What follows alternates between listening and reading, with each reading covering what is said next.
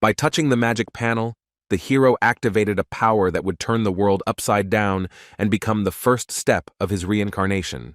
From the magic circle, skeletons rose in a glow of blue light, like echoes of an ancient army called to serve a dead master. Society despised him, because in their eyes he was just an obedient chained hound of the corporation, doing dirty work for orders. Even after becoming an SS-ranked hunter, he marched into battle with the cursed army, taking the enemy's fury onto his silent servants.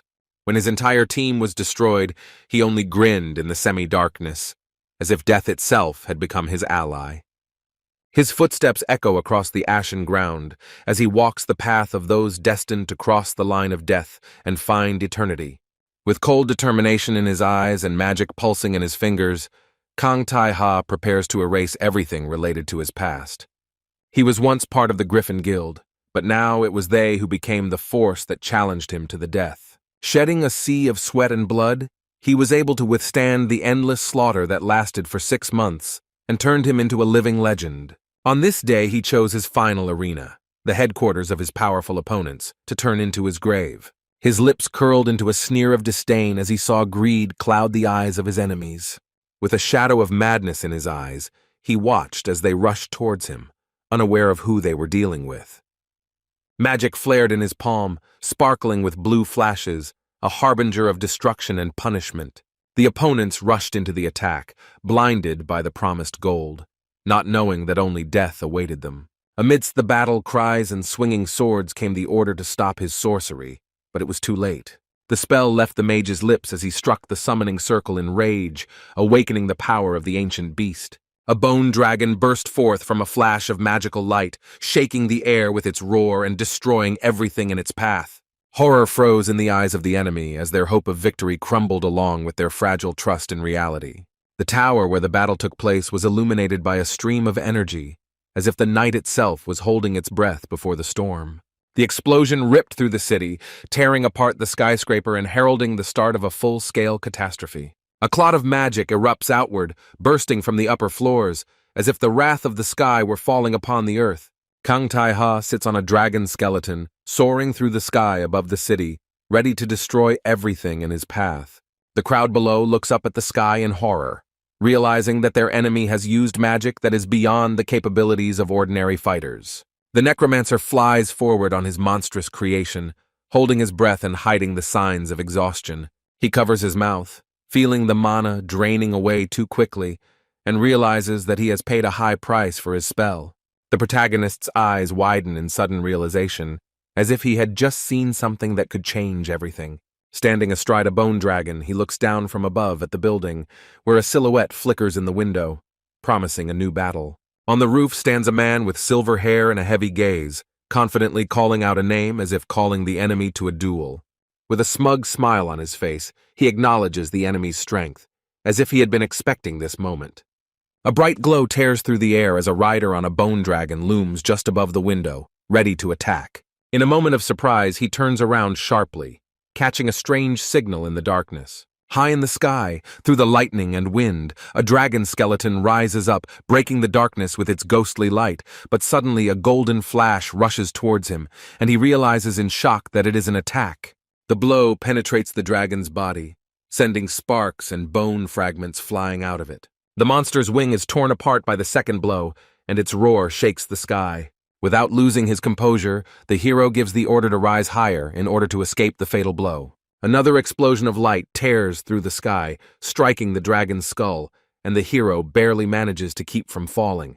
He looks at the glowing artifact in his hand with disbelief, realizing that it was the target of the attack. The dragon fights in the air, dodging multiple energy beams as if trapped in a light. Losing its balance, the dragon's withered body falls down with a crash, tearing apart the clouds and air around it. Debris and smoke cover the ground as the hero and his dragon crash onto the asphalt, leaving chaos and destruction in their wake.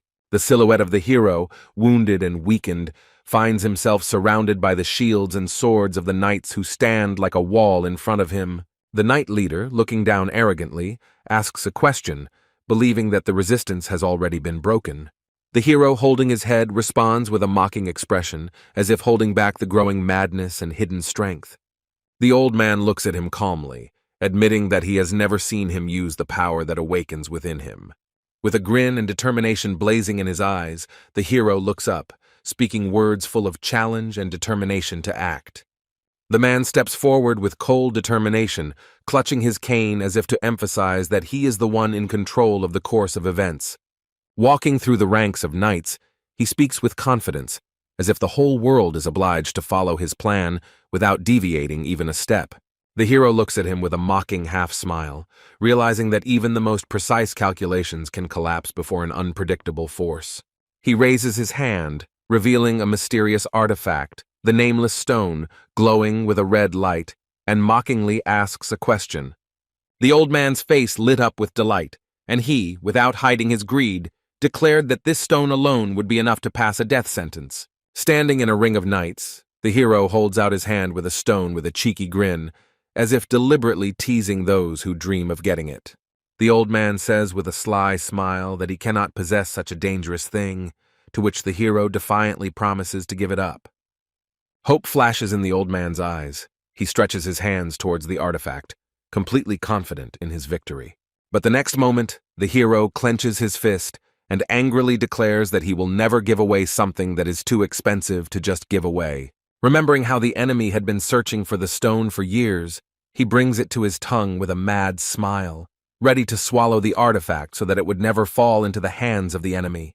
The man in the white suit, overcome with terror, staggers back with a cry of despair as a threat he cannot control appears before him. Consumed by panic and rage, he yells at his knights, ordering them to tear the enemy to pieces and get the precious stone at any cost.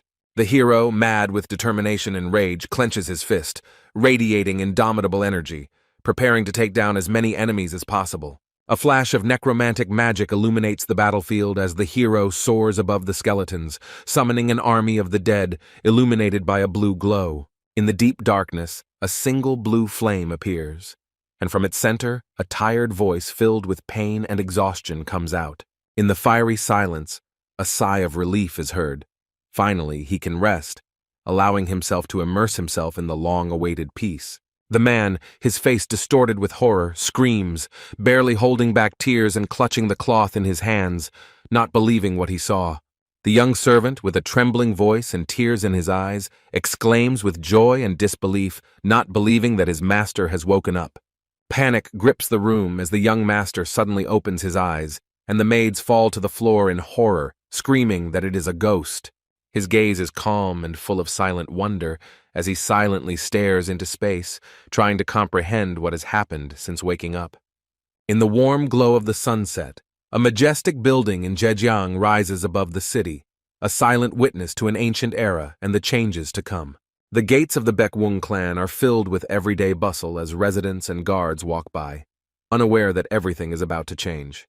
In the shadows of an alley, two servants discuss rumors, not ruling out the crazy idea that their master might have become a real wandering Jiangsu. One of them, smiling skeptically, claims that his interlocutor has simply read too many science fiction books. He explains that perhaps the young man had taken too many substances and simply fell asleep looking like a dead man. And yet, they reason, if we are talking about an idiot named Yu Xin Wung, then such an absurd situation could well have happened.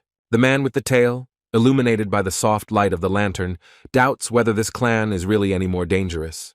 Looking in the mirror at his rounded face, he realizes with horror that he looks more like a pig than his former self, and this is too much. He remembers how he used to keep fit through training, but now he sees a body that has completely lost its fighting strength. Lying on the floor, he reflects with bitter irony on his giftedness, remembering only feasts, alcohol, and endless women. The hero struggles to get up from the floor, deciding that it's time to get in shape, but first he needs to figure out how to survive in this world. The system returns an error and warns of a critical discrepancy between the player's body and soul. A new status window pops up before his eyes, and the hero realizes with irritation how weak his stats have become. Despite his disappointment, he notices that his basic abilities are still there, which gives him hope. The hero reads the description of the boneless body effect with interest, remembering how he used to rely entirely on necromancy. He comes to the conclusion that it is impossible to return to his own time, and dying again for the sake of an experiment with the stone is not an option. The hero looks around and makes sure that there are no monsters or familiar portals in this world. Joy lights up his face when he realizes that he will be able to take a break from the constant slaughter and live in peace. With cold confidence in his eyes, he declares that from now on he is Yu Xin-wung. A sudden loud sound distracts him from his thoughts, making him alert. A man in bright clothes walks through the door with a confident look, and a confused servant rushes after him, recognizing a familiar figure and not knowing how to stop him. A smug grin appears on Yu Jin-sang's face, revealing hidden arrogance and confidence in his own power. The frightened servant, with pleading eyes, tries to explain that he was ordered not to let anyone in, but in response he receives a sharp shout and rage. Jin-sang's anger explodes and his face contorts in a moment of uncontrollable anger, highlighting his cruel nature. The humiliated youth holding his face falls to his knees as Jin-sang insults him, and the protagonist watches in amazement. The hero coldly turns away from the impudent man, and without hiding his contempt says that, despite his rebirth, he remains the same fool. The servant, with a trembling voice, justifies himself by saying that he was following orders, but Jin-sang only scoffs, not believing that his rival is capable of compassion. The hero leans towards the servant and whispers to ask who this boor is, and he, looking around nervously, says that it is his half-brother Jin-san. Ignoring Jin-sang's indignant voice, the hero calmly walks away, and the maid explains that Xin-wung has not yet come to his senses, and therefore does not recognize his brother. A man with a polite smile and wearing a purple outfit enters the room, apologizes for his brother's behavior, and introduces himself as the leader of the Red Clouds faction, Kwak Un-san. The morning silence is broken by the cry of a servant, who, in a panic, warns that Chief Kwak called Jin Lord right in front of Shinun, which is unacceptable. Xin-wung, frowning thoughtfully, realizes that his father has died, and now the Lord's seat is vacant, and the old man who calls Jin Master seems to not notice him. Chief Kwak, with a forced smile, pretends to misspeak, saying that Jin-sang would have become the Lord after Xin-wung's death, and Jin, feigning concern, comments on his brother's weakness. While Jin and Kwak laugh and discuss the situation, Xin-wung silently looks at them with irritation and inner contempt. The servant announces that it is time to leave to meet with the leader of the small clouds, and Kwak, pleased, confirms the necessity of their departure. As the older men laugh and discuss plans, Xin-wung suddenly bursts into their conversation, leaping forward with fury in his eyes. A moment later, Xin-wung delivers a furious, powerful blow to Jin, catching him off guard and knocking him down. Chief Kwak turns to the fallen Jin in horror, not understanding what is happening and why he was attacked so quickly. Doubt pierces his thoughts, and he is stunned that Jin, an experienced fighter, did not dodge such a blow. He can't believe that Jin didn't sense his opponent approaching, and is shocked to realize that he took a direct hit from the seemingly newbie. An enraged Kwak, with a red-hot gaze and a flash of rage on his face, screams in pain and humiliation, unable to contain his anger. Jin folds his arms calmly and says with an indifferent expression on his face, as if he had simply swatted away an annoying worm. Wounded and humiliated, the enemy, with fury in his eyes, suddenly draws his weapon, deciding to deal with Jin immediately. His fingers tighten around the magical artifact, intending to use its hidden power to take revenge. Jin, towering over him with a terrifying aura and blazing eyes, exudes a predatory confidence, causing the enemy to tremble in fear. Sweat ran down the warrior in Red's face as he hesitated, sensing the power of his opponent, not daring to attack. Tension filled the entire room as both held their breath and the others just watched without interfering. The elder tried to keep the warrior from reckless actions, reminding him of the views of outsiders and the possible consequences. Jin and his companion are surprised to realize that a silent transmission of thoughts is taking place between the opponents, something they had only read about in books. One of the warriors, realizing the awkwardness of the moment and the loss of face, decides to leave the room before the situation gets out of control. Yu Xin-wung, feeling unexpected relief after the recent turmoil, looks coldly at his interlocutor and mentally despises his insignificance, not hiding his inner disappointment.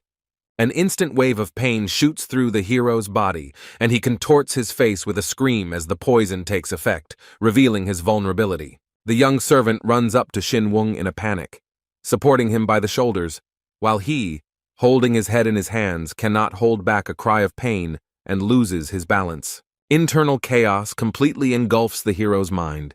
and he convulsively clutches his head with his palms, as if trying to hold on to consciousness, which is crumbling from unbearable pain. With a satisfied and dark grin, Yu Jin-sang holds the vial of poison in his hand, coldly saying that death at the hands of his younger brother would be far more merciful than the fate that followed. Ruthlessly bending over the already unconscious Shin Wung, he pours poison into his mouth, letting out the final phrase, sentencing his brother to die after their father. A bitter memory flashes before his eyes of how Jin, using his power and position, mercilessly mocked him, knowing that Shin Wung did not know martial arts. The next memory is even more humiliating. Jean deliberately seduces a woman who has sworn allegiance to him, destroying someone else's love with an indifferent smirk on his lips. A flash of realization burns through the hero's mind as he realizes that this bastard poisoned not only him, but also their father, destroying everything that was left of the family. Looking at all this, someone looks at the image of Yu Shin Wung with horror and sympathy, realizing how unhappy and broken his fate has been since childhood. The hero, with a tired look full of despair and pain, says through tears that somewhere nearby there must be a place where many people died, as if it was there that he was looking for a way out of his situation, whose entire world has just been shattered. The companion, with a surprised and confused expression on his face, looking at his sudden tears and strange words, says in confusion, "What?" not understanding what is going on in his master's head. He bitterly laments his fate, remembering how naively he rejoiced at being reborn as the firstborn of a rich clan, not suspecting how cruel his new life would be. There is a hint of despair in his thoughts. He thought he had drawn a lucky ticket, but soon after his rebirth, he found himself on the verge of death, and he cannot believe such bad luck. In a rage, the man with a distorted face raises the vessel above his head, preparing to bring it down with an uncontrollable cry. The clay pottery shatters into pieces with a crash, as if reflecting an explosion of uncontrollable rage. Crouching over the broken fragments, he curses his enemy, not believing that he dared to challenge him. Clenching his fist until it hurts, he hatefully promises to tear the enemy to pieces, and the advisor calmly orders everyone to leave. The advisor, looking around, calmly notes that they are being watched, and that they should restrain their emotions. But the ruler, overcome with anger, cannot calm down and with fury remembers how an insignificant enemy dared to attack him. The advisor anxiously wonders how Shin Wung found the enemy's blind spot when he doesn't even have any martial arts skills. Coming closer, another nobleman with a sinister smile advises not to waste energy on the dead man, as if adding fuel to the fire. Smiling coldly, he says that since Shin Wung has died before, no one will be surprised if he dies again soon. His gaze turns icy as he orders preparations to begin for a ceremony that clearly has a dark purpose behind it. With a sly grin on his face, he enthusiastically praises the plan, not hiding his satisfaction with how things are turning out. He walks out of the room with a confident gait, thinking to himself that the bastard was just lucky the first time. But that trick won't work anymore. A thick fog, left over from ancient spells from the Great War, hangs over the forest, which even the locals avoid. Exhausted and breathing heavily, Yu Shin Wung barely moves across the enchanted land, feeling the weakness of his new body. He grins sinisterly, anticipating how the Forbidden Zone will become the perfect place for his necromantic experiments. Sitting down on the ground, he feels the power of dead souls in the air, confirming that the place where the warriors died is filled with powerful energy. Despite his desire to absorb all spirits, he understands that now only the white ones, the weakest of them, are available to him. Touching the ground with grim determination, he calls upon the soul to rise, directing his intent into the depths of the underworld. A stream of bright energy erupts from the ground, illuminating the darkness as the Death Chi extraction ability activates. The system confirms that the soul is suitable for the skill level, and the process of extracting the soul of the dead begins. He absorbs the soul into his body, feeling the energy of necromancy fill him from within, raising the level of mastery. Suddenly, the voice of the deceased sounds in his head. The psychological shock allows him to hear the cry of the dead man for a moment. Despite his predatory grin and withering gaze filled with madness, the hero does not lose confidence, because opportunities unavailable to ordinary necromancers are opening up before him. Finally, he feels a warm flame of energy flaring up in his chest, and he realizes with relief that his first step on the path to power has been successfully completed. With slight surprise, he clenches his fist, feeling a surge of strength, and whispers with disbelief that he has already raised his level, as if not believing in such a quick reward. He looks at the pop-up menu of abilities, amazed that just one use of a skill gave such a sharp jump in skill, because before he had to kill dozens of monsters. Sitting at the glowing panels, he reflects that accelerated leveling for returning players is a pretty good system, and now decides to test the following hypothesis. Closing his eyes and concentrating, he feels a flow of energy and realizes that, as he expected, there is enough yang mana in the body, but there is catastrophically little yin mana. A light trickle of blood runs down his lip, signaling that his body is still rejecting the magical load, and even simple concentration is given with great effort.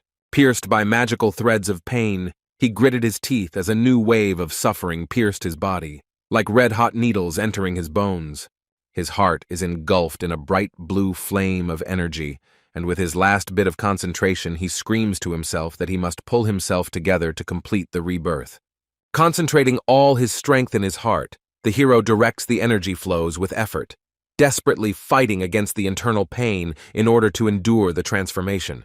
Magical threads of energy pierce his heart, weaving into his flesh and filling his entire body with the vibration of primordial power. His eyes widen in shock as his heart flares with a bright light, as if an ancient power had awakened within him, ready to burst forth. Streams of energy rapidly penetrate his bloodstream, covering every vein and causing his body to languish with heat. Amidst the raging magic, a cold flame of yin mana flares up above his head, indicating the awakening of new powers. He realizes that there is enough yang energy in the body, but the yin circuit requires strengthening, without which further development is impossible. Immersed in meditation, the hero understands that in order to strengthen the body, it is necessary to accumulate more yin mana, which is not yet available. From the strain of his internal energy, blood comes out of his mouth, and his face reflects the tension between his spirit and his weak body. Every vein is tense, the body trembles with pain, and with a cry pierced by suffering, the hero fights not to lose consciousness in this flame of power. From a glowing circle with magical runes, a skeleton with a blue glow in its eye sockets appears, clutching a sword in its bony hand, ready to be summoned.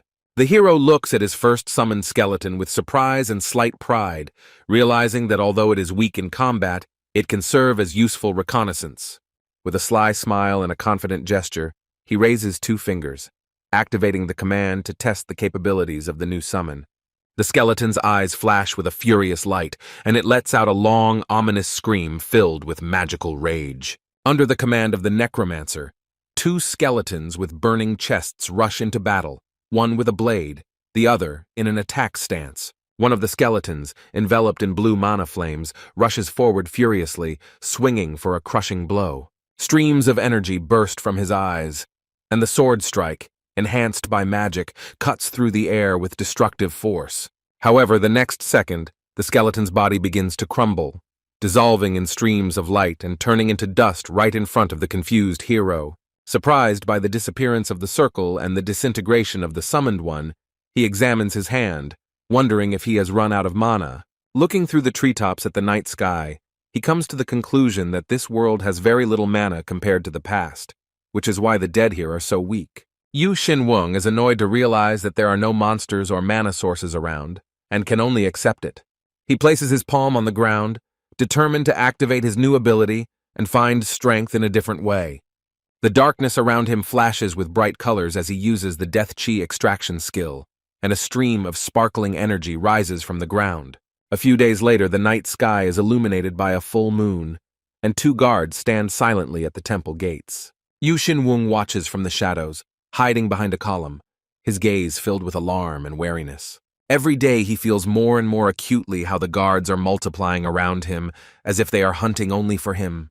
The evil face of his traitorous brother appears in his mind, and he furiously regrets that he does not have the skill of stealth to kill him. With an effort, he restrains the impulse, decides not to rush to conclusions, and calmly return to the room to think over an escape plan.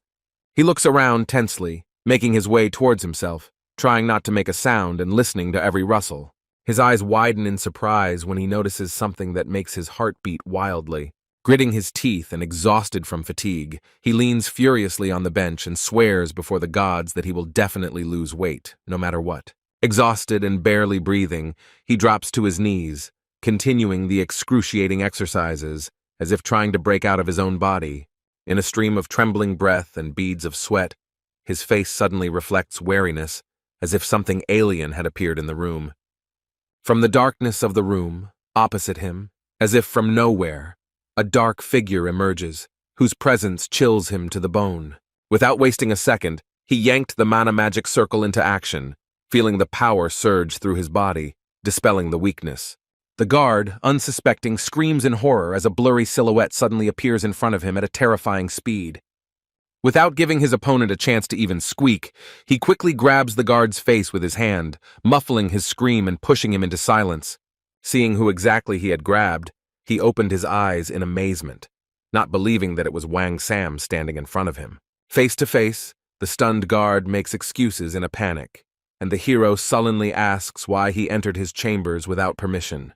Having calmed down a little, he, trying to speak calmly, asks if everything is okay and why he came at all. The servant boy lowered his head and remained silent with a guilty expression, while Yu Xin-wung was wondering tensely if the order to secretly follow him could have come from Jin Sang himself. A little confused and still not looking up, he barely audibly calls him young master, as if preparing to say something important.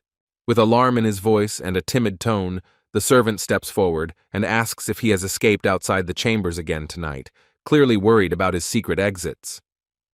Yu Xin-wung, trying not to give away his intentions, remains calm and pretends not to understand what is being discussed, asking a counter-question. The servant, plucking up his courage, explains that in recent days every night he has noticed how his master disappears in an unknown direction, and his anxiety only increases each time.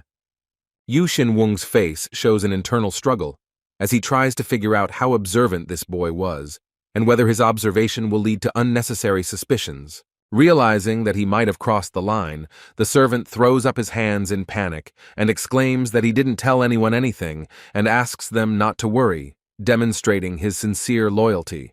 By carefully observing his expression, Yu Xin-wung comes to the conclusion that he is indeed not lying and is apparently just worried about what is happening. Suddenly, the boy with an anxious look takes a step forward and, lowering his voice, asks the gentleman to come with him, as if he wants to show something that cannot be trusted with words. Slightly confused, Yu Xin-wung raises an eyebrow, while the servant decisively turns around and quickly walks forward, confidently leading him into the unknown. Under the cover of a quiet, moonlit night, when the mountains are lost in darkness, a gloomy silence envelops the fortress, as if hiding within its walls a secret that only one should know. The dim light of the moon illuminates an abandoned barn, near which two young men sneak in the night, carefully hiding their steps.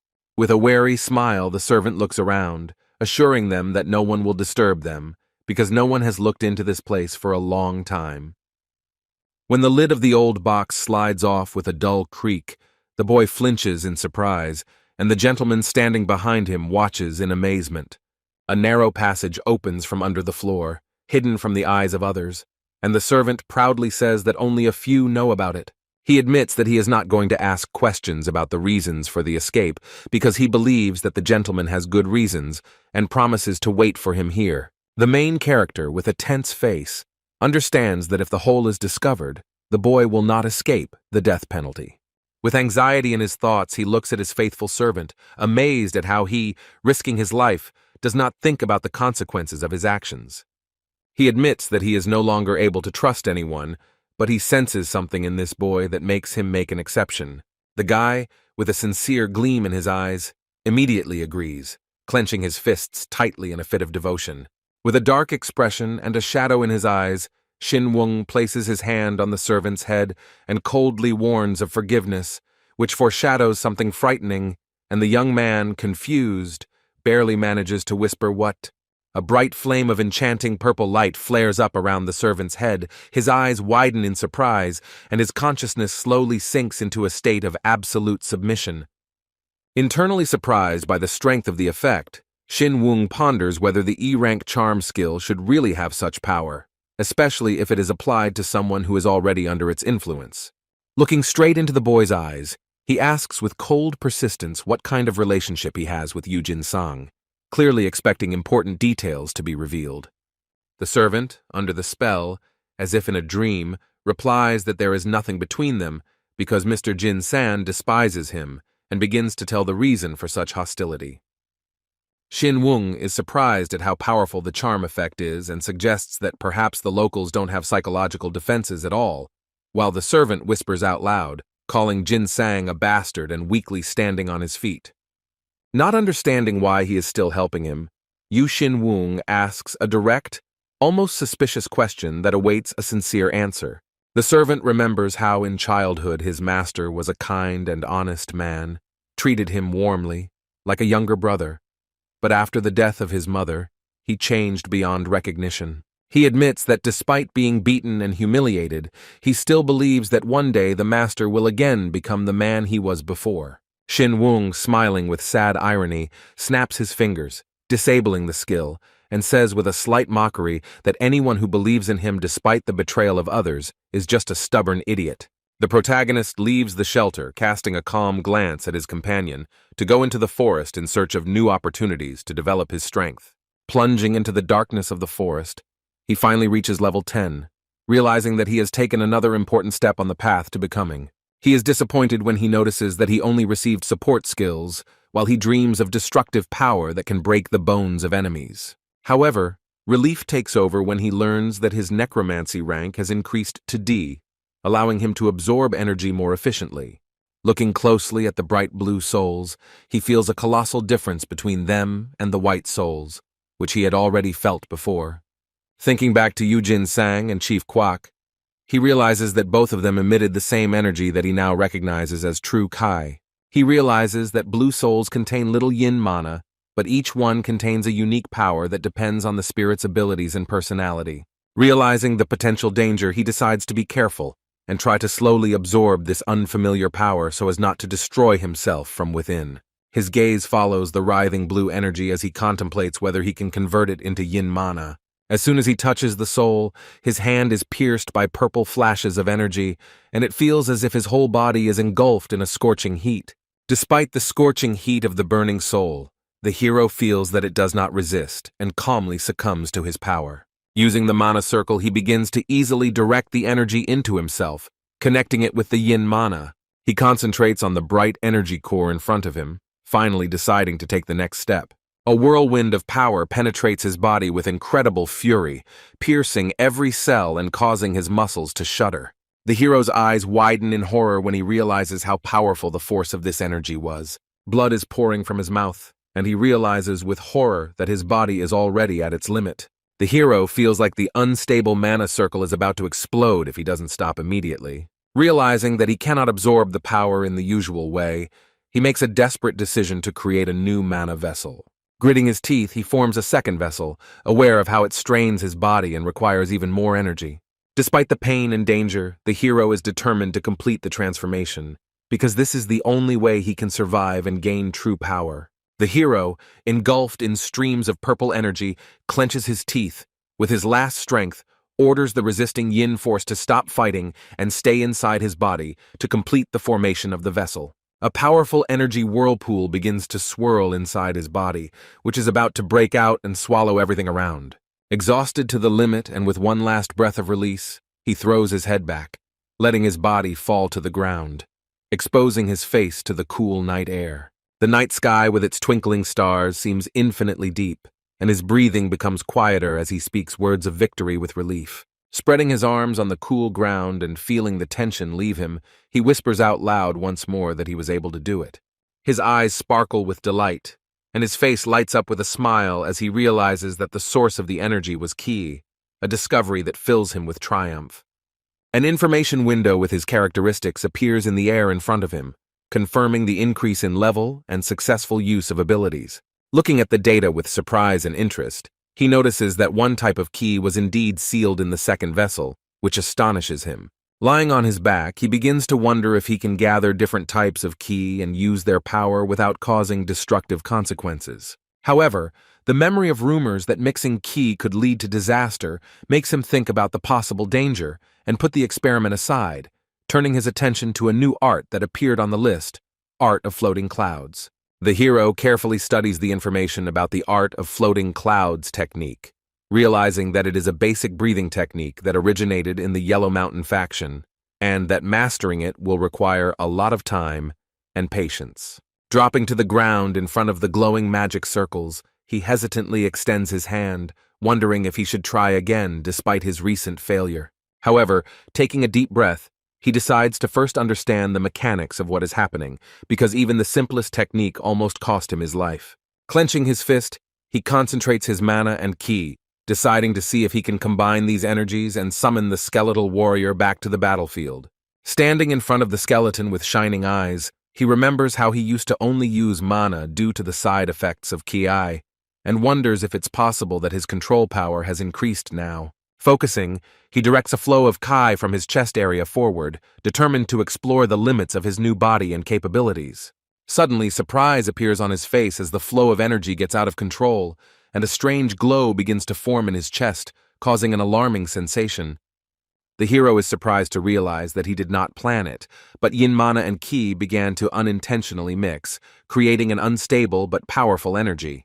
Looking at his hands, engulfed in a purple glow, he smiles with excitement, because what is happening is becoming more and more exciting and intriguing. Touching the ground with his palm, he activates a necromantic circle filled with a new mixed power, and confidently gives the command to a new skeleton to rise from the depths of darkness. The hero's face is illuminated by a white light, and black sparks burst from his body, as if the side effect of the unstable power is beginning to manifest. He breathes heavily, looking ahead with a tense expression, not fully understanding what just happened in his body. A huge skull with glowing eyes emerges from the purple mist, its ominous aura hanging over the hero, overwhelming everything around him. The hero, barely containing his excitement, looks at the skeleton that has appeared with a satisfied smile, as if greeting a long-awaited ally. The hero looks at the two skeletons standing in front of him in the night forest with bewilderment, as if trying to understand where such strength came from. With doubt in his eyes, he ponders the strange inconsistency that he cannot explain. A system window appears in front of him with the characteristics of the white skeleton, and he is surprised by its combat performance. A description of a second skeleton appears on the screen, far superior to the first in all respects, and the hero involuntarily feels alarm. His gaze is drawn to just one line in the description, making him wonder what lies behind the words about the required player experience. The hero concludes that creating such a servant is impossible using mana alone, and decides to test its capabilities in battle. A glowing skeleton with an axe charges forward, unleashing a furious attack filled with necrotic energy. His opponent, a black-robed skeleton with purple eyes, charges forward at an alarming speed in response. The white skeleton rises into the air, swinging its weapon to deliver a crushing blow from above. The black skeleton counters the attack by slamming the ground hard, causing a blast wave to rip apart the space between them. During a furious battle, two skeletons with a magical aura circle around each other, exchanging lightning-fast blows, each of which is accompanied by flashes of energy and sparks in the air. The white skeleton dropped to one knee, breathing heavily, holding the huge axe with difficulty, and a determined flame still burned in its eye sockets. The dark skeleton, showing no emotion, tightly gripped the hilt of the sword, preparing to deliver the next crushing blow. Watching the fight, the necromancer noted with admiration the amazing agility of the white skeleton, but immediately thought about his limited stamina, which would obviously soon run out. Gathering his last strength, the white skeleton rushes forward with incredible speed, his axe flashing in the air, leaving a shimmering trail behind him. In response to his advance, the enemy smiles ominously, and purple flames flare up around his skull, foreshadowing a counterattack. Shrouded in dark mania, the skeletal warrior transforms into a swift whirlwind and rushes towards the enemy with inhuman speed, leaving behind a purple trail of destructive force. For a moment, horror flashes in the white skeleton's eyes as he realizes how dangerous this opponent is and that he might not be able to dodge the next attack. Swinging his sword, the dark skeleton releases a wave of energy that cuts through space, and the entire scene is filled with flashes of purple light, as if the night itself was split by his power. A wave of magical attack hits the white skeleton with a deafening sound, and its body is thrown back, engulfed in a furious whirlwind of darkness and magic. The skeleton, engulfed in purple flames, unleashes his spell with force at his opponent, who in turn raises his axe to block the blow, causing a blinding flash of energy to erupt between them. The skeleton's blue eyes widen at the sudden signal, and he realizes that the battle is coming to an end, as the stop command has already been given. Before the protagonist's eyes, two skeletons standing opposite each other are frozen in tense silence when the one controlling them finally gives the order to stop. The necromancer confidently steps forward, raising his hand and using a spell, begins the process of canceling the summoning, causing both skeletons to begin to dissolve in streams of light. He looks at the disappearing creatures with satisfaction, proudly exclaiming character, realizing that his experiment was completed successfully. The hero's stats appear on the holographic panel, and he reflects in amazement that he only used up 10 ki during the entire battle, while the skeletons fought long and hard. Realizing that he still has half of his mana left, the hero comes to the conclusion that its consumption decreases when he uses internal ki, which gives hope for resource optimization. However, he notices that the internal ki does not recover on its own, which forces him to think about further ways to solve this problem. He ponders between two options: either continue searching for ways to restore his ki, or he will have to learn martial arts to survive and become stronger in this new world. Hearing that the conversation turned to martial arts, someone cried out in surprise, and an excited voice echoed over the rooftops of the house, and the sun softly illuminated the ancient building, as if hinting at change. The guy with the bandage on his head looked into the distance with distrust, remembering how the main character had avoided any fights all his life, and now, dumbfounded, he tried to clarify what martial arts he wanted to learn. The protagonist thoughtfully raised his hand to his chin, and without embarrassment, asked if there were techniques based on absorbing the opponent's ki, hoping that such power would help him survive. His question caused quite a stir among the students, who, trembling with fear, began to hastily dissuade him, because even a hint of demonic arts could cost him his freedom due to the law introduced after the war. After comprehending what he had heard, the hero thought with relief that at least the floating clouds technique, which he already possessed, was considered ordinary and would not arouse suspicion, while someone nearby continued to panic fussily. However, deep down in his heart, he kept this knowledge hidden, and his gaze was filled with cold determination, because the art of energy absorption could one day become his hidden weapon. Not wanting to waste any more time on idle chatter, the hero exclaimed that he should immediately be shown the place where the Baek-un clan was training in martial arts, and he was told about a library with ancient teachings. With enthusiasm and complete confidence, he decided that this was where they needed to go, despite the protests of the servant, who was officially forbidden to go there. With a slight smile, the hero assured that everything would soon change, and when he became the master of this place, all paths would be open to his companion, awakening a mixture of fear and admiration in the boy. The servant bowed and wished him luck, and the hero walked lightly towards the exit, humming to himself and rejoicing that everything was going according to plan. The hero suddenly asks a question about the strongest warrior in the entire history of the clan, which confuses the young man. The boy speaks enthusiastically of Lord Yu Il-young, who united the Baek-un clan 200 years ago, and a menacing figure with a sword flashes in his imagination. He continues enthusiastically, explaining that after Yu Il-young became the strongest, he passed on his cloud-breaking strikes teaching to the people.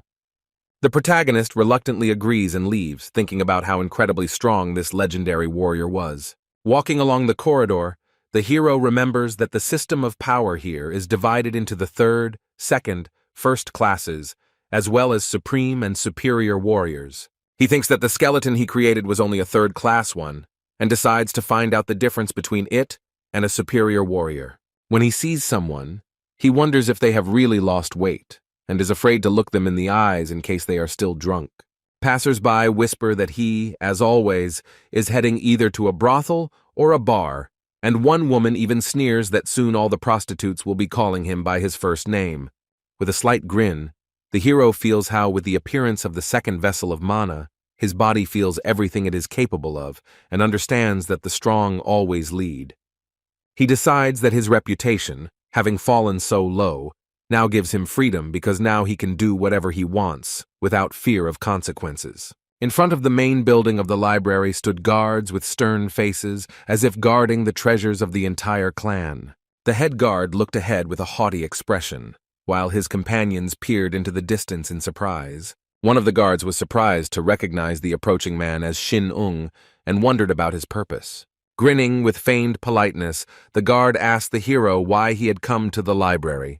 Shin Ung, assessing the head of security with his eyes, mentally called him a thug and an ally of Yujin Sang, and answered out loud that he came to read. The guard noted with a doubtful voice that there were no books like the ones Shin Ung was looking for, but he sharply replied how he knew what exactly he was looking for.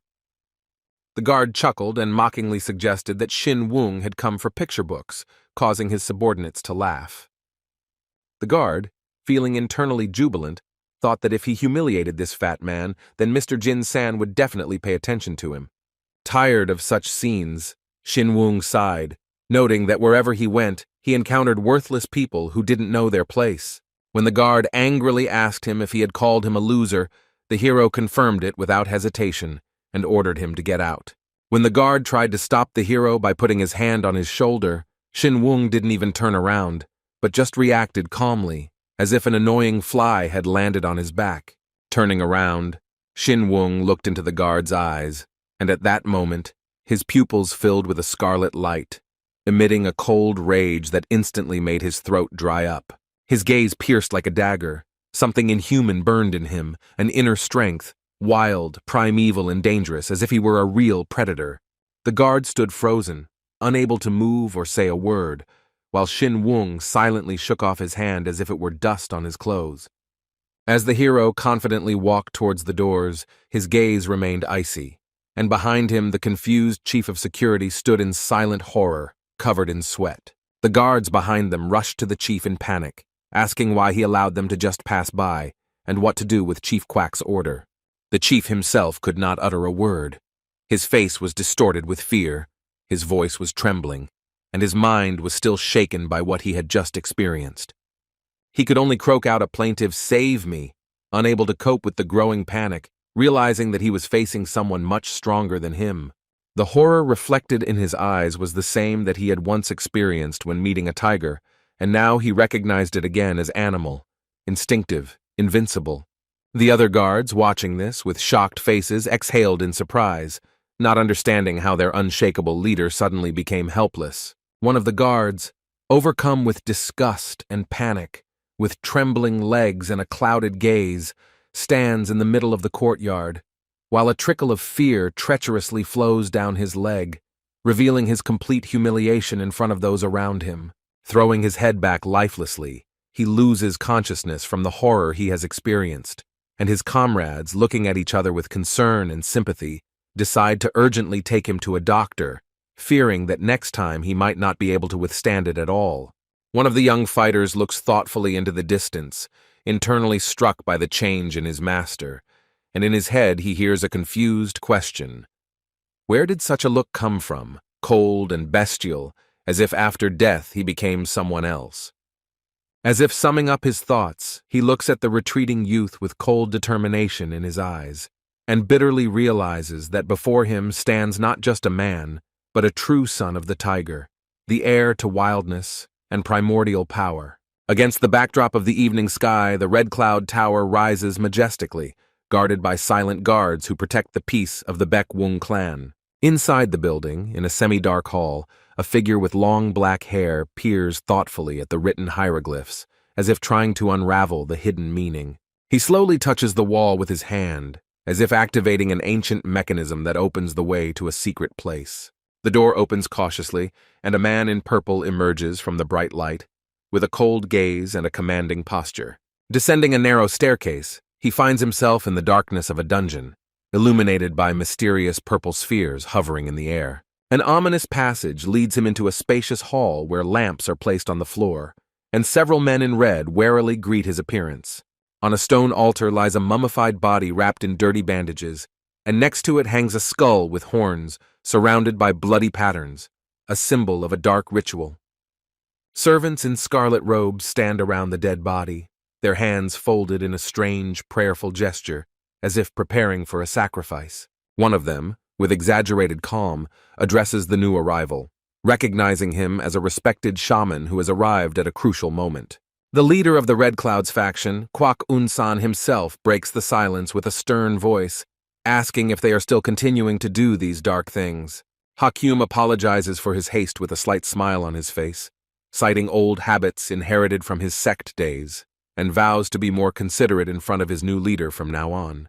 Kwakunsang's face darkens as he distastefully reports that Yu Xin-wung dared to enter the cloud-gathering library today, thereby violating the boundaries of what is permitted. With his hands clasped behind his back, he frowned as he noted that the young man was acting according to their expectations, perhaps still in shock from his own death and sudden return to life.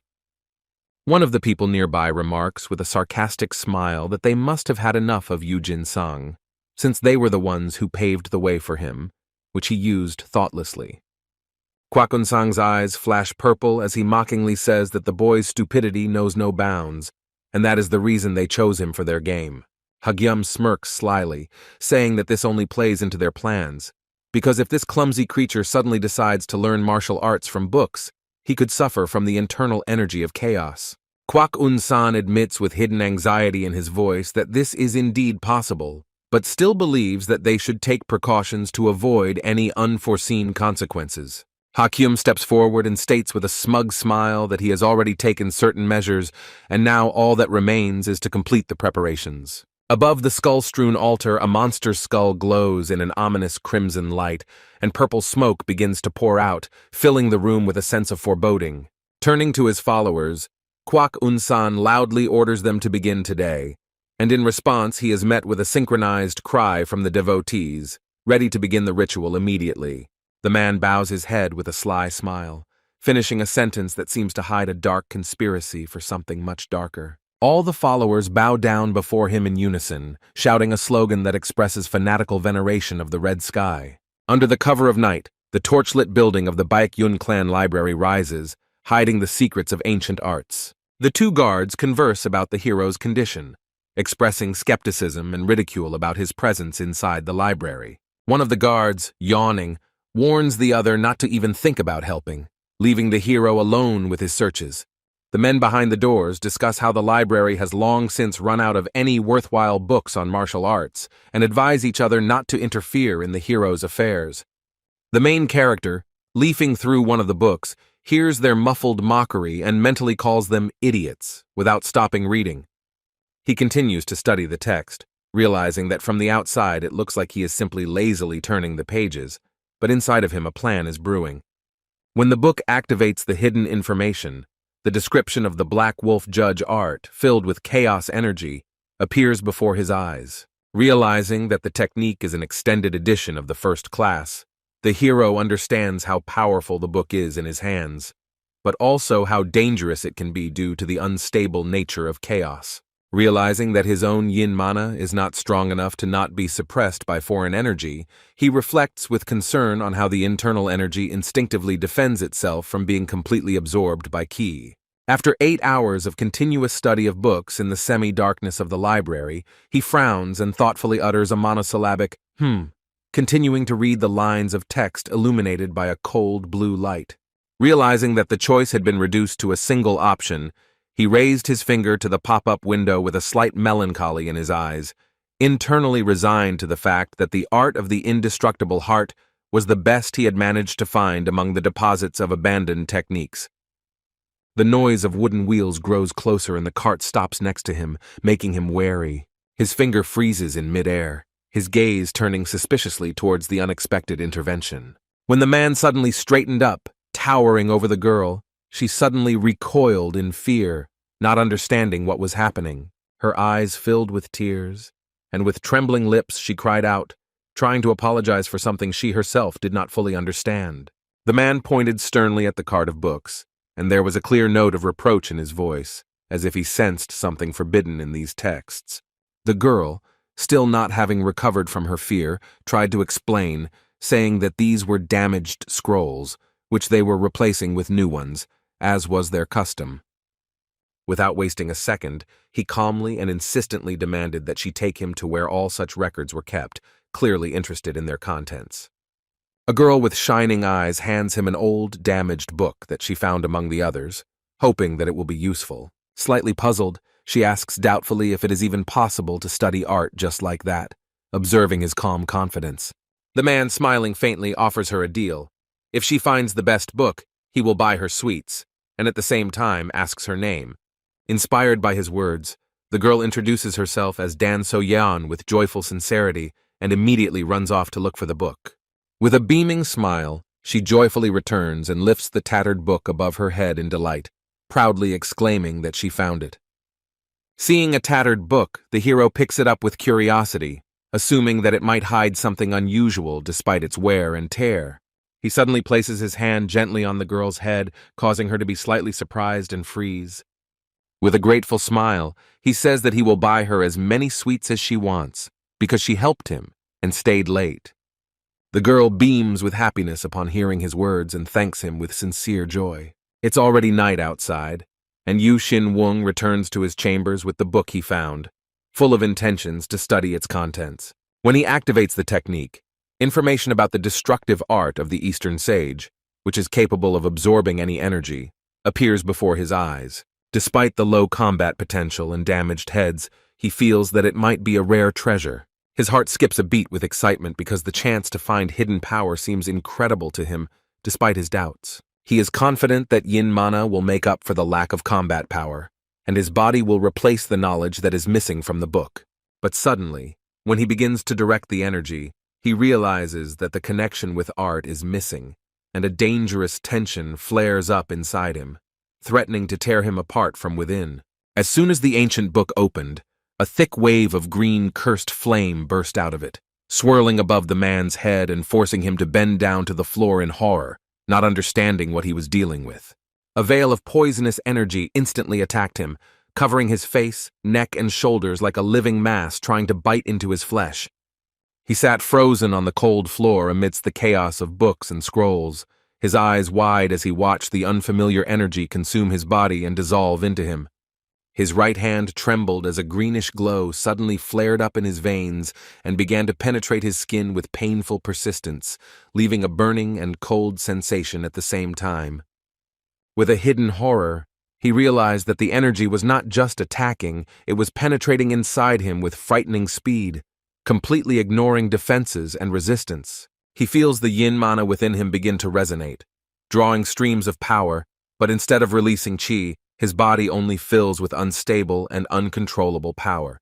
At the same time, in another part of the mansion, Yu Shin-woong's brother Yu Jin-sang watches what is happening with a grim grin, confident that it was he who started the chain of irreversible events. He reflects on how the world is not limited to simple martial arts techniques, and that only cunning, calculation, and manipulation will allow him to destroy his brother quietly and effectively. Meanwhile, the protagonist feels a strange, familiar feeling within himself, remembering the power of the hunters from his past life, and realizing that this curse is much deeper and more dangerous than it seems at first glance. An ominous shadow lights up his face and he chuckles to himself, realizing that the curse has now become part of his path, one that can no longer be passed without a fight. The protagonist, stunned by what was happening, suddenly broke into a crazy smile, clasping his hands in anticipation, because such an unexpected acquisition of power seemed to him a real gift of fate. Embraced by the bluish flame of mana, he realized with a triumphant smile that he now possessed such an excess of yin energy that he could easily complete the filling of the second circle. With an icy determination in his eyes, he chuckled, realizing that the solution was so obvious. If the mana vessel was too small, it simply had to be forcibly expanded, regardless of the possible consequences. During the ancient ritual in the Red Cloud Tower, the cultists surrounded the altar with the wrapped body and merged into a single stream of energy, filling Yu Shin-woong's body with the purest yin mana. Understanding the value of the power he had received, Yu Shin watched with admiration as the blue flame engulfed his hand, because for a necromancer, a curse was not a misfortune, but a gift that he did not intend to miss.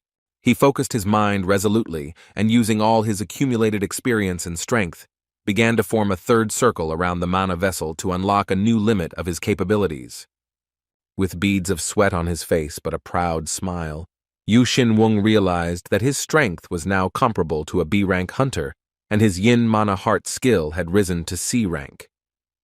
Remembering how slowly he had developed in his previous life, Yu Xin Wung noted with satisfaction that this time everything was going much faster, and something even more significant was already maturing inside him. Surprise showed in Yu Xin Wung's eyes as he realized that he had been able to recreate an ancient art that was thought to be lost, changing his fate forever. The system's attention confirmed that the player had reached an unattainable peak by recreating the destructive art of the Eastern Sage, which had changed even his rank and status in this world. After successfully advancing in martial arts and reaching the superior level, Yu Xin Wung's physique also improved from the minimum standard to gifted, which was a reward for his hard work and training. Upon reaching level 15, he unlocked several new skills, including Shadow Whisper Mastery, Decay Acceleration, and Bone Wall Summoning Technique, which greatly enhanced his combat arsenal. The art of drifting clouds, originally intended for mind travel, was refined to the point that it could now absorb and use any energy, and Yu Xin Wung himself gained the ability to accept and purify all types of energy. Looking at the window and realizing that his body had also leveled up from E to C rank, the hero thought about the influence of natural energy that had become available to him thanks to his new level of adaptation and sensitivity. As the first light of the morning began to shine through the window, Yu Xin Wung stretched with relief after a sleepless night of work, feeling refreshed, and then heard someone ask worriedly if he was awake. The servant bursts into the room, breathing heavily, and with a worried expression on his face, tells Yu Xin Wung that he should prepare himself, as unexpected guests have arrived. The character, confused and slightly perplexed, asks himself again who could have come to him, because he did not expect anything like this at all. The embarrassed servant begins to hesitate and stutter, while Yu Xin Wung, maintaining a serious attitude, demands that he not waste time and speak directly. Finally, the confused guy blurts out the stunning news that his fiancée has come to visit him, which completely confuses the hero. Yu Xin Wung's eyes widen in surprise, and not believing what he heard, he asks in shock if he understood him correctly. The gates of the Baek Yun clan open to a team pulling an elegant carriage, and passers-by watch with interest as the unexpected guests arrive. One of the guards squints, recognizing the Guillaume family crest on the carriage, and is surprised to note that he had received no news of their planned visit. The driver, having stopped the horses, turns to the window of the carriage and politely asks the lady to get out, announcing that they have arrived at their destination. As if on stage, to the rustle of fabric and the soft light of a lantern, a graceful figure of a woman in formal attire slowly emerges from the carriage, stepping onto the ground with dignity. Surrounded by maids and a tall bodyguard, she appears before the clan's guards, and one of the men, amazed by her appearance, whispers in amazement, "Wow, that's her." The snow-white beauty Gyeom Mi-ho appeared before everyone in all her graceful and elegant beauty, like a flower blossoming in the morning glow. The crowd froze in delight at the sight of the girl, whose beauty seemed to them not earthly, but sent from heaven itself, causing astonished glances and sighs of admiration. People crowded closer and closer, trying to get a closer look at the girl, admiring her sophistication and not believing their eyes, until one of the spectators found himself in the very epicenter of the crush. Trying to push through the dense crowd, the young man leaned forward, craning his neck and forgetting about caution, his eyes burning with a thirst to see the object of universal adoration. Suddenly losing his balance, he fell face down into the mud with a loud splash, becoming a laughing stock amid the general admiration and solemn moment. A man, covered in dirt and with a disfigured face, lets out a cry of pain and humiliation as he kneels in the middle of a stunned crowd. He raises his head with a distorted expression on his face, his eyes full of horror and blood and dirt running down his cheeks, making him look even more pitiful. The indignant bodyguard, unable to contain his rage, shouts at the man, but Gyeom Mi-ho herself turns to him with a calm but firm determination. Her thin hand gently touches the giant's shoulder, stopping him and not allowing him to commit a rash act. Bending over the fallen man, she hands him a small bundle with a kind smile, showing unexpected care and mercy. Behind the onlookers, there is an admiring whisper. Gyeom Mi-ho, the rarest flower of the Guillaume family, turned out to be a person with a great soul. Her face is distorted with inner anger, and she quietly mutters a word that betrays her true attitude towards those who only a moment ago admired her. Meanwhile, the action moves to the Blue Clouds building, where the majestic architecture conceals a peaceful yet tense silence before an important event. A young man, overcome with anger and annoyance, sits at the table and reflects on how this place would have been his long ago if not for Yu Xin-woong. He stares into the void with an angry look, not understanding where his opponent gets such confidence from, and doubts whether he still believes that his father is alive. The silent old man with his eyes closed exudes calm and sternness. This is Do Jin-woong, the White Blade, the vice head of the Baekwoong clan. His eyes open when someone addresses him with respect, and the atmosphere instantly changes. A burly man with a wide smile enters the room, apologizing for his son oversleeping a bit, the head of the Clear Clouds faction, Nandai-yeon. The embarrassed young man makes excuses to his father, blaming the other for returning home too late. The enraged father harshly scolds his son for not greeting the vice chief and the other gentlemen, drawing everyone's attention to himself. The son, confused and excited, hurriedly folds his hands in greeting. It is Non Gyun-ho, the vice chief of Clear Clouds. The young man in red clothes watches with irritation as everyone turns to the old man before him, and indignation boils in his head. There is despair in his thoughts, because Nandai-yeon cannot be bribed with women, money, or even knowledge, which means he cannot be controlled. With a menacing expression, the leader of the Clear Clouds declares the unshakable rule of his faction, emphasizing that they only obey the strongest and do not recognize weak leaders.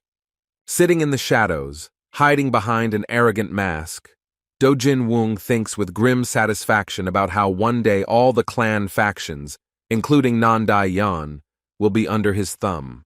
Mo Tai-gil, the leader of the Small Clouds, speaks flattering words with a hypocritical smile, comparing the future leader of the Baekwoong clan to a true example of nobility and dignity. While some of the invitees have not yet arrived, one of the counselors suggests starting the meeting, as the atmosphere is tense and everyone is eagerly waiting for an important decision to be made.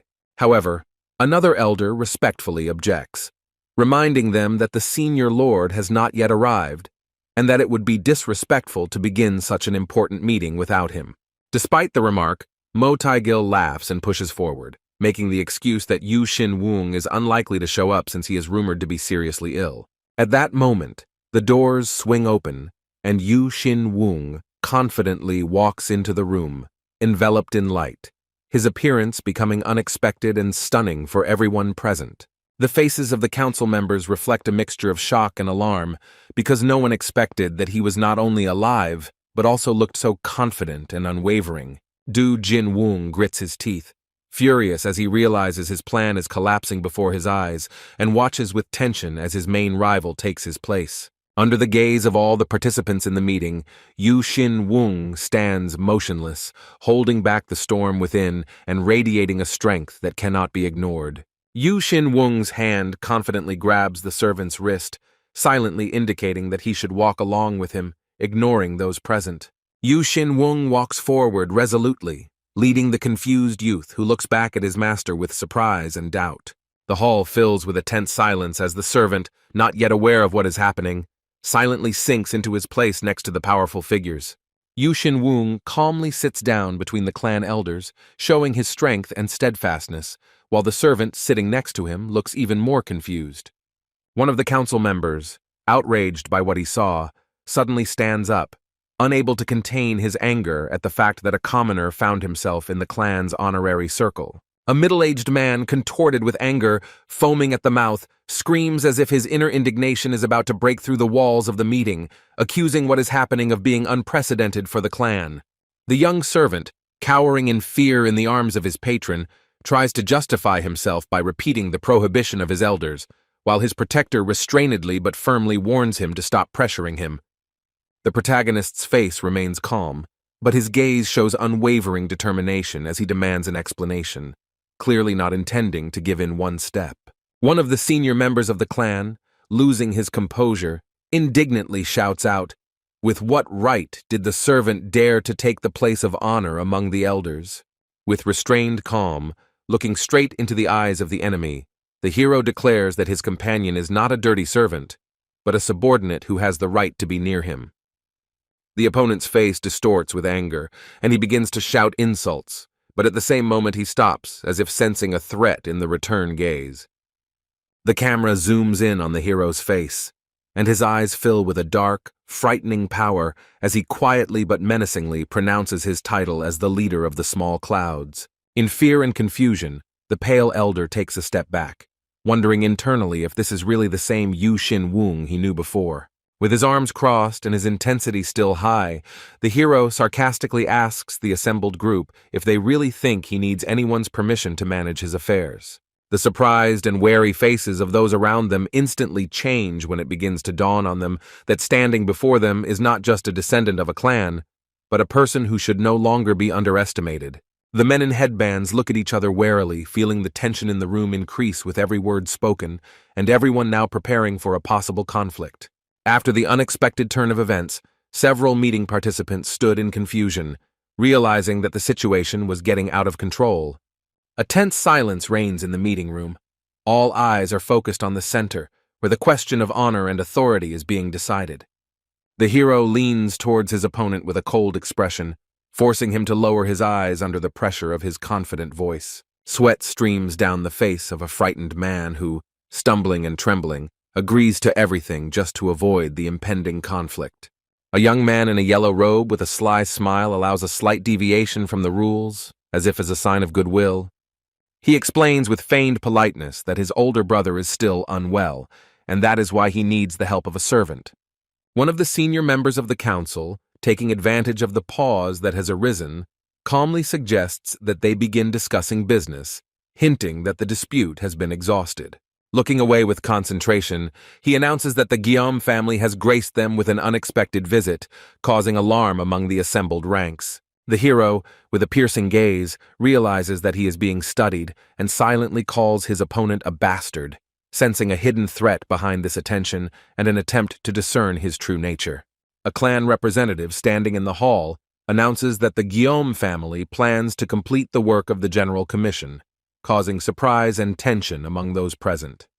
One of the members of the assembly cannot contain his anger and indignantly shouts out why the other side wants to break the agreement that has been in force for almost 10 years. An elderly man in purple robes explains that the Guillaume family expressed dissatisfaction with the workers' actions, although he does not believe that the Baek Wung faction is to blame.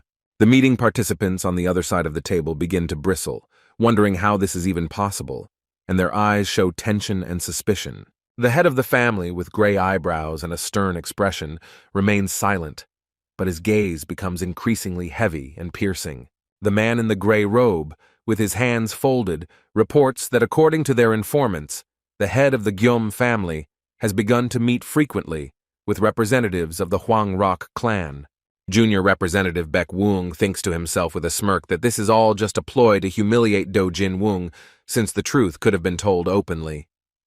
The angry man with the bandage on his head cannot contain his rage, and is outraged that Huang Rock was chosen as the commissioner, as if mocking common sense.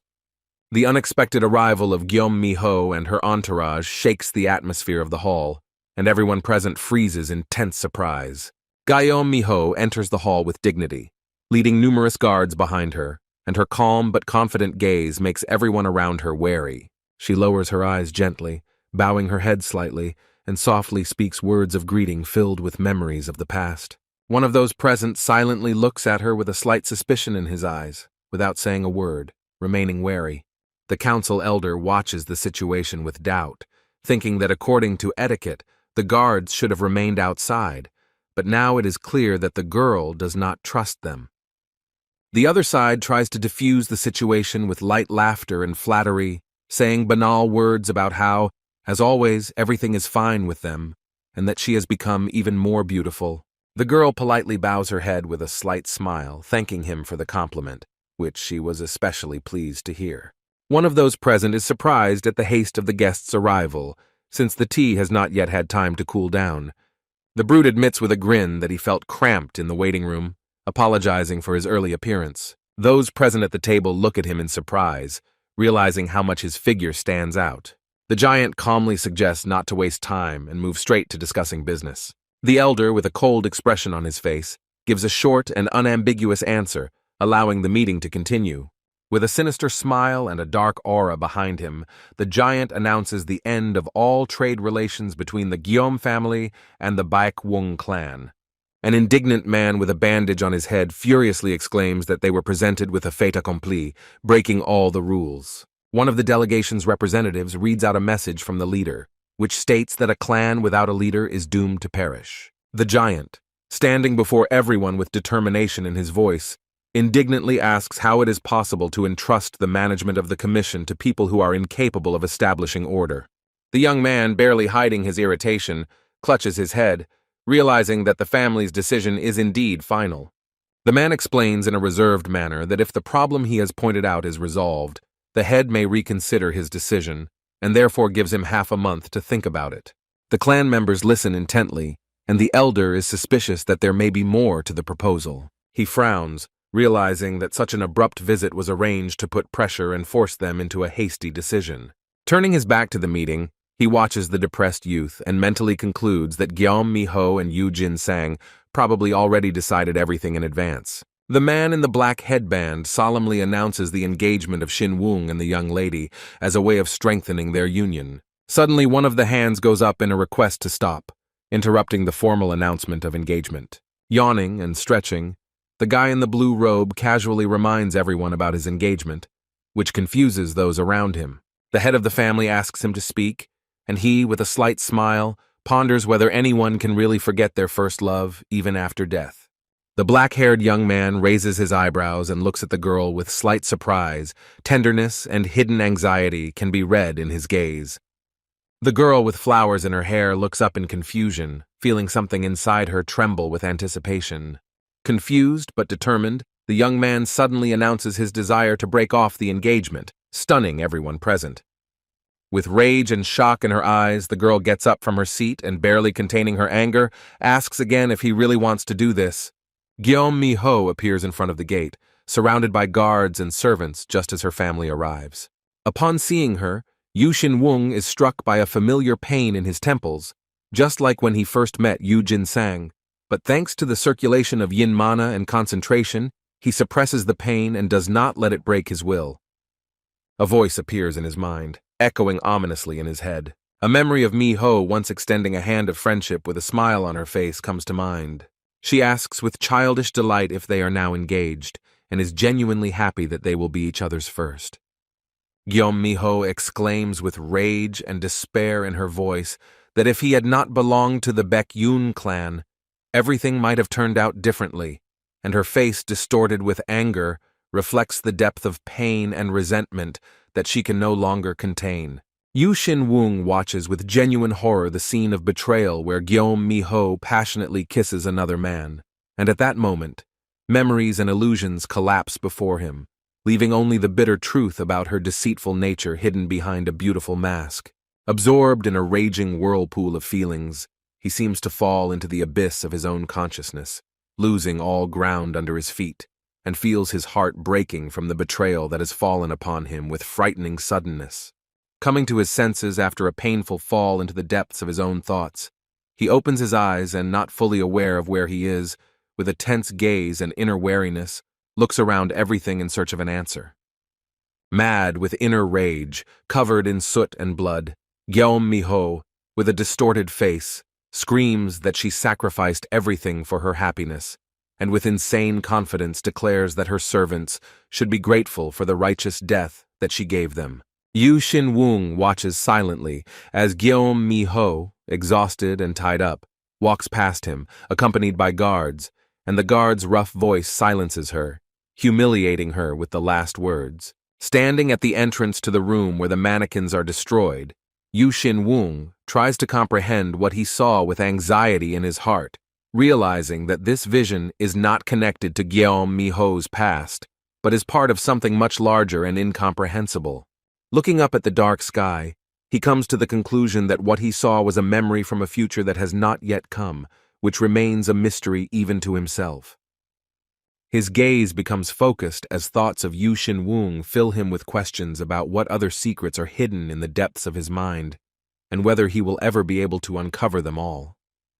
He moves forward across the unknown surface, realizing that once he can increase his level and strength, he will gain access to even more memories that will become the key to understanding his true essence. Yu Xin-wung calmly but with firm determination says that he wants to break off their engagement, and these words make everyone present freeze in surprise, because no one expected such a turn of events. Guillaume Miho stands with her head down, her shoulders shaking with humiliation, and behind her silent submission hides the pain that is tearing her apart from the inside. The hero looks at the girl with a slight smile, surprised by her silence and assuming that she is still in love with him. One of the guards cannot contain his anger and rushes to defend his young mistress with a cry, unable to bear such injustice. The enraged warrior, pointing his finger menacingly forward, shouts angrily in response to the insolent words, demanding respect for the young master standing behind him. Yu Xin-wung, with an indifferent expression on his face, is genuinely surprised by the stormy reaction of those around him, naively asking why everyone is so upset, since they themselves wanted to break off the engagement. The elder warrior's eyes were bloodshot with rage, and his face was distorted by a scream, his patience completely exhausted. Yu Xin-wung calmly puts his hands behind his head, casually noting that there are those among them who have known about the engagement being broken off for a long time. The young man with a dark look and a mark on his forehead barely holds back his anger, gritting his teeth in indignation. Guillaume Miho, shocked and filled with rage, presses her lips together, thinking about the betrayal that painfully echoed in her heart. His bodyguard, filled with rage and a fighting aura, shouts that he will not tolerate any more humiliation towards his mistress. Seeing his opponent's unexpected reaction, he stands in shock with wide eyes, not believing what is happening. Flames of energy swirl around him, but even in this chaos he remains completely unperturbed and does not show an ounce of fear. His face remains calm and even a little surprised, while his opponent panics and wonders why he hasn't fallen, trembled, or even gotten scared. A man in a flame of rage convinces himself that everything that is happening is the limit of the enemy's capabilities, and that in a little while he will break. He bursts into blue fighting energy and screams in surprise, not understanding what is happening. A wave of radiant energy envelops everyone at the table, causing even the calmest of people to become wary. The cold-eyed master, surrounded by a glittering radiance, calls the enemy Black Bear Iron Axe, and considers whether this should be taken as the beginning of a war. His eyes flash with light, and he firmly declares that he is ready to fight right here and now. A mighty warrior, overcome with anger, feels the old strength pulsating through his veins, despite the passing years. Standing before the enemy, he clearly states that their anger is directed only at the one who insulted their lady, and not at the entire clan. The response is one of contempt, as attacking the eldest heir is considered a challenge to the entire Baek-un clan. One of Baek-wun's representatives says with feigned sympathy that although it was not discussed with the council, they cannot refuse responsibility for their brother's actions. Smiling with feigned goodwill, he hints at the importance of maintaining relations between the Baek-wung and Guillaume clans. In the spacious hall, amidst the tense silence, a proposal is made to resolve the conflict with a duel. Shocked by such a request, the clan elders exclaim in unison only one word: duel. Their eyes flash with shock and rage as they realize the inevitability of a public duel. Meanwhile, one of the council members hides his gaze behind his hand, thinking about how this duel would be the perfect opportunity to make a mistake. Confidently and firmly, the senior warrior agrees to the duel, and his companion smiles contentedly in anticipation of justice. The young servant grabs the table in panic, shouting about the pointlessness of the fight because his master does not know martial arts. The elder, with respectful fury, expresses outrage at the baseness of such a challenge, pointing out the unfairness of a duel for someone who has not been trained in combat. Another elder angrily confirms what was said, calling it a dishonorable and unworthy act. The warrior with the sword smiles ironically and challenges, hinting that the young master must answer for his words. The warrior's gaze turns cold and sinister as he suggests that the young man begin to beg their mistress for mercy before it is too late. The young gentleman silently looks forward, without showing a single emotion, as if he is deciding something important inside. He suddenly rises from his chair, causing everyone around him to freeze and look at him in surprise. Everyone turns to look at him, and one of the warriors exclaims his name with surprise and respect, while another mockingly comments on what is happening. The young man in purple robes looks at his opponent with confidence, grinning with the conviction that this is his end.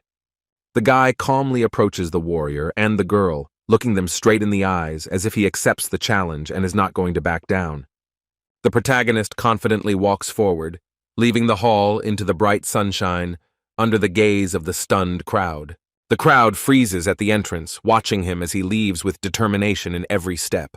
Against the backdrop of a cloudless sky, he stands in an open courtyard, preparing for the upcoming duel. Stretching and sighing, he irritably expresses his fatigue from the constant words and reproaches addressed to him. He glances back over his shoulder, giving a piercing look that is both challenging and confident. Everyone remains in complete silence, not knowing what to say after his decisive exit. He clenches his fist and with a firm expression on his face says only one word, "Let's do it." The young master concentrates on sharpening the blade on a whetstone, carefully running his fingers along the edge, as if checking its perfection. Drawing the sword out in front of him, he sighs with relief and proudly says that this time he has produced a truly magnificent blade. People run down the street in panic and scream, not paying attention to the astonished blacksmith, who at that time was admiring his newly sharpened blade. Interrupting his work, the blacksmith peers into the distance in surprise, wondering why everyone is in such a hurry and what could have caused such a commotion. One of the passers-by, running past in a hurry, enthusiastically shouts out that a duel between the Elder Lord and the Gayam family is about to begin in the center of the village. Hearing such unexpected news, the blacksmith asks again in a daze, not believing that the Elder Lord will actually personally take part in the duel. Meanwhile, in the spacious arena of the Baek Wung clan gymnasium, a crowd of spectators had already gathered, buzzing in anticipation of a spectacle that could change the balance of power. One of the influential members of the clan worriedly notes that the situation needs to be stopped urgently before something irreparable happens. His father, looking at the arena with concern, agrees, because the young master could be seriously hurt if things continue like this.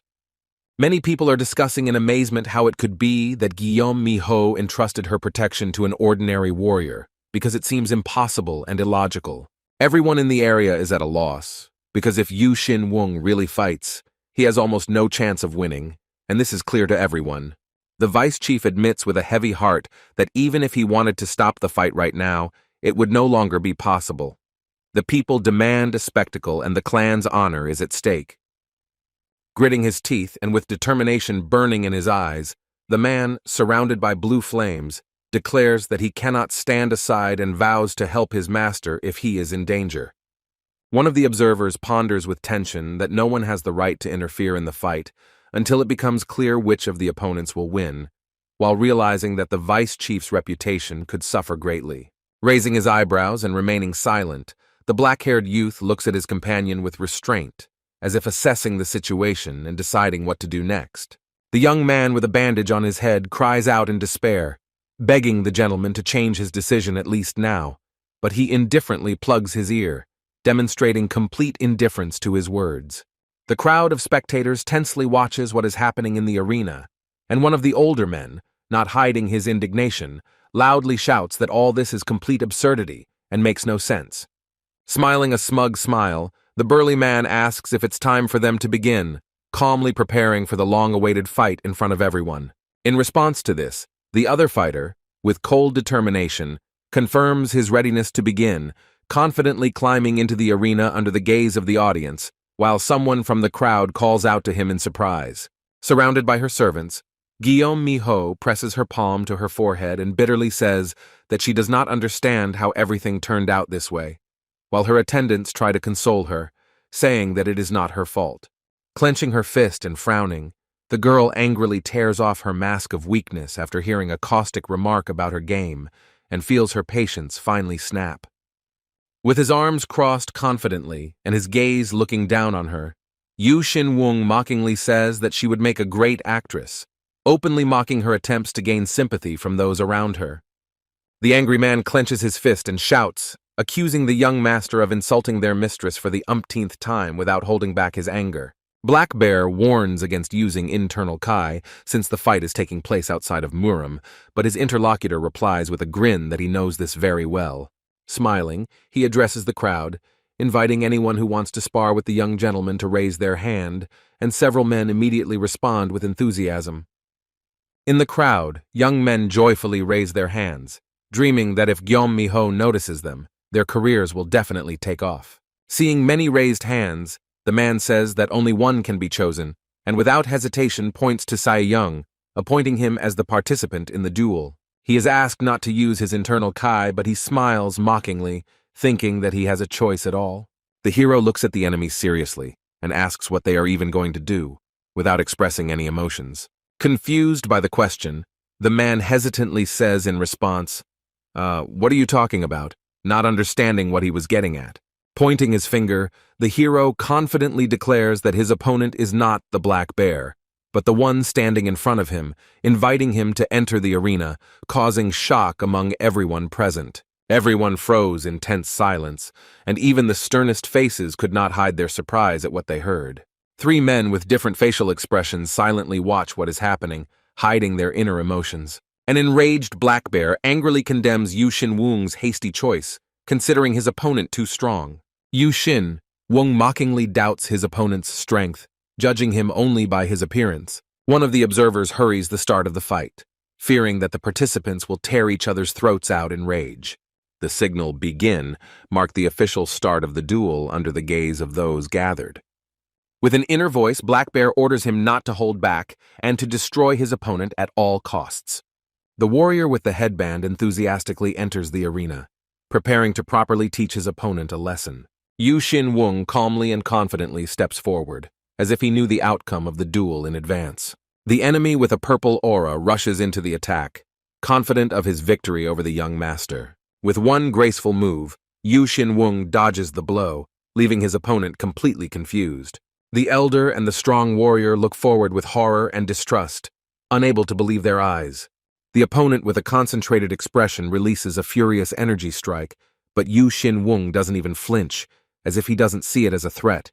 Mad with rage, the fighter rushes forward with a battle cry, bringing down a whole avalanche of fists on the enemy. Yu Xin Wung dodges all attacks with lightning-fast grace, leaving behind blurry images as if he had split into two in midair. One of the men from the crowd, unable to contain his anger, shouts at a participant in the duel, demanding that he observe the honor and rules of the fight. The warrior, realizing that he can't cope with ordinary blows, fills his hands with thick purple energy and prepares for the next attack. People in the crowd watch with growing outrage as one of the fighters prepares to use deadly force against someone they believe is much weaker. The stone beneath the fighter's feet cracks as he steps back, and the tension between the opponents reaches its breaking point.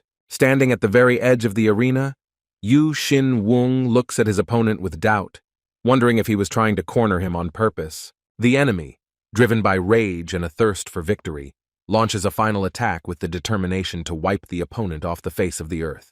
The two men watch the fight unfold with alarm, sensing a growing threat emanating from the arena.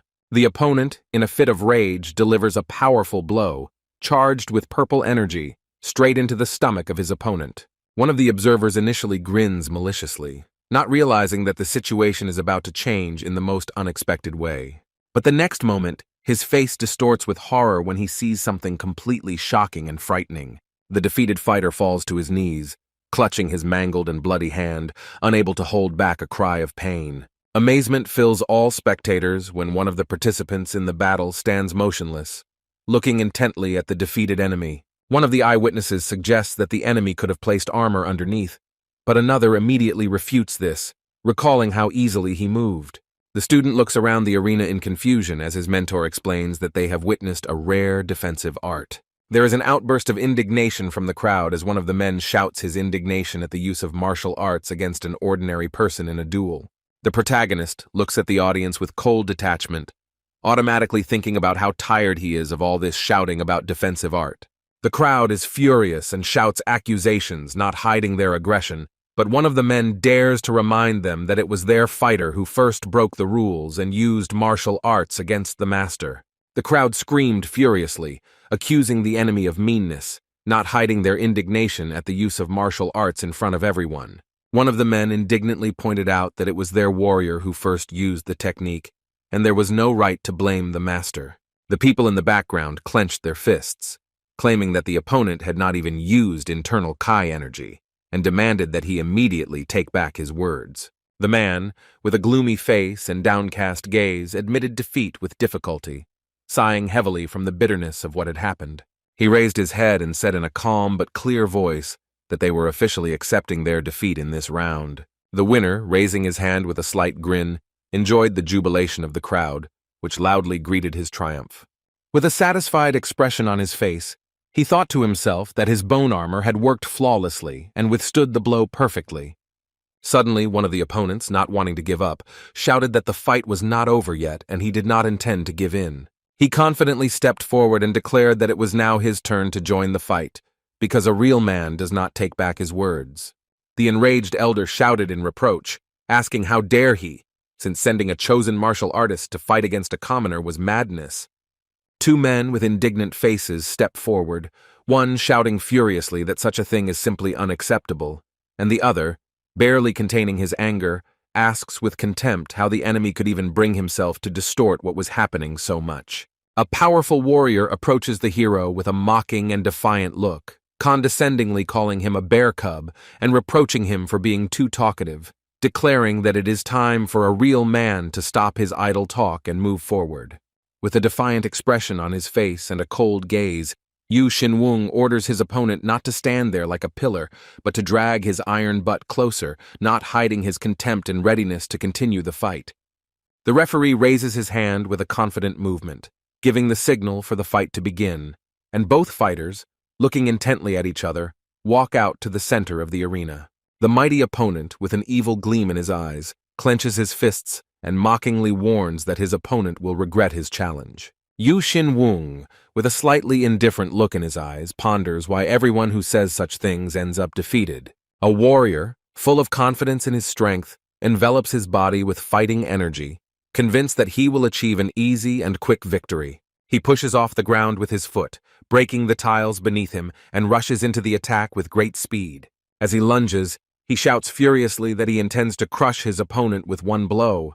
His fist flies towards Yu Xinwung at a monstrous speed, but he doesn't even move, continuing to stand there with an unperturbed look.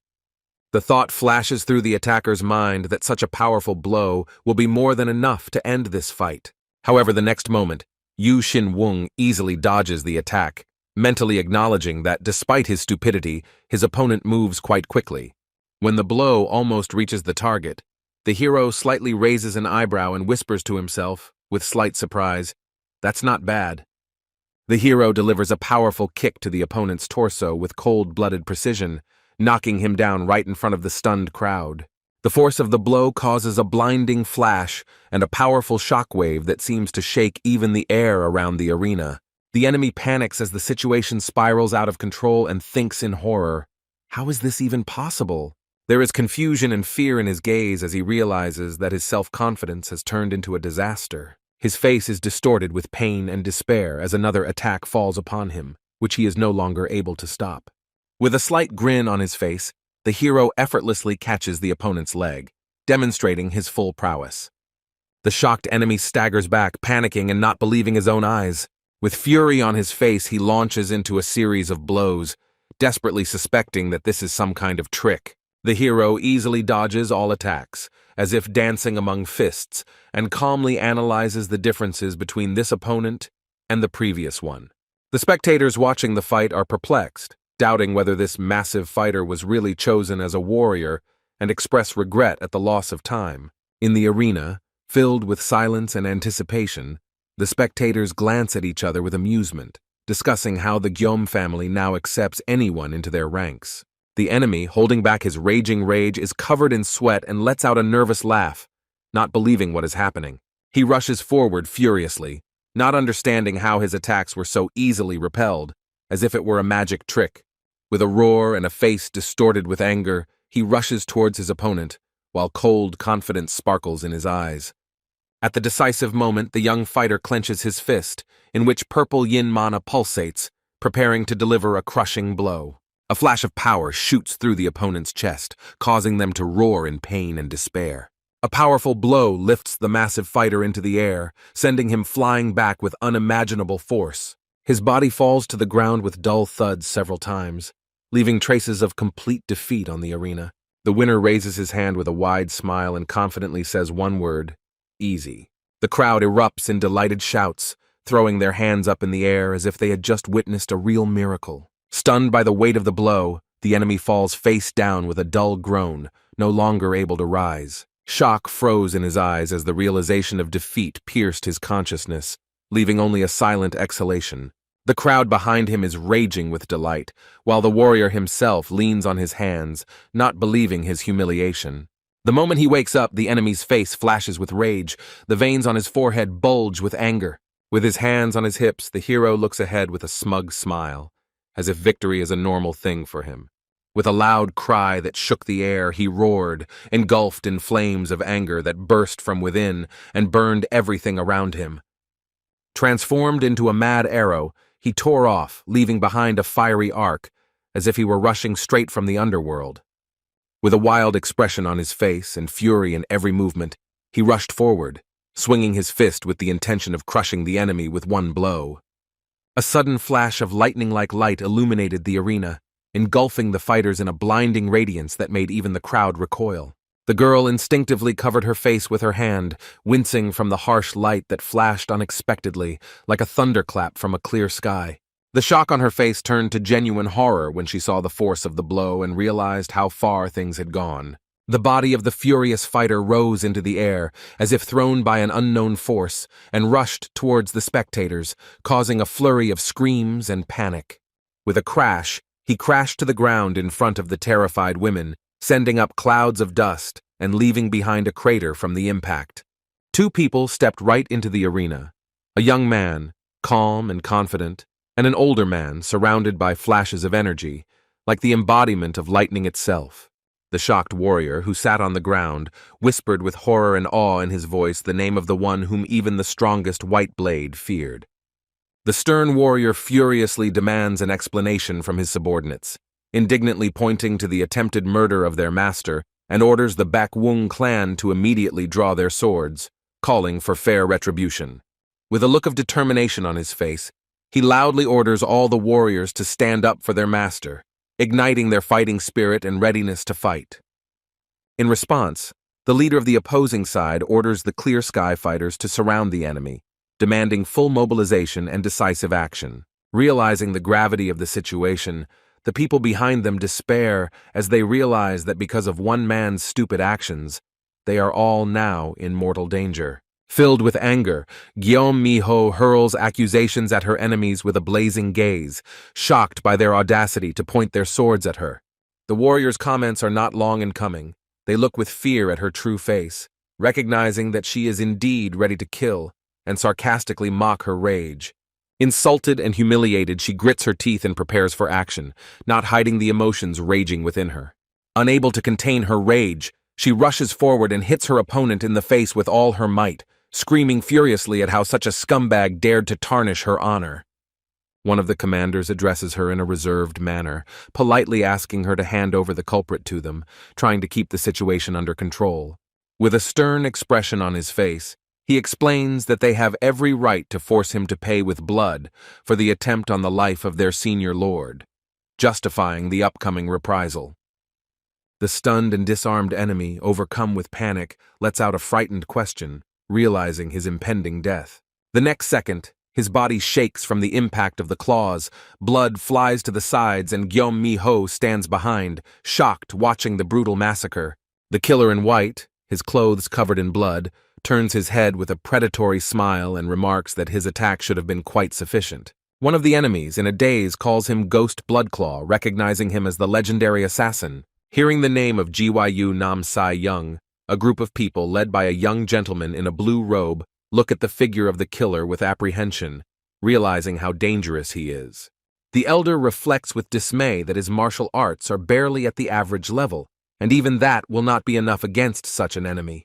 Despite his fear, he decides not to retreat, and is even ready to sacrifice his life just to protect his young master. Turning to the young master with determination in his voice, he promises that he will do everything to protect him. However, the young master, with a slight ironic smile, notes that the elder himself looks exhausted and seems to need protection more than the others. The tension builds as they lock eyes while standing opposite each other, with shouts and commotion in the background. The moment before the battle becomes inevitable. In front of a crowd of armed warriors, clutching swords in tense hands, stands a strong, bearded man with a wary expression on his face, while opposite him, someone bows and radiates a strange grin. Shrouded in an ominous green aura, a young fighter in dirty clothes with iron claws on his hand crouches predatorily to the ground, his eyes sparkling with determination, and the air around him trembles with deadly tension. In the middle of the square, in the oppressive silence, a noble youth in luxurious clothes calmly asks a bearded warrior to step aside, while another man with bloody claws and a sinister smile stands tensely nearby. The angry senior warrior leans forward with a furious look, clenching his fists, feeling the deep injustice of a decision that contradicts his honor and duty. The young nobleman makes a slight gesture towards the back, where his guards and the girl stand with a serious expression, explaining that further fighting is pointless, since the main instigator is already dead. A young gentleman in formal robes, covered in a sweat of fear, looks ahead with wide-open eyes, realizing how everything is catastrophically getting out of control, while an anxious thought about the possible consequences rushes through his head. Among the tense crowd of armed men, the senior warrior shouts words with fury on his face, not understanding how one can justify the actions of those who have just put everyone at risk. A stately young man in a blue robe with an imperturbable expression on his face calmly raises his hand in a gesture of order, demanding the release of the prisoners, despite the indignation of those around him. From the heights, a crowd of soldiers can be seen surrounding the captives, and above them all rises the figure of a noble youth, whose unexpected intervention causes confusion among the warriors. The unperturbed young man with black hair calmly looks forward, speaking softly, as if concluding that the current events will be a good and necessary lesson for everyone present. The two senior warriors turn to each other with surprise and alarm in their eyes, unable to hide their confusion at the unexpected turn of events. A young soldier watches the scene with a stunned expression on his face, amazed at how his comrade, who narrowly escaped death, manages to remain completely calm. The group of warriors look at each other in surprise and bewilderment, not believing their eyes, wondering when their comrade managed to master the art of controlling Kai. Against the backdrop of pink light and a joyful atmosphere, people's faces glow with friendly smiles. But deep down, each of them understands that something important and irreversible has happened to the main character. Grinding his teeth in anger and clenching his fists, the young gentleman in the bright robe looks forward with a face distorted with rage, unable to contain the emotions raging in his soul. Guillaume Miho, illuminated by a cold glow, silently watches his opponent, who is struggling to contain his rage under the flames of his aura. With a slight look of surprise on her face, Guillaume Miho declares that she has no intention of forgiving what happened. The enraged woman screams in poisonous anger that she will never leave what happened unpunished. With her head held high, the angry woman and her entourage walk away under Guillaume Miho's watchful gaze. A barely perceptible smirk appears on Guillaume Miho's lips, behind which lies a quiet, ominous whisper. Under the cover of night, the secluded sanctuary is shrouded in a silent silence, broken only by the rustling of leaves. From the shadows of the forest, fast-moving figures begin to emerge, rapidly approaching the sanctuary. Deep in the forest, a group of men in straw hats appears, carefully making their way through the night darkness. They are followed by other, more experienced warriors, hiding their faces under masks, ready for a sudden attack. One of the men in the hat angrily shouts that the whole carefully thought-out plan has gone to hell, cursing the current situation. The black-clad ninja, with his head bowed, apologizes, admitting that he did not expect events to develop so quickly, and justifies himself by saying that the instigator is already dead, asking for mercy for the rest. The man in the straw hat, realizing the failure of their plan, sighs heavily and asks what they are going to do next after the plan fails. The masked ninja coldly announces that the leader has made a decision, expressing his intention to propose a sword fight under the moonlight. The man in the straw hat understands with horror the meaning of the enemy's words, and his gaze shows tension and inner fear of the inevitable fight. The leader of the group in the hat gives the order to begin the operation in 7 moons, promising to remove the guards and dogs from the main gate to clear the way for the attack. In the silence of the night near the sanctuary, a sharp noise is suddenly heard, as if someone or something is rushing at great speed towards the building. The surface of the ground near the sanctuary begins to glow strangely and ominously, and a mysterious spot of dark energy appears out of nowhere, emitting a threat. The mysterious dark substance begins to stir, swirling as if alive, emitting violet-blue waves of energy into the deathly quiet night.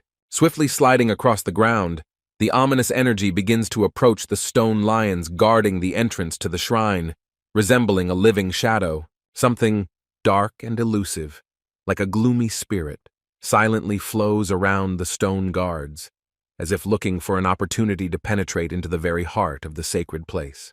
At night, under the starry sky, against the backdrop of the fortress walls, Yu Xin Wung's chambers glow, where two guards discuss with surprise that the senior master's fighting talent is strikingly similar to the abilities of the deceased leader. Inside the chambers, Yu Xin Wung sits at the table in thoughtful silence, his brows furrowed and his lips slightly bitten in thought. A servant hurriedly entered the room, leaning towards the table and excitedly informing that the head of Clear Clouds and the vice head wanted to know when their meeting with Yu Xin Wung would take place.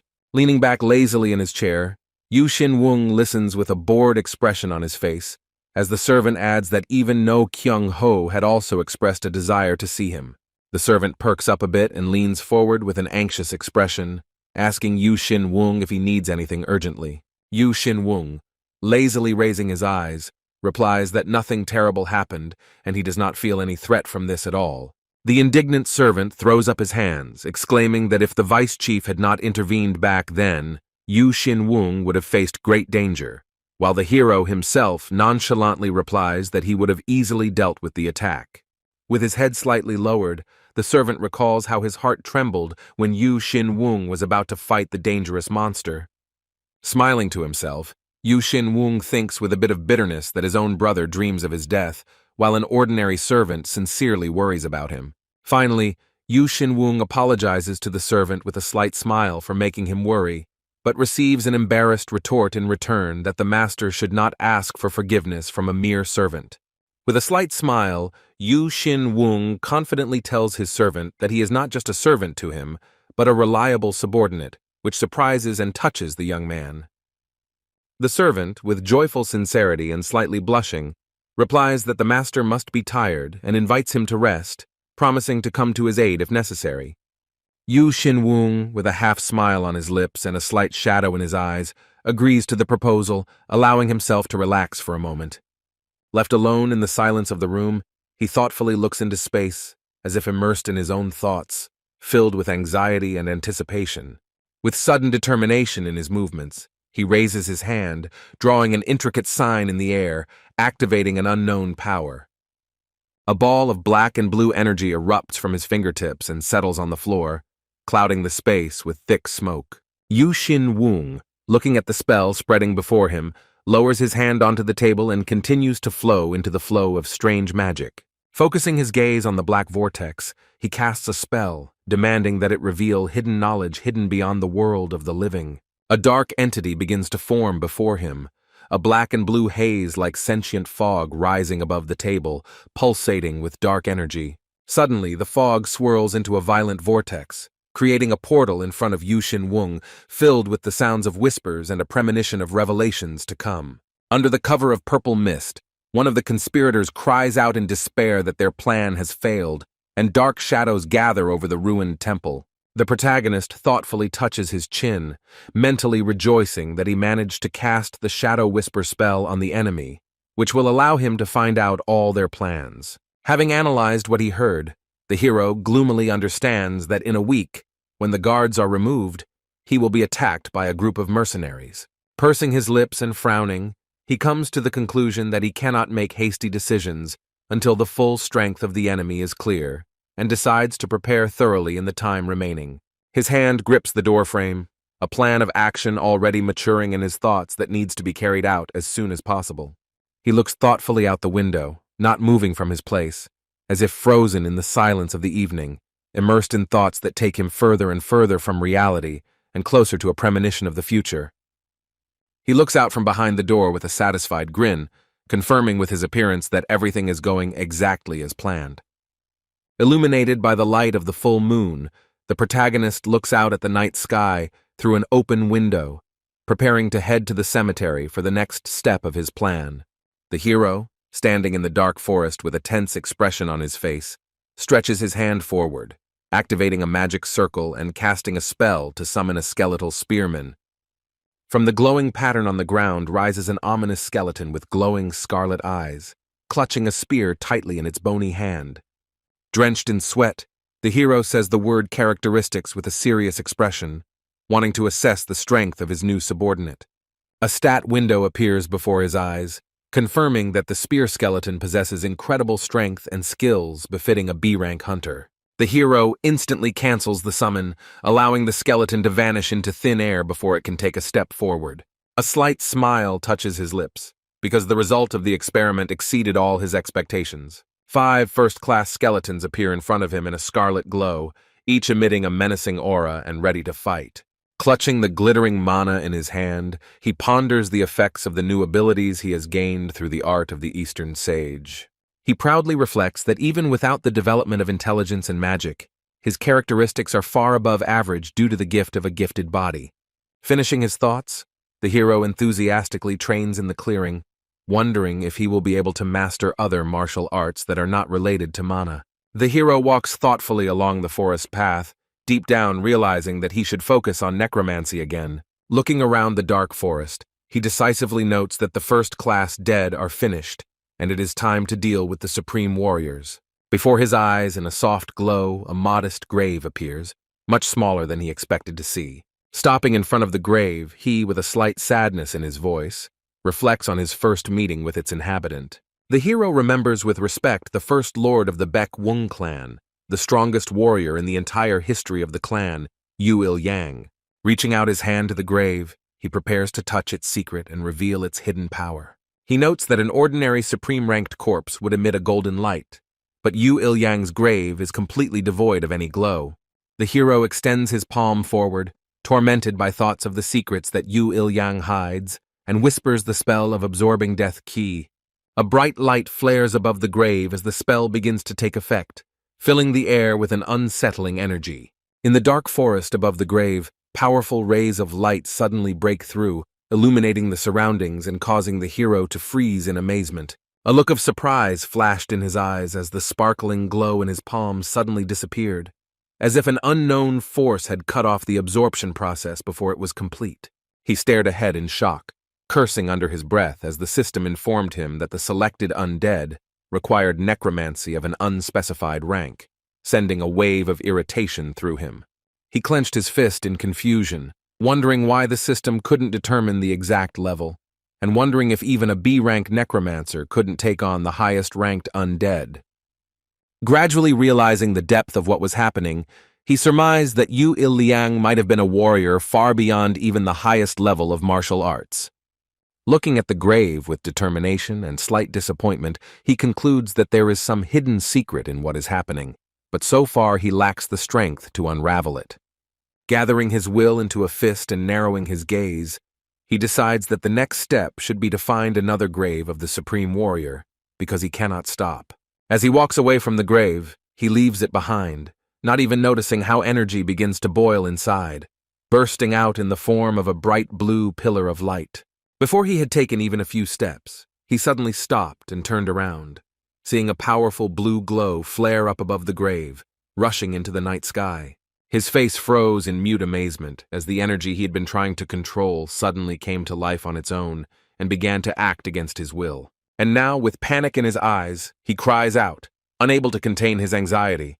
What is really happening, and what secret has he just awakened? Amidst flashes of magic and crackling lightning, a bright light forms a summoning circle, glowing with mysterious runes and enveloping the land in otherworldly energy. In response to the invisible call, a system window appears, announcing the fulfillment of the condition, the removal of the restriction, and the automatic activation of the necromancer's powerful skill. The hero's stunned look expresses disbelief when he learns that the dead man himself decided to join him and removed all barriers. From the grave rises the shimmering body of a skeletal warrior, shrouded in blue flames, as if reborn from the very essence of dark magic. The system informs that this servant is of the highest rank and that as the necromancer's power increases, his level will also automatically increase. The hero watches with bated breath as his new ally, the supreme swordsman, glows with magical light, revealing incredible combat characteristics and skills. The hero's gaze becomes more and more amazed as he reads the list of abilities and sees almost exclusively A-rank skills, realizing the true power of the skeleton. However, instead of the expected gesture of respect, the skeleton confidently walks forward, radiating an aura of respect that does not require formalities. With flaming eyes, the skeleton warrior looks straight into the hero's soul, recognizing him as worthy and says, "You are an interesting guy." The hero realizes that Yu Il-liang, the legendary swordsman, was not simply summoned, but awakened himself, hearing the call of power and returning from oblivion. The glowing skeleton gently touched the hero's chest with its skeletal hand, as if conveying an ancient oath of allegiance through touch. A cold, rune-covered hand slowly laid itself on the young man's clothes, and electric discharges ran through his body, filling the air with tension. Their gazes met in a silent battle of wills, as the young man anxiously wondered if he could handle such a powerful force. The forest froze in anxious anticipation as the skeleton continued to hold his hand on the hero's chest, and flashes of magical energy surrounded them. In a blazing stream of light, windows of choice appeared before the hero, offering him the opportunity to embrace powerful sword techniques and lightning arts. A moment of confusion crossed the face of the young man, who stood hesitantly with someone else's cold hand resting on his shoulder. His eyes slowly filled with determination as he looked up and made a fateful decision, gritting his teeth in excitement. High above the forest, a dim moon hung in the dark sky, like a silent witness to the coming changes and the approaching storm. Through the night forest, squads of ninjas rushed swiftly, armed and silent, rushing towards the place where the outcome was to be decided. Kicking up leaves and earth, an entire army of ninja rushed down the forest path, charging forward with a cold determination to destroy everything in their path. The grim ninja with a cold gaze calmly orders his companions to take a break, carefully examining the surroundings in the darkness. A squad of masked warriors, caught in the silence of the night forest, stops and warily catches every word of their commander. A disgruntled voice suddenly cuts through the tense silence, forcing the clumsy ninja to line up faster and move in unison. A pink-haired girl with eyes burning with anger irritably pushes away one of the warriors, reproaching him for his slowness and sluggishness. One of the fighters, bowing in a respectful gesture, quietly asks whether the young lady really had to accompany them on such a dangerous expedition. The girl, flushed with anger, abruptly declares that she wants to see with her own eyes how their enemy chokes on his own blood. The leader of the squad looks at the enraged girl with disdain and a slight grin, deciding to himself that such cruelty is quite suitable for studying demonic arts. In a tense conversation, the warriors discuss whether Chief Yujin Sang will feign ignorance once all their dirty deeds are completed. Gritting her teeth in rage, the pink-haired warrior accuses her companions of incompetence, which cost the life of their chief of security. Taking a breath and giving one last irritated look, she orders everyone to stop their useless conversations and get on their way immediately. A masked man, his body engulfed in ominous green flames, with a cold gaze orders them to stop their useless chatter and set out immediately. The group of ninjas, barely catching their breath, gather themselves, and obeying the order continue their tense movement through the dark forest. The fighters' faces freeze in fear as a sudden surge of power and a quick dash from someone in front of them makes them wary. One of the ninja, with a grim expression on his face, instantly realizes that they have walked into a carefully planned ambush. A figure armed with sinister claws bursts out of the shadows and rushes towards the girl with terrifying speed, causing her to scream in surprise. A whirlwind of lightning-fast movements rushes through the formation as the attacker strikes, piercing the air with a deadly attack. In panic and horror, the ninja try to cover the girl, but before they can do so, her scream pierces the night silence. In the trembling hands of one of the ninjas, a fragment of a strange bone appears, emitting an ominous energy, leaving him in a stupor. One of the warrior's eyes reflects true horror as he panics and realizes that there is something much more dangerous in front of him than he could have ever imagined. The ninja, his eyes wide in horror, asks himself in disbelief, not believing that he actually had a real bone in his hands. Turning sharply to the side, he tensely tries to understand where this strange threat came from, disrupting their formation. Suddenly, a barrage of bone projectiles comes out of the darkness, tearing through the ranks of ninja and plunging the battlefield into chaos and screams of pain. One of the fighters, overcome with fear, screams desperately, trying to dodge the deadly attack, but becomes an easy target, startled by the sudden onslaught.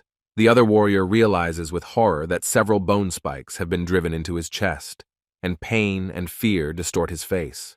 With his eyes blazing with fury, the ninja, surrounded by green flames, yells at his men, ordering them to focus their ki energy around their blades and fight off the bone attacks with all their might. Obeying the order, one of the fighters suddenly gathers a purple glow of energy around himself, straining all his strength to protect himself with his sword from the deadly blows. Moving with inhuman speed, the armed ninja deflects flying bones with dexterous and powerful swings of his sword, protecting himself and those around him from death.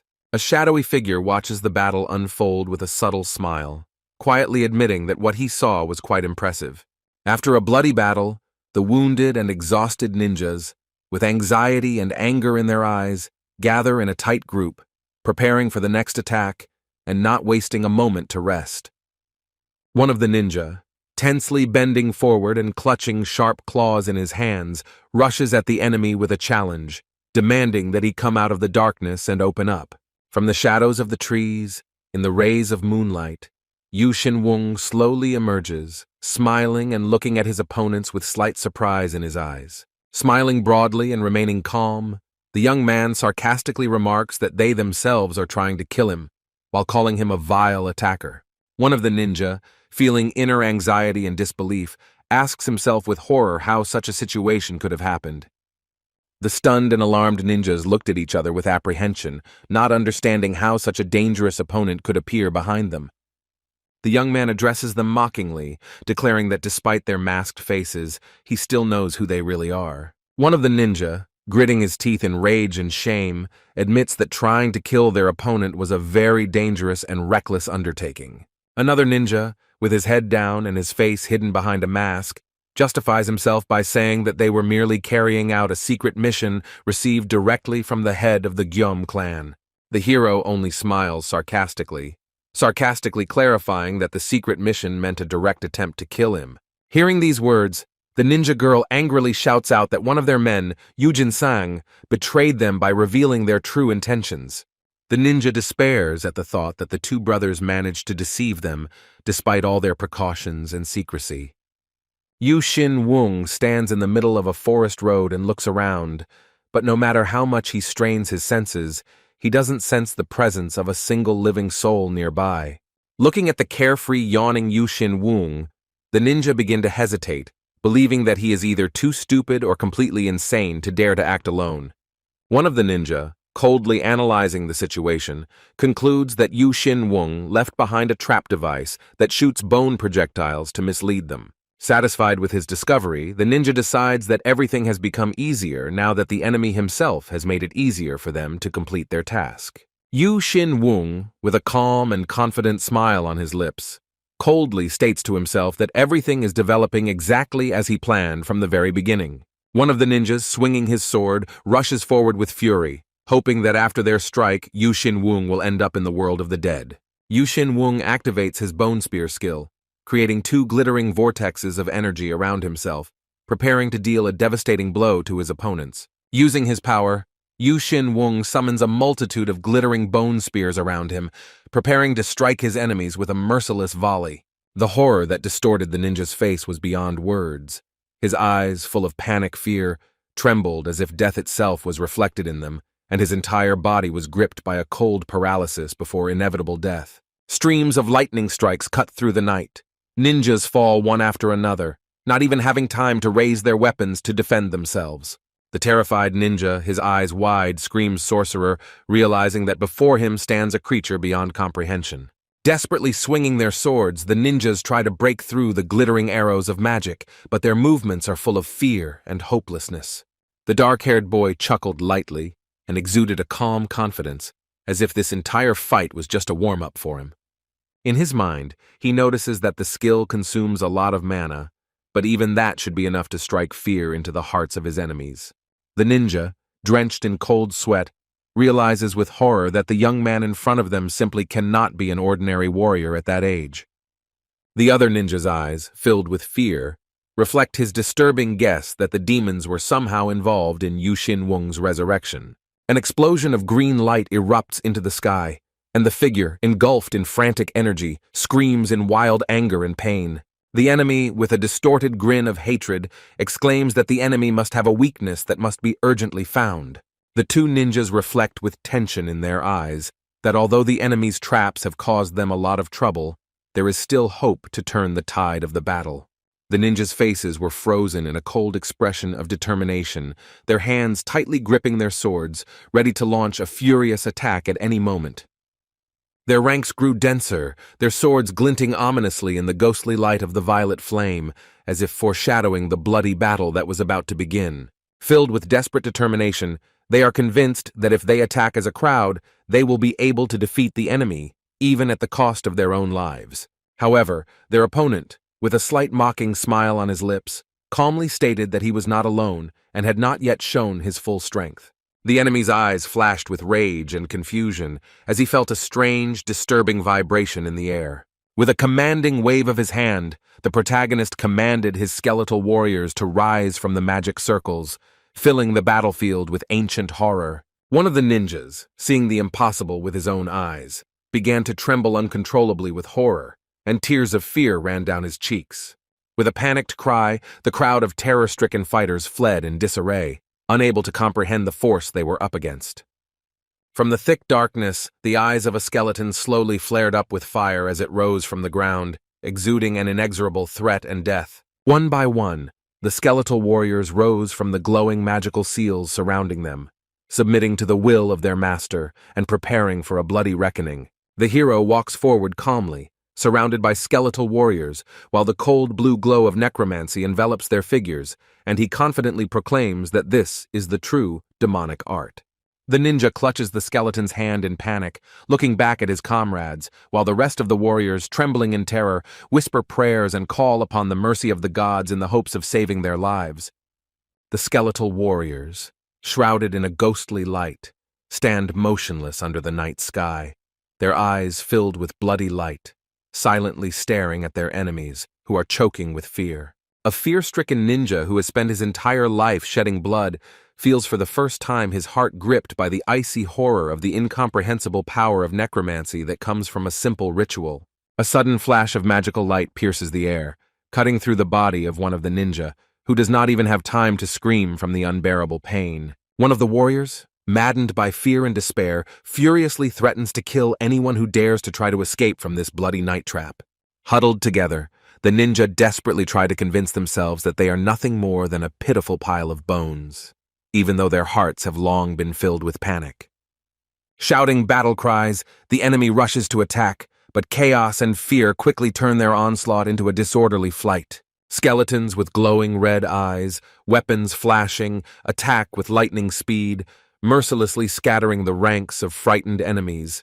The hero, watching the chaotic scene with a slight sneer on his lips, ironically wonders if they have all gone mad. The hero stands with his arms crossed over his chest and a slight mocking smile on his face, while behind him a skeletal archer with glowing red eyes tensely pulls back the string of his bow, preparing to release a deadly arrow at the enemies who so stupidly missed the chance to escape and save themselves. Masked warriors rush forward through the night with a furious cry, clutching swords in their hands and breaking the silence with their determined stomps. The skeleton's eyes glow with an ominous flame in the darkness as they rush forward with terrifying speed in a furious attack, swords ready to pierce any obstacle. Skeletons and ninjas clash with fierce determination in a merciless and bloody duel where every sword strike and every move decides who is destined to live and who will fall on this dark battlefield.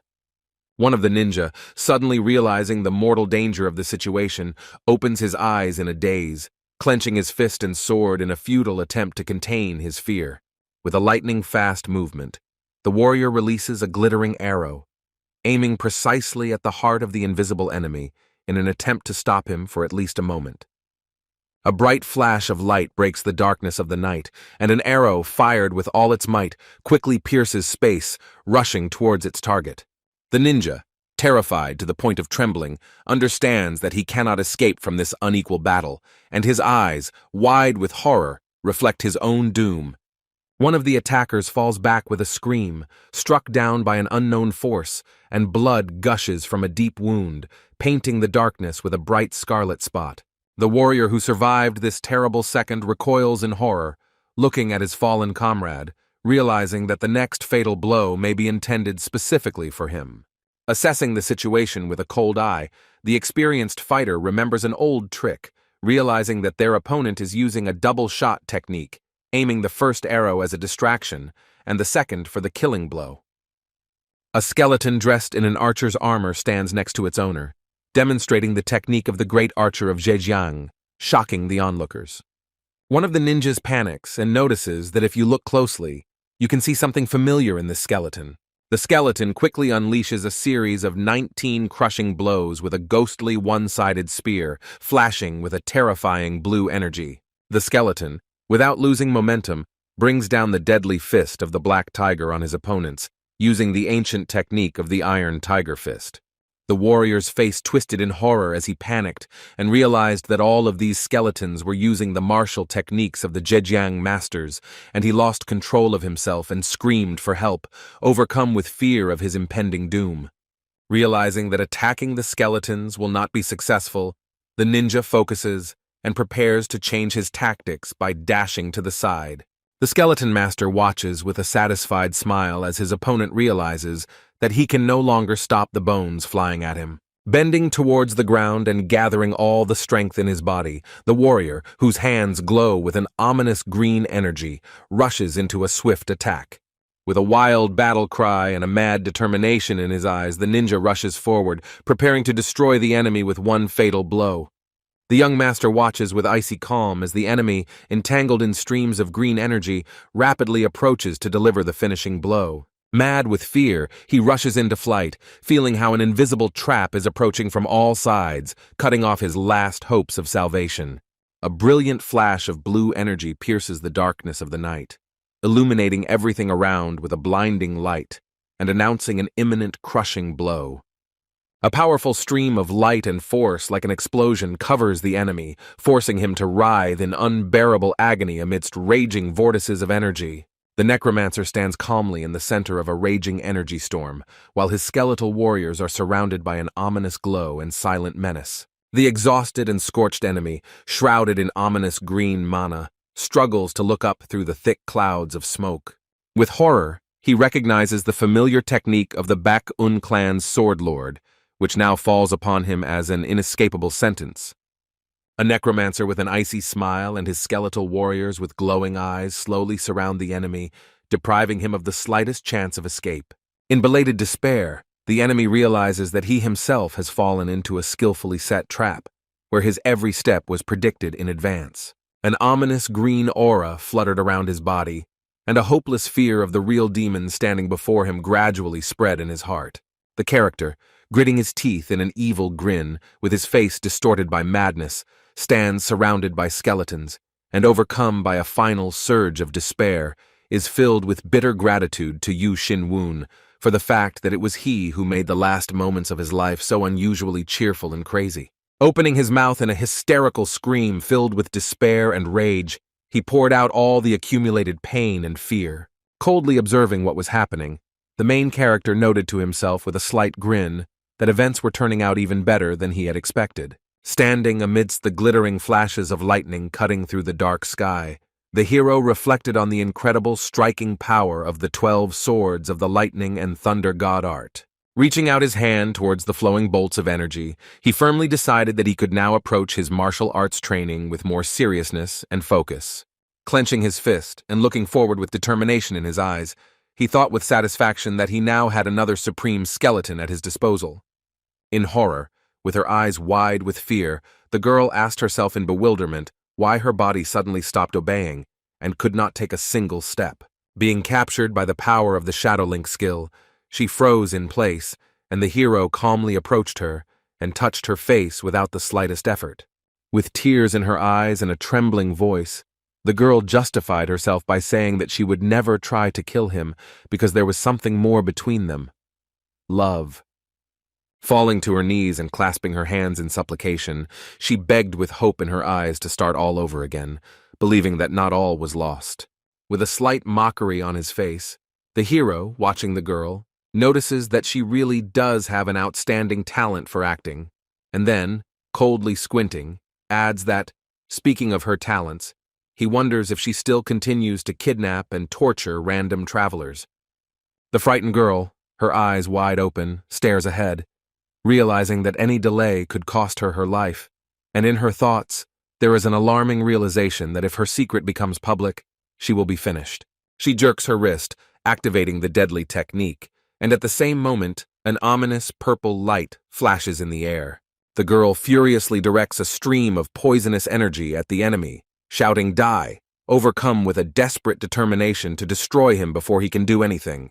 Blazing with confident triumph, she viciously makes a victory gesture, unaware that the situation is rapidly spiraling out of her control. Amidst the clouds of poisonous fog, the hero's mocking voice can be heard, coldly informing her that her poison resistance has reached level B, rendering all her efforts useless. Shocked by this news, the girl exclaims with horror and incomprehension, "What?"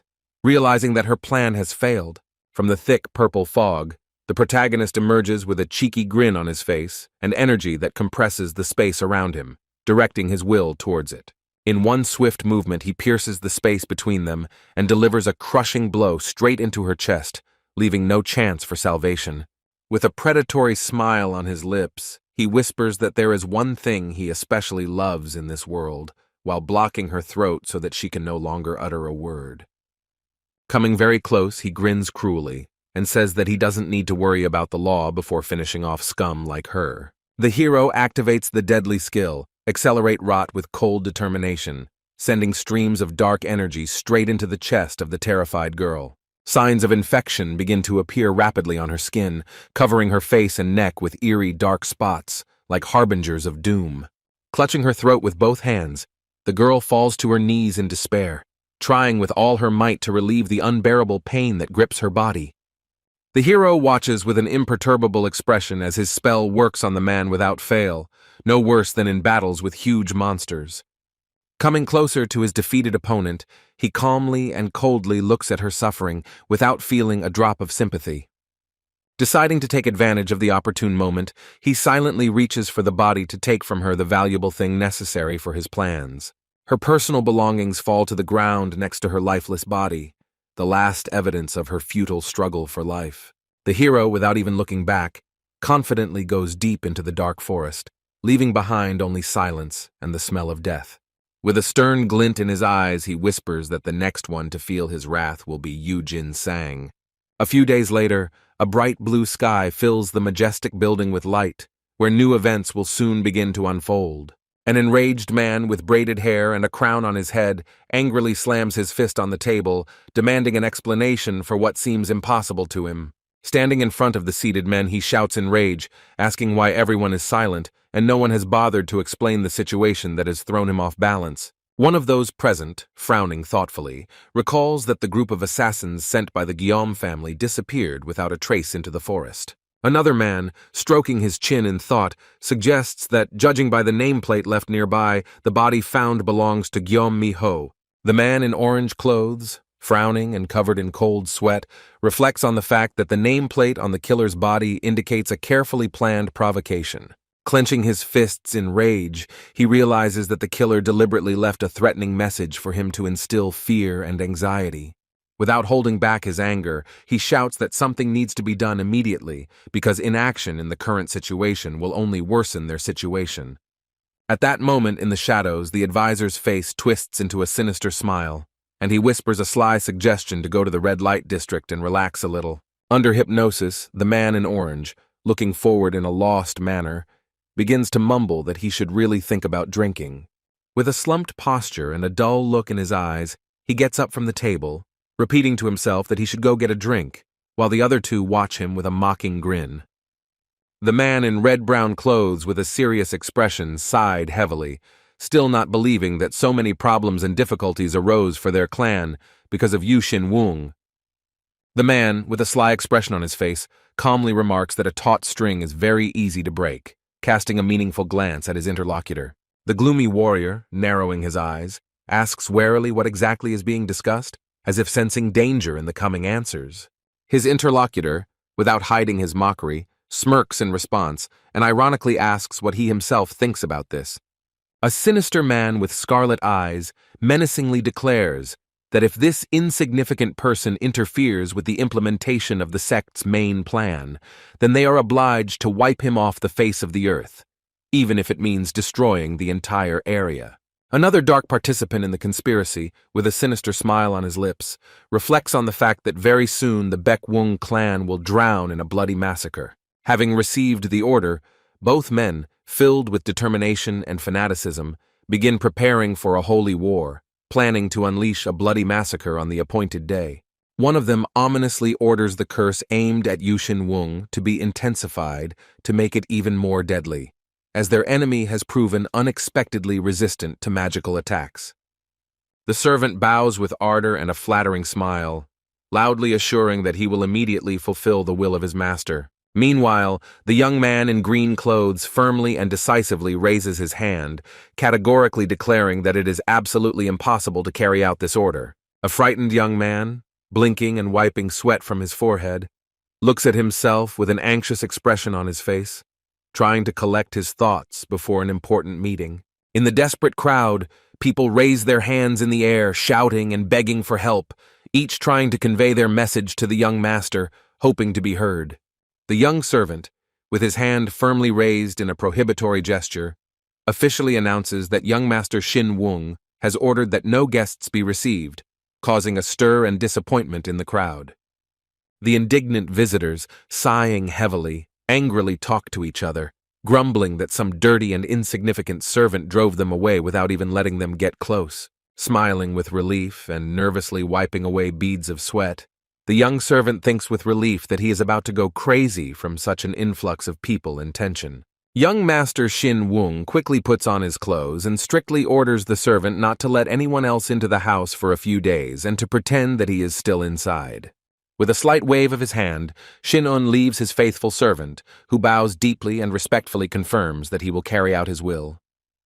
Against a serene blue sky, rugged rocky mountains rise up, shrouded in a thin layer of fog, giving the surrounding landscape an unsettling sense of mystery. In a dark crevice between the rocks, the entrance to a cave glimmers ominously, from which streams of green light burst forth, and frightening screams are heard, like echoes of an ancient evil.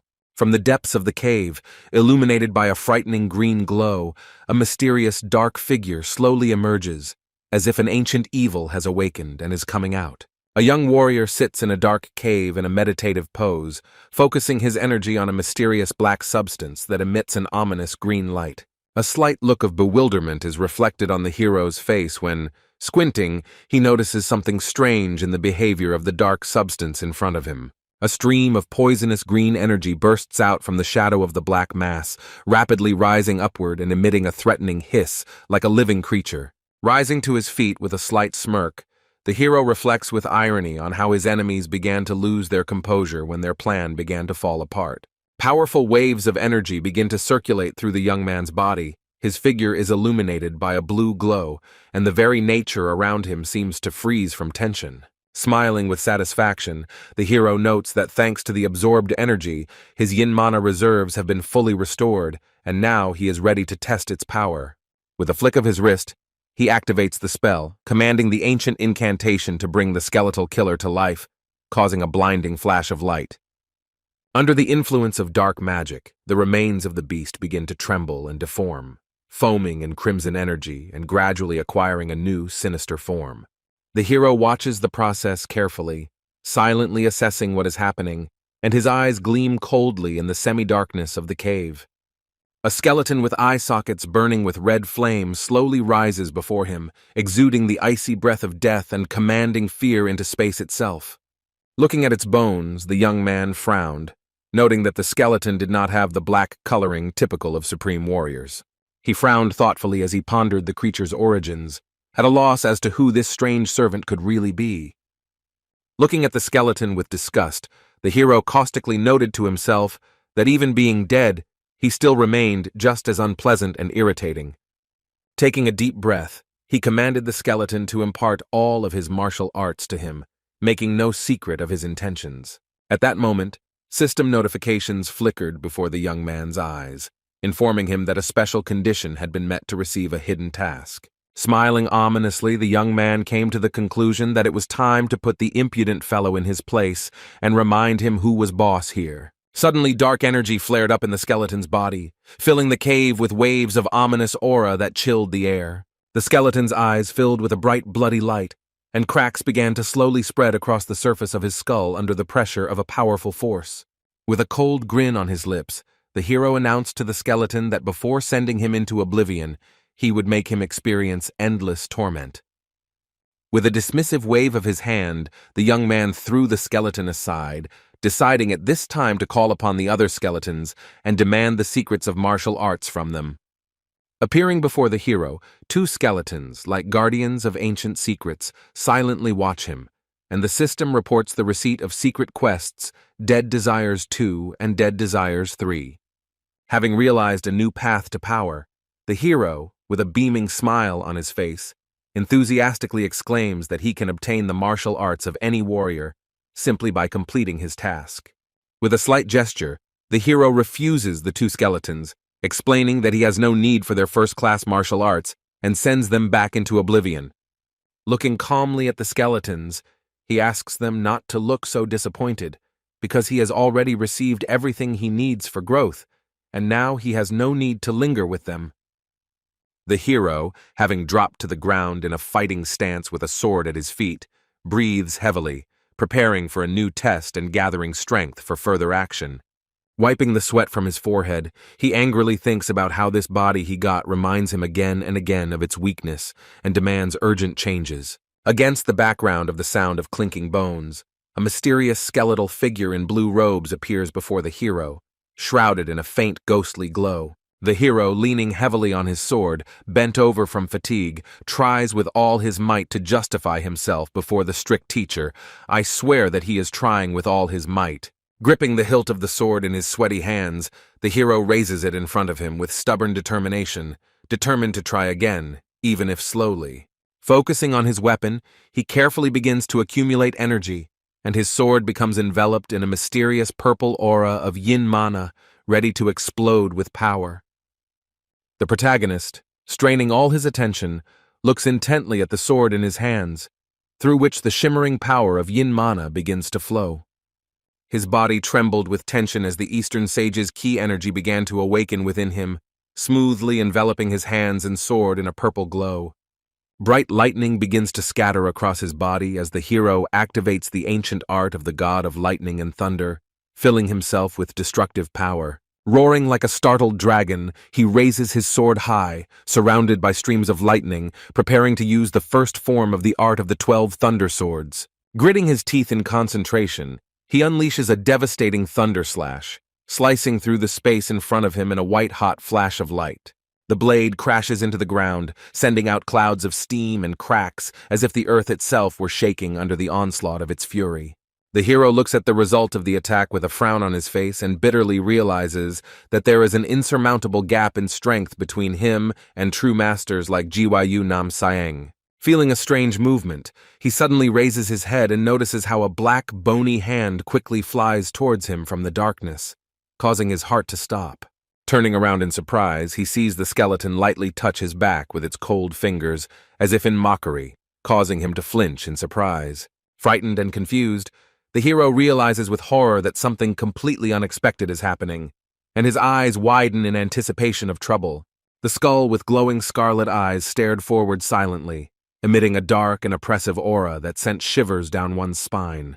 Losing his balance under the influence of dark energy, the hero falls heavily to the ground, raising a cloud of dust around himself. Behind him, like a dark shadow, a skeleton rises silently, its empty eye sockets piercingly watching his every movement. Realizing that at each of the indicated points he deliberately did not activate his mana circles, the hero understands how thin the line between life and death is. Full of determination, he makes the dangerous decision to try to open all the closed points using the Eastern Sage's ki severing technique, while retaining the ability to stop if he fails. Closing his eyes in deep concentration, the hero feels how streams of mana begin to flow evenly through his body, filling him with strength and warmth. Glowing system windows appear before his mind's eye, announcing the acquisition of new skills, abilities, and the long-awaited level increase, completing this dangerous ritual. The soft ringing of flashing notifications breaks the darkness, and the hero's eyes slowly open, reflecting a bluish glow of new possibilities, filling his mind with calm confidence and anticipation of power. A smile of self-satisfaction appears on the hero's face as cold beads of sweat run down his cheeks, and a warmth of satisfaction spreads in his chest from the fact that such a dangerous test ended in triumph. The clicking of the skeleton's bony fingers echoes in the silence, and the hero glances over his shoulder with a slight grin, accepting this strange but sincere sign of recognition of his new power. The bright moon, full of mysterious light, flooded the valley with its cold radiance, where Do Jin Woon and his companions were temporarily hiding, immersed in anxious thoughts. The old man sat in the very center of the dark room, cross-legged and deeply meditating, trying to reconnect with his depleted powers and restore inner harmony. Beads of sweat gradually covered his tense face as he realized with increasing fear that with each new attempt it was becoming more and more difficult for him to cope with the internal resistance. Streams of cold sweat slowly trickled down his pale face, reflecting a deep anxiety about the unknown source of pain eating away at him from within. A sudden, loud knock on the door abruptly tore the old man out of his concentrated thoughts, causing him to open his eyes sharply. Headmaster Non quickly entered the room, took a close look at what was happening, and noted with alarm in his voice that the situation was becoming increasingly threatening. The sage, trying to remain calm, with a light, encouraging smile on his lips, raised his hands, as if driving away anxiety, and assured that it was all due to the missed dinner after long training. Headmaster Non, with an expression of bitterness and hidden reproach on his face, noted that the reason for the disastrous state was the old man's excessive zeal in the duel with the senior gentleman. With even more despair in his voice and sadness reflected in his eyes, he added that if he were in the old man's place, he would have done exactly the same thing without hesitation. The old man, squinting his eyes with slight interest, quietly asked the young man if he was worried about the fate of Non Gon Ho, who had left a few days ago and had still not returned. The young man, carefully taking the cup in his hands, said with a slight tremor in his voice that he was tormented by anxiety, and timidly asked if he was ready to lead such an important and dangerous expedition. With noticeable anxiety in his eyes and internal doubts, he tried to assure himself and the elder that everything would end well, and that he would definitely return unharmed, although a light, almost elusive note of doubt still slid into his words. Frowning and adopting a serious, almost stern expression on his face, the young man, without hiding his tension, asked the elder a direct question about whether he had made a final and deliberate decision. The sage, keeping an imperturbable calm on his face, silently and attentively looked at the young man, as if trying to read in his soul what words could not convey. The young man, looking down and sighing heavily, added that he could not shake off his doubts about the older gentleman, whose sudden change in character was causing him alarming suspicions. The boy with a bright red headband, his eyes burning with determination, confidently declared that the Red Cloud faction was now strong enough to adequately withstand any threat from other clans. The elder, pressing his lips together and tensing his whole body, closed his eyes for a moment, tormented by inner anxiety for his younger master, and for the fact that the Red Clouds could seize the clan at any convenient moment while it was weakened. Images of days gone by surfaced in the sage's memories, when at a meeting, immediately after the fight with the black bear, he suddenly caught familiar features in one person that haunted him. The face of the smiling man, Lord Yu Ho El, whom everyone in the clan still missed, remembering his warmth and wisdom, floated before his mind's eye. The youth with the red headband suddenly jumped up from his seat, exclaiming with anger burning in his chest that the Red Cloud faction's actions were too obvious to be ignored. Suddenly, Yu Xin Wung, lightly touching the wooden door with his hand, quietly opens the door, letting in the warm evening light and attracting everyone's attention. Both the old man and the young man with the bandage turned sharply at the sound and, caught off guard, froze in place with uncomprehending and astonished expressions on their faces. Yu Xin-wung stands at the door with a wide, happy smile on his face, genuinely happy to finally see them all in good health. The old man and the young man in the red bandana look at him with wild, almost shocked amazement, unable to immediately realize that he is really standing here, in front of them. The old man and the faithful servant, barely recovering from their surprise, quickly bowed in respectful obeisance before Yu Xin Wung, embarrassedly adding that if he had warned them of his visit, they would certainly have prepared a reception and set the table with treats. The young man, smiling slightly with friendly ease, jokingly remarked that he should in any case lose a little weight, to which even the old man responded with a slight, almost imperceptible smile. The man in the red bandana, his face flushed with anger, immediately concludes that the rumors about Yu Xin Wung's plight were false and that he was simply hanging around somewhere doing nothing. The man, with a note of obvious reproach in his voice, asks Yu Xin Wung a direct question about where he has been all this time, not hiding his irritation. Yu Xin Wung, frowning and with obvious displeasure on his face, calmly replies that he had too many urgent matters to attend to, but now there are much more important things that require immediate discussion. Looking from one to the other, he asks with a hint of sarcasm in his voice how much longer they are going to continue this farcical comedy. With a displeased expression on their faces and a slight hint of reproach in their eyes, they both turn to him at the same time, not understanding what such a strange and direct remark was addressed to. The young man, with an insistent seriousness in his voice, emphasizes that the old man urgently needs to stop exhausting himself with excessive use of Kai power, otherwise his body will very soon not withstand it and lead to his death. Internal memories come alive in the young man's mind as he recalls that something similar had happened in the past, and that it almost cost the old man his life. The old man, with a noticeable confusion on his face and an awkward smile, hastily assures that everything is not so bad, and that his strength will definitely be restored over time. The young man, sincerely not believing his encouraging words, coldly notes that the old man has long been at the finish line of his endurance and no efforts will help him anymore. The man with the bandage on his head, flushed with rage, exclaims that only the young man is to blame for what happened, and it was because of him that the old man ended up in such a terrible state. The young man, slowly getting up from the table, casts a mocking glance at the old man, and with a slight grin points out to him that, by and large, he was lucky, making it clear what exactly he was talking about. With a proud and confident expression on his face, the young man calmly explains that if he had not come today to check on the old man's condition, then by tomorrow morning his life would have been cut short completely. Carefully placing his hand on the old man's back, he feels him, with eyes wide open in surprise, looking at him in shock, unable to hide his embarrassment. The young man gently and confidently asks the old man to relax, calm down and trust him completely, because now his life is in safe hands. Yu Xin Wung, with a look of deep concentration on his face, transmits a stream of his magical power to the old man, and soon both of them find themselves engulfed in a soft, almost ephemeral blue flame that sways in the air and envelops their figures. The old man, distorted with pain, convulsively bends in half and with effort spits out thick dark blood from his lungs, leaving a trace of mortal weakness on his lips, but a weak spark of life still burns in his eyes. The red-faced warrior with a bandage on his head, overcome with anxiety and panic, quickly jumps up from his seat, tightly clenching his fist and desperately trying to stop the reckless act of the elder lord.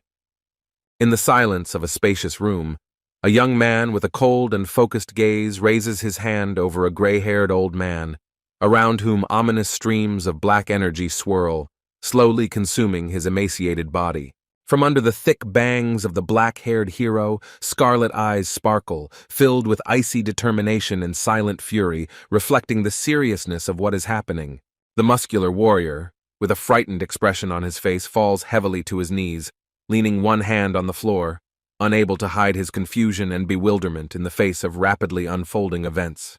The young man, sitting opposite in a pose of deep meditation, continues to fill the elder with his pure and powerful aura, allowing light streams of energy to slowly penetrate his exhausted body, giving him new strength and hope for healing. Against the backdrop of a deepening purple shadow, a young man with his eyes closed and beads of sweat on his face ponders how the old man was able to withstand for so long the destructive force slowly tearing him apart from the inside. Standing next to the old man, the black-haired youth with a gloomy expression on his face realizes that if he had been just a few moments late, it would have been impossible to save the old man from certain death. The old man, with his lips tightly pressed together and a tense expression on his face, desperately holds back the uncontrollable outburst of inner power, while the youth behind him watches with concern and respect as he drains the last of his kai. An alarming question arises in the young man's mind. Why is this old man, despite exhaustion and pain, ready to give his strength completely for the good of other people, without asking for anything in return? The boy, straining every muscle, presses his palm against the old man's back, transmitting to him a flow of his internal energy and quietly whispering that he will cleanse his body of filth and exhaustion. A thin, silver thread of energy slowly passes through their connected bodies, and the young man, clenching his teeth from the effort, decides to transfer a little more of his own power to the old man in order to restore the disrupted circulation and bring life back to the tired body. The old man, with beads of sweat streaming down his emaciated face, exhales heavily, unable to utter a word, as if every breath was given to him with unimaginable difficulty. The man with the bandage on his face, his eyes wide with amazement, watches as the sage slowly but surely fills with new strength, and a question arises in his soul as to how the elder gentleman was able to do something like this. The young man, sitting in the lotus position in the middle of a luminous field, thoughtfully recalls how, at that fateful moment, contact with the ancient skeleton became for him the key to understanding and awakening the sleeping force. Feeling that the process is complete, the young man carefully removes his hand from the old man's back and calmly says that everything is ready, allowing him to feel the fruits of their joint labor. The old man, with a face full of surprise and pupils emitting bluish reflections of energy, remains sitting in complete confusion, not fully understanding what has happened. Kneeling, the elder, as if enveloped in a thin veil of luminous blue flow, emits energy that fills the space around with a warm, soft glow. Silently, with a trembling amazement in his heart, he carefully examines his changed body and slowly realizes that completely new sensations and powers have awakened within him, which he had long since lost. The man with the bandage on his head, not believing his eyes, exclaims with gigantic, almost childish amazement that the elder's chakras have opened again, as if the heavens themselves had decided to grant him another chance. He quickly adds that it seems that the vice chief has managed to achieve a new rank, while the elder is still enveloped in a shimmering stream of his restored and powerful energy. The man, all beaming with happiness, struggling to find words from excitement, excitedly asks how this is even possible, and stumbling over every word with sincere trepidation, congratulates Vice Head Du on this miracle. Both of them, overcome with anxious excitement, turn their tense gazes to Yu Xin Wung, not daring to say a word, as if realizing that it was he who was behind this incredible achievement. The young man, with his eyes closed and a deep calm on his face, remains motionless, as if separated from the surrounding world by a thin veil of concentration. He continues to stand in place, without opening his eyes, and a barely noticeable light smile plays on his face, as if he is silently enjoying the result of his difficult path. A new panel of achievements flashes before his inner eye, a shining and long-awaited reward for all the suffering, trials, and efforts to which he has been striving all this time, not allowing himself to doubt the chosen path for a moment. The black-haired youth, with a satisfied smile on his face, sincerely happy with his achievements, mentally sums up the recent events, recalling how, having absorbed the curse before Jinung, he was able to open the fourth circle of mana, complete one quest, start a new one, and get the opportunity to be cured from the harmful influence of the dark force. Yu Xin Wung, with a cold gaze and half-closed eyes, silently watches what is happening, hiding behind his outward calm, his evaluating thoughts about his next steps. The old man, with a noble expression on his face, folded his hands in a sign of deep respect, bows before the Savior with gratitude and sincere respect, expressing his eternal gratitude for the salvation. The young man, with a slight smile on his face, scratches the back of his head like a child, sitting on the floor opposite the old man and the warrior, who look at him with admiration and distrust, trying to understand how he managed to recognize the poison and cure it. Two men, one wearing a red headband and the other with a silver streak in his hair, lean forward with shining eyes and genuine curiosity, asking the hero to explain to them how he was able to perform such a miracle. The young man, with a serious expression on his face and his fingers clenched into a fist, calmly states that he knew about the existence of the poison because he himself was poisoned by the same curse. The warrior with the bandage and the old man with his hair tied up look at the young man in shock, hardly believing what they have heard, while he calmly explains that in fact it is not a matter of ordinary poison, but of a curse placed on them. The old man, with a worried face, frowning and not hiding his confusion, demands that the young man explain where exactly he learned about the existence of such an ominous force, while he remains imperturbable. The young man, with a slight half-smile on his lips, half-turnedly admits that in fact he only accidentally heard about the existence of the curse and took advantage of the knowledge he received. The warrior with the red headband exclaims in horror and with wide eyes, trying to understand who could have told the young man about this deadly curse. The young man, with a serious expression on his face, confidently raises his hand and begins to explain, reminding that he himself experienced the effects of the poison. Upon hearing his confession, the two men react with shock, one of them screaming indignantly while the other listens attentively to the explanation with alarm. Sitting opposite them, the young man calmly clarifies that this is not about ordinary poison, but about a curse imposed by someone secret. One of the men asks again with disbelief and tension how he knew about such a terrible curse. The young man, looking away, admits that he himself was not the original source of the information, but merely heard about it. The strong warrior's face is distorted with anxiety, and he asks in panic who told the young man about this. With seriousness in his eyes, the young man slowly and clearly pronounces the word that makes everyone shudder: "Father." Both men's mouths drop open in shock, not believing what they've heard, their faces full of horror and incomprehension. Calmly crossing his arms over his chest, the young man confirms his belief by saying that his father was killed by the same curse. With a malicious glint in his eyes, the older man furiously asks who is behind this terrible tragedy. The young man, with a serious expression on his face, tightly grips the hilt of the sword, drawing it from its sheath, and tells how his father miraculously found this weapon. Putting a sword to his face, the young man speaks of a great power capable of destroying everything in its path. Shrouded in blinding lightning, the young man stands with his sword raised, radiating incredible power. The shocked old man cries out in despair the name of the dragon hidden among the white clouds. The mighty warrior, amazed by what he saw, clutches his chest, feeling all the majestic power that flared up before him. Tears stream down the old man's face as he acknowledges with a bright smile that before him is the legend of the 12 Swords of Thunder. A flashback shows a figure of a warrior engulfed in blue flames, holding a sword and pondering why such a powerful technique was forgotten by the Baekwung clan.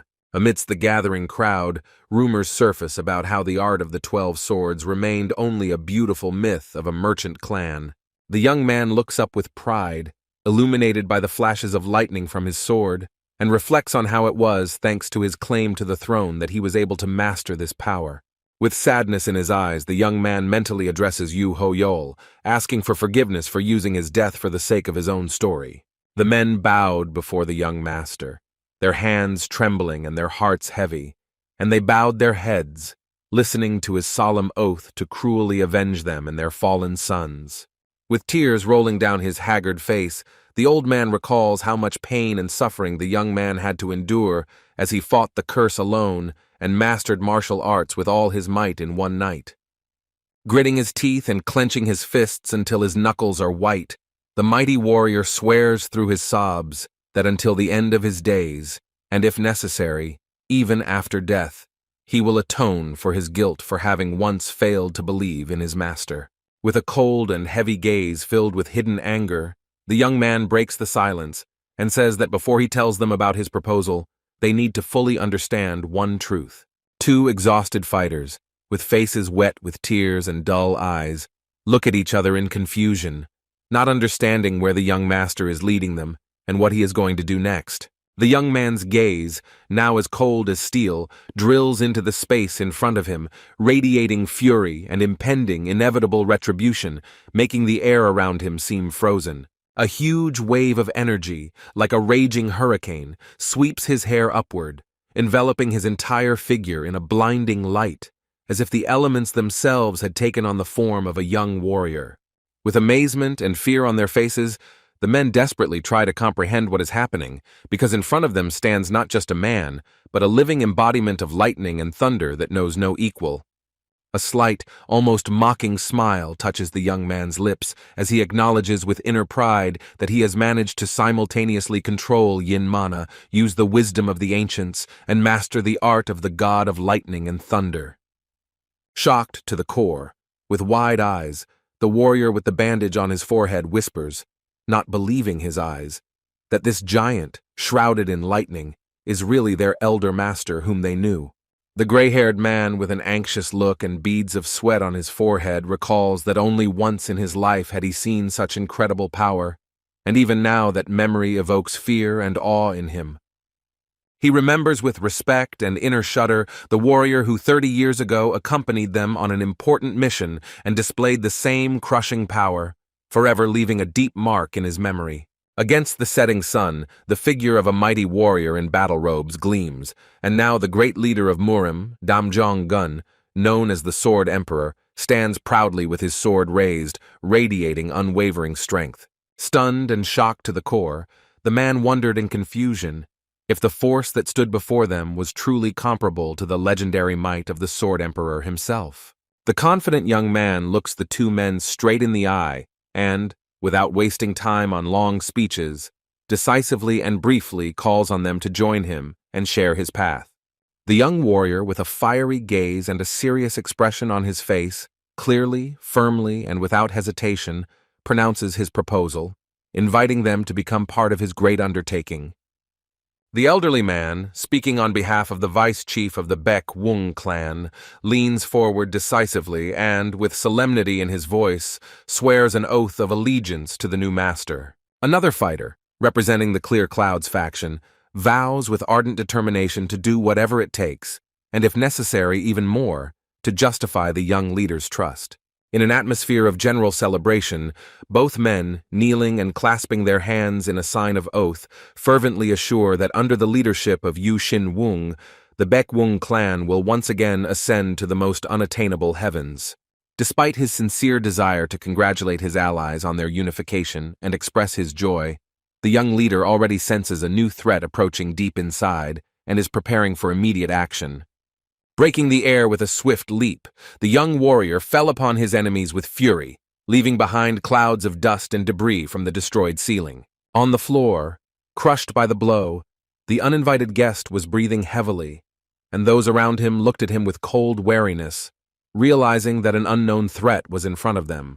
At the moment when the old man was holding the spy tightly by the head, the man with the red bandage on his face, barely containing his indignation, sharply noted that before them was a clear example of the use of dirty secret surveillance techniques. A powerful hand roughly grabbed the stranger by the clothes, easily lifting him, like a pathetic doll, above the bloody floor. The spy, his face pale and full of despair, slowly looks up, while the others, not hiding their rage, indignantly whisper about how this traitor is clearly connected to the Red Cloud faction. In a calm but threatening voice, the young man ordered the prisoner to convey to his master the ominous news of his imminent death, and the crunch of bones rang in the air, emphasizing the inevitability of the threat. The scoundrel's mouth, hysterically choking with foam, already foreshadowed his imminent death, as if fate itself was passing its final sentence on him. The man with the bandage, seized with sudden anger, rushed from his place towards the traitor, but the sage, remaining cold and focused, only calmly noted that it was too late to change anything. Exhausted and dying, the spy foamed at the mouth and whispered about the hidden poison between his teeth, before his body fell limp on the cold floor forever. Everyone present suddenly turned in one direction, as if they had caught something unusual and ominous that had disturbed the precarious balance of what was happening. Their faces remained outwardly calm, but behind this mask of clarity, deep confusion and tension could be clearly seen in their eyes. As he passed the men, Yu Xin-wung, without slowing down, calmly threw over his shoulder that it would be better for the traitor to admit everything himself and repent. All three, filled with determination and inner focus, walked forward with a firm step, ready for any development of events. The man with a frightened face raised his hand in panic, as if trying to protect himself from the impending threat, desperately shouting the name of Sam Bon and not understanding what was happening. A giant with a cold, merciless gaze raises his sword high above his head, preparing to deliver a crushing blow, and in front of him a man trembles in fear, instinctively covering himself with his hands. Without hesitating for a moment, the warrior swiftly and mercilessly lowers his sword, cutting through the night darkness and leaving a bloody trail in the air. Surrounded by a large detachment, the formidable leader, with an unwavering expression on his face, orders his opponents to lay down their arms and surrender, clutching his sword tightly in readiness for battle. The stunned guards, clutching swords in trembling hands, scream in despair and demand an explanation, indignantly pointing to the gross violation of order in the common area. With his face distorted with anger, the warrior, glaring at his opponents, rushed into the attack, his blade flashing in the pre-dawn darkness. With a rasp of rage and despair, the other man with a sword in his hand shouted, not believing the madness of the Red Cloud faction. In a whirlwind of rage, warriors with burning eyes and bloodshot blades rushed forward, cutting through the air with scarlet flashes of rage. Above the dark rooftops under the full moon, cries of pain and dull thuds echoed in the silent night. Watching what was happening with horror and anger, the fighters screamed, begging their opponents to stop before blood covered the entire square. The Clear Cloud's general, full of determination, and with an angry expression on his face, loudly gives the order to the warriors to stand in battle formation and prepare for battle. The White Cloud warriors, weapons tightly clutched in their hands and determination in their eyes, rush to the aid of their allies, strengthening the battle lines. With a contemptuous grin, one of the opponents loudly ridicules his enemies for their pitiful weakness and, without hesitation, orders them to be mercilessly destroyed. Two vast armies, driven by determination and hatred, clash furiously on the battlefield under an alarmingly dark sky. Heart-rending cries of pain can be heard from behind the dark walls, and alarmed residents look out in alarm, trying to understand what is happening. Shocked and horrified, the elders struggle to comprehend what is happening, wondering why the once united clans have begun a fratricidal war. With a sinking realization, the elders notice that the warriors of the small clouds seem to have decided to stand aside and not get involved in the madness of the battle. In the heat of the escalating argument, one of the senior warriors, filled with rage, demands an immediate explanation for the massacre that took place. With a shocked expression, the other elder exclaims that Yu Jin-sang really decided to start a bloodbath just because of rumors, and he doubtfully demands to see evidence. With a cold, sinister smile, the faction leader replies that there is no need for proof, since all of their enemies have long been plotting to overthrow the younger master and take his place. The enraged man in white robes points to the side in despair, loudly exclaiming that there may be innocent people among those people because they are all part of their big family, while his interlocutor, with an indifferent expression, coldly replies that he is starting to get on his nerves. A man with an arrogant grin, dressed in a warm cloak, smirks and remarks that everything could have been much simpler if his interlocutor had obeyed their order without hesitation and had not dared to object. Two figures in white robes fly back with a cry of despair, unable to repel the powerful attack, as if thrown away by a blow of the wind in a whirlwind of torn lines. One of the warriors, gasping for breath, realizes with horror that he cannot escape the iron grip of the enemy, who mercilessly squeezes his throat, not allowing him to take a breath. A man with a red bandage on his forehead, with sincere contempt and a cruel smile on his lips, shouts for his opponents to die, not hiding his triumph in the face of their defenselessness.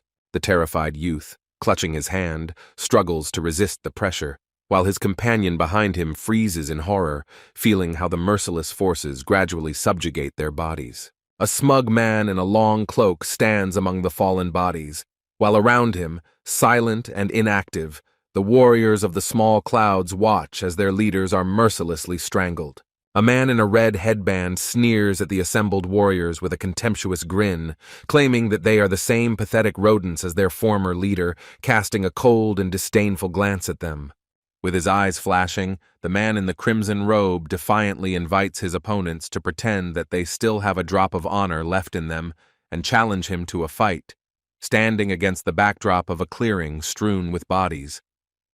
The man with a stern expression orders the white and clear clouds fighters not to let up and fight to the end. But deep down he realizes with annoyance that the spy was still unable to eliminate the necessary targets. A mighty warrior with bare hands brings down his blow with fury and force, framed by a sparkling scarlet light. At the moment of the crushing blow, the warrior's face was distorted with tension, and bright flashes of energy flew around him. A thunderous blow from a heavy sword fell to the ground, raising a cloud of dust and sending sparks flying in all directions. The crowd of warriors, with joyful cries and shining faces, raised their hands in greeting, meeting their arriving leader. 3 men in different clothes stand confidently next to each other, and their stern faces clearly say that they have come to help their allies.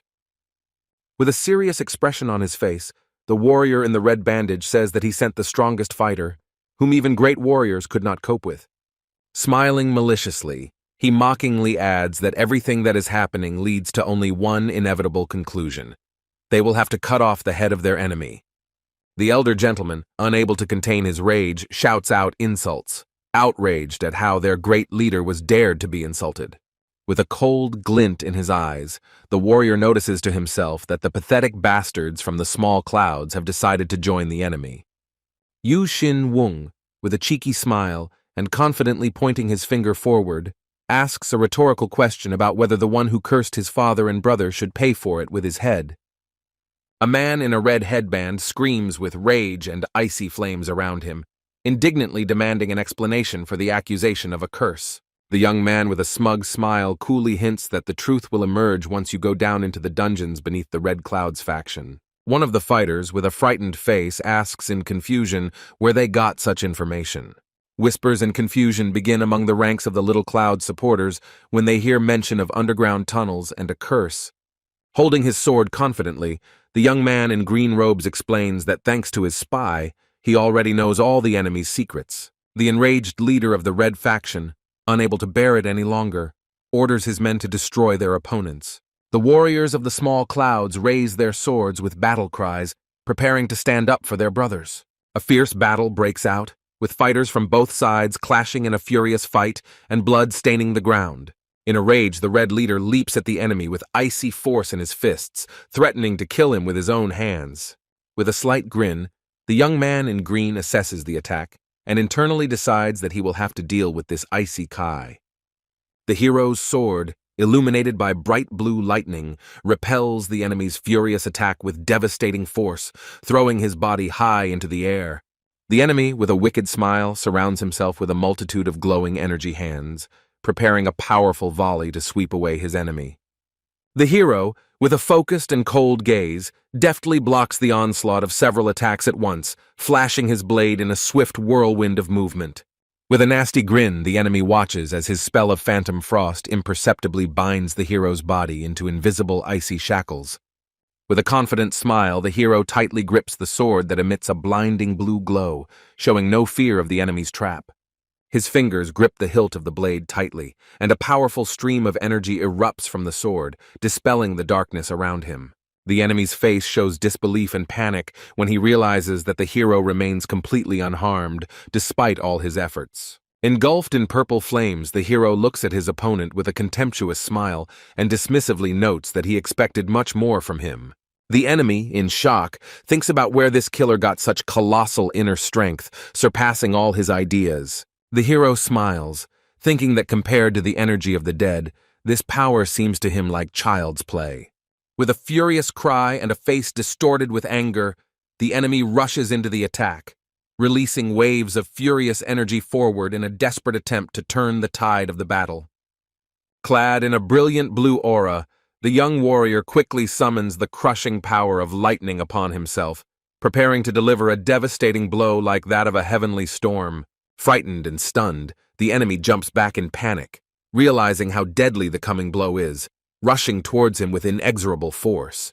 With a cold grin and unwavering confidence on his face, the young man approaches his shocked enemy, calmly throwing fatal words in his face about his delayed reaction. With a brilliant flash of light, his sword pierces the air, releasing a blinding wave of energy that quickly crashes down on the enemy, completely destroying their defenses. In fear and despair, the old man, his face twisted in pain, screams piercingly, realizing his imminent death as his body begins to shake under the onslaught of a force beyond his understanding. With lightning-fast steps, the young warrior, surrounded by flashes of blue light, rises above the fallen enemy, radiating undeniable majesty and icy calm before the stunned crowd. The assembled crowd is astonished when they recognize the young man as a master of the legendary art of the 12 Swords of Thunder, which once belonged to the god of lightning and thunder himself. One of the opponents, holding back his horror with all his might, tries to inspire his companions with a desperate cry, calling on them not to give in to fear in the face of unprecedented power. Having gathered his remaining forces, the leader announces to the crowd his numerical superiority, assuring them that despite their fear, the outcome of the battle is supposedly predetermined by their numbers.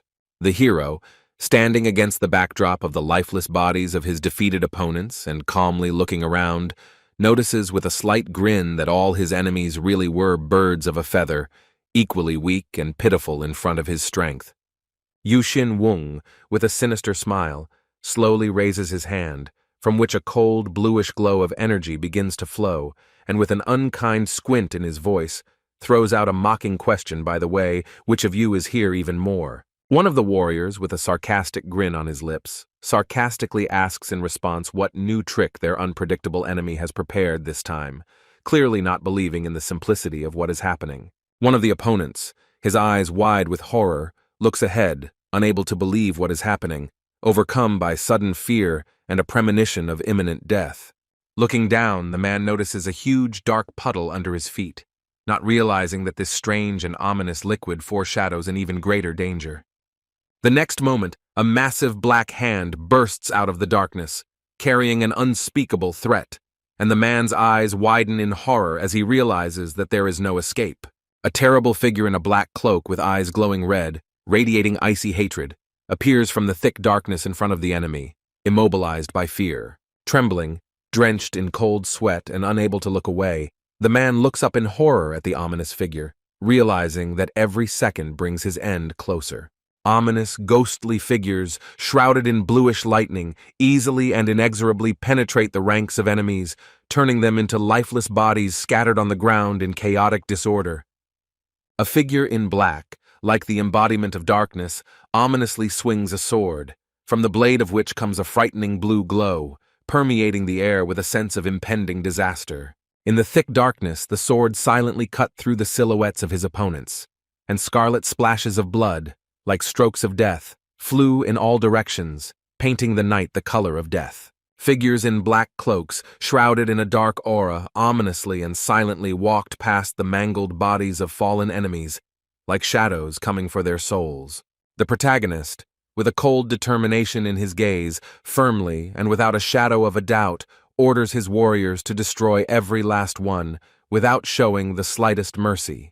The terrified opponents, realizing the hopelessness of what is happening, try to escape in panic from the approaching shadows in black cloaks, desperately shouting that this is the embodiment of the art of chaos. The two men's serious, sharp gazes meet in silent understanding of what exactly the older gentleman meant when he spoke of unpredictable power.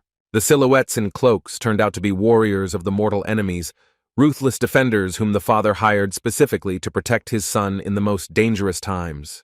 The young man calmly explains that these creatures will be loyal to him for a whole year, protecting him from any threats, like a living shield created from darkness. With a serious expression on his face, the young man adds that in exchange for their protection, their father passed on to them the ancient ancestral art of the divine technique of lightning and thunder, a secret that cost many sacrifices. The man with the bandage on his head, barely hiding his displeasure, says with a heavy claim that giving the family art into the hands of hired killers is too high a price that not everyone would dare to pay. Yu Xin Wung, keeping a completely calm face, gently reassures them, saying that all of this is just a carefully thought-out lie created for their own good and salvation. A figure in a black robe stands in front of the warrior, and everything is explained by the fact that if you use the Phantom Cloak skill on skeletons, they can hide their bodies under cloaks and merge with the shadows of opponents, becoming invisible. Yu Xinwung, with a puzzled expression, repeats that he had to make everything up on the fly, but fortunately, everything worked out well and gave a great result. The robed figure wounds the warrior with one swift movement, dealing him a fatal blow from which there was no escape. A flock of unknown creatures stands around the fallen victim, exuding an all-consuming fear that makes even the bravest tremble. The crowd of amazed warriors watch in amazement at the might of the future leader's squad, wondering how powerful the leader himself will be if his subordinates are already so terrifying. Natovpi joyfully shouts words of victory, glorifying the name of Yu Xinwung and celebrating his triumph. Yu Xinwung, with a dark and ominous look into the distance, remembers that he still has to deal with the two remaining degenerates, whom he intends to wipe off the face of the earth. The young man shouts out the order to attack the leader of the Red Clouds in a loud and confident voice, filling the warriors' hearts with determination. The warriors, together with their leader, rush into the attack on the enemy with determination, ready to defeat anyone who stands in their way.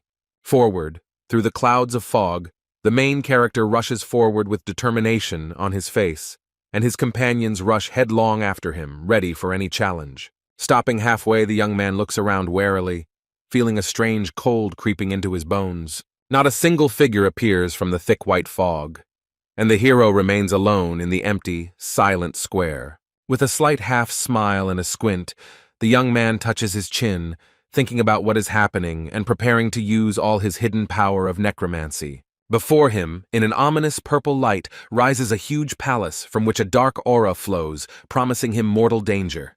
The enraged mage slams his fist into the ground, causing the floor to crack under his angry power, and a heavy vibration of rage and despair hangs in the air for a moment.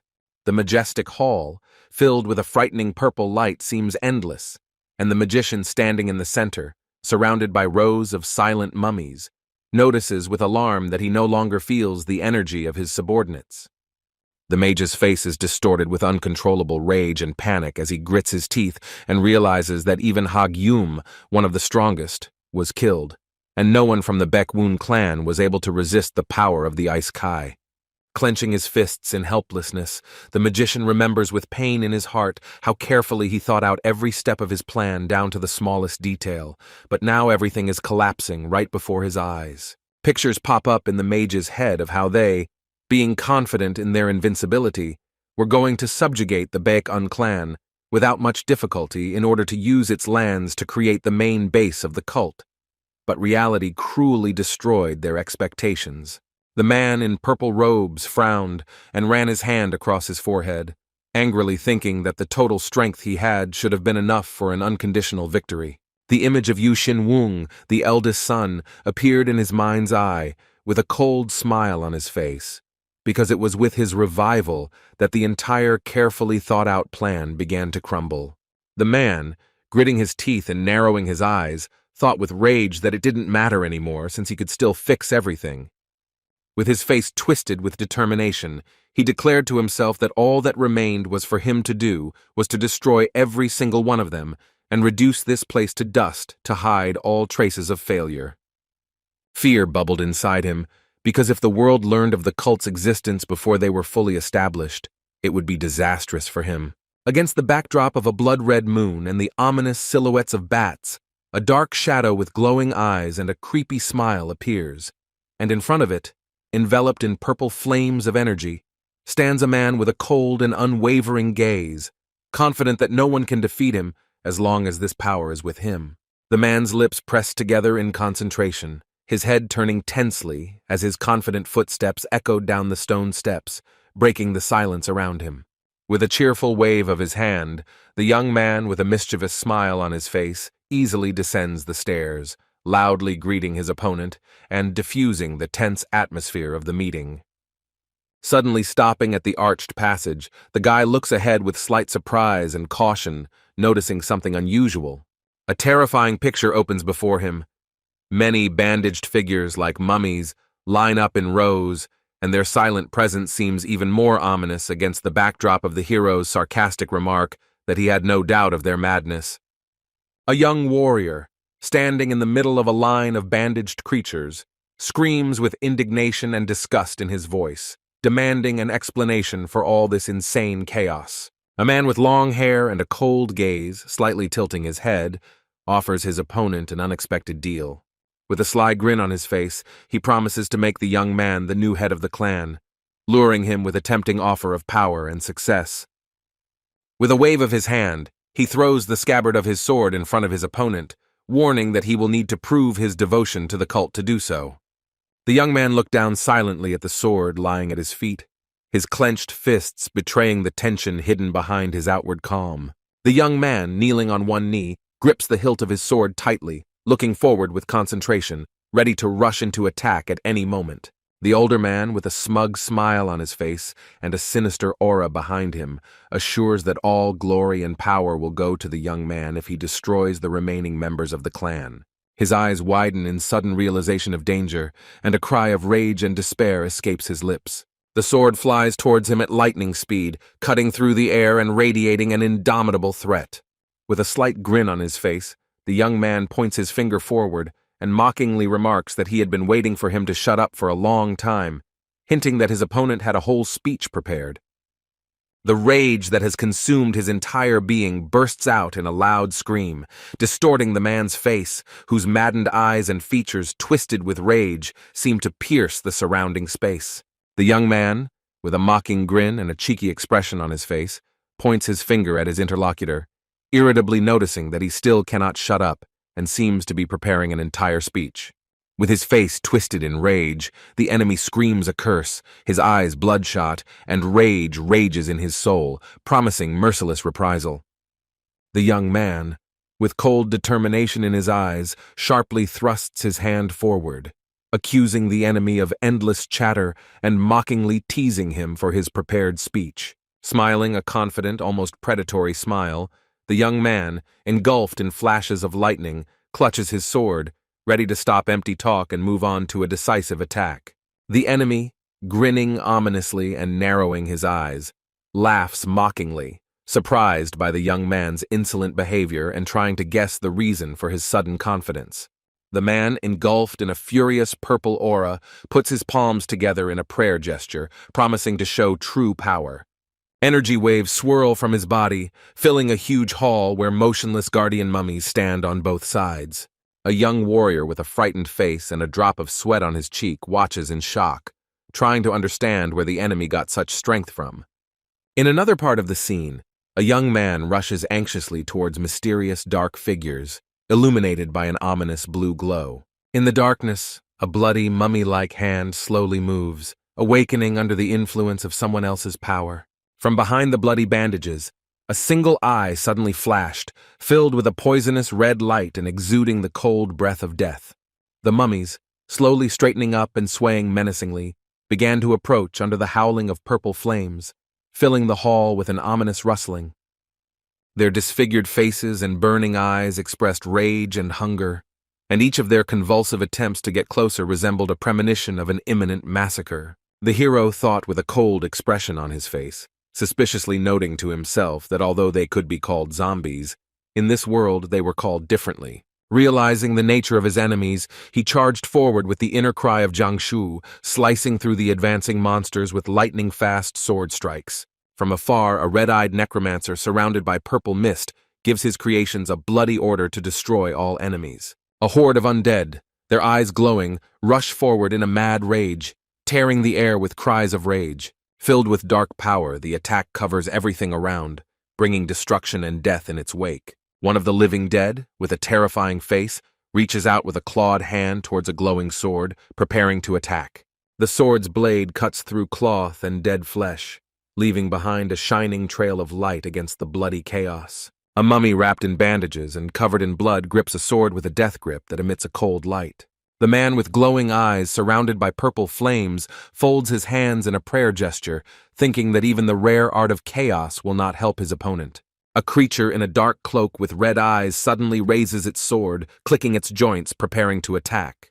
His eyes, filled with a malicious light, watch his opponents warily as he prepares to deliver the killing blow. Crowds of bloody mummies rush forward with terrifying screams, clinging to the black figure, trying to tear it apart. In the midst of a furious battle, dark silhouettes and bloody mummies collide in chaos, where every blow of a cold blade tears apart crowds of half-dead creatures. The young man thought with a serious look that each of these Jianshi possessed the power of a supreme warrior, and realized that it would be incredibly difficult to destroy them in a fair fight. He watches in amazement as the dark figure easily cuts through the ranks of the undead, while the old man himself is not harmed by the opponent's blows. With a keen eye, the young man comes to the conclusion that this old monster is simply trying to buy time by hiding behind the endless attacks of his puppets. Indeed, in the depths of the hall, Kwak Un-san, after awakening, begins to perform a mysterious ritual, scarlet runes glowing beneath his feet as he is immersed in sinister sorcery. Shrouded in the glow of mana, the youth with a cold determination in his eyes gains a new understanding of how to destroy all the Jiangshi at once. The old man watches the boy's extraordinary concentration of internal ki with mockery, wondering what kind of plan he has in mind this time. With a grim grin, the young man realizes that his next skill will use up 60% of his total yin mana, but that doesn't stop him. Clenching his fist, he activates a fearsome skill called Corpse Explosion, preparing to crush his enemies with a powerful wave of destruction. On the battlefield, the bodies of the Jiangshu begin to shudder and crack, foreshadowing an imminent catastrophic explosion from which there will be no escape. A deafening explosion shakes the mummies' bodies, causing them to fly apart in a whirlwind of blood and light. The shaman's face contorts with horror as he realizes the impending catastrophe reflected in his dilated scarlet pupils. A huge flash of light erupts from the building, illuminating the night sky and turning everything around into a blinding flame. A moment later, the temple is torn apart by a powerful wave of fire, scattering fragments of the walls and collapsing everything inside. Amidst the clouds of smoke and ash-shrouded ruins, a black figure rises with difficulty, shaken by a cough. From the clouds of thick smoke, shadows of mutilated bodies slowly emerge, merging into a black mass. Amidst the ruins, a young warrior struggles to his feet, while dark figures in black cloaks stand around him. Pressing his hand to his chest, the young man thinks with alarm about how dangerous the power of the explosion was. With a slight smile on his lips, he notes that the old man, as always, doesn't care about anything. Looking around the ruins, the hero wonders where the old man Kwak Un-san disappeared to, feeling the remnants of the energy of his ritual in the air. Before the hero's eyes appears a vision of monsters from his past life, whose sinister aura seems to come to life in this world, plunging him into confusion and anxiety. The hero, surrounded by black figures, is horrified by the impending threat, and tension hangs in the air, ready to explode at any moment. A shadow of surprise flashes in the young man's eyes as he senses the approach of a new danger, so sudden and powerful that even time seems to stand still. A crimson column of energy falls from the dark sky with a deafening roar, piercing the ground and raising clouds of rocks and dust into the sky. Bursting with a purple flame, the old man's figure, engulfed in a dark power, bursts into mad laughter, rising above the field of destruction. Engulfed in a mad flame of magic, the man with a mad smile shouts loudly, praising the power of the demon lord and enjoying the fear of his enemies. Grinning sinisterly and flashing his scarlet eyes, he confidently boasts of the power available only to the chosen few, blessed by the demon lord himself. His eyes suddenly widen in horror as something incomprehensible and terrifying appears before him, tearing his confidence to pieces. Against the backdrop of ruins, his chin thoughtfully pressed to his fist, the young man carefully watches what is happening, as if assessing the situation down to the smallest detail. With a surprised but interested expression on his face, he quietly admires what is happening, sensing that something even more exciting awaits him ahead. Gritting his teeth in rage, the man in the purple flames wonders with disbelief if his opponent has gone mad, realizing that he has no aces left up his sleeve. With a face twisted in anger, the demon worshipper menacingly says that his enemy is just a pawn that he will destroy in the name of the demon lord. A shaman flying in the night sky, surrounded by dark flames, watches his opponent, pondering the strange nature of his power. Their gazes meet in a tense silence filled with dull hatred and silent determination. Grinning, the young man promises that he will find out all the answers when he beats the crap out of the enemy. The demonic sorcerer's face distorts with panic and fear as he realizes that he is losing control of the situation. Shrouded in dark flames, the sorcerer hangs in the air with an empty gaze, as if trying to preserve the remnants of his pride. The hero watches the enemy carefully, resting his chin on his hand and assessing his every movement in the cold light of the moon. A cheeky smile appears on the hero's face when he realizes his opponent's weakness and prepares to deliver the decisive blow. The demon-like warrior, shrouded in purple flames, stands motionless with a blank look, as if something inside him had suddenly snapped. His face, distorted with rage and despair, distorts even more when a cry of incomprehension and pain escapes his lips. With a sinister grin and a maddened gaze, he rushes forward, proclaiming the power of the demon lord's own blessing. His body begins to crumble into dark dust, as if the darkness itself is devouring his flesh, but he continues to laugh hysterically. The demon's face, just a moment ago full of malice and pride, gradually disappears in a whirlwind of black dust, leaving behind only a creepy smile. The hero stands among the ruins with a thoughtful expression on his face, surrounded by ghostly silhouettes in dark cloaks, lost in the clouds of fog.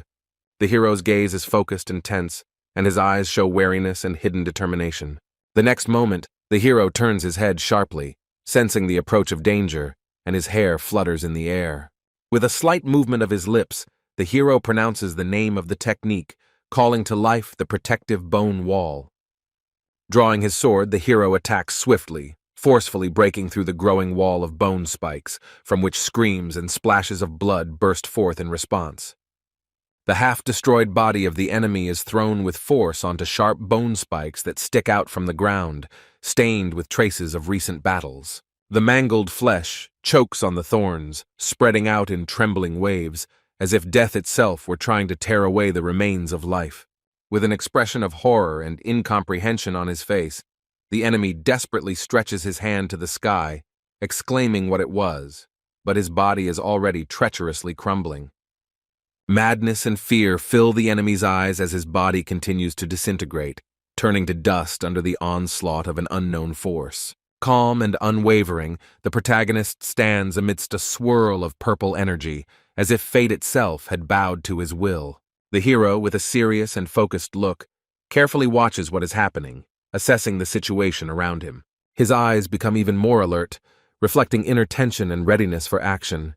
The hero listens tensely to every movement, feeling how the air around him becomes heavier and heavier.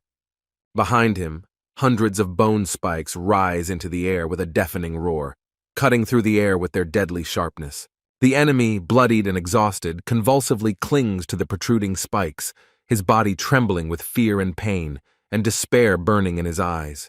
The hero watches with a slight grin as his enemy writhes in pain, pierced by sharp bone spikes. A sinister smile appears on the hero's face as he remarks with cold mockery that if the enemy were just a little to the left, he would have torn out his eye.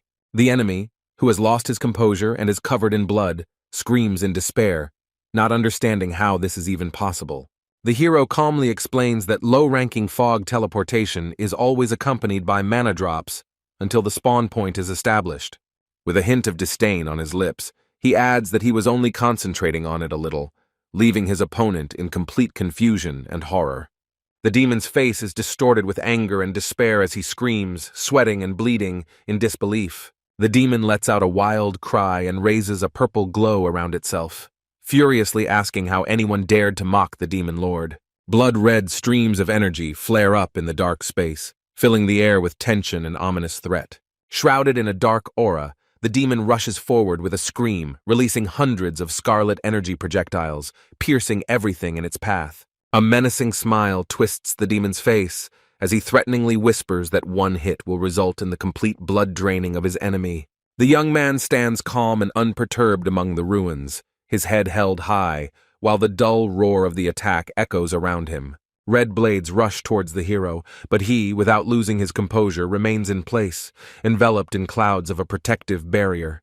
He folds his arms serenely across his chest and watches as the ghostly curtain of souls easily deflects the swift, bloody blades.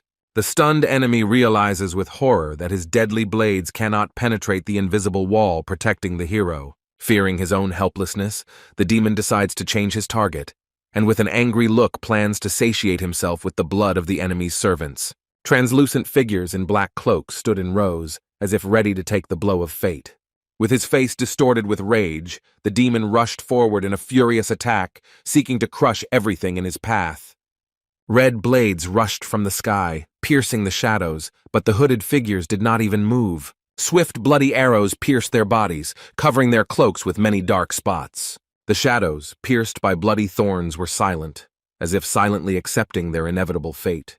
With wild laughter and madness in his eyes, the enemy absorbs the purple streams of energy, confident in the return of his power. The smile slips from his face as he realizes in horror that something has gone wrong and whispers words of despair. One of the skeletal warriors, impaled by bloody spikes, calmly notes that the attack had no effect. Amidst the dark battlefield, skeletal fighters covered in spikes remain unperturbed, slowly raising their swords. The young hero watches the enemy's attempts with mockery, mentally noting that skeletons have no blood to suck.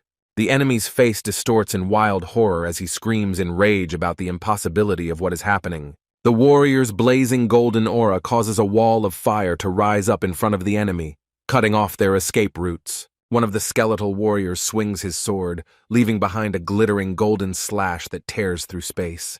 Whirlwinds of golden light rain down on the enemy from all sides, leaving them no chance to dodge. Realizing that he cannot escape, the enemy, in a desperate attempt, begins to disintegrate into tiny particles, hoping to move into the sky. An explosion of blinding light shakes the ground as the enemy's body falls down under the crushing attack. One of the black-robed warriors rushes forward, leaving a trail of energy behind him, while the young man watches him calmly, his arms crossed over his chest. The boy looks up in admiration, shocked by the incredible power unfolding before his eyes. One of the enemies falls, engulfed in icy blue lightning, while the rest watch warily as the unknown power unleashes. A black-robed figure stands unwavering among the rubble.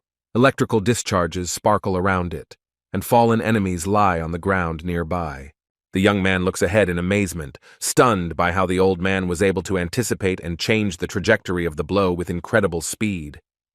The old man's wounded body lies on the cold ground, his face and clothes covered in blood from the crushing blow. The old man, breathing heavily and opening his eyes with difficulty, reflects with disbelief that his transformation was only a temporary transition. The young warrior, looking down with cold determination, notices that the old man's unstable form has begun to drain his life force. The old man, realizing his mistake and on the verge of death, bitterly admits that he should have relied on martial arts rather than illusory techniques. The hero, with a determined look, sharply bends his body into a fighting stance, defiantly throwing words of contempt towards the strength of his opponents. The enemy, lying on the cold ground, writhes in pain, his face distorted with suffering and hopelessness. The hero's cold and calm gaze pierces the night darkness as he asks his defeated enemy with a slight reproach whether he really does not understand what is happening. Against the backdrop of an ominous scarlet fog, the hero lists out loud the abilities that at first glance revealed the true nature of their owner.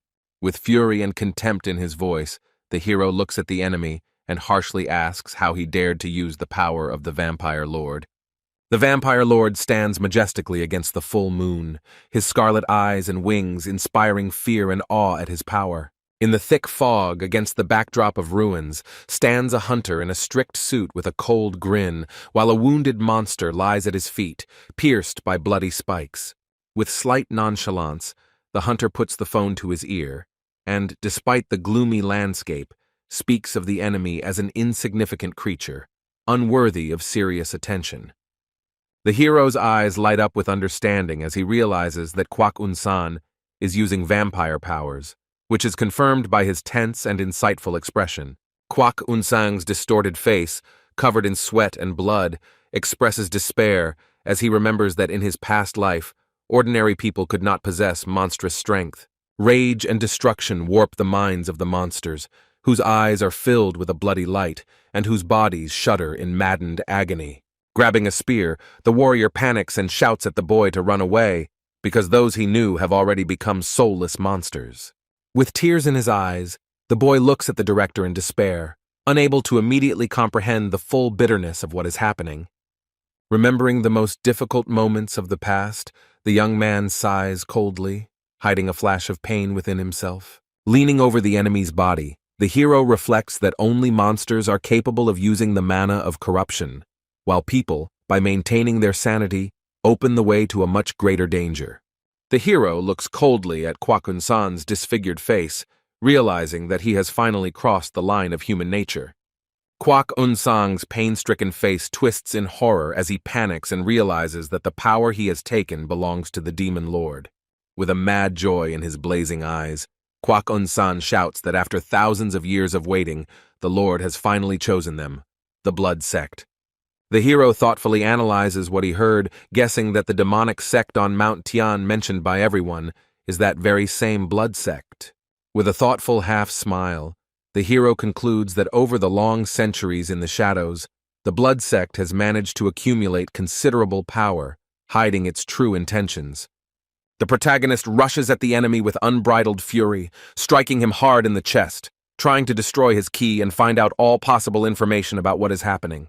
The young man grips the throat of his fallen enemy as he begs for death, and coldly and ruthlessly replies that his suffering is nothing compared to the pain of the innocent victims he has condemned to death. Yushin Wung silently and thoughtfully looks at his prostrate opponent, showing neither anger nor compassion.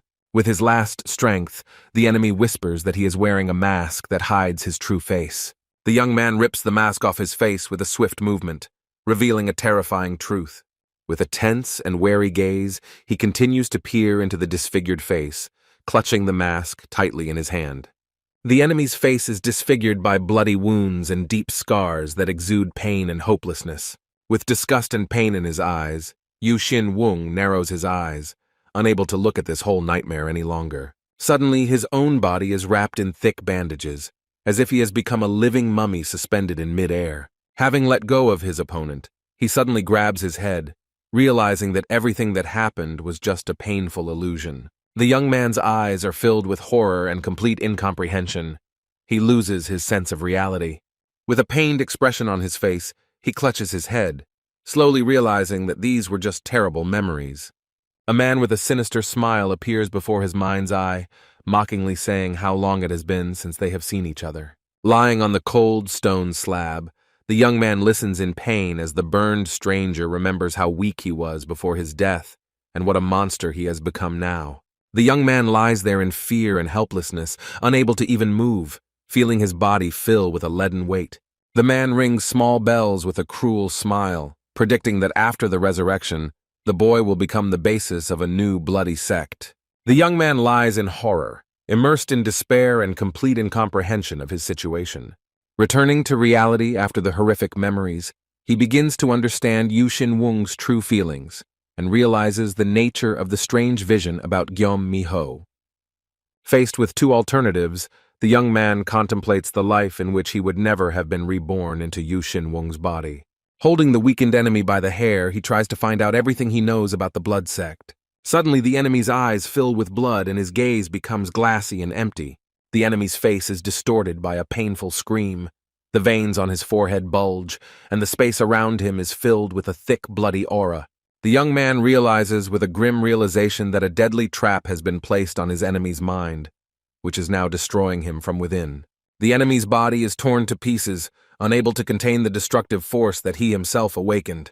Touching the lifeless body, Yushin Wung notes that the residual power within it was truly frightening. The enemy's disfigured face is forever pressed into the frozen ground, leaving behind only a dead shell. Sitting on the stone steps, Yushin Wung thoughtfully ponders that perhaps there really are beings in this world that are more powerful than him. An information panel appears in front of his face, stating that Kwakun-san has been recognized as a true monster.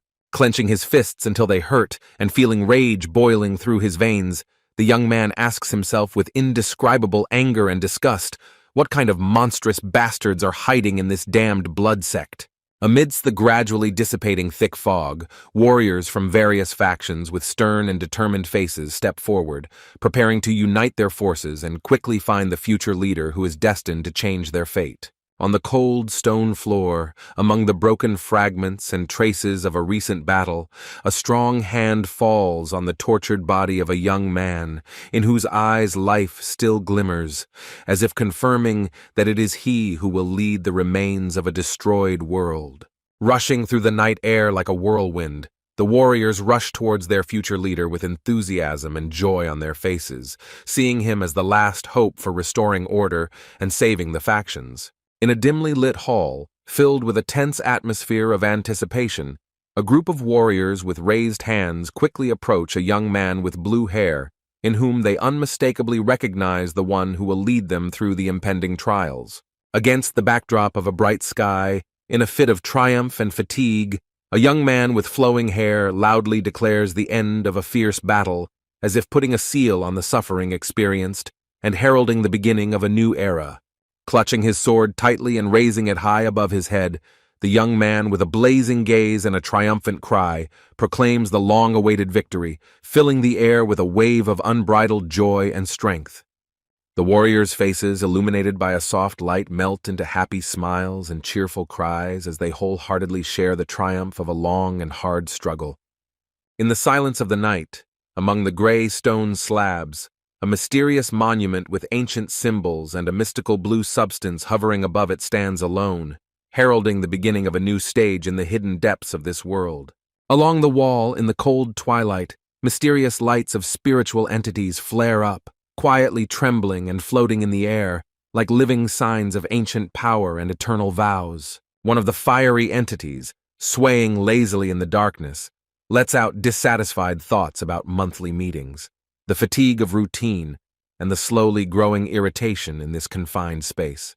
Shrouded in flickering blue flames, the entity gleams coldly in the darkness, reminding one that all that is happening is only part of a grand plan conceived in the name of the Demon Lord, requiring one to be careful with one's words. The heated flames, changing their hue to an ominous scarlet, flare up with a threat when one of the entities, in anger, promises to punish its fellow for the slightest display of disrespect. Above the mystical monument, surrounded by flaming signs, a new round of tense squabble flares up, where every spoken word becomes a spark that ignites the flames of conflict between ancient spirits. In the dead silence of the coldly lit hall, a call for calm sounds out, reminding the warring entities of the power of the Demon Lord and the need to maintain respect in his domain. The faint glow of the 6 gathered spirits hovering above the ancient altar causes alarm, as someone notes with concern that the time for the meeting has come, but part of the Brotherhood is still missing.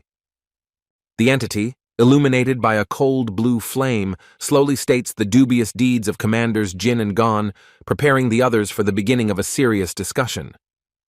There is a silence and a sense of responsibility over the ancient altar, surrounded by 7 flickering flames, as one of the spirits reminds that there is no change in the situation and everything must be completed within 3 months. One of the entities, slightly wavering in the air, admits to a problem that has arisen, hiding in its wavering an anxiety that could disrupt the fragile order of their secret meeting. Focusing on the words, the 2 spirits cautiously ask about the problem, trying to understand its essence and sensing that this could affect their further actions. One of the spirits, illuminated by a pale light, quietly reports on the tragedy in Zhejiang, where the reconnaissance detachment he sent was completely destroyed, filling the atmosphere with an alarming premonition of an impending threat. One of the glowing lights, enchanted in the darkness, reports with alarming seriousness that their reconnaissance squad was completely destroyed by a powerful explosion caused by a mysterious thunderbomb. Pale blue lights dance ominously around a mysterious octagonal artifact with yin and yang symbols, while anxious voices in the darkness weave questions about the extent of the damage caused by the thunderbomb. Another flickering light, trembling in the air with excitement, hastily adds that along with the scouts, they have irretrievably lost the vice shaman, as well as an elite squad of bloody warriors.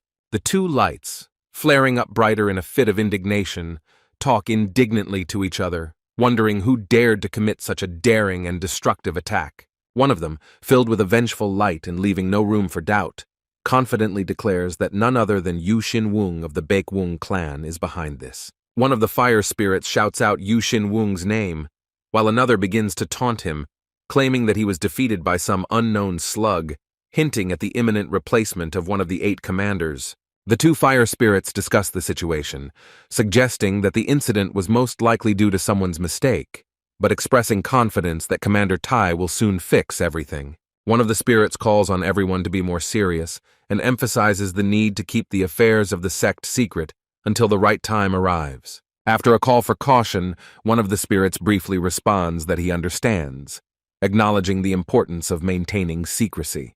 The spirits decide to end the meeting this month, and one of them, laughing, says that if the next meeting is the same, it promises to be very fun. A cloud of blue flame with the name Tae, filled with anxiety, quietly whispers the name of Yushin Wung, as if his fate has already been decided. A burst of furious fire distorts the blue flames into a scarlet storm, and in this fit of rage, Commander Tae vows to tear the enemy to pieces. The bustling tavern is filled with the sounds of patrons, one of whom demands another bottle of bamboo liqueur while the others eagerly await the continuation of the feast. At a nearby table, men are excitedly discussing the latest news, where one of them reports that the Baek Wung clan's mansion has exploded, and the entire Red Cloud faction has disappeared without a trace. Around the round table and while enjoying steamed pies, ask to tell all the details of the recent coup within the clan. The man pours the aromatic alcohol into a cup, telling how 3 of the 4 clan leaders chose Yushin Wung as the new leader, while the youngest son and the Red Cloud faction opposed the decision. The interlocutor recalls with a cold grin how many warriors died in the ambush, including the leader of the small clouds, but one person was still able to crush all the rebels. At the table, amidst a couple of hot pies, the narrator excitedly continues the story of how Yushin Wung revealed his martial art, and with one blow of his sword caused a storm, mastering the ancient art of the 12 Swords of Thunder. The man says with a smug smile that Kwak Un-sang was destroyed by a hidden thunder bomb in the Red Cloud's mansion, and Yu Jin-sang was captured and rumored to have become an addict. With disgust in his voice, one of the interlocutors shouts out that all these stories are lies, because such an ancient martial art has probably already lost its power. A group of men gather around a table in a noisy hall, and one of them wonders with suspicion and curiosity how the young phoenix was able to perform such feats, while the others mockingly call him a fat owl. One of the guests, smiling, exclaims that he heard that a real nightmare is happening in the Baek Wung clan right now, and the rest stand around him, laughing and making conversation. A rough man with a pie in his hand looks around warily, not understanding why attention has suddenly switched to him. 2 men in uniform approach the man and ask him to step outside for a minute to chat, to which he reacts nervously, barely managing to comprehend the situation. Against the backdrop of the night sky rises a majestic multi-story tower, gloomy and silent, as if hiding secrets that will soon be revealed. The man falls forward in panic, reaching out in a desperate attempt to grab onto something to avoid his inevitable fall. Kneeling on the cold stone floor, the man tearfully begs his captors to let him go, clasping his hands in a prayerful gesture. One of the guards accuses the man with cold contempt of insulting the young master, threatening him with death if he continues to talk nonsense. Freed but humiliated, the man runs away in horror, not forgetting to mumble in a trembling voice gratitude to his tormentors. The 2 warriors exchange worried glances as they discuss how the Wang Rock clan is spreading bad rumors about them and how many merchant communities are also trying to cause unrest. 2 warriors calmly discuss the situation in the city, while in the distance a man runs away in panic and the night wind rushes between the buildings. One of the men, with confidence in his eyes, declares that he doesn't care about the opinions of others, because his faith in the future of the clan remains unshakable, and his comrade supports him with a slight smile. On the balcony of the majestic building, lit by the soft light of lanterns, stand guards in black cloaks, calmly watching the young gentleman who is heading towards the doors. Under the watchful gaze of silent guards, a young man with a serious expression on his face solemnly walks out of a large building, as if taking the first step into a new life. With a look of relief on his face, the young man descends the steps, thinking that he has finally settled in the chambers of the clan leader, feeling how the long-awaited peace and recognition of him as the new head of the family is born in the hearts of people. The young man in the meadow looks back at the dark sky with concern, thinking that only 5 days have passed, and the master is already so exhausted that he does not even have time to sleep. The hero, drenched in sweat, breathes heavily with his eyes closed, trying his best to contain the fatigue and tension that has taken hold of his body. Sitting in a meditation pose, the hero, with an irritated and exhausted face, folds his hands in front of his chest, cursing at the stubborn enemies who do not give him peace. The hero breathes a sigh of relief, thinking that the blood sect has finally recalled its spies, and is glad that he managed to react to the threat in time. In the illuminated courtyard, 3 figures stand before the gathered crowd, and at the top, text explains that Yu Xin-wung, after defeating Kwak Wung-san, altered the memories of all the eyewitnesses, replacing them with a different course of the battle and the explosion of the mansion. The new skill memory manipulation causes a crowd of people with golden eyes to stare ahead in a daze, completely under the control of someone else's will. Having realized the full cruelty and madness of the blood sect, Yu Xin-wung understands that the slightest leak of information would result in the inevitable destruction of all witnesses. With a slight smile on his lips, the hero reflects on the fact that now the general danger has been averted, and only he will become a target for the enemies. Standing in a spacious room, Yu Xin-wung casts a spell that echoes through the air, filling the space with the mysterious whispers of shadows. Streams of dark energy begin to rapidly burst out from the dark corners of the room, sliding across the floor like living shadows. The hero, standing in the center of the room, thinks with relief that without the shadow whisper skill, he would not have been able to react to threats so quickly. The boy raises his hand with a thoughtful expression, realizing that attaching the whisper to all 200 clan members would be impossible even with a full 4th circle of mana. On his open palm, a red stone sparkles, thanks to which he was able to realize his plan, the Vampire Lord's Mana Stone. The hero, with his eyes closed and mana shining around him, ponders why the monster stone fell out of Kwak Un-san, even though it was the very thing that helped him. While stretching, the boy thinks that since the blood sect is a secret organization, it is unlikely that they will dare to attack directly. With a slight smile, the hero sums up his thoughts, deciding to become much stronger before the enemy has time to strike. The dark room fills with tension as the hero sternly orders the shadow guards not to let anyone into his chambers, after which the door closes behind him with a dull click. Standing in front of the lattice wall, the young man raises his hand and without hesitation speaks the command to open the hidden pocket dimension. A powerful stream of energy bursts out from his palm, forming a sparkling magic circle that disperses the air with the vibration of space. A huge purple portal of interdimensional storage opens before him, absorbing his gaze as the hero touches its surface with concentration, preparing to start with a new weapon. The first weapon item slowly disappears into the dimensional spiral, crumbling into mana dust in the light of the portal's glow.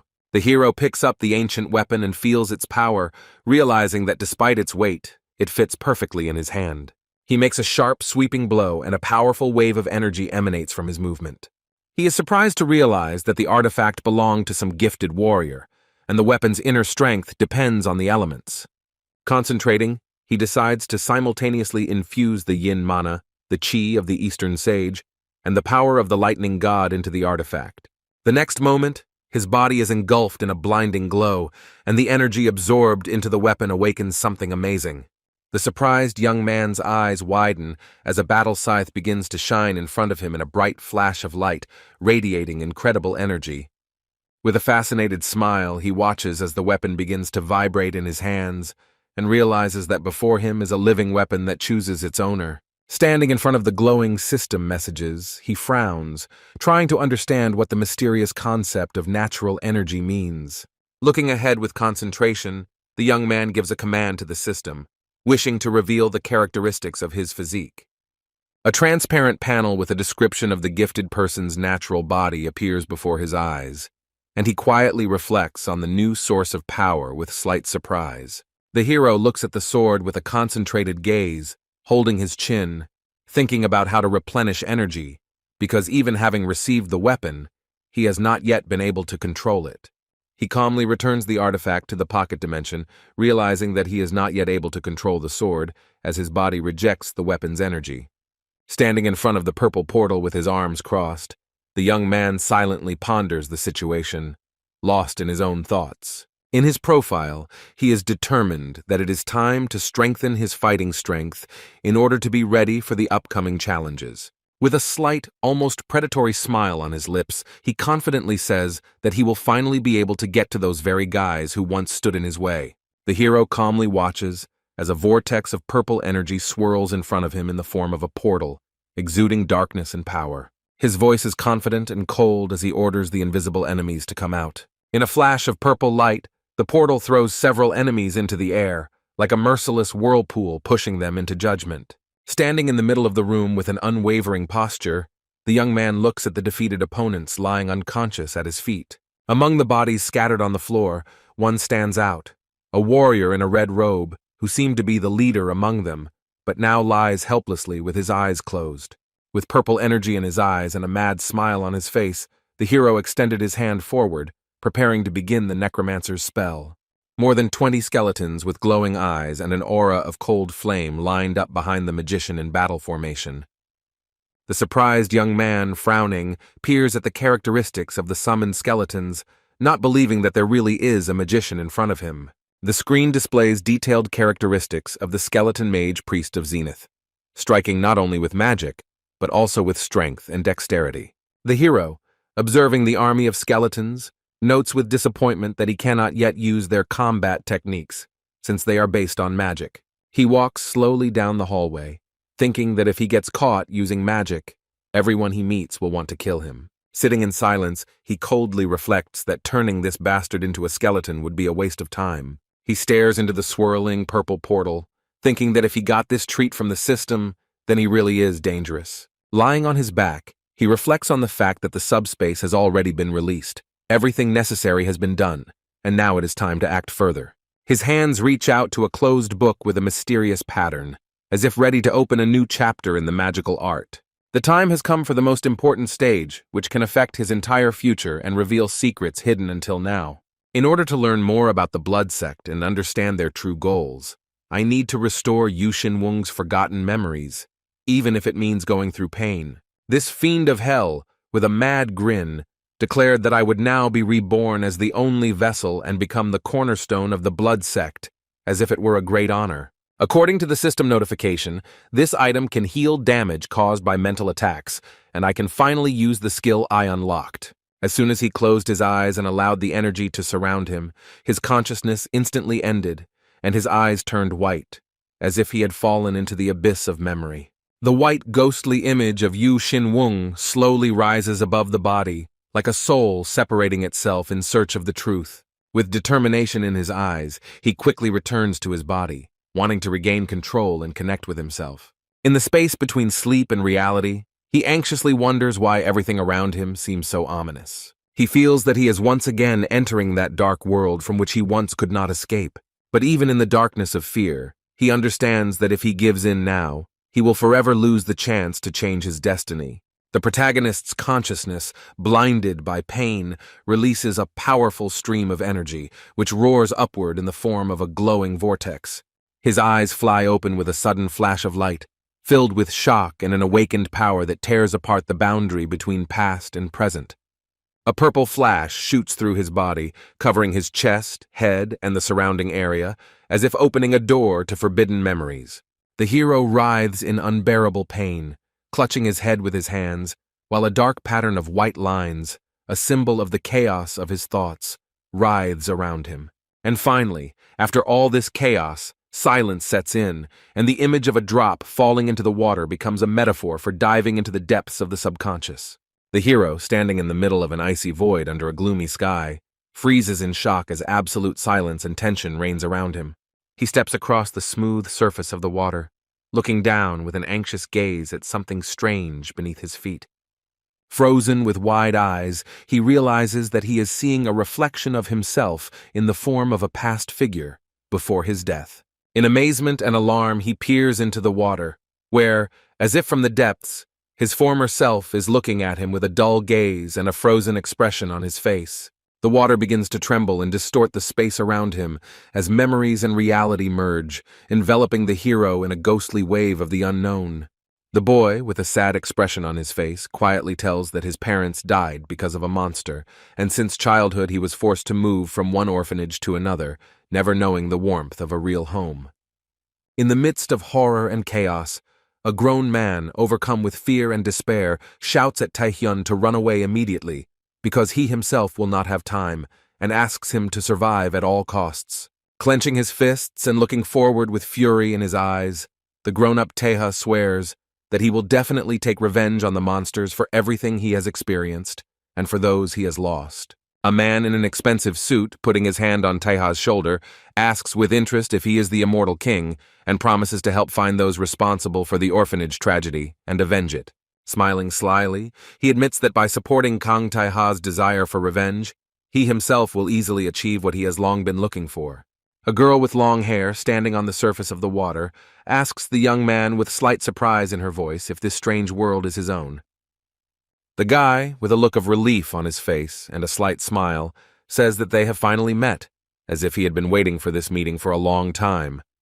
A mysterious figure in white robes slowly approaches him across the water's surface, and he looks at her with tension, trying to understand who she is and why she appeared at this moment. Yu Xin-woong stood in front of the mysterious figure, confusedly saying out loud that there was someone else in his mental world, although only the true soul of the owner could gain intelligence and form here.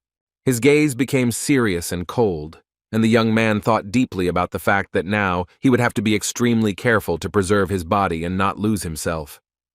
The reflection looked at him calmly, and like an old friend, replied that it had no intention of harming him. Then the image added with a slight smile that he did not need anything in return, because he appeared only to lend a helping hand at a crucial moment. With a thoughtful face and restrained breathing, the young man realized that the strange appearance did not carry any hostility, and their connection was explained by the fact that their souls existed in the same body. The stranger from another world said with warmth in his voice that he was going to give Yu Xin-woong what he had been searching for so long, dreaming of the opportunity to change his fate. Suddenly, a bottomless, icy abyss opened up between them, sparkling in the frosty light and seeming to invite them to test their resolve. Gathering all his courage, the young man took the first step forward, towards the unknown. They both moved forward slowly, sliding between giant frozen rocks, amidst the cold silence of the ancient mental world.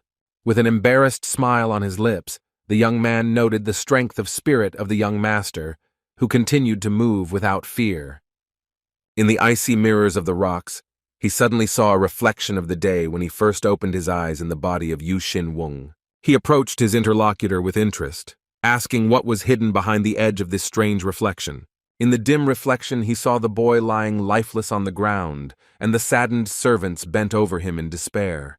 Suddenly, a mocking grin of their old enemy flashed in the frozen mirror, causing the young man's heart to clench with anxiety.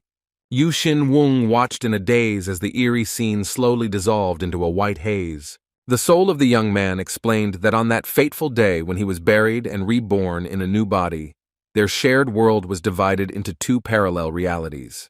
With an anxious look and a dull voice, he spoke of the existence of two versions of one world with the same past, but different futures. Holding a glowing crystal in his hands, the young man said with heaviness in his voice that it was he who caused the division of timelines, one where he awakened in a new body, and another where he remained dead. His former body, with its head bowed, stood in silent grief, as if accepting its fate without further ado. With firm confidence, the young man said that the future he saw was an echo of the memories that Yu Xin-woong had lived. Still standing at the portal of memories, he finally understood which path he had to choose next. His former body bitterly warned him that there would be a high price to pay for this act. The image with alarm in its eyes warned that fear could drag him into the abyss, but the young man only smiled slightly in response, not intending to retreat. The young man resolutely rejected his words and added defiantly that he was ready to fight to the end if necessary. The enemy, with his hands raised and a poisonous grin, said what useless trash they were in life and how their talent had unexpectedly manifested itself after death. Standing over Yu Xin-woong's lifeless body, he took an ominous delight in the fact that he was now able to sense the depth of his soul and emotions. However, thoughtfully observing his body, he admitted that he was still far from having complete control over it. With an ominous glint in his eyes, he shouted into the void that the youth would be reborn as the only Senganshi and would become the cornerstone of a new blood sect. After the dull ringing of the bell, the young man suddenly woke up from hypnosis confusedly trying to understand what was happening to him. Yu Xinweng realized with horror that his appearance had changed, and his thoughts had become unusually clear and independent. He looked at his hands with a cold, glassy gaze, realizing that this was like a real resurrection from the dead. An order rang out in his mind to immediately fall asleep. Without hesitation, the young man closed his eyes and allowed the darkness to completely consume him. The unfortunate man, kneeling, begged for mercy for his child, while the heartless youth looked at him indifferently. The order to kill the innocent sounded venomously from the mocker's lips. With despair in his voice, the subordinate shouted that he did not want to shed the blood of an innocent person. Gritting his teeth, he raised the sword above his head, aiming with a trembling hand at the defenseless victim. Unable to disobey the order, the young man mercilessly dealt the fatal blow. His face was distorted with horror, and drops of hot blood slowly flowed from the tip of the sword. The sorcerer stood behind the devastated youth with a sinister grin, predicting his fate as a bloody murderer. The destroyer's face, distorted by emptiness, added that the more blood the young man shed, the more powerful he would become. Plunged into the abyss of despair, the young man seemed to be falling into the void, realizing the scale of the innocent blood shed by his hands. Amidst the raging destructive energy, the thought of what kind of monster had brought endless rivers of blood to Murim sounded. Yu Xinweng's cold, soulless face with a cruel glint in his eyes became a new embodiment of horror, nicknamed the White-Sided Demon. Years passed, and as if by the dictates of time, the old ruling clan lost its power, giving way to a new one whose banners fluttered over the majestic gates of the sectarian city. The elderly elder, holding a cup in his hand and frowning, squinted angrily and said contemptuously that this youth was the very same Senganshi about whom legends circulate. One of those present said with doubt in his voice that it was hard to believe that the best killer was someone who couldn't even hold a sword, and another added that this was the first and only Sengangsha in the entire history of the sect who possessed special power. The man with a dark look stated that even if it was true, that guy was still just a servant of the sect. The gray-haired youth with a cold expression noticed that the boy's eyes were filled with arrogance like never before, and asked Elder Quack if he could really keep him under control without any problems. Smiling ominously, the disfigured man confidently declares that there is nothing to worry about, because he has completely submitted to his spirit. In the shadows of the hall, a man in luxurious clothing asks how the conquest of Mayan is progressing, and hears in response that almost everyone agrees, with the exception of the shamanic communities and Mount Hua. The hero, with a concentrated face, mentally tells himself that he must sharpen all his senses to the limit in order to remember as much information as possible and not give himself away. The character with a dark look realizes that Yu Xinweng's spirit has been completely destroyed and is now filled only with a thirst for revenge. Against the backdrop of a burning building, the hero, clutching a sword in his hands, wonders how much longer he can bear this heavy burden of memories that has lasted for 2 years now. The man, wounded half to death, convulsively clung to the cultivator's clothes, as if in his last hope of salvation, falling at his feet in the dark room. With a fading gaze and a voice filled with anxiety, the old man whispered that he had never seen a clear sky. His body sank limply to the floor, leaving a bloody trail on the clothes of the silent youth who stood above him like a statue. Focusing all his inner energy, the hero lowered his hand onto the enemy's chest, releasing a stream of bright green necrotic force. His face was contorted with tension, and around the hand pressed to the enemy's body, an ominous green flame raged, bursting out from within. Every time he absorbs someone's death, a new evolutionary force awakens within his body, causing his essence to change and strengthen. A poisonous green energy rushes down his arm, penetrating the lifeless body like a stream of power, bringing destruction and transformation. His face was contorted with pain and rage, and ominous cracks began to crawl across his skin, heralding the beginning of an irreversible transformation. A blinding flash of energy tears through the air, and he screams as he rises into the air, emitting waves of frantic power. His opponent is horrified to realize that he senses something similar to a person's natural life energy, and suddenly understands that this is the very power needed to control the ancient treasure. The mysterious man, with a sinister smile, praises Yu Xinweng for his achievement and rings a bell, preparing him for the next stage of subjugation. The hero feels a new force seething in his chest and realizes that if he learns to control it, he will be able to choose his own destiny. But for now, he is forced to hide his true self, waiting for the right moment to escape and take revenge. Moving into action, the hero with bloody hands rushes through the hall, thinking only about one thing: forgive me. He firmly grips the blade in his hand, swearing that even after death he will repent for what he has done. But first of all, he will repay and avenge all the innocent. The hero looks at his hand with a shadow of pain on his face, remembering the years of cold waiting and bitter changes. His gaze suddenly fills with alarm as he realizes that something has gone wrong. The palace is engulfed in flames, and even as the world collapses around it, those who could stop the catastrophe remain on the sidelines. A silent crowd of ordinary people stood frozen in alarmed amazement as they watched the destruction of what had once been their hope. 8 commanders kneel among the multitude of warriors bowing before the new Lord of Chaos, the demon god. A majestic demon in a scarlet mask with horns hovers above the ground, as if emerging from the shadows, radiating a powerful energy that makes the blood run cold. With cold confidence, he addresses the crowd, pointing to the sunset sky and declaring that the dreams of their sect have finally become a reality. The warriors in red and black robes knelt and bowed their heads in reverence before their new deity, shouting words of allegiance.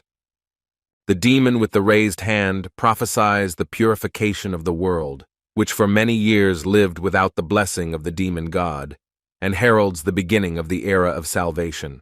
Amid a cheering crowd clenching their fists in the air, one stone-faced man stands silently in the center, exuding an ominous determination. The icy-eyed hero falls from the sky like lightning, stunning everyone with his sudden invasion. Amidst an ominous landscape of bare trees, the masked warriors turn to look at each other, confused and silent. Their silence is pierced by the flash of a lightning attack that appears behind the hero and freezes everyone in horror. One of the masked fighters turns around sharply, trying to understand what happened, and fear is visible in his eyes. His gaze trembles with incomprehension and anxiety as he begins to realize that the world around him has changed in an instant. A warrior with a dark blue mane of fury rushes forward, striking the enemy with a glowing blade, bringing down all his fury on him. The demon's mask remains motionless, but behind it lies tension and unexpected anxiety. In the hero's dilated pupil, an unstoppable determination pulsates, ready to turn into a lightning strike. The stony expression of the mask changes slightly, as if a shadow of doubt or fear flashed across it for a moment. With a furious cry, the hero falls from above and delivers a crushing blow straight to the target, as if tearing apart the space around him. A bright beam of energy crashes into the rock with a deafening explosion, tearing apart the earth and lighting up the sky above the flaming horizon. The boy's eyes widen in shock as his opponent calmly stops the attack by touching the sword with his bare hand. With a dry crunch, the fingers tightly squeeze the blade, leaving cracks in the metal and frightening with just the force of touch. A moment later, the man in the red mask pierces the enemy with one blow, easily intercepting him and tearing apart the space around him. The bandaged arm slams into the ground with force, raising dust and causing a wave of energy to radiate from the impact. The hero, with a furious look, directs a powerful stream of blue energy from his palm, hoping to stop the inevitable. The next moment, his body, torn in half, rises into the air, leaving behind a bloody trail of retribution. The masked knight squeezes the hero's throat, who chokes from lack of air, helplessly breaking free from his grip. Smiling through his mask, the enemy mockingly remarks that Senganshi himself removed his shackles, silently enjoying the result. The demon warrior's eyes narrow in sudden realization as he hears the words that upset the balance of the moment. The masked warrior sneers, declaring that no matter how hard the puny worms try, they will never be able to break his will.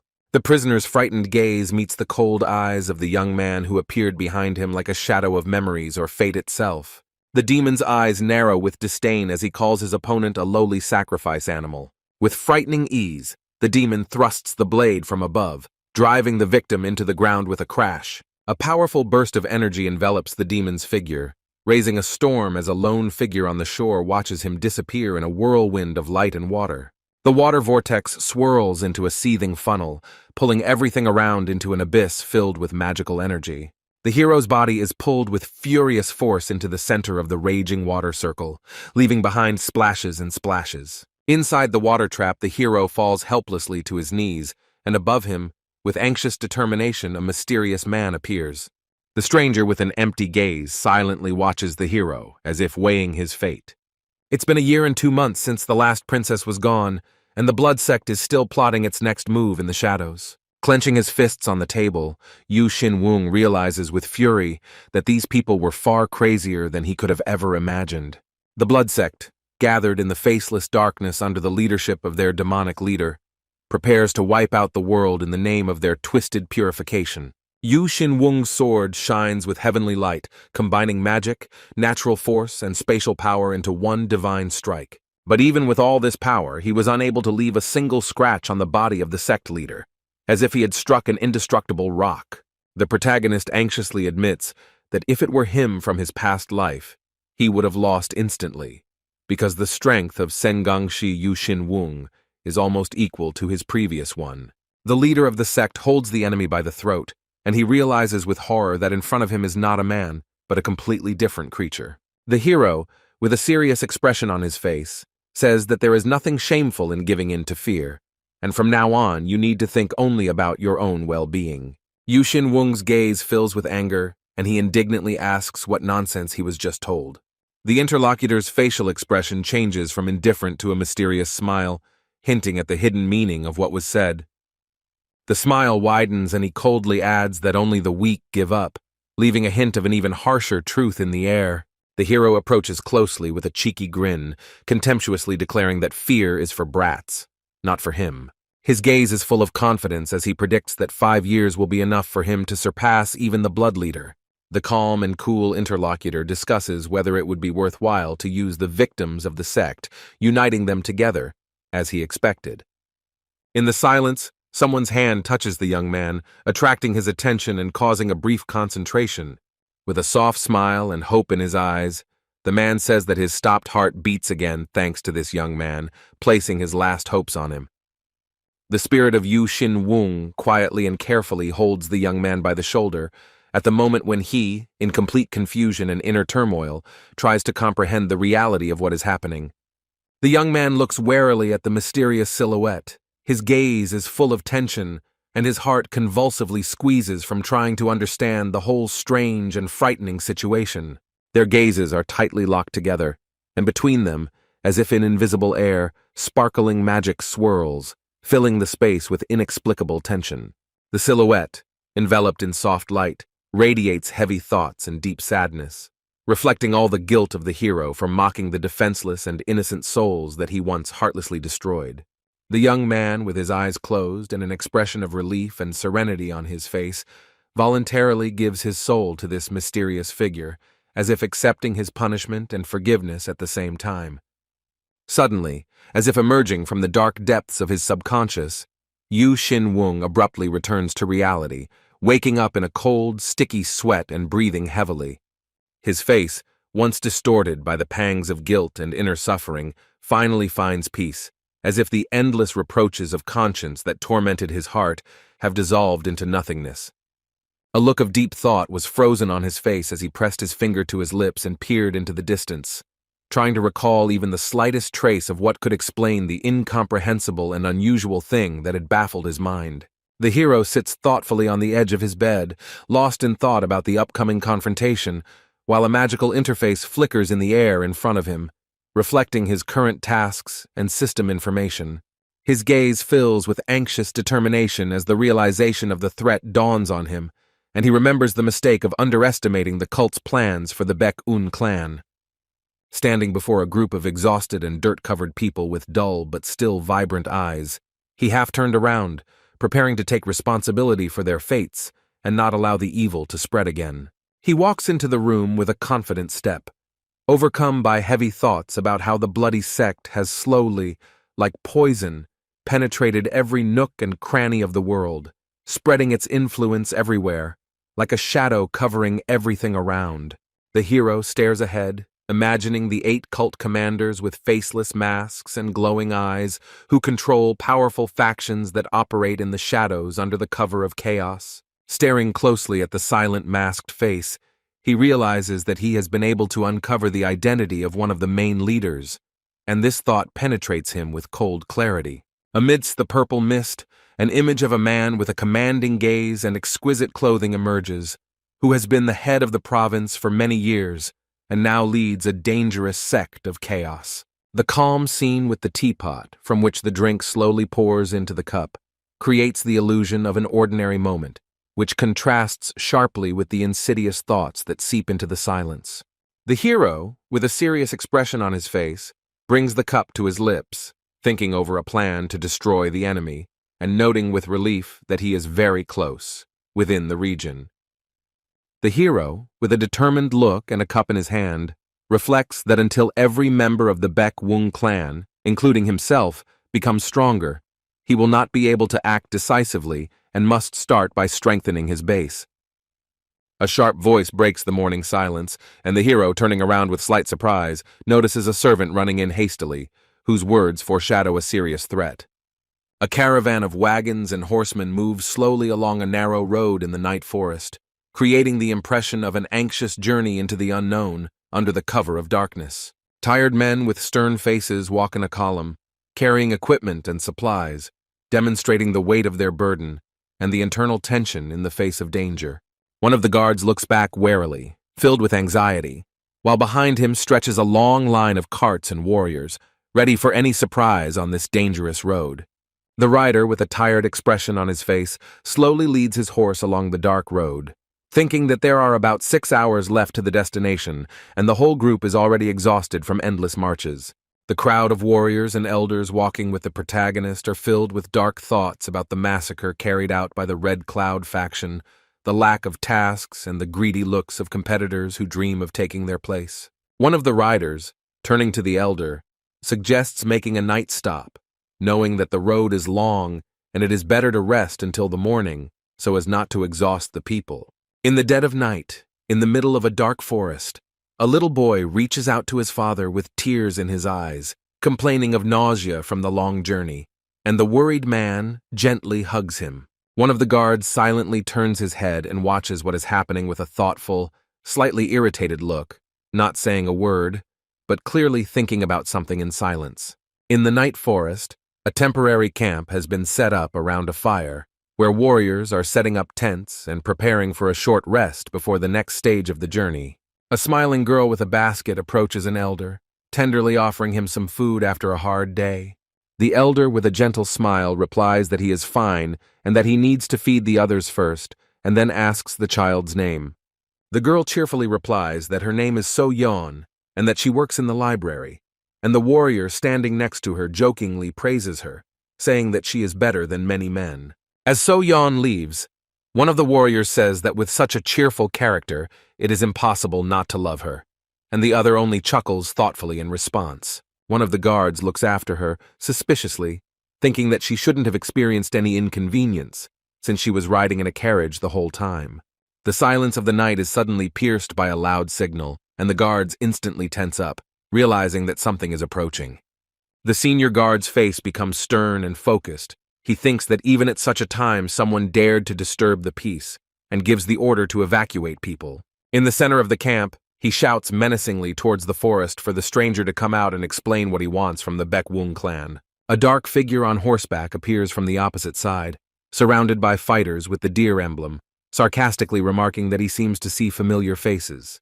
The words about whether this is a coincidence are spoken in an uneasy silence as the dry sound of the horse's hooves hits the ground. The banner with the image of a deer flutters in the wind, as if throwing a silent cry to those who look at it. The shadow of the rider slowly approaches, and a dull voice asks sarcastically if those present recognize him. With a sly smile on his face, the arriving steed greets Elder No, pulling on the thread of long-standing acquaintance. The warrior with the bandage on his forehead bows politely but warily, asking what brings the deputy leader of Hwanak at such a late hour. Holding back his expression, he remembers to himself how the whole area knows this man is cruel and envious. Indeed, another interlocutor quietly remarks that, according to rumors, people try to stay away from him. The rider proudly declares that their goals here are the same as those for which the Baekun clan came. The guard's serious gaze pierces the darkness as he points them onward and suggests they find another place to camp. But the frowning guest only grins, clearly not intending to retreat, and mockingly asks, as if in all seriousness, is it even worth going further? The commander asks with fury in his eyes what exactly is meant, as if he senses a provocation in every word. The rider, in a mocking tone, announces that their detachment also intends to set up camp here, contrary to the instructions already voiced. Shock and surprise are reflected on the faces of the entire squad as they realize that conflict is becoming inevitable. The guy with a piercing gaze and fangs flashing in the darkness smiles ominously, as if provoking an open fight. His comrade repeats the same statement about the desire to occupy this territory, as if deliberately fanning the tension. In response, the captain mockingly and angrily denies the wisdom of such a decision, calling it complete nonsense. A white-haired man with an angry face exclaims that someone dared to speak to the deputy leader of Huanak without due respect. The soldier, without holding back his emotions, points out that in such a situation, blaming disrespect is pure insanity. The young leader, with arrogance in his voice and fire in his eyes, accuses his opponent of having forgotten how his class should behave, and his servant adds an offensive remark. The captain stands at the head of his squad with a tense face, ready to give the order for action at any moment, and the threat of conflict hangs in the air. An alarmed official with a frightened face runs out from behind the trees, not understanding what is happening in the thick of the forest. From the height of the saddle, the rider looks in surprise at one of the people below, recognizing a familiar face, and the man quickly introduces himself in response. With an innocent grin, he twists the name of his interlocutor and hints that they have crossed paths before. One of the men, sitting with a nervous smile, recalls rumors about a clan that tried to take away the tasks, and the others listen warily. Smiling ominously, the young lord suggests setting up camp near the hostile clan, citing the fatigue of his riders. His interlocutor looks at him in shock, barely able to process what was said as the tension mounts. With a confused look, he carefully notes that usually two clans do not set up camp in the same place, as it is against custom. But a sudden explosion of rage falls upon him as the fat warrior screams with demonic fury that he has been equated with the vile attackers. The official covers himself with his hands in panic as a stream of green energy bursts out of the angry fighter's body, realizing that he has hit the wrong person. Then the forest fills with light and a flurry of energy that quickly spreads between the trees, ominously swirling the air. The hero's face is distorted with fear and despair as waves of green energy begin to tear him apart from the inside, causing his entire body to shudder in convulsions. Someone's strong hand suddenly presses against his stomach, transmitting a hot stream of blazing energy inside, as if awakening something ancient within him. He gasps for air, sweating, his eyes full of pain and uncertainty, his lips trembling with fear of the unknown outcome. An orange-green glow engulfs his body, while the warrior with the headband watches with anger and inner indignation, feeling the boundaries of what is permitted crumble. The cold, piercing gaze of the man standing next to him is filled with silent reproach.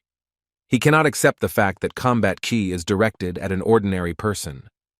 A smug smile spreads across the hostile warrior's face as he declares that now that they have permission, there is no longer a single obstacle left for them. With slumped shoulders and a trembling voice, one of the warriors of the Baekwung clan forces out an apology, not wanting to escalate the conflict. The horseman on horseback grins and announces that since permission has been granted, they will shamelessly borrow some coal from the other clan's camp, and immediately orders his men to retreat. Suspicion permeates the Baekwung clan warrior's gaze as he watches the group leave, deep down certain that they are preparing to betray him. Gritting his teeth and looking ahead, he orders his comrade to take the fastest horse and ride without stopping to the clan to immediately report the impending threat. A young warrior with a focused look gives the order to convey to the leader that a conflict with the Huanak clan is likely approaching, and this information requires an immediate response. He adds that it is necessary to send reinforcements without delay, since any delay could be too costly in the face of the impending threat. The messenger with a worried face quickly sets off on his way, while the young man himself mentally calculates that the journey there and back will take at least 8 hours. He realizes with alarm that only if his father and the experienced clan members manage to arrive in time will they be able to cope with even a sudden attack by the enemy, although deep down he sincerely hopes that these fears will be in vain. 6 hours passed, and under the cold glow of the moon, in the deepest silence of the forest, a small camp was set up. "Duakchil," his face twisted in rage, yells loudly at the little girl, accusing her of stealing the clan's things. 3 enraged warriors from the Baek Wung clan, hearing the screams, rush to the scene of the quarrel, indignantly asking how dare he treat a child like that. The man holding the sword on the girl's shoulder says with a reproachful voice that raising one's servant so carelessly is an unacceptable weakness. The girl froze in fear, trembling barely audibly when she was sharply asked where she had taken the ice jade. The warriors asked with serious faces what ice jade was, while the girl, gasping for breath, desperately denied all accusations. Du-ak Chil, losing control of himself with his face distorted with anger, yelled at the child, demanding that he not pretend to be an innocent fool. One of the warriors furiously shouted a request to stop yelling at the girl and calmly explain what really happened. The man, squatting next to the frightened girl, gloomily told her that it was when she emerged from the bushes near their camp that the azure ice jade disappeared. He again firmly stated that the girl had clearly stolen the jewel and hidden it somewhere in the forest. The warrior, along with his comrade, sharply denied the accusations, insisting that it was a mistake and that the girl Soen was kind and honest. Despite the requests of the servants of the other clan, Du-ak Chil continues to stand with his sword, not intending to lower his weapon and retreat from his words. Squeezing the girl's hand harshly, he says with a smirk that they will take her back to the clan for further interrogation. The warrior, his face full of rage and confusion, struggles with himself, remembering that there are only 2 measly hours left before reinforcements arrive. Du-ak Chil offers an alternative. Either they pay the price of the lost jade or give up the girl. Wrinkling his face in anger, he ominously adds that otherwise blood will certainly be shed here. Suddenly, the enemy clan leader's hand twists convulsively, as if an invisible force is trying to knock the sword out of it. Grasping his sore arm and screaming in pain, the commander is stunned and tries to understand what happened, while his faithful servant anxiously asks if everything is okay with him. The warriors of the Baek clan suddenly turn around, sensing a strange movement behind them. The girl, in tears but with a face lit up with joy, turns to see the source of the commotion. From the sparse thickets of the forest comes the silhouette of a man on horseback, thoughtfully asking what is happening here. The protagonist's face is frowning and expressing slight irritation as he repeats his question about what is happening. All the warriors and servants hastily surround the clan leader, hoping that with his appearance everything will finally fall into place. One of the warriors asks in surprise how the leader managed to get to the camp so quickly. The man's thoughts are racing with guesses as to whether Yu Xin-wung possesses the art of speed or whether his secret lies in his unusual steed. The horse with deep scarlet eyes did not at all resemble an ordinary animal capable of galloping without rest. Yu Xin-wung asks his subordinate with slight suspicion how much longer he will stare at him so openly. The man presses the trembling girl to himself with force, not letting her go. Du-ak Chil, still clutching his hand in pain, watches the events unfold carefully, his face distorted with anger. The young man, along with his servant and the girl, stare at the stranger with distrust, trying to guess his intentions. Yu Xin-wung leans over to So-yeon with concern and quietly asks if she is very scared. The girl, her eyes wet with tears, looks at her savior with sincere delight.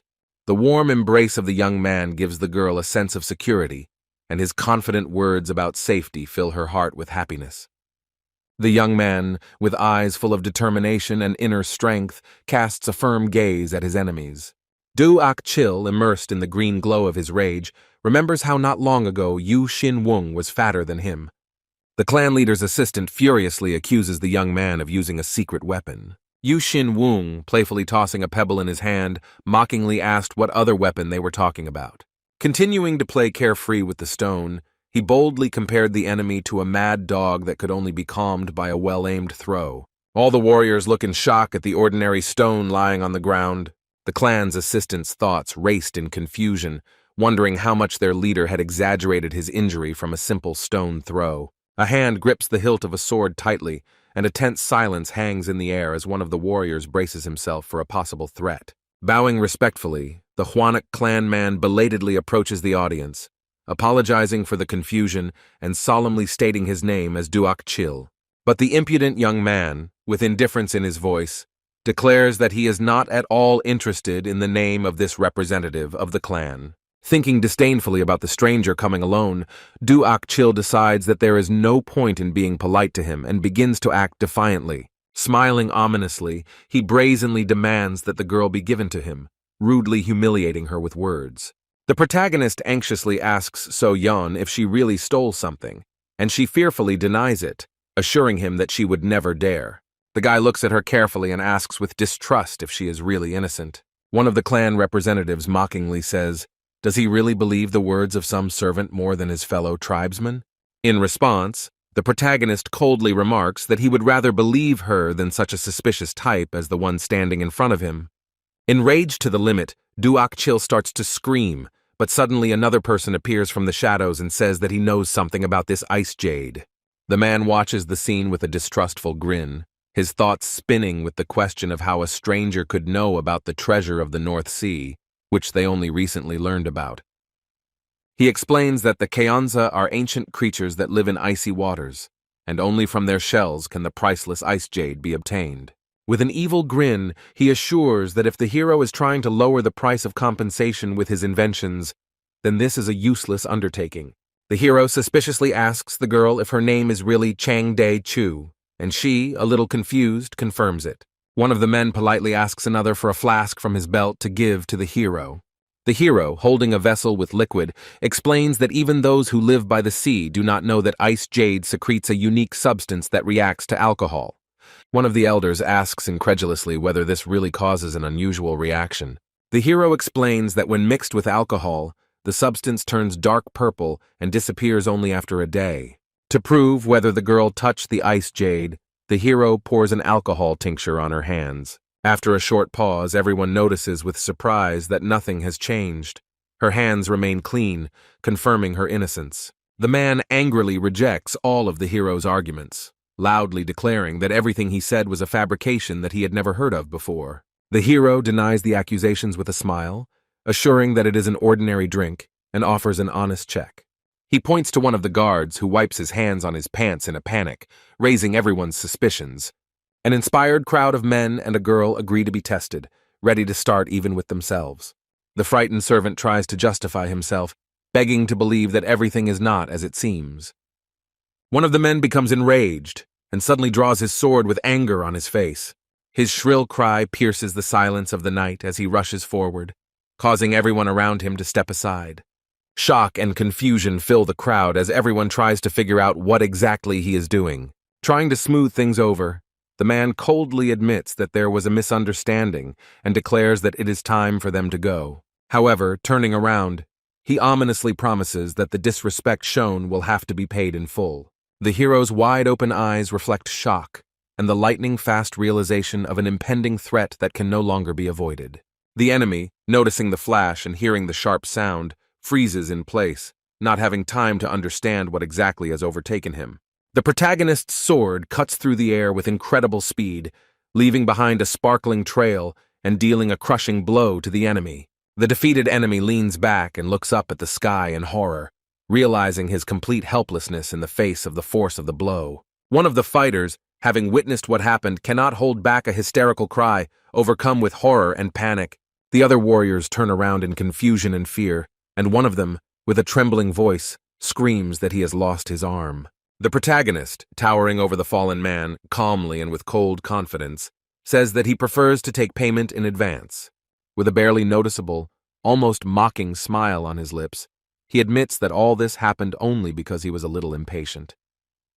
The night sky hangs over the territory of the Hwanak clan, where in the silence a cry of rage suddenly rings out as one of the residents cannot bear it and calls the culprit a crazy bastard. In a spacious room, a wounded man lying on a bed with a bandaged body strictly orders all doctors to leave the room immediately as soon as the treatment is completed. An enraged Do Young-ak screams at the top of his lungs, indignantly accusing someone of daring to act without his orders, making a serious mistake. His anger intensifies as he angrily accuses the injured man of causing all of Zhejiang to be in an uproar over the Ice Jade scandal, and it is all entirely his fault. While one of the wounded tries to justify himself, another man explains that the value of the artifact has attracted the interest of even another clan, and it was only by a miracle that an open conflict was avoided. The surprised wounded man, hearing the mention of the Kurin clan, anxiously asks again whether this is really the powerful clan that is being talked about, since he had not even guessed about it before. With an anxious look, the same wounded man reminds us that General Yang had a rather reasonable plan of action, which, in his opinion, should not have led to such a collapse.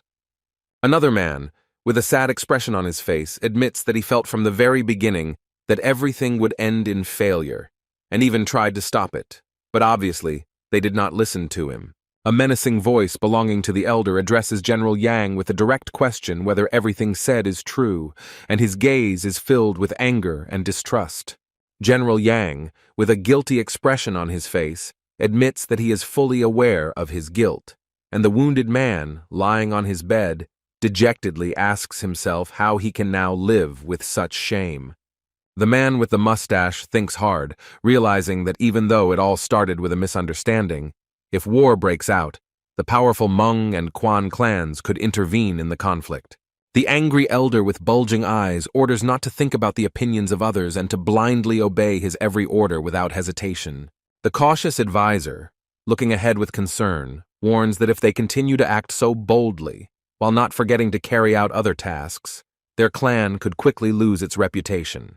The man, walking away through the illuminated hall, hoarsely throws out a phrase that their reputation does not matter, because the world remembers only the winners. Clenching his fists with determination, the clan leader declares that if they become the best in Zhejiang with the help of the Kuren clan, their fame will once again soar to the skies. Exhausted, but full of rage, the young man mentally vows to kill Yu Xin-un, even if it means sacrificing everything he has. The headband-wearing warrior slams the table in anger, not believing how the Huanak clan bastards dared to do such a thing. The man ominously suggests sending someone to protest immediately, insisting that the situation cannot be left unanswered. The young man with a cold gaze and a raised hand calmly states that now that the apologies from the enemies who drew their swords have already been received, there is no point in acting further. Against the backdrop of a council table filled with representatives from various forces, Lord Baek-wung solemnly declares that from this day on, a new era begins for their clan.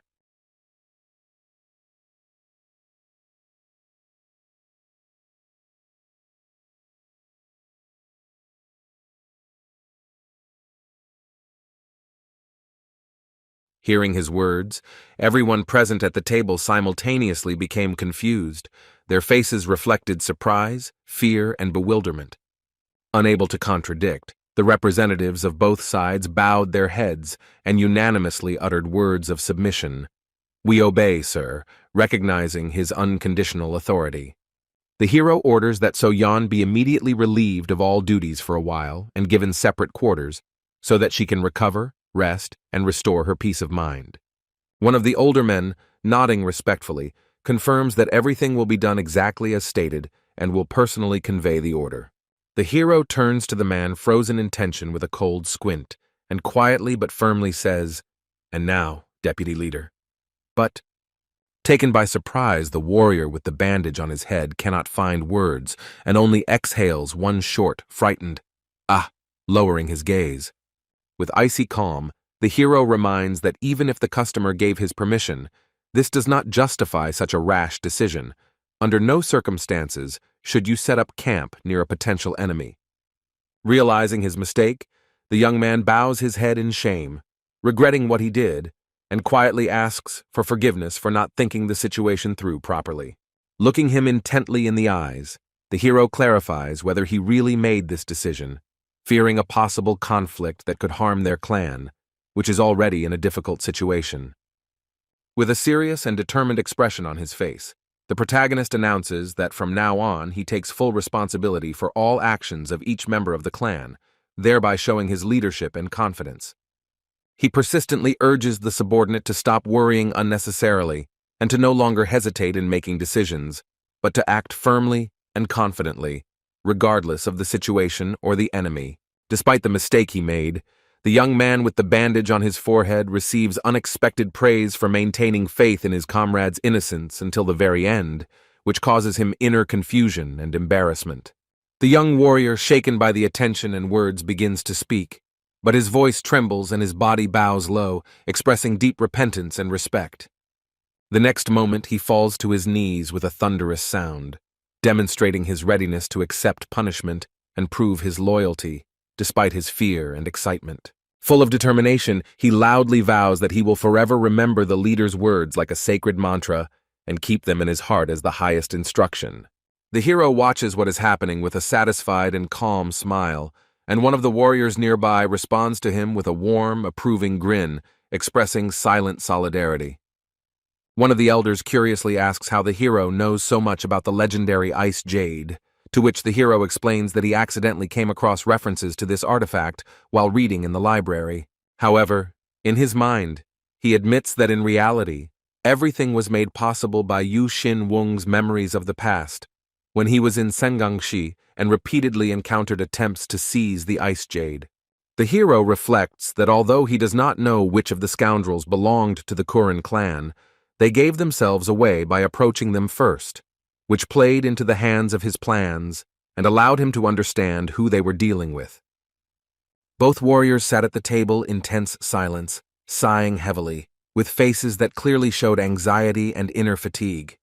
The man looked at them with a serious expression on his face, arms crossed over his chest, and thought about how even the most loyal subordinates would not work where they were not paid. A calm voice came from the darkness, with a barely perceptible smile in it, saying that everything turned out to be not as bad as he expected. Everyone present froze in tense anticipation, as if time had stopped for a moment, and only a slight tremor of surprise and incomprehension reflected in their eyes betrayed the confusion raging within. Yu Xin Wung, maintaining his concentration and inner calm, continued his speech slowly, carefully choosing each word, and, in a low, soulful voice, asked for permission to talk about his plans for their common future. Everyone suddenly seemed to turn to stone from what they had heard, their eyes filled with horror, their faces turned pale, and without saying a word, they continued to silently look ahead, trying to comprehend the fear that had gripped them. The scientist with the monocle over his eye froze in complete horror. His eyes widened and his face distorted with shock, and he frantically repeated the same incomprehensible words. Against the backdrop of a fiery red sunset, the two-story building with traditional lattice windows plunges into semi-darkness, as if holding its breath before the events to come. A telescope slowly emerges from a slightly open window, its dark eye watching the street intently, reflecting anxiety and anticipation. A girl in a scarlet robe, kneeling on the wooden floor, peers into the distance through the pipe, quietly saying that there are no traces today either, while someone cautiously calls out to her. With careful, almost tremulous movements, the girl puts away the telescope, as if locking up all the suspicions and alarming signs she has seen. Her face is illuminated by the sunset light, and her eyes are filled with suspicion as she whispers that the Baek Wung clan is definitely hiding something, not trusting either their silence or their actions. An irritated look silently flashes when someone behind her back mockingly sings her name in a stupid song, and the girl's patience begins to crack. She turns around instantly, draws her sword, and pointing it threateningly, looms over the young man with fury, who falls to the floor with a scream of fear. With her lips pursed and her brow furrowed, the girl sternly reprimands her partner for saying her name out loud, since they are required to use code names outside of headquarters. The guy, a little embarrassed, still doesn't lose his humor, and scratching the back of his head, remarks with a smile that it's strange to call each other number 1 and 2 when there are only 2 in the squad. Squeezing the hilt of the sword, the girl firmly says that rules are rules, and he, reluctantly getting up from the floor, grumbles under his breath about the annoying regulations that he still has to obey. Smiling both innocently and slyly, the young man confirms that, of course, he is obliged to follow the rules, and with feigned obedience calls his companion Mrs. Number 1, trying to smooth over the tension.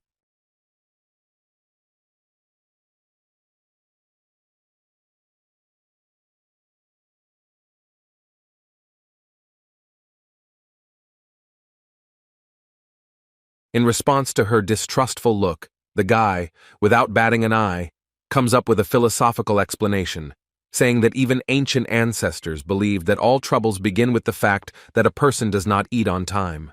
Frowning and looking at him reproachfully, she sarcastically asks which ancestor could have said such nonsense, and he, scratching the back of his head, innocently suggests that it was probably the one who died of hunger. With a sigh of weariness and slight irritation, she reluctantly agrees, and he happily suggests going to that very shop nearby, which, according to rumors, serves the best mantu in the entire area. Against the backdrop of the evening market, lit by soft lanterns and decorated with fluttering canvases, the question is asked whether she is still sure that the Baekwung clan is involved in that mysterious disappearance. With a serious and firm voice, she confirms her confidence, while her interlocutor admits that he thought that their goal was only to find out the reasons for the fall of the Guillaume family. An ominous piece of information comes to mind. Those involved in the disappearances go out into the streets wearing masks made from human skin to hide their true identities. In her memories, she again sees the gloomy basement filled with bodies and torture devices, where it finally became clear to them what kind of atrocities they were dealing with. The guy concludes that their squad does not need to dig into the truth at all, because it will be easier to just report everything to the Marim squad, while the higher powers want to put all the blame on the Guillaume family, making them the scapegoats. She says with a suspicious expression that among the people nearby, there is definitely someone who causes serious mistrust and anxiety. The man asks if she means Yu Xin-wung, suggesting that he seems the most suspicious of them all. Amidst a flash of incredible power, the image of Yu Xin-wung appears, and the heroes explain that such a sudden increase usually indicates a connection with the dark arts. The woman claims that Guillaume Miho's death and all the mysterious disappearances are most likely directly related to this dark source of power. She adds that to obtain the necessary evidence, they will have to disguise themselves and secretly infiltrate the clan, risking their lives. The man, in fear, exclaims how exactly they are going to infiltrate the clan, to which she suggests the idea of getting a job there under the guise of ordinary guards. He protests, pointing out that as a woman, it will be difficult for her to get through, since women have never been hired as security guards, especially in a place like this. She firmly declares that she will simply dress up as a man, and then no one will suspect her true identity. He tries to convince her that in field conditions, she could easily be exposed, but she calmly replies that it will be exclusively her problem, and there is no need to worry. In the end, he tries to somehow cheer her up, noting that with such broad shoulders it will not be difficult for her to pass for a man, but in response he meets her menacing and tense look. He falls to his knees in pain and humiliation, shaking with tension, pointing his hand to the side, trying to explain something, although the words are stuck in his throat. Seeing the crowd gathered in front of the announcement, she approaches with curiosity and caution, trying to understand what caused such a stir. Pushing her way through the crowd, she asks everyone to disperse with determination in her eyes, loudly and confidently declaring her intention to find out what is going on. An announcement about recruiting new members for the Black and Straight Cloud factions appears in front of everyone, every word of which causes surprise and new thoughts. Particularly noteworthy is the bottom line, which states that the Straight Cloud faction accepts absolutely everyone, regardless of gender, age, or skills, which completely breaks the usual expectations.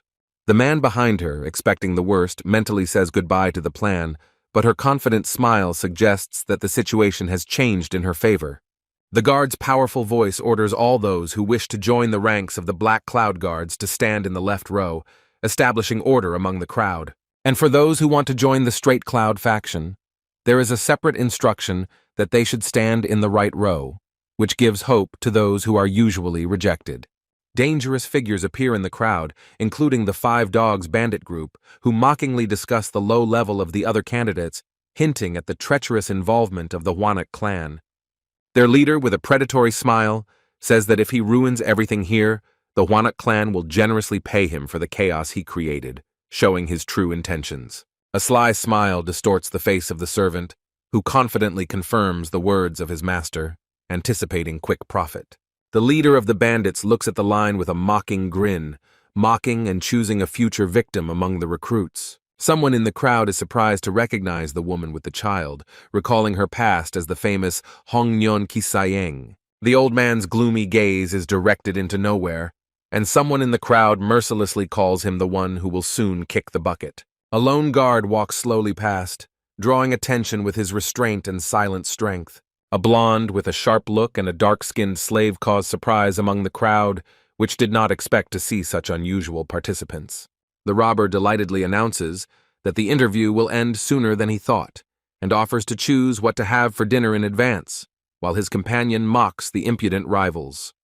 The main character, unable to contain her anger, turns to the provocateurs and coldly asks if this was an appeal to them, causing alarm among the others. The bald thug with a smug smile claims that today's exam is definitely ruined, and those who interfere with others deserve punishment.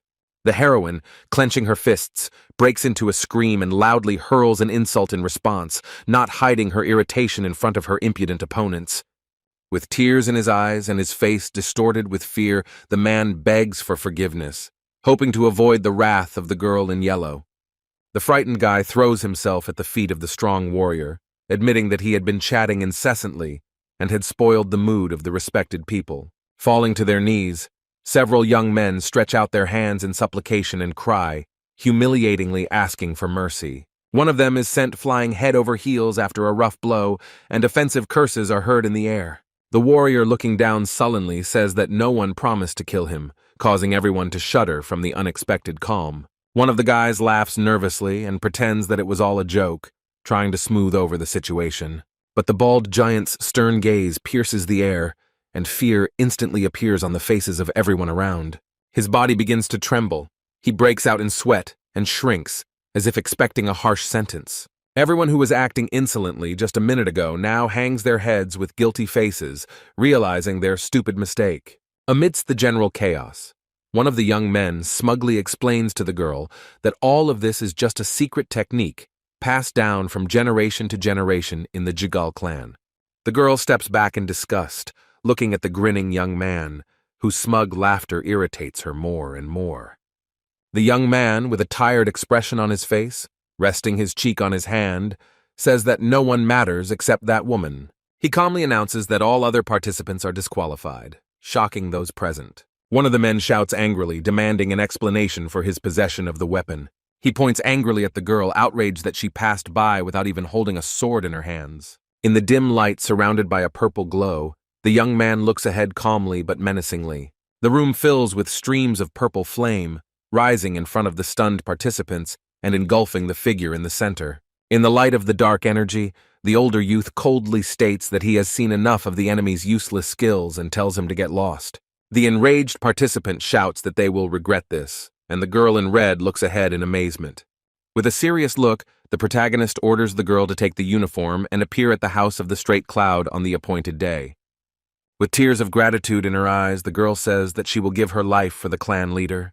The two servants proudly and eagerly enter the room, while one of them holds back her excitement, dreaming of finally seeing Yu Xin Wung with her own eyes. Seeing his face, she freezes in amazement and mentally wonders if this is really him, the very man they talked about so much. Looking at his confident posture and strong physique, she realizes that such a body cannot be achieved without regular and grueling training. Yu Xin Wung silently looks ahead, with an expression that shows concentration and inner tension. Looking into his eyes, she senses an unusual strength of spirit in him, and comes to the conclusion that before her is a man with a special destiny and a difficult nature. He suddenly asks her a direct question about the purpose of her visit, to which she, surprised and uncertain, answers with a simple, "What?" Gathering her strength, she begins to excitedly explain that she wants to use this chance to fulfill her cherished dream of becoming a guard, despite the fact that she was born a woman and did not have such an opportunity before. Yu Xin Wung, after listening to her carefully, takes a thoughtful pose, resting his chin on his hand and thinking about her words with a serious expression. She and her companion are puzzled by his restrained reaction, wondering why he did not express emotion, despite the fact that his answer was sincere and dignified.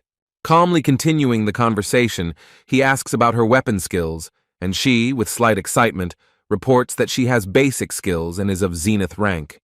Hearing her declare the rank of Zenith, one of the senior judges frowned and asked again with disbelief, not hiding his surprise. The girl admits internally that at first she wanted to lie and name the lowest rank, but now she hopes that thanks to Zenith's word, they will start persuading her to join. With a serious expression, Yu Xin Wung remarks that with her skill in handling weapons, she will easily find a good job even if she is not accepted into the squad, which causes indignation from the elder. One of the audition participants, visibly nervous, says that he has just reached the first rank, and the girl next to him looks depressed and irritated. When it is announced that only one of them has been accepted and the rest are free to go, The girl in the yellow robe begins to tremble with rage and mentally does not understand why she was rejected.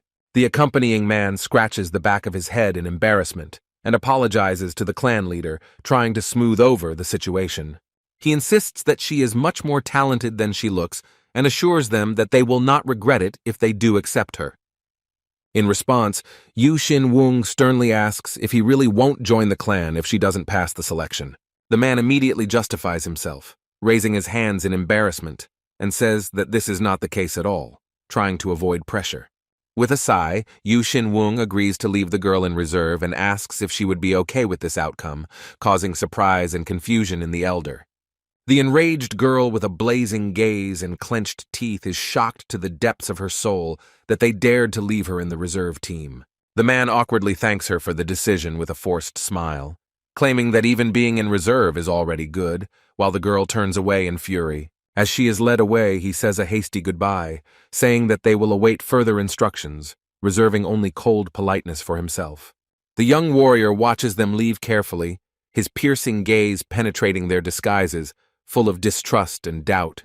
Frowning inwardly, he wonders silently why these people are still here and what they are really trying to achieve. The lights of Hangzhou's best restaurant, Songyang Guest House, sparkle in the night, and a long-awaited delivery drives through its gates. The courier, irritated and confused, knocks on the closed door, grumbling that they ordered delivery in the middle of the night and now they won't open. A beautiful girl peeks out from behind the door and, smiling slightly embarrassedly, explains that the entire house is rented to one person today.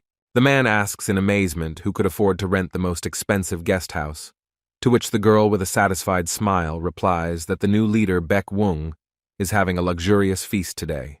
He continues enthusiastically, admiring the leader's fighting prowess, his ability to bring order to the clan and spend the treasury at the same time, and she whispers with a grin that, despite his changes, it is even more profitable for them. The hero cheerfully waves his sticks, telling a humorous story about how he cut off someone's hand, causing delight among the girls around him.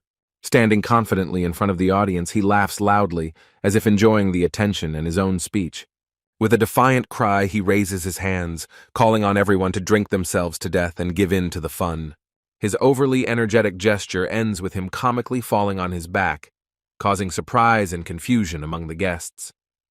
The hero lies upside down on the floor, and the girls watch this with different reactions from laughter to awkwardness. A close-up shot shows the girls discussing with surprise and slight disappointment that the hero has not gotten rid of his old habits. The hero lies motionless on the floor, and the women silently gather themselves and begin to leave the room, as if in disappointment. One of the girls peers out from behind the door suspiciously, while the other looks anxiously at the black hooded figure standing right in front of them.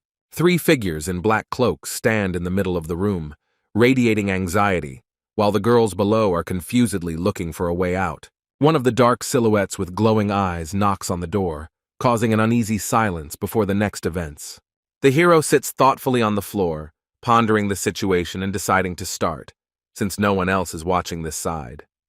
With a concentrated expression, he activates the mist double technique, releasing dark energy around himself.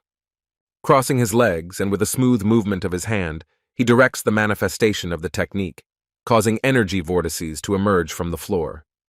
An exact copy created from fog appears next to the hero, which exists as long as the magical energy is active, but disappears upon the first hit.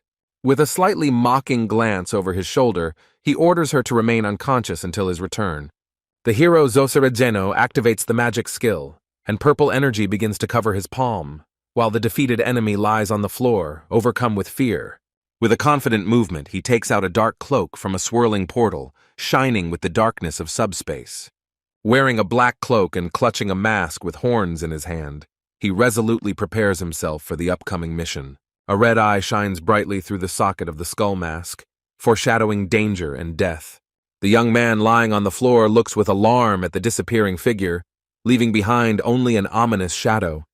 On the outskirts of Hangzhou, an eerie silence reigns in a butcher shop, but something terrible is hidden behind it. Behind a heavy door with an iron ring, a descent opens into a gloomy basement, where neither light nor hope penetrates. In the dim light of the dungeon, desperate captives stretch their hands through the bars, begging the thug for mercy, promising silence and freedom. An emaciated girl, her voice trembling, swears to secrecy if she is released, while another barely audibly whispers that she is hungry. The next moment, the scene is filled with the sound of a blow as someone's hand hits the iron bars with all its force.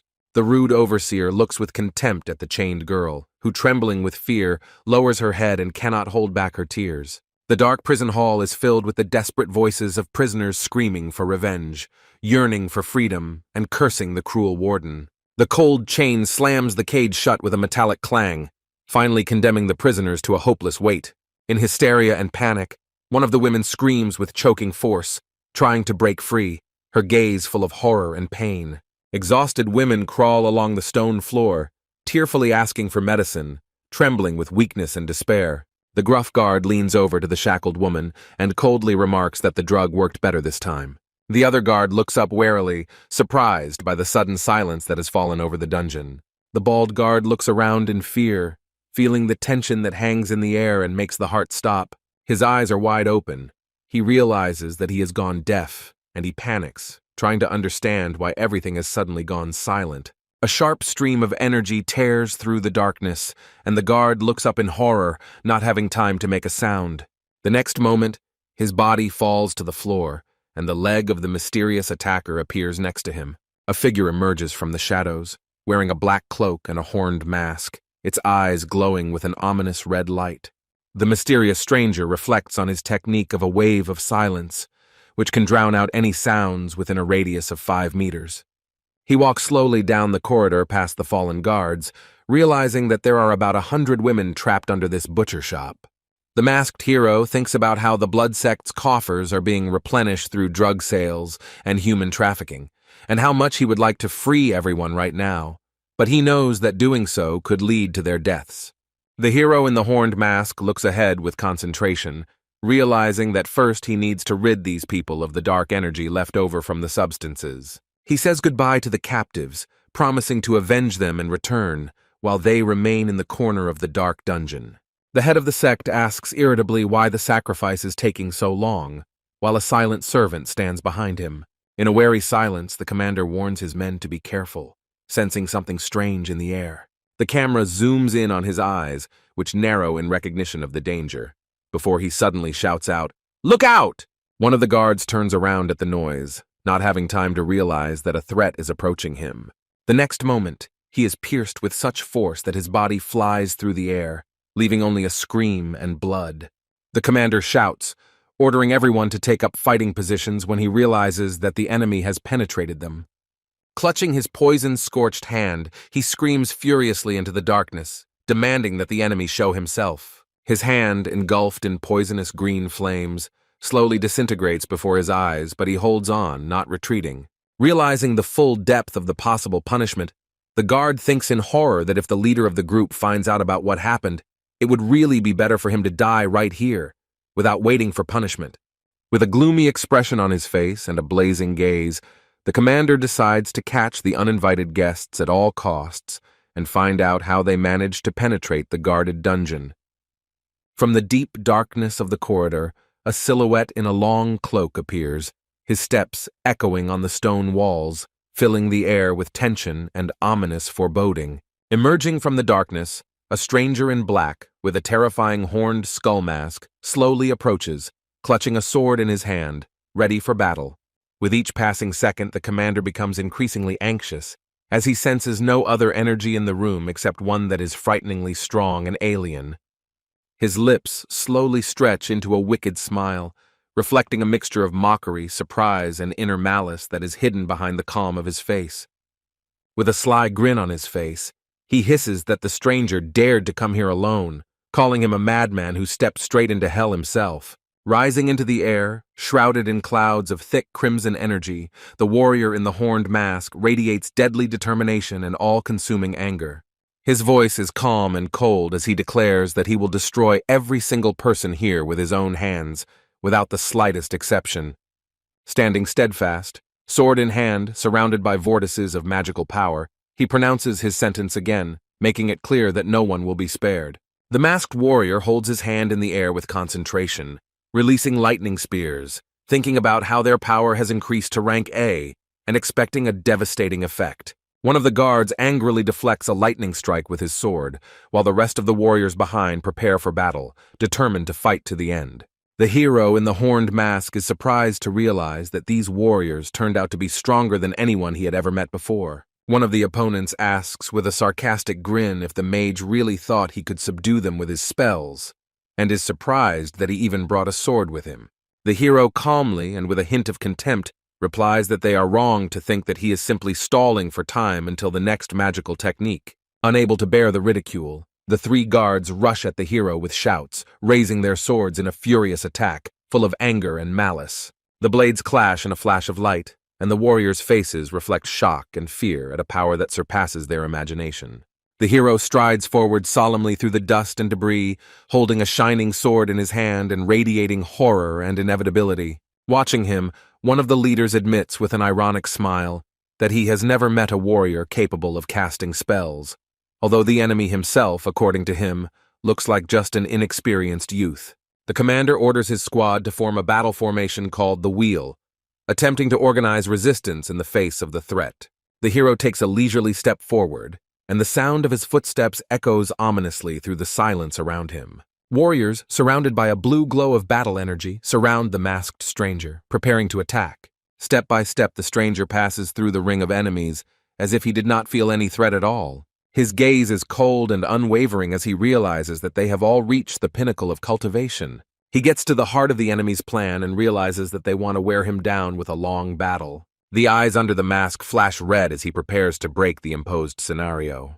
The strike of his sword releases a burst of purple energy, scattering his opponents like dolls. He leaps into the air, using the power of his absorbed fighting spirit to propel himself forward. Shock and fear appear on the faces of the enemies as the one who was the prey turns into the hunter.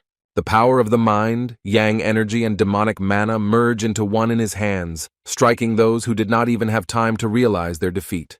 The sword's blazing flash tears through the darkness, reflecting the hero's unyielding determination and fury in the mask. Thanks to the successful synchronization of skills, the effectiveness of the technique increases, and the hero's body is penetrated by lightning and spiritual power. The frightened warriors in blue camisoles, huddled shoulder to shoulder, clutch their swords and watch the enemy with tense gazes, unable to believe what is happening and feeling how cold sweat runs down their temples under the pressure of an unknown force. Their bodies tremble with internal tension. Beads of sweat roll down their faces, and every look is filled with doom as they line up in a fighting stance, knowing that a deadly battle awaits them with no room for retreat. In a dark dungeon where the light flickers in a swirl of energy, a black-cloaked figure with a demonic mask and horns stands with unwavering confidence, clutching a sword in his hand with a powerful blue-violet aura swirling around it. The hero's blade, engulfed in a ghostly flame glowing with a dangerous purple radiance, seems to breathe living energy, preparing to strike a blow capable of upsetting the very balance of the surrounding space. The warriors look around in panic, their eyes wide, their faces distorted with fear and despair as they witness something that completely shatters their sense of what was possible. A black-robed figure with a demonic mask and horns stands tall with a sword that emanates pulsating flames of blue and purple energy, as if its very essence is beyond human comprehension. The enemy leader, with anger and panic on his face, shouts out orders, trying to suppress the fear that has gripped his subordinates and convince them that they are only facing an optical illusion and not a real threat. The tense warriors, with grim determination in their eyes, prepare to attack, ignoring battle formation and hoping to crush the enemy with one crushing blow of all their strength. The swordsmen's bodies, glowing with fighting energy, rush forward with fury and desperate determination, each of them filled with the desire to deliver a fatal blow and turn the tide of battle. The hero stands calmly in the center of the arena, enveloped in waves of mana, while enemies approach him from all sides, each of them tensely preparing for the decisive clash. The hero, engulfed in sparkling purple lightning, looks forward with terrifying calm and determination, as if challenging all enemies, surrounded by the chaos of his own energy. A blast of darkness and lightning explodes across the arena as the black-clad figure slams into his opponents, instantly shattering their fighting spirit. Near the sinister gaze from beneath the horned mask, the beginning of a new phase of attack can be felt, and flashes of energy gather into a deadly force called the Thundercloud Swords. Cutting through the air with a swift horizontal strike, the hero releases a wave of energy that causes the world around him to split in half under the weight of the lightning-fast onslaught. The enemy warriors rush forward with horror in their eyes, clutching their swords and trying with all their might to break through the insurmountable wall of lightning mana. One of the swordsmen, overcome with panic, involuntarily slows his movement, realizing that their efforts are in vain against the force they were trying to stop. The enemy's blade cuts through space with terrifying speed, but the hero's eyes, calmly watching the attack, sparkle with cold confidence in his own superiority. From above, a black figure can be seen standing among the bodies of fallen opponents lying in pools of blood, and the entire arena echoes with the lightning-fast massacre. A green aura of fear swirls around the enemy leader as he realizes in horror that an entire battle group has been wiped out by just one enemy. His pupils constrict in tension as the name of the dragon group's leader, Gong Sung Chu, comes to mind, now forced to acknowledge the real threat. The horned, masked hero grins predatorily through the darkness, throwing out an insulting taunt, inciting hostility and provoking the enemy to reckless rage. The enemy, engulfed in flames of dark energy, clenched his fists and shouted out angry words, forbidding the mention of his master's name in such a derogatory context. His eyes glow with anger as he raises his battle aura, proclaiming judgment on the enemy as a traitor to the sect who must be destroyed immediately. The hero, calmly watching the flash of power in front of him, notes to himself that this guy is not using real internal energy, but dirty magic. Realizing this, the hero focuses and concludes that the enemy is relying on the monster's strength rather than his own abilities, thereby devaluing his own cultivation path. Suddenly, the enemy's clothing rips with a crunching sound, and sharp spikes burst out from underneath, and his arms and legs begin to distort, turning into massive reptilian paws covered in dark scales. His face gradually degenerates into the vile muzzle of a giant snake, and from his open mouth a forked, writhing tongue protrudes menacingly, exuding an ominous aura. Enveloped in a furious purple energy, the massive serpent rushes forward, its eyes glowing with wild fury in the darkness, heralding destruction. The giant creature rushes at breakneck speed and, pushing off the ground, makes a swift leap straight at its enemy, as if intending to crush him with its entire mass. The warrior in the black cloak and mask runs towards the snake without hesitation, filled with inner strength and unshakable confidence in his victory. A snake with burning eyes and a mouth full of sparkling sharp teeth pierces the space with its gaze and seems to look into the soul, instilling inexpressible fear. The enemy's eyes suddenly widen in horror at the wild creature, and his soul slowly fades away, as if dissolving in fear and hopelessness. The warrior deftly jumps over the bodies of fallen fighters, directing a stream of mysterious magic at them, shimmering with an alien light. The bodies of the dead suddenly freeze, as if their souls were leaving them at that moment, just when the snake takes in everything around with its incinerating gaze. With a furious lunge forward, the monster rushes to attack, but freezes in confusion, not understanding how the warrior in the cloak managed to repel its furious onslaught. The hero in the mask with curved horns says with a slight grin that his suspicions were correct, and everything is going exactly according to his plan. The serpent, ready to strike the fatal blow, suddenly falls silent in thought, trying to understand how this warrior was able to repel an attack that even the general could not foresee. The warrior brandishes his sword, engulfed in shining light, and with a solemn expression on his face, confirms his guesses, feeling confidence in every movement. The two opponents met eyes, and intense silence prepared for the inevitable clash of two powerful forces ready to tear this world apart. The basilisk, overcome by its own rage, lets out a furious roar and is ready to tear its enemy to pieces in a fit of mad hatred. The masked man's sword shatters with a dull crack, as if it were made of glass, and he freezes in a daze, anticipating a turn of fate. The basilisk watches every movement with tension, warily awaiting the next move of its cunning opponent. Suddenly, a stream of thick, green, sticky substance, disgusting in appearance and stinking to the point of nausea, bursts out of the snake's mouth. The man in black watches in surprise and disgust as the snake continues to spew out the vile liquid, as if intending to poison all living things. With a powerful kick, the enemy throws the monster back, and its massive body crashes into the ground with a roar, raising a cloud of dust. Turning towards the tunnel filled with green slime, the masked man thinks about the creature's poisonous breath and the strength of its armor, and a new guess flashes in his mind. The warrior confirms his thoughts with determination in his eyes, and realizes with complete confidence that before him is none other than a real basilisk. With a cold grin, the snake looks into the eyes of his enemy, and with caustic irony asks what he will do without a sword if he decides not to surrender. The enemy in black, raising his hand and creating a magic circle, calmly and boldly asks the basilisk where he is going in such a hurry in such a state. The sinister look from under the mask reflects inner strength and determination, and the warrior says with a grin that everything that came before was just flowers. A figure in a black cloak with a horned mask clutches a scythe in his hand, shrouded in lightning, causing terror in those who look at him.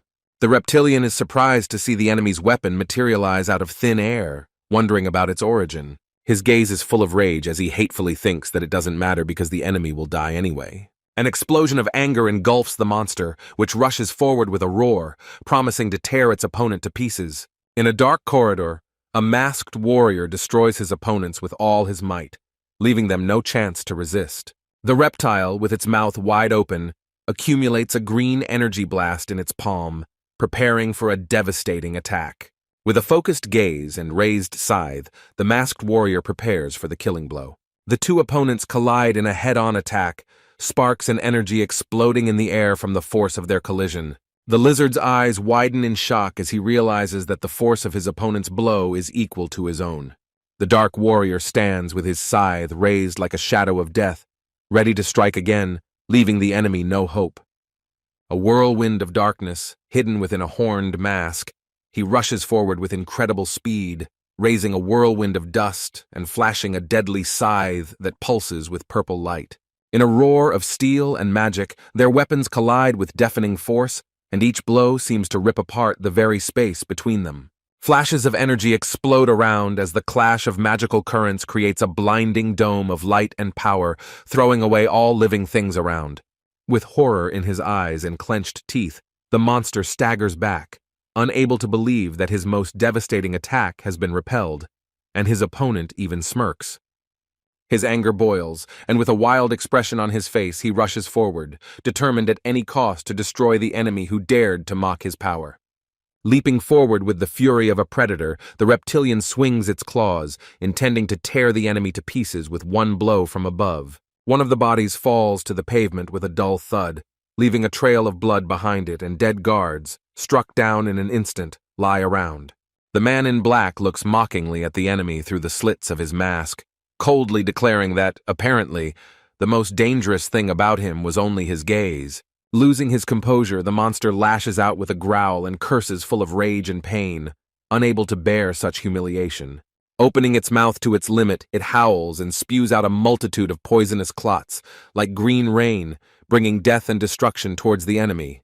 The hero's gaze fills with determination, and he mentally decides to end this protracted duel. Using the combined power of souls, he begins to fill his poisonous scythe with deadly energy. The system confirms that the artifact is saturated with natural energy, and the scythe of acid poison recognizes it as its rightful owner. The sealed abilities of the ancient artifact have been successfully unlocked, allowing the owner to gain new powers. The glowing scythe fills with a poisonous light as the hero raises it into the air, preparing to deliver the finishing blow. Magical clots of poisonous energy swirled around him, forming a deadly orbit around the blade of the scythe. The enemy's eyes widened in horror. He could not understand how everything had changed so suddenly. Several poison charges are torn from orbit and fly rapidly towards the enemy. The hero calmly holds the scythe, from which a green, deadly mist emanates, slowly covering the ground. Confidence lights up in his eyes as he explains that the divine blood's cruel poison gives him the power to completely control all poison in the territory he controls. The reptilian stands with wide eyes, paralyzed with fear as the figure with the scythe slowly approaches him and the cold penetrates his entire body. Wearing a horned mask and observing the enemy, the hero calmly notices that the basilisk's external defense is indeed strong, but an attack from within changes everything. The reptilian, trembling from shock and incomprehension, tries to understand the meaning of what was said, considering it madness. The hero, like an alien from another world, threateningly asks what will happen if he pulls out all the poisonous energy from the enemy's body. The reptile's gaze distorts with alarm as a poisonous mist envelops her head, causing her heart to pound wildly. The dark scythe tears through space, absorbing toxic energy from the reptilian, who screams in helplessness, unable to do anything. The masked hero grins maliciously, amazed by the instant effect of his deadly technique. In despair, almost losing consciousness, the basilisk, covered in a poisonous aura, begs for mercy and compassion. The scythe blade flashes before the monster's face as a cruel command is given to be silent forever. A sinister figure in black with a scythe cuts through the air in a final decisive blow to finish off the enemy once and for all. Having gained the basilisk slayer status, the hero stands in the shadows over the defeated monster, his scythe still shining with the marks of the recent battle. The poisonous scythe begins to slowly absorb the remaining energy of the defeated monster, becoming saturated with the acidic power of its enemy. Despite the obvious victory, the hero frowns and notes to himself that now is clearly not the time for joy. Standing in front of the magical portal, he remembers his task and tells himself that not everything is finished yet. He must save those poisoned women. Having arrived at the right place, the hero examines the stone wall and, feeling the surface, comes to the conclusion that the passage must be somewhere here. Running his hand over the masonry, he feels a hidden mechanism, and one of the stone slabs smoothly moves aside, revealing an entrance. A bright stream of light bursts out from the opening space, illuminating the figure of the hero, who decisively takes a step forward. Entering inside, he finds himself in a treasury, where the floor, chests, and even the walls are buried in dazzling gold and jewels. The hero, looking at all this, coldly says that this is only the first of 9 goals that he must achieve. Amid the tense silence, the members of the Council of Elders stood in a daze, and fear, anxiety, and beads of cold sweat were written on their faces, because what they had just heard had completely turned their usual understanding of what was happening upside down. The elders' faces tensed as they heard the unexpected news, and cold sweat began to run down their temples from growing fear. A heavy atmosphere enveloped the office where the clan representatives were gathered, sitting at a long table against the backdrop of the scarlet sky outside the windows. The leader of the Kurion clan, General Black Storm, frowned and clenched his fist, coldly ordering him to repeat what he had said, not believing his ears. Second Commander Mung Dong-ho stands up, reporting that the 3rd prison was suddenly and brutally attacked last night. One of the elders reports in a panic that the Shining Dragon Squad was sent to check, as the provisions never arrived.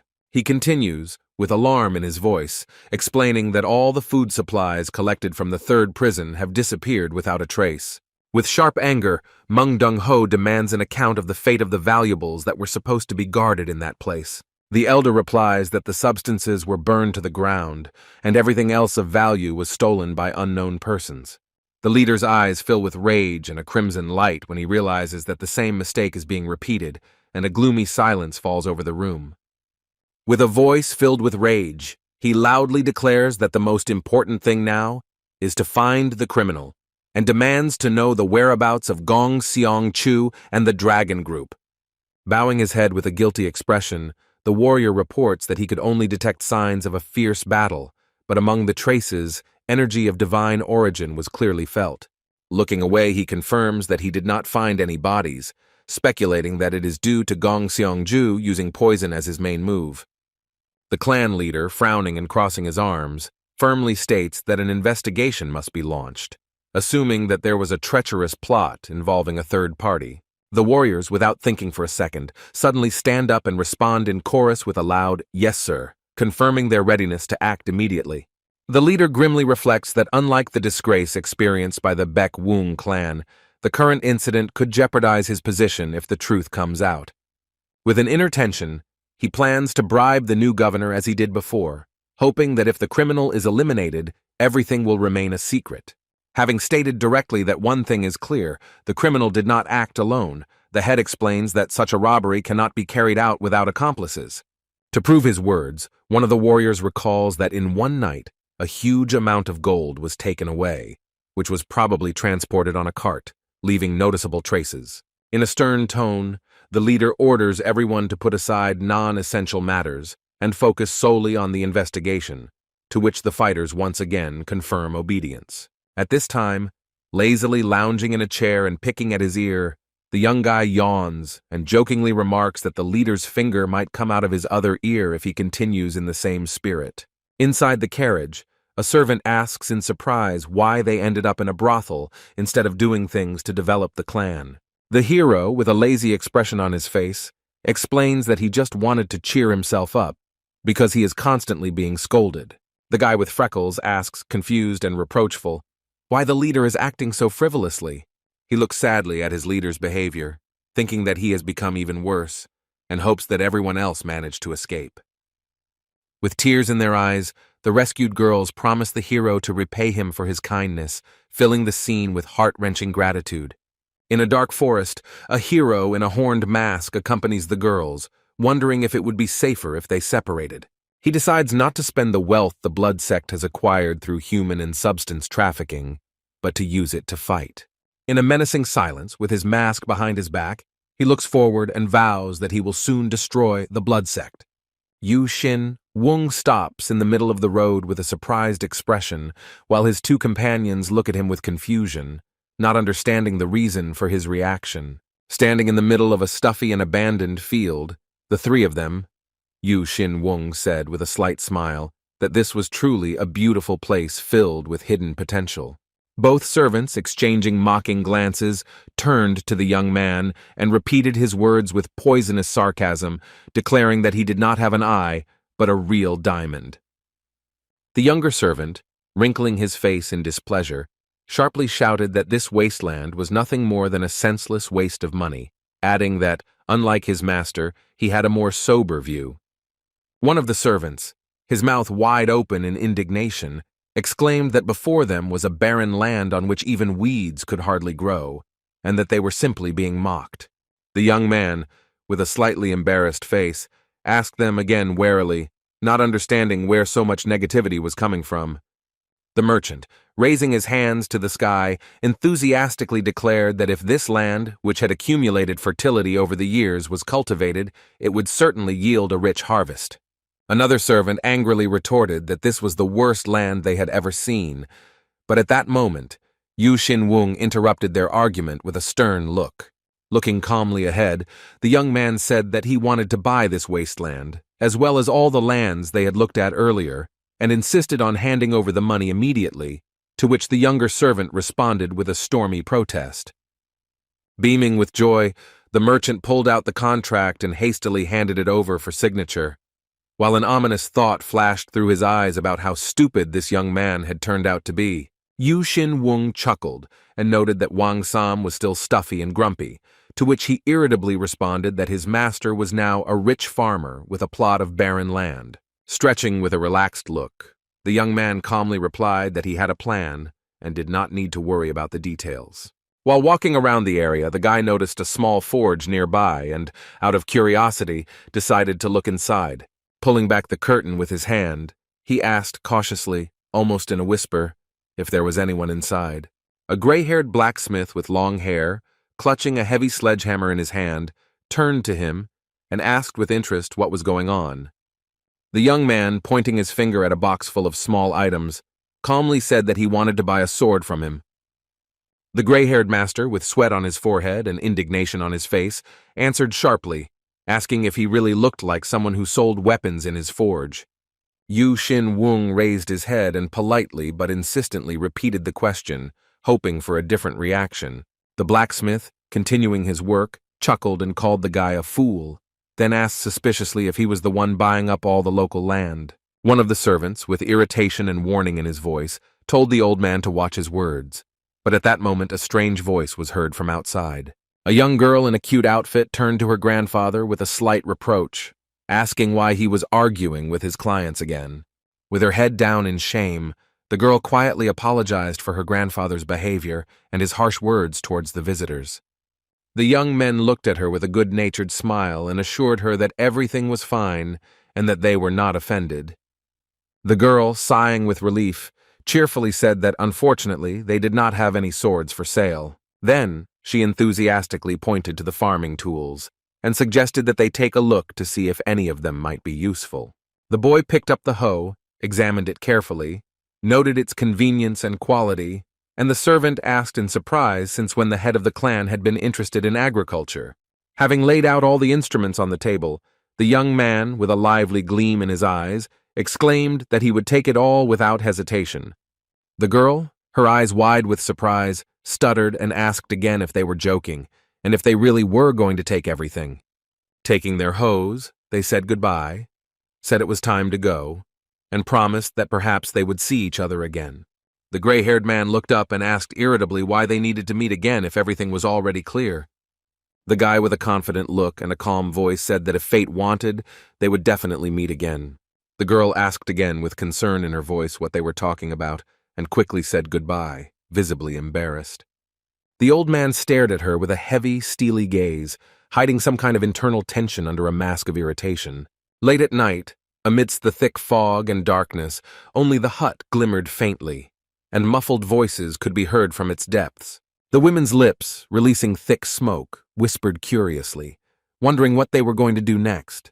The gray-haired man, leaning on one knee, wondered with suspicion in his voice whether the young man knew anything about this place and about the godmother. The charming girl, enveloped in green energy and smoke, gently asked Hwanggun Man not to call her that anymore. The man, looking down, not daring to meet her eyes, quietly asked for forgiveness for his insolence.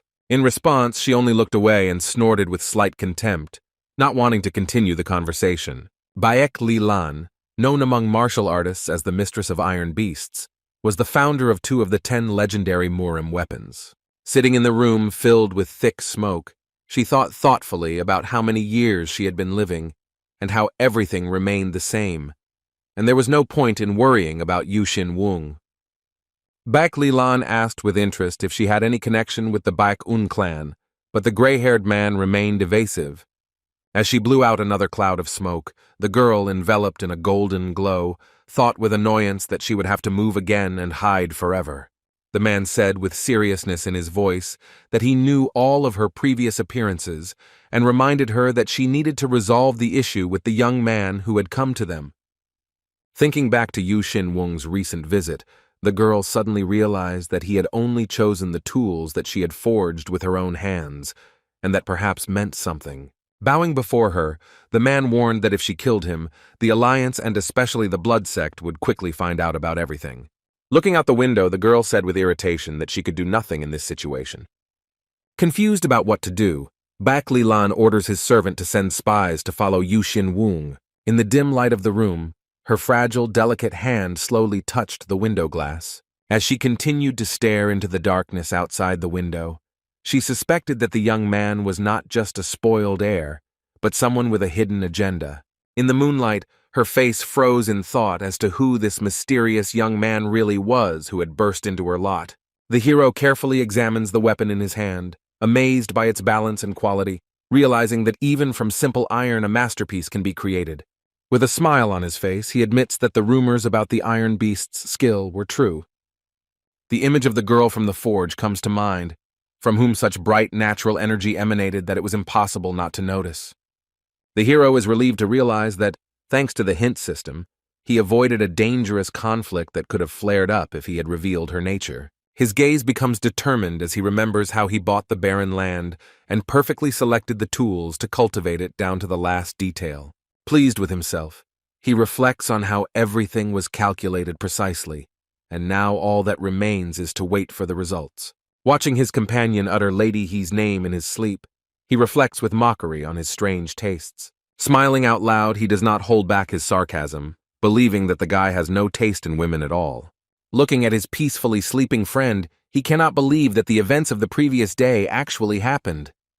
With seriousness in his eyes, the hero recalls that this was only the first step in the plan to destroy the Blood Sect, and there are still many important things ahead to strengthen both himself and his clan.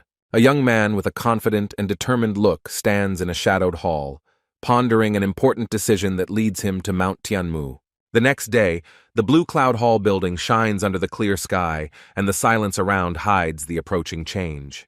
Stern men stand in the hall with an expression of restrained alertness, awaiting the appearance of an important guest. One of the elders reflects with trepidation on the acquired barren lands, not believing that the rumors of change could be true. The protagonist confidently extends his hand to the treasurer, asking for funds for mysterious expenses, causing everyone to shudder in surprise. With a sly smile, he turns away, leaving intrigue in the air and making it clear that everything will be revealed later. The treasurer, with a confused face and a frozen gaze, barely manages to utter his consent to the request. Realizing his weak position, he hangs his head, covered in sweat and fear, admitting his powerlessness before the new leader. The figure of the new clan leader appears in the doorway of the hall, his aura filled with power and authority, causing a wave of respect.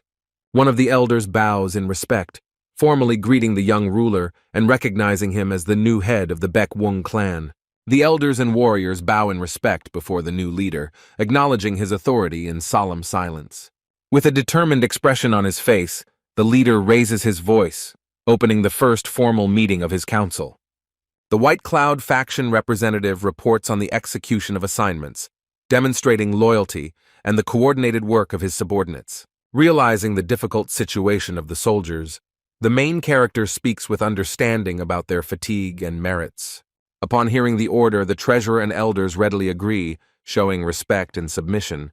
The hero orders to strengthen the clan's security, assigning the Clear Cloud faction to patrol the territory around the clock. The Black Cloud faction commander bitterly admits that the new recruits are too weak and do not even have basic knowledge. He explains that most of the martial arts books were lost during the explosion of the Red Cloud building, leaving beginners without proper theory. The treasurer is anxious about the upcoming expenses, fearing that he will have to allocate funds for books again. The leader thoughtfully concludes that this problem could be solved if the clan mastered outstanding martial arts. The hero, with cold determination, declares that he will deal with the problem himself, which stuns everyone present at the table.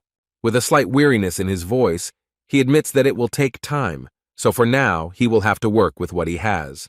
One of the elders wonders with surprise and concern whether the hero can really cope with such a difficult situation. The wide eyes of both listeners show shock and disbelief as they ponder out loud the possibility of creating a new martial art. One of the warriors does not believe what he heard, believing that creating a martial art is only possible for natural-born geniuses, and only one absurdity is spinning in his head. Another elder admits with restrained surprise that the leader might actually be capable of such a thing, although he finds it hard to believe. The hero calmly changes the subject and asks about the actions of the Hwanak clan, trying to maintain control of the situation. He is informed that the Hwanak clan has already sent troops to the Mount Hwan sect, as the disciple with the severed arm is now associated with that sect. Inside himself, the hero thinks that their patience is not infinite, and perhaps he should just wait for the chance to appear. The elder, with slight excitement, hands over to the hero the cases that had been put aside for years, emphasizing that they are all between 5 and 10 years old. The man with the bandage on his head, holding back irritation and a bead of sweat on his temple, sullenly reminds that the tasks are actually postponed only in words, and anxiously asks what the leader is going to do with those of them that they have officially abandoned.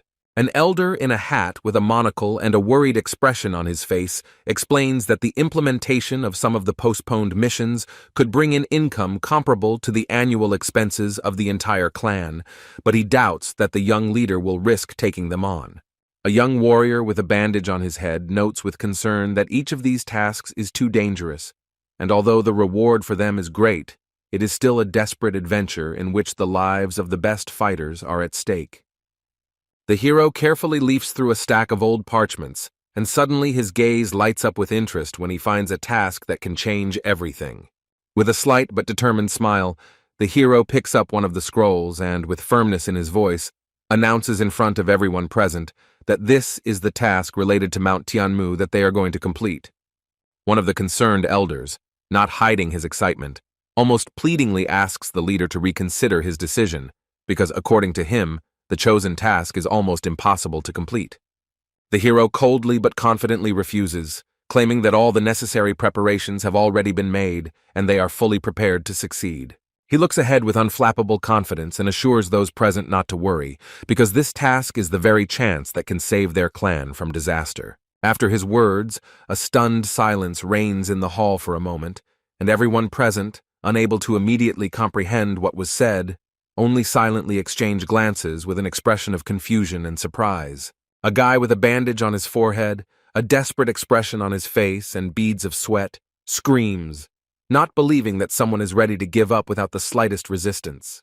With contemptuous determination, he declares that all who hope to gain power without effort and bloodshed can immediately get out.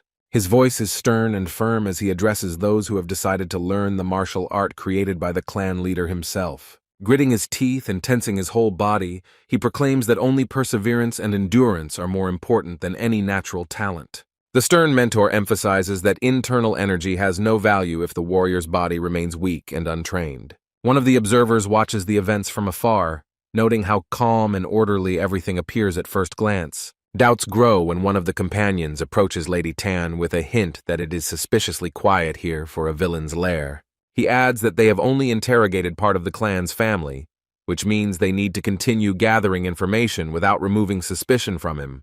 Lady Tang furiously asks not to be called by her real name, and her companion hastily apologizes, hastily correcting his mistake. She sternly warns him to be more careful, and he agrees with nervous confusion, barely concealing his alarm. The young warrior with a serious face looks thoughtfully into the distance, while her companion with slight weariness acknowledges the efforts of the mentors and admires the spirit of this clan. The girl raises an eyebrow thoughtfully and expresses confusion as to why training hasn't started yet. Thinking with a cold gaze, she couldn't understand why he would hire the Straight Cloud squad guards in the first place. Suddenly, they are interrupted by a stern old man who, in a sharp tone, demands that they stop their pointless conversations. With an ironic grin, the old man quips that he has interrupted the conversation of two lovebirds, which causes confusion and protest. The embarrassed girl apologizes for her words, calling them stupid, and confirms that her name is Juano. The new girl explains that she decided to go outside because it was too boring inside, and also mentions that all the warriors are outside. She adds with a slight smile that she has brewed refreshing tea for the warriors who are tired from training because they are working up a sweat. With sadness in her eyes, the girl talks about the one who took on all the hard work, trying to prove her worth. In response to the blow, the big man with a cup in his hand exclaims in surprise, as if justifying himself from accusations of trying to kill him. The fair-haired youth rushes into battle with fury, calling his bald opponent a dumb, pumped-up boor, while the latter is already swinging a powerful punch. A jump from above with a battle cry cuts through the air as the guy flies towards his opponent, and the girl in the red kimono looks at the fight in confusion, thinking only about tea. A black-haired man with a confident smile approaches the girl from behind and gently offers to take over her case, causing her surprise. The Straight Cloud Pavilion sign appears in the background, and a polite line is heard off-screen about wanting to start with an apology. The hero, with a serious expression on his face and folded hands, calmly explains that he was unable to come earlier due to urgent matters, demonstrating restrained respect. Representatives of the clans gathered at a large table, and one of them, smiling, assures that there is no reason to apologize, because everyone understands how busy the main character is. The two men look at the hero with suspicion and surprise, and one of them admits that he seems to be very cunning and not as simple as he seems. In the meeting room, after a short discussion, one of the senior participants suggests getting straight to the point without delay. A smiling Yu Shin Wung confidently raises his finger, announcing that those present have their first task. One of the students exclaims in confusion that they haven't had a single training session yet, and looks clearly concerned about this turn of events. Smiling confidently, the man says that the current skills are sufficient, and all the details will be known immediately before the task is completed. A surprised look and restrained anticipation accompany the question about the essence of the first task. A young warrior with a serious face announces that the order came from the Tingyan Bank, causing surprise among those present. The girl recalls with surprise that this is the largest bank in all of Zhejiang, and her interlocutor confirms her knowledge.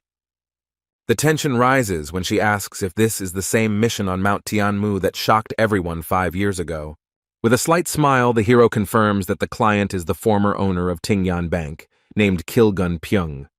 His figure appears in his memories, entering a shining hall filled with silver, because he managed not only to return his investment, but also to rise in status. However, it was not so much luck that brought him real fame, but his boundless eccentricity, which distinguished him from everyone else. Kilgun Pyong had a strange habit of throwing all his resources into a new hobby that he found interesting without thinking. And it was for the successful completion of the mission on Mount Tianmu, where one of the 72 bandit bases was located, that an unprecedented reward of 10% of the annual income of the Tingyan Bank was promised. The bandits sincerely believe that the top of this mountain is a sacred place for them, which makes any invasion there not just difficult, but almost impossible without desecrating their faith. Many people had previously rushed into this task, blinded by the promise of untold wealth, unaware of the mortal danger they were exposing themselves to. Having heard all the details of the upcoming mission, those present fell into deathly silence, looking at each other in confusion, not knowing how to react. One of those present begins to suspect that the true purpose of accepting such a dangerous assignment was a desperate desire to improve the deplorable situation of his native clan, even if it means putting everything on the line. They insistently ask him to think it over again, warning that such a task could drag the Baekun clan into completely unnecessary and unjustified danger. The young man, with a slight smile and complete confidence in his voice, reassures the others, stating that they should not worry about some bandits, because he will be there and will protect everyone. However, he firmly states that he has no need of warriors who doubt him, and at the first sign of danger, begin to look for an excuse to avoid participation. With cold determination in his voice, he says that anyone who feels unsure or afraid can leave the room right now and refuse the task. Internally overcome with anxiety, some are already beginning to think about escape, hoping to find a plausible excuse while there is still an opportunity to retreat without losses. However, despite the growing fear and mounting doubts, none of those gathered dares to be the first to admit their desire to leave, and all eyes are involuntarily directed towards the one who must make the choice for everyone. A muscular warrior with dark skin and a beaming smile, he happily declares that he loves the mountains, as if these wild spaces have become his home and a source of inspiration. The old sage with a blindfold on his eyes mockingly remarks that he, a man with one foot in the grave, has nothing more to fear. Death itself is already near. A young warrior with a determined look firmly promises to follow the order, and the girl next to him says that she joined the squad already resigned to the possibility of death. The embarrassed blond man with his hands tied reluctantly agrees to join, trying to hide his inner uncertainty and fear. One of the fighters confidently declares that he is with the team, and from behind, a desperate cry is heard. Why? Filled with anxiety and misunderstanding of what is happening. The stern-faced girl says firmly that she will join in too, and the man next to her mumbles his agreement, after which she asks how they are going to storm the mountain peak. The main character calmly and confidently explains that it is not at all necessary to climb to the very top of the mountain, since there is no need for it. The girl, frowning, remembers how many terrible creatures and monsters live in the forest on the mountainside, and wonders if it is possible to avoid meeting not only them, but also the bandits. A hunch flashed through her mind that this entire mission might be a carefully planned test for the members of the Straight Cloud faction, and if the hero really planned all of this, then he was a real strategist. The hero, with a serious expression on his face, addresses the assembled group and announces that not everyone will be able to take part in completing this difficult task. The characters look at what was said with tense expressions on their faces and obvious bewilderment, not fully understanding what exactly the leader meant.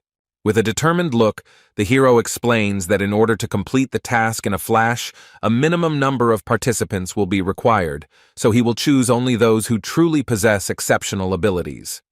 With her eyes widened in realization, the girl realized to herself that even the selection of fighters for the Straight Cloud faction was part of a pre-planned plan, and now she anxiously wondered what kind of special talents these people must have.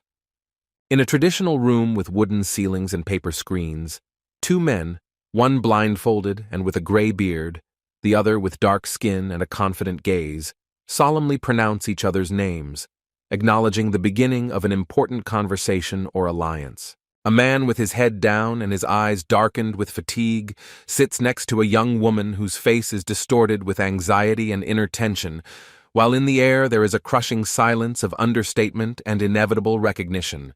The dark-haired girl slowly looks up, her face filled with slight excitement, and the voice calling her name trembles with inner uncertainty and a premonition of something important. The four contestants, lined up in a spacious room with wooden walls and barred windows. Listen attentively to the words that not everyone is destined to take part in the first task, and there is a slight disappointment and tension in the atmosphere. At the other end of the room, 3 people, a man with his hair pulled back high, a young woman in yellow, and an old man with a blindfold, listen warily to the words about the new mission intended for those who remain, feeling the weight of responsibility fall on them. Yu Xin-wung, holding a letter in his hands and standing in a hall with carved windows and traditional decorations, with a serious expression on his face, gives the temporary leader of the group and receives orders to immediately go to Namchan. A man in a blue robe with a determined cry and a stern look clutches in his hand a letter with instructions that he must strictly follow immediately upon arrival at the place. The 2 participants exchange wary glances with worried faces, realizing that there is more to this mission, and they need to be close to the new leader to understand his true intentions. The main character, with a mysterious smile and a cold gleam in his eyes, notes to himself that it is too early to be surprised, because the present is just beginning. Against the deep blue of the evening, tall grass sways silently, casting a sense of hidden menace and impending uncertainty over the scene. A lightning attack breaks through the undergrowth in the darkness of the night with a sudden flash of light, leaving behind a trail of tension and hidden threat. From the darkness of the tall grass, crouched to the ground and looking around warily, armed men from the Tianmu Mountain Wolf Squad emerge, each ready to rush into battle at the first sign. The bald leader, with a sullen expression on his face, makes his way through the thicket, muttering under his breath from fatigue, while the rest of the squad follows him, hiding their irritation and exhaustion. One of the bandits, covered in sweat, looks around the forest wilderness with an anxious look, amazed that even they, experienced in the mountains, cannot find their way around this place. 2 of the squad, sweaty-faced and restless-eyed, exchange quiet words, realizing that if they go any deeper, they will find themselves in a situation that is dangerous even for themselves. A stern man, with a drawn sword, turns towards his comrades in the dark forest, angrily reminding them that orders come from the leader and refusing to take on their complaints. A group of bandits making their way through a night forest discuss with surprise and irritation the reckless stranger who dared to invade their territory while having difficulty remembering his name and origin. One of the bandits, his face twisted in rage, screams about the Baek Wung clan, recalling the bloody showdowns between the brothers, while the others, with sweaty faces and tension in their eyes, support his anger and fear. The young recruit, with an awkward smile and beads of sweat on his face, reflects to himself on his recent attachment to the squad, and realizes that he should have studied the local trails better before following the others. Confused and a little lost, he repeats in his mind what he heard, not fully realizing the situation he himself has found himself in, with a surprised expression on his face. The young man turns warily towards the mountains, persistently trying to understand whether he really heard someone's voice or whether it was just a figment of his imagination. Suddenly, someone's hand grabs his neck. His face, which had been searching for peace, is distorted by panic, and his mouth is clamped shut, preventing him from making a sound. With a predatory grin, the bandit holds his victim tightly, sarcastically asking if he was going to throw himself off the cliff, while the guy haltingly makes excuses, mentioning a strange sound. With a mocking and smug grin, the attacker complains to those around him that the guy dared to contradict him, and the victim, trembling, quietly mumbles an apology. Holding back his irritation, the leader threatens that he is at his limit, orders the youth to stay back and not to anger him, to which he quickly agrees, trying not to get caught in the crossfire. Hanging on a sheer wall, the protagonist clings to the rock with his fingers with effort, holding his breath and not making a sound. He looks up, assessing the distance and thinking hard about how to get out of here despite the danger. Several people continue to fall into the depths of the gorge, and the main character, grabbing the edge, notices that the pursuers have fallen behind. A sigh of relief escapes his lips as he realizes that the danger has passed and he can relax for a while. Embarrassed and guilty, he admits that he is still having trouble with the tiger technique, apologizing to the others for his uncertain use of the skill. A bald warrior and an old man, tied to a rope, anxiously inquire about the condition of the leader, who leads them up a steep cliff. The leader calmly climbs up the rock wall and assures his companions that he is okay, while the others hold on to the rock and rope with all their might. The hero notes with a slight smile that even without using the tiger technique, his arms and legs seem to merge with the stone thanks to his own strength. The dark-skinned fighter below looks up in genuine surprise, amazed at the abilities of his leader. One of the fighters notices a dark passage below and loudly informs the leader that the entrance is right below them. The hero, confidently holding his comrade in his arms, quickly descends the steep wall and lands softly on the rocky ground, while the rest of the companions follow him with caution and tension in their movements. The 5 companions, standing shoulder to shoulder, stop in the shadow of the rocks, looking with surprise and reverent attention at something hidden in the darkness before them. Their gaze is directed into the depths of the rocky passage, where an ominous and mysterious entrance to the cave opens before them, as if waiting for those who dare to enter. The girl, slightly frowning and not hiding her anxiety, asks doubtfully how the leader could have learned about the existence of this secret place, hidden from prying eyes. With a barely noticeable smile and a hint of sarcasm in his voice, the hero replies that he was about to share, but her constant questions sound as if she is conducting an interrogation every time. The girl's eyes flash with anxiety and tension as she suddenly notices something shocking, while the man next to her freezes silently, sensing a growing threat. Bowing her head in slight embarrassment, the girl admits her guilt in excessive curiosity, but the leader calmly explains that this cave is an ancient refuge, prepared by his father many years ago. The young man, with a slight smile, says that although he had known about the existence of this place for a long time, its true purpose was revealed to him only recently. The bald warrior, leaning towards the stone wall, looks at the strange symbols with surprise and admits that he does not know such words, asking someone to help decipher them. All eyes turn to the ancient stone on which a grim warning is carved. Anyone who enters here without due determination will inevitably find their death here. One of the companions anxiously suggests that they are indeed following the path of all natural phenomena, and may have chosen the right direction. Another confidently confirms that this hidden path leads directly to the top of Mount Tianmu, revealing an important part of their purpose. The hero enthusiastically tells that 200 years ago, the greatest master of traps and mechanisms lived here, and now this cave contains everything connected with his legacy. The torch's flame flares up in the darkness of the cave, casting a flickering light on the stone walls, and the leg of one of the group members trembles traitorously with hidden fear. The alarmed servant clutches a torch in his hand, his face covered in sweat and his eyes wide with horror, which he tries his best to hide but cannot. The servant, trembling with fear, clutching a trembling torch in his hand, warns with a broken voice that entering this dark and dangerous cave could cost them their lives, because this is an extremely risky decision. His haggard face is frozen in worry as he recalls with horror the old stories of Mansang-ja, who was supposedly not just a master, but a true genius of traps and mechanisms, who did not forgive his enemies. He continues the story with a depressed expression, saying that there are legends about how Mansang-ja single-handedly wiped out an entire sect over a trivial conflict, leaving behind a cave full of deadly devices. But the young leader, remaining calm even in such a tense situation, confidently reminds that he chose with him only those in whose abilities he is completely confident, and that they will definitely be able to get through this deadly, dangerous place. One of the men, hearing these words, turns around abruptly, and an expression of shock appears on his face, because he cannot believe the intention to go further.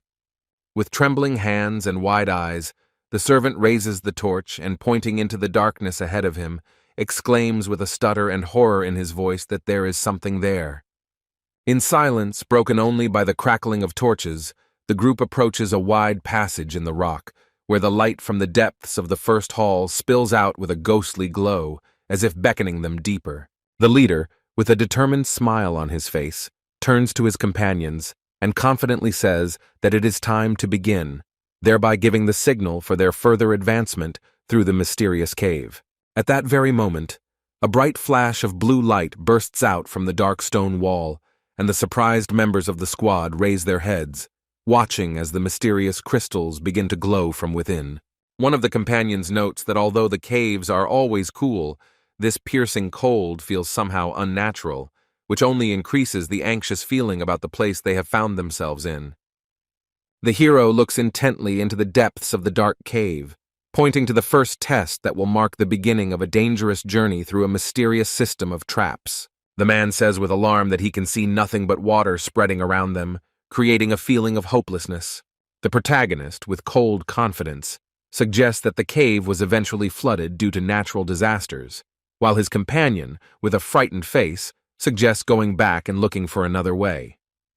With a slight smile, the hero explains that this mysterious lake is part of the test, calling on everyone to take a closer look around.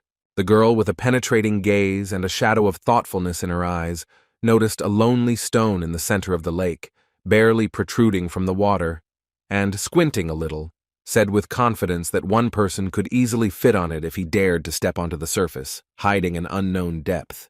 He points to a similar platform on the opposite side and deduces that their task is to get there, which will be a test of their strength and endurance. One of the servants breathes a sigh of relief, hoping that the first test will be easy, while the hero calmly adds that they only need to swim to the rock, avoiding the predatory ghostfish in the icy water. Having heard the task, the frightened man, pressing his hand to his chest, ironically repeats the words about only divine water and ghostfish, clearly not sharing the optimism. The hero explains that the divine ice water is mined in the depths of the Northern Sea Palace and contains the essence of absolute cold, and the ghostfish are monstrous creatures with impenetrable scales and a deadly grip.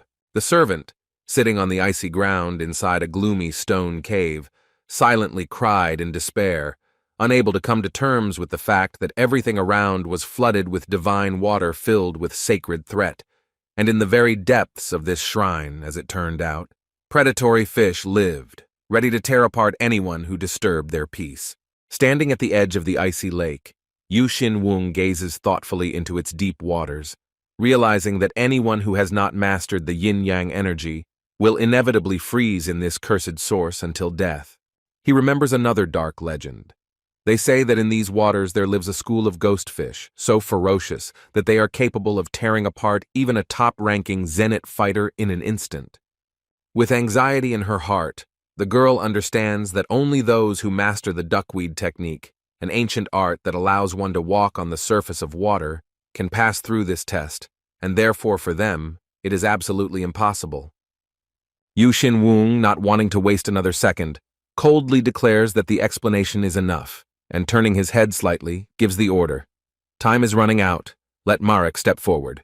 At that moment, one of the companions realizes with a dark epiphany, now everything has become clear. Yu Xin-wung has chosen exactly those whom he will not spare to sacrifice, and gritting his teeth, he places his hand on the hilt of his sword, vowing to destroy him if he makes even one reckless move. The bald warrior trying to cross his legs correctly turns back in confusion while the leader kneeling behind him prepares to transfer the energy. A glowing blue energy begins to flow from the hero's palms, covering Marek's body with a soft light and filling the stone cave with mystical heat. An outside observer feels with awe how a force so pure and powerful responds within him that even his internal energy suddenly becomes calm and stable. Surprise crosses his face as he realizes that the young leader has already reached a level of mastery that previously seemed unattainable. An internal shock rushes through Marek when he hears that despite his lack of martial arts skills, all 8 of his Kyungrak bonds are flawlessly pure. The hero reflects that it is thanks to this that his energy will be able to freely penetrate Marek's body without encountering even a hint of resistance. Marek's lips tighten as he feels an immense flow of power flow through every cell of his body, while behind him, the leader directs the energy with cold concentration. Yu Xin-wung's inner voice confidently whispers that Marek's body itself is the innate gift needed to pass this deadly test. Raising his hands in a stern gesture of concentration, the hero feels gratitude for the abilities he received during the development of his mortal body, which allowed him to fully realize the potential of his companion. With a shadow of a sly smile on his lips, he looks towards Tan Ha-rin and says that he has chosen those whose abilities will play a key role in the upcoming test. The girl turns around in confusion, sensing an alarming presence behind her, and with horror notices the reflection of her own face, distorted and frighteningly dispassionate. Seriously touching Marek's back with his palms, the hero thinks to himself that thanks to his body, resistant to cold and the energy of the thundercloud, he will be able to withstand even such a severe test of water power. Marek's eyes flash a blinding white light as a powerful stream of energy suddenly bursts through him, filling his body from within with an unfamiliar power. Marek, still in shock from what happened, looks in awe at his hands, which are slightly trembling from the oversaturation of energy, and whispers words of gratitude to his leader. Filled with deep gratitude and loyalty, Marek kneels, exclaiming with genuine determination that he has met the leader he will serve for the rest of his life. The hero, with a slight smile and calmness in his voice, says that he will accept Marek's gratitude only after completing the test, and slowly takes off his outerwear, preparing for the next step. Seeing this, Tanha-Rin blushes to the roots of her hair and screams in confusion, unable to contain her surprise at the hero's unexpected behavior. Smiling at the corners of his lips, the hero looks at her and explains with slight irony that he would never send his subordinate to the test alone, and, of course, he will go with him. Tanha-Rin stands there dumbfounded, not fully understanding what's going on, and only asks in shock what. Two half-naked warriors stand side by side, one looking forward confidently with a serious face, while the other, with wide eyes, is clearly shocked by what he sees. With their backs to the others, the two fighters approach the water's edge, causing a mixture of surprise and slight confusion among those watching them.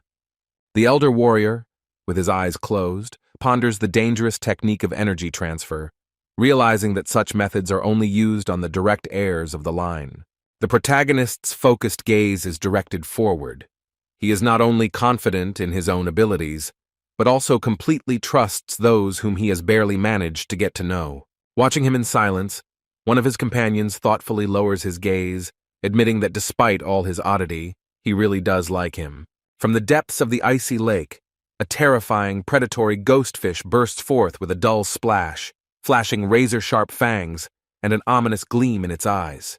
Two warriors stand at the water's edge, preparing to jump, but in the head of one of them, an anxious thought pulsates. Will everything really go without danger? With a slight smile on his face, the hero places his hand on his ally's shoulder, and looking confidently into his eyes, says that the fish will not attack, causing him to feel a barely noticeable hope. Looking ahead with concentration, the hero instructs his partner to jump on the count of 3 and not stop, swimming towards the right rock, to which he nods decisively in understanding. One of the observers, frowning, silently condemns the careless words, because even if the body can withstand the cold, how can one cope with the fury of predatory water monsters? The two elders, standing in complete silence against the cold stone wall, suppress their alarm as one of them says Ava, as if sensing something irreversible. The next moment, the frightened faces of all three turn towards the loud sound that cut through the space, and genuine fear of the impending danger freezes on their faces. Clutching a knife in his hand, the hero, without a shadow of a doubt, runs the blade across his own hand, preparing to sacrifice himself for the sake of fulfilling his plan. Seeing this sudden act, his companion exclaims with panic in his voice, rushing after the leader, who rushed forward with determination in every movement. At the command 3, the protagonist pushes off from the edge with cold confidence and dives sharply into the icy lake, without hesitating for a moment. Not wanting to be left behind and overcoming his fear, the companion screams and with furious determination rushes after, repeating the path of his leader. His massive body breaks the surface of the water with a dull splash, and he goes under the surface like an arrow aimed deep. As soon as the water closes over him, a freezing cold pierces his entire body, causing him to let out an inhuman cry of shock and pain. His muscles contract from the unbearable cold. He feels as if all the heat and strength is leaving his flesh, and every cell protests against the immersion. But gritting his teeth and widening his eyes, he says to himself that he has no right to be weak, because if he gives in, he will betray the faith that his leader has instilled in him. Marek, with clenched fists and unbroken will, continues to swim forward, furiously thinking that he will never give up. Confidently cutting through the water, he notices with relief that the predatory fish really do not attack him, as the leader promised. Suddenly he feels a strange warmth coming from the center of his chest, and his face fills with surprise. With a golden glow engulfing his body, he feels energy coursing through his veins, driving away the freezing cold. Having emerged and grabbed a stone, he breathes heavily, exhausted but still full of determination. He crawls out onto the ledge with a weakening body, dropping to his knees, covered in sweat and drops of water. Looking around, he anxiously calls out to the leader, not finding him nearby and not understanding where he could have gone. He looks ahead in confusion, where another rock stands forlornly in the middle of the lake, immersed in silence. The elders and the girl watch him closely, tensely and silently assessing what is happening. His face shows growing horror as he realizes that the leader has not returned, and he desperately calls for him to get out quickly. Predatory fish with terrifyingly open mouths are rapidly approaching from all sides, but the hero, clutching his sword, confidently swims forward, not allowing fear to lead him astray. With a cold glint in his eyes, he dives deeper into the icy waters, feeling the piercing frost grip his body from all sides. Having sunk to the bottom, he is surprised to realize that he was incredibly lucky. He escaped the deadly trap in just one moment. Amidst the sinister creatures gliding around, he stands quietly with his arms outstretched, contemplating the passive effects of his current status and accepting the power of resistance to the 5 elements. A bright glow begins to flow from his chest as the fire element absorbs the cold, and he, with a slight smile on his face, absorbs the new strength filling him from within. Streams of blinding energy burst from the hero's body, forming a shining whirlpool of blue and golden light around him, which fills the entire watery abyss. His face lights up with a triumphant smile and his eyes sparkle as he realizes that he can receive such pure and powerful energy for free. 3 elders in traditional robes watch the proceedings in silence and worry, standing at the edge of the waterhall in the shadow of the cave. One of them steps forward, breaking the tense silence, as if ready to intervene when the situation is about to get out of control. Resolutely pushing away her companion's hand, Mrs. Chi angrily replies that they can't delay any longer and must save him before it's too late. When the man tries to stop her, she violently pushes him away, screaming that it could be dangerous for her too, but she will not back down. In a panic, the bald guard calls out to the leader, begging him to come outside quickly while there is still time and a chance for salvation. A bright flash of light illuminates the entire lake, bursting from its depths in a blinding stream of energy. The 3 standing outside look up in amazement and alarm as they see the growing column of light engulfing everything around them. The woman in yellow rushes forward with the others, her eyes filled with worry, and her body tense with tension as they try to save the hero. A flash of light breaks the darkness of the cave, and 2 people raise their heads, shielding their faces from the unbearable radiance pouring down from above. The woman and man's faces froze in frightened surprise as something incomprehensible unfolded before their eyes. A fish carcass falls to the stone floor, its skull glinting in the light, the ghostly fish appearing dead but ominously present. A hand slowly rises from the water, still wet, but already confidently resting on the ground, signifying a return from the depths. The dark-skinned man clenches his fist in delight, exclaiming joyfully as a silhouette appears in the cave, with 3 observers standing in the shadows behind him.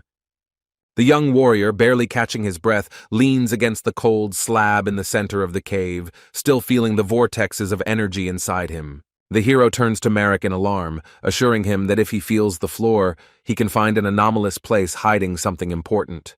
Concentrating, both fighters press their palms hard against the stone slabs, and under their pressure, the ground begins to vibrate. Far above them, a strange sound comes from the darkness, and the escorts raise their heads to the sky with hidden horror. A giant water funnel opens before your eyes, the vortex of which sucks in everything around and foretells the discovery of an ancient secret. The water in a deep cave suddenly begins to rapidly recede, revealing a dark bottom and causing surprise among 3 observers frozen on the edge of the cliff. Staring intently into the disappearing whirlpool, they whisper in amazement about the genius of the creator of this place, while one of them loudly calls out to those below. Below, half naked and with a slight smile, the hero, with raised eyebrows, casually asks again, as if he doesn't understand why everyone is so excited about his appearance. With a hint of mockery, he extends his hand and, slightly ironically, asks not to stare for so long, but rather to give him back his clothes, hinting at the awkwardness of the moment. The heroes go deeper into the cave, where one of them says the name of the place with a slight smile, admiring the difficult path that Mansang Ja paved. A narrow tunnel leads the group to a stone staircase, and the protagonist decisively announces that time is running out, so they need to climb up immediately. With torches in their hands, they move along the stone passage into the depths of silence, and each step echoes loudly in the walls. One of the companions notices with surprise that the cave has suddenly become wider, looking back at its unnaturally widened shape. A large stone slab appears in front of them with the inscription Second Hall, and the hero, holding a torch, confidently proclaims that they have finally arrived. The hero looks ahead confidently, sensing the closeness of the exit, but not losing sight of the danger lurking in the darkness of the pitch-black passage. Turning to his companions, he orders Huano to go first, as it is now his turn to lead the way in the darkness. The silent giant carefully lifts the old man into his arms, taking responsibility for his safety. Having lowered himself to the ground, the old man slowly unwinds the rope, preparing for an important and, possibly, decisive step. Extending his hand, he calmly asks Marek to hand him his cane, which conceals a curved, deadly weapon. The blind old man grips the bow tightly, deftly feeling the string with his calloused fingers. Bending down to the ground, he carefully pulls the rope, as if each of his gestures is the result of many years of skill. A characteristic appears in the blue of the interface: Huano, non-combat type, ultra-sensitive hearing, as if all his power is in sound. One of the companions, with admiration, recognizes the bow as a rare weapon of Gakun from Korea, and the old man, with slight sadness, recalls his youth, when he often shot from it. The protagonist interrupts the conversation, asking about the special arrow, and Huano confidently replies that he will release it right now. The blind old man abruptly releases the bowstring, and the arrow, with a furious whistle, soars into the darkness, cutting through the air. A moment later, a blinding light pierces the tunnel, illuminating the walls with golden flashes. The magic arrow rushes forward along the narrow passage, leaving behind a glowing trail, like a star falling from the sky. The young leader, with a cold expression on his face, orders to pull, and the old man barely holds back the tension, wheezing from the effort. The bowstring snaps with a sharp sound, and the old man falls back, screaming in shock and surprise. One of the companions deftly intercepts the arrow, preventing it from falling, demonstrating an amazing reaction. The others watch in shock and fear as the arrow's magic finally reveals its power. The center of everyone's attention is a huge beetle with a terrifying face, pierced by an arrow. The hero, holding a beetle on the tip of an arrow, addresses the group with a serious face, calling on them to pay attention. The young girl sweats with a nervous smile, trying to hide her confusion, and internally wonders why she was the one being asked about the creature.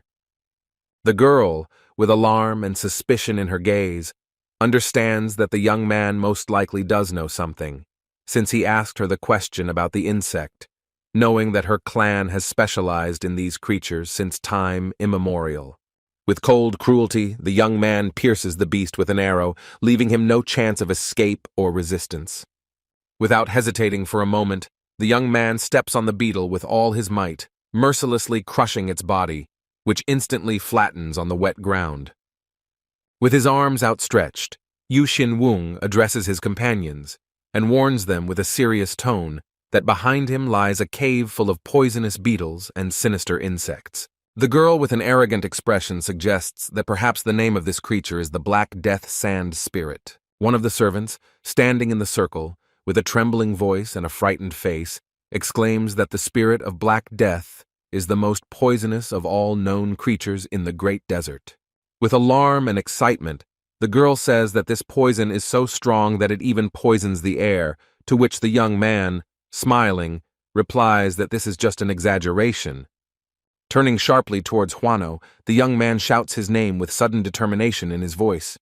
The girl worriedly wonders if Yu Xin-wung is going to transfer his energy again, since it hasn't even been an hour since the last attempt. Leaning over the old man and passing on his strength to him, the young man whispers that everything is not so simple, because the man is already over 70, and his old wounds lie too deep. Sitting with their eyes closed in a deep dungeon, they both try to concentrate, but are met with obstacles caused by the resistance of the earth itself. Yu Xin-wung strains with all his strength, trying to transfer his energy to the old man, and realizes that he has only one last way left. Overwhelmed with powerful energy, Huano clenches his entire body, as if trying to contain the raging force within.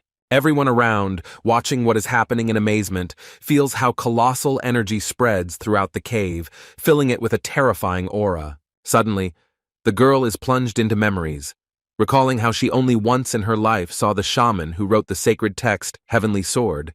And now Yu Xin Wung's energy seems frighteningly similar to her. Exchanging glances, the girl and the boy realize that the one they thought was ordinary is actually much deeper and stronger than it seemed before. Suddenly, a soft blue glow begins to pour out of the old man's head, and the young man's eyes widen in surprise at the sight of this miracle. An information board appears above the young man's head with a message about receiving the medicine achievement. The young man briefly wonders why he achieved this achievement so quickly and remembers the moment he saved women suffering from addiction, realizing that it was a sign of his compassion. His eyes sparkled as if he had seen something unearthly, and in this revelation he stood frozen in reverent silence.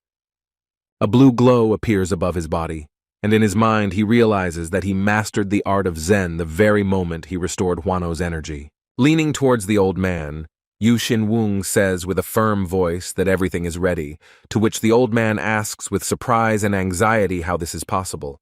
In a restrained and confident tone, the young man consoles him, promising that they will discuss all the details later when the time comes. Looking into the dark and long tunnel, the young man feels that in addition to poisonous insects, other, much more dangerous creatures may be hiding in the depths. Turning to the old man and looking at him with a piercing gaze, the young man strictly orders him to shoot only at those who have no life in them. Huano, gathering all his determination, tenses his body and aims into the darkness, preparing to meet whatever might be lurking in the underground cave. The hero confidently steps along the stone floor of the dark corridor, completely unperturbed as he passes by thousands of tiny glowing eyes hiding in the shadows, as if not noticing the approaching threat. A boundless mass of beetles with poisonous stings, like a living carpet, begins to move slowly, filling the passage with an ominous rustle and the frightening glow of numerous eyes. A cold, barely noticeable smile appears on the hero's lips as, without a moment's hesitation, he gives the quiet, death-defying order to attack. The next second, an army of thousands of insects, buzzing terribly, takes off and rushes forward, creating an inexorable wave of chaos and poison. Standing in the middle of the raging swarm, the hero remains absolutely calm, not moving from his place, as if in front of him there were not deadly creatures, but simply drops of rain. In a matter of moments, his entire body is completely covered in a thick living shell of poisonous beetles that burrow into his clothes and flesh, leaving no free area. Despite the piercing pain and pressure from all sides, there is no fear in his gaze, only cold determination, because he knows that his resistance to poison is still not perfect, and pain is inevitable. In his mind, he notices that thanks to his poison absorption skill, his resistance to poison has reached level S, and the more they try to poison him, the more energy he will be able to absorb. Enveloped in a dense cocoon of aggressive creatures, he finally decides that this sacrifice is enough and is about to move on to decisive action. At that very second, as if on cue, a blinding purple beam cuts through the air, and the hero, with a slight half-smile on his face, looks without flinching towards the source of the new threat, realizing who exactly has come. The hero, clad in a frightening suit of poisonous beetles, turns towards the depths of the cave with a lazy half-smile, wondering if the flash of energy is a manifestation of the restless spirit. The old man with bandaged eyes confidently pulls the bowstring, as if he senses every movement in the air, as if his inner gaze takes in everything around him. Despite being completely blind, he perceives the world around him more clearly than most sighted people, distinguishing the slightest vibrations and sounds. Even without seeing the target, he does not miss, accurately directing the arrow to where it will cause the greatest damage. From deep within the cave, the three warriors watch the motionless figure with bated breath, surprised to see that it makes no attempt to evade the attack. Every rustle and movement around the hero causes the shells of the beetles covering his body to crackle, as if he himself had become part of a living, moving creature. Sensing the moment, the old man releases his breath, and activating an internal mechanism, sends the arrow with deadly accuracy. The gears of the hidden device rotate with a metallic grinding sound, increasing the force of the shot and directing it to the very point. A series of arrows shoot out from the bow like beams of light, cutting through the darkness of the cave and heading inexorably towards the target. Standing right under the rain of energy and arrows, the hero doesn't even move, as if he's deliberately allowing the blows to test the strength of his body. Despite the roar of explosions raging around him, the man with long hair continues to walk forward with an unperturbed expression on his face, as if this whole storm was just a gentle wind. One of the onlookers wonders with concern in his eyes if anyone else is capable of doing something like this, while the other, with a heavy sigh, admits that the blind archer is single-handedly protecting the leader of their clan. Standing with his bow drawn and his eyes closed, the blindfolded old archer holds the bowstring intently, aiming the arrow with astonishing confidence. The young leader, surrounded by poisonous bugs, looks ahead thoughtfully, wondering if the gates had already opened without his knowledge. Turning towards the glowing opening, he notes with satisfaction that he has collected enough poison for further action. His bug-covered hand reaches out to the mechanism built into the stone, and with a slight creak he begins to turn the lever. At that moment, the massive gates burst open with a bright flash of light, and his silhouette dissolves against the snow-white glow, like a shadow entering another world. One of the beetles on his shoulder begins to tremble and pulse, as if reacting to the approach of a powerful energy source.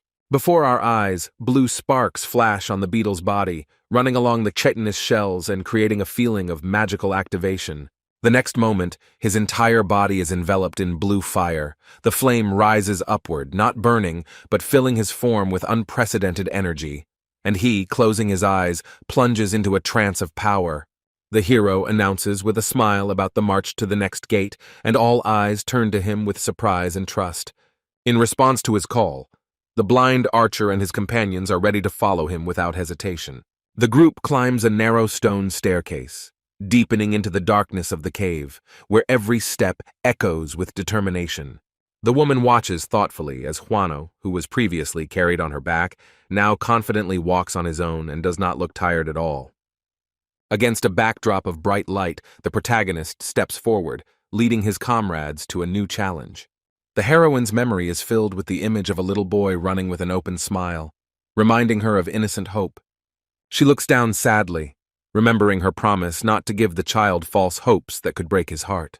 Having reached the place, the hero announces his arrival with a smile, and his companions stop in surprise. An empty stone hall opens up before them, causing bewilderment and slight tension. One of the participants says that there is nothing here, and the leader, with an imperturbable face, carefully studies the surrounding space.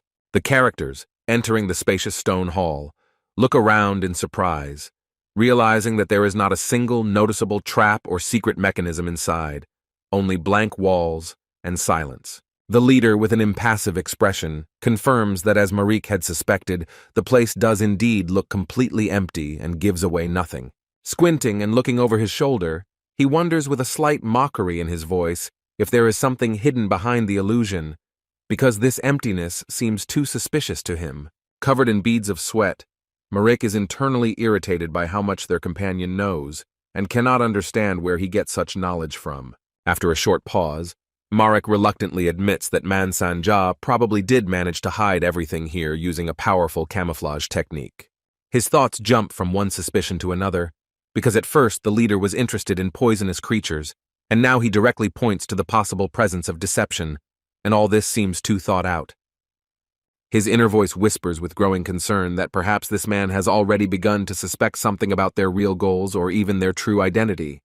He becomes increasingly gloomy, realizing that if the truth comes out, their group could find itself in mortal danger, from which there will be no escape. The protagonist watches the scene with a cold determination in his eyes, coming to the conclusion that the enemy they are facing is probably far superior to them in level and experience. And even those who stand behind him do not look so simple, because their strength and abilities should clearly not be underestimated, especially in such a tense situation. A man with a sly smile and a piercing gaze asks a direct question about the possibility of destruction, carefully observing his interlocutor, whose tense and concentrated face remains imperturbable even with his eyes closed. Looking forward with a serious expression, the man confidently declares that he will try, much to the shock of the woman standing behind him, who is in amazement at the fact that someone would actually dare to challenge Man Sangja's deadly traps. Sweating slightly, he runs his hand across his forehead and, thinking hard, admits to himself that his opponent had used a carefully thought-out camouflage that skillfully blended in with the natural elements of the cave. His fingers carefully touch the stone, and the idea flashes through his mind that if he turns over this inconspicuous piece of rock, he might be able to activate or disable the mechanism he has just figured out. Concentrating on plucking a yellow bud from its thin stem, he felt that even such a small action could be the key to a complex pattern hidden in the darkness of the stone walls. Leaping with incredible agility, the man struck the stalactite with all his might, calculating the force and trajectory precisely to bring it down to the right place. Yu Xin-wung says to himself that no one present has ever seen with their own eyes what the divine mind of Jie Gao, the heir to a powerful family who is preparing to amaze everyone, is capable of. In the gloomy hall, among the identically dressed men with combed hair and posture, only Jie Gai stands out, his gaze aloof, as if he is forced to listen to people contemptuously calling him the most stupid and irresponsible person in the world, even in his own family. Despite his upright posture, his eyes hide a hidden defiance and an ironic smirk about the label imposed on him since childhood. Jie Gao lounged carefreely on the windowsill, not paying attention to the glances of passers-by, completely immersed in his laziness, despite the fact that his position as the son of a respected clan leader obliged him to discipline and diligence. In the semi-dark hall, against the backdrop of the silent condemnation of his relatives, the young man stands with his lips pressed together and his head bowed, thinking that he was always considered just a mistake in a respected family. When the flames died down and his family was wiped off the face of the earth, Jie Gao, the only one who survived, straightened his back and walked out onto the battlefield, finally showing his true face, full of determination and strength. The man's gaze froze in surprise when the one he thought was unattainable appeared in front of him, and now, recognizing the familiar camouflage technique, he recalls the battle with Huan Shan and realizes that this is the technique that was used again here. The man, with a sly expression on his face, confidently points his finger at the rock, explaining that this particular stone is the key element that supports the entire system of trap camouflage. The young man praises Sama Gong for his work, lightly touching his shoulder, and he tries to hide his joy with an awkward smile behind a light chuckle. Left alone, Sama Gong closes his eyes in pleasure and with sincere warmth realizes that at this moment he is truly happy. In the shadow of a rocky outcrop, the protagonist scornfully proclaims that this man is the vile scoundrel they were looking for, and the next moment, with anger and determination in his eyes, he rushes forward, delivering a crushing blow with his fist, tearing the air with furious force. Yu Xin-wung emerges majestically from the clouds of fog, followed by the other members, his determined gaze showing complete readiness for whatever lies ahead. In the dark depths of the cave, the hero notices something mysterious, shrouded in an icy haze, beginning to appear among the walls. A massive gate suddenly appears before them, its appearance accompanied by a dull sound and an uneasy tension in the air. One of the companions admiringly calls Sama Gun cool, but he modestly replies that it's just luck.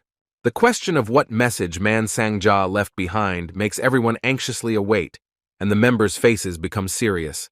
The inscription carved into the stone reads only one man, as if warning of the coming test. Another participant reads aloud the second part of the message, "Ready to die protecting my companions," and asks who will dare to enter the final gate. The girl in the yellow robe suddenly takes a step forward and says with determination in her voice that she will go. Her comrades are surprised, but she calmly says that she has not yet helped in this dungeon and wants to take responsibility. There is a glint of determination in her eyes as she asserts that her decision to enter is the only right one. With anxiety in his voice, the hero admits that, of course, he brought her here so that she could gain experience, but he never expected that this could turn out to be such a dangerous and high price for her, asking her not to say stupid things.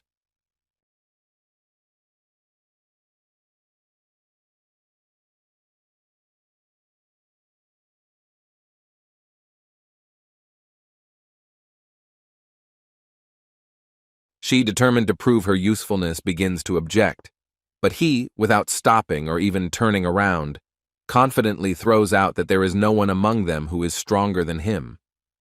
Under the silent gaze of his comrades, each of whom realizes the seriousness of what is happening, the hero takes a decisive step forward, clearly showing that the choice has been made and there is no turning back. Holding back her emotions, Lady Chase says that in this case she has no choice but to accept this decision and do it her way. Catching her intonation, the hero turns to her in surprise and briefly asks again, clearly not expecting such words from her and preparing to listen to the continuation. With a serious expression on her face, she carefully hands him a small tube of chimton, explaining that inside are needles soaked in a powerful paralyzing poison that can immobilize even a strong enemy. With cold determination in her voice, she adds that the item could be used as a weapon in a pinch, or even to end one's own suffering if the injuries prove too severe to survive. The hero ponders with inner tension that this chimton is most likely a secret weapon of the Tang clan, intended exclusively for situations where life and death are at stake. Realizing the danger, he understands that if outsiders find out about this, the girl's family could face severe punishment, so he promises to be extremely careful and be sure to return this weapon to her unharmed. Standing before the massive, time-worn gate, he speaks calmly and confidently, telling the others not to worry because he knows what he's doing. With a slight, almost reassuring smile, he declares to his companions that all these worries and trials will soon come to an end. The heavy stone doors begin to slowly slide open, filling the cave with a dull rumble that echoes off the rocky walls. Inside a dark hall surrounded by cold stone, he notices a mysterious winged creature resting calmly on a dais of stone. Looking intently at this strange creature, he whispers without a shadow of a doubt that this is exactly the one he was looking for. Eyes suddenly flash with an ominous yellow light, and it opens them with frightening determination, awakening from a long sleep. The creature spreads its transparent, almost glowing wings, tensing its paws, as if preparing for a swift attack. With a deafening roar, it opens its mouth full of sharp fangs, and its forked tongue writhes in the air, foreshadowing its fury. Despite the impending danger, the hero's face remains calm, his hair flutters in a strong gust of wind, and his gaze is full of determination. With an ironic, almost defiant smile, he looks at the monster and speaks with restraint, but with a hint of a bon appétit. From the darkness, piercing the air with the whistle of its wings, the legendary fire-breathing serpent bursts forth, opening its mouth wide and exuding primal terror. The hero, without allowing himself a second of hesitation, clenches his fist, engulfed in purple flame, and firmly decides to go on the offensive. A glowing magic circle erupts from under his hands, on which ancient runes flare up, creating a vortex of mystical energy. In a flash of darkness and fury, a troop of furious skeletons rises from the circle, each radiating battle lust and blind devotion. With a mocking and icy determination on his face, he says, "Aren't you afraid that you are all going against one?" Roaring, the snake rushes into battle, spreading its wings and showing its fangs, ready to tear apart everything in its path. An army of skeletons rushes forward with battle cries, raising clouds of dust and not thinking of retreating even in front of a mythical monster. With fury in his eyes and blue flames in his mouth, the serpent dives into the crowd, unleashing his power on his enemies. In an instant, his jaws close on several skeletons, sending their bodies flying like rag dolls. With the next blow, his tail crashes into the ground, sweeping away everything around him and tearing the undead army apart. The fire-breathing serpent's eyes widen in confusion as he notices something strange in the middle of the battle. The furious skeletons with glowing eyes simultaneously release energy beams aimed straight at the monster. The air flares with a whirlwind of magic as attacks strike from all sides, enveloping the serpent in flashes of lightning and ominous power. From the fire and light, an ominous shadow of a skeleton with glowing red eyes flies out, carrying the power of lightning. His sword, infused with the storm, cuts through the monster's flesh with anger, ripping it open with a flash and leaving a trail of destruction in its wake. The serpent, with a final roar, rushes at one of the enemies, trying to sink its fangs before collapsing down. His body rises into the air and he disappears into the darkness above the army of skeletons below. One of the main skeletons silently watches what is happening, clutching a sword in his hand, sparkling with the remains of energy. The creature in the air unfolds a storm around itself, swirling wind and energy into an unstoppable vortex. Lightning roars in the sky, and the hero below looks up thoughtfully, acknowledging the strength of his opponent. A lightning storm of blue light bursts from the sky with a terrifying roar, and a giant snake-like creature, engulfed in flames of energy, rushes down, splitting the rock with its claws. With a face full of determination and anger, the hero shouts out the order to disperse with force, warning his allies of the danger and throwing himself into the thick of the chaos. A column of blinding lightning bursts out from the center of the battle with a roar, covering the area around and knocking down everyone who did not manage to dodge. Sliding across the floor and not losing concentration, the hero rushes forward and mentally admits that without someone who can rise into the sky, they will not be able to continue the battle. Landing on one knee, the hero activates a necromancy spell, and in a chilling voice, into the gloomy silence, he pronounces the command, "Resurrect." The first to emerge from the light are eyes filled with a bloodthirsty gleam, and then a sinister man with scarlet pupils and sharp fangs appears, exuding menace with just one look. Behind him, a giant lizard with green scales, an evil squint, and a purple tongue hissing in the air like a harbinger of chaos rises from the circle. Yu Xin-wung, standing behind him, watches the new allies appear with cold confidence in his eyes, feeling the power on the battlefield gradually shift to his side.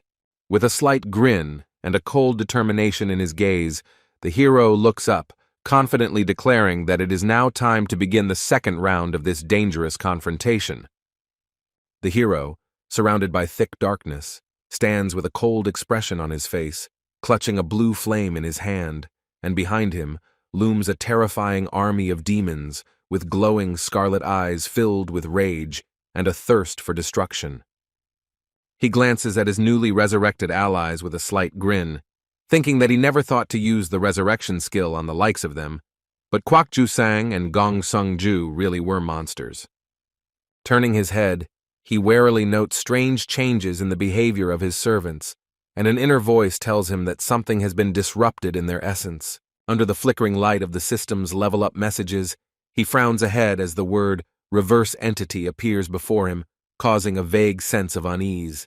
He clasps his hand under his chin and looks thoughtfully at his allies, wondering what the mysterious thing means and whether they are capable of surpassing the limits of a normal monster. Yu Xin-wung, thoughtfully resting his chin on his palm, slowly turned towards the skeleton with blazing eyes, who threateningly waved his finger, negatively moving it from side to side.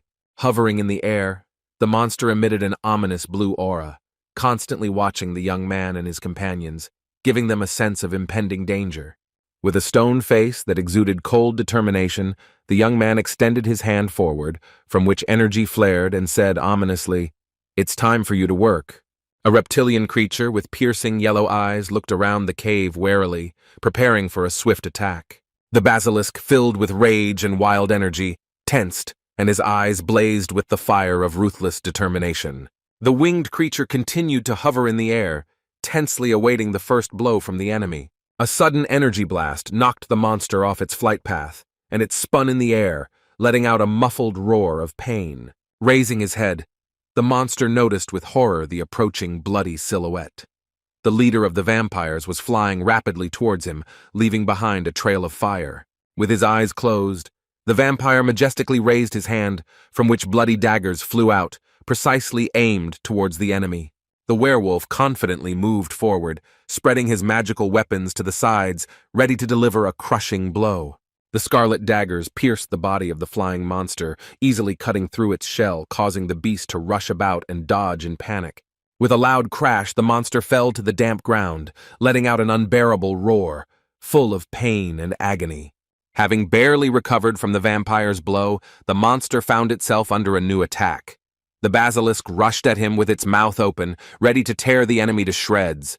The reptile's blade-like teeth sank into the beast's body, and thick scarlet blood flowed from the wound. The walls of the dark cave shook from the terrifying cry of the wounded monster, as if the earth itself felt his suffering.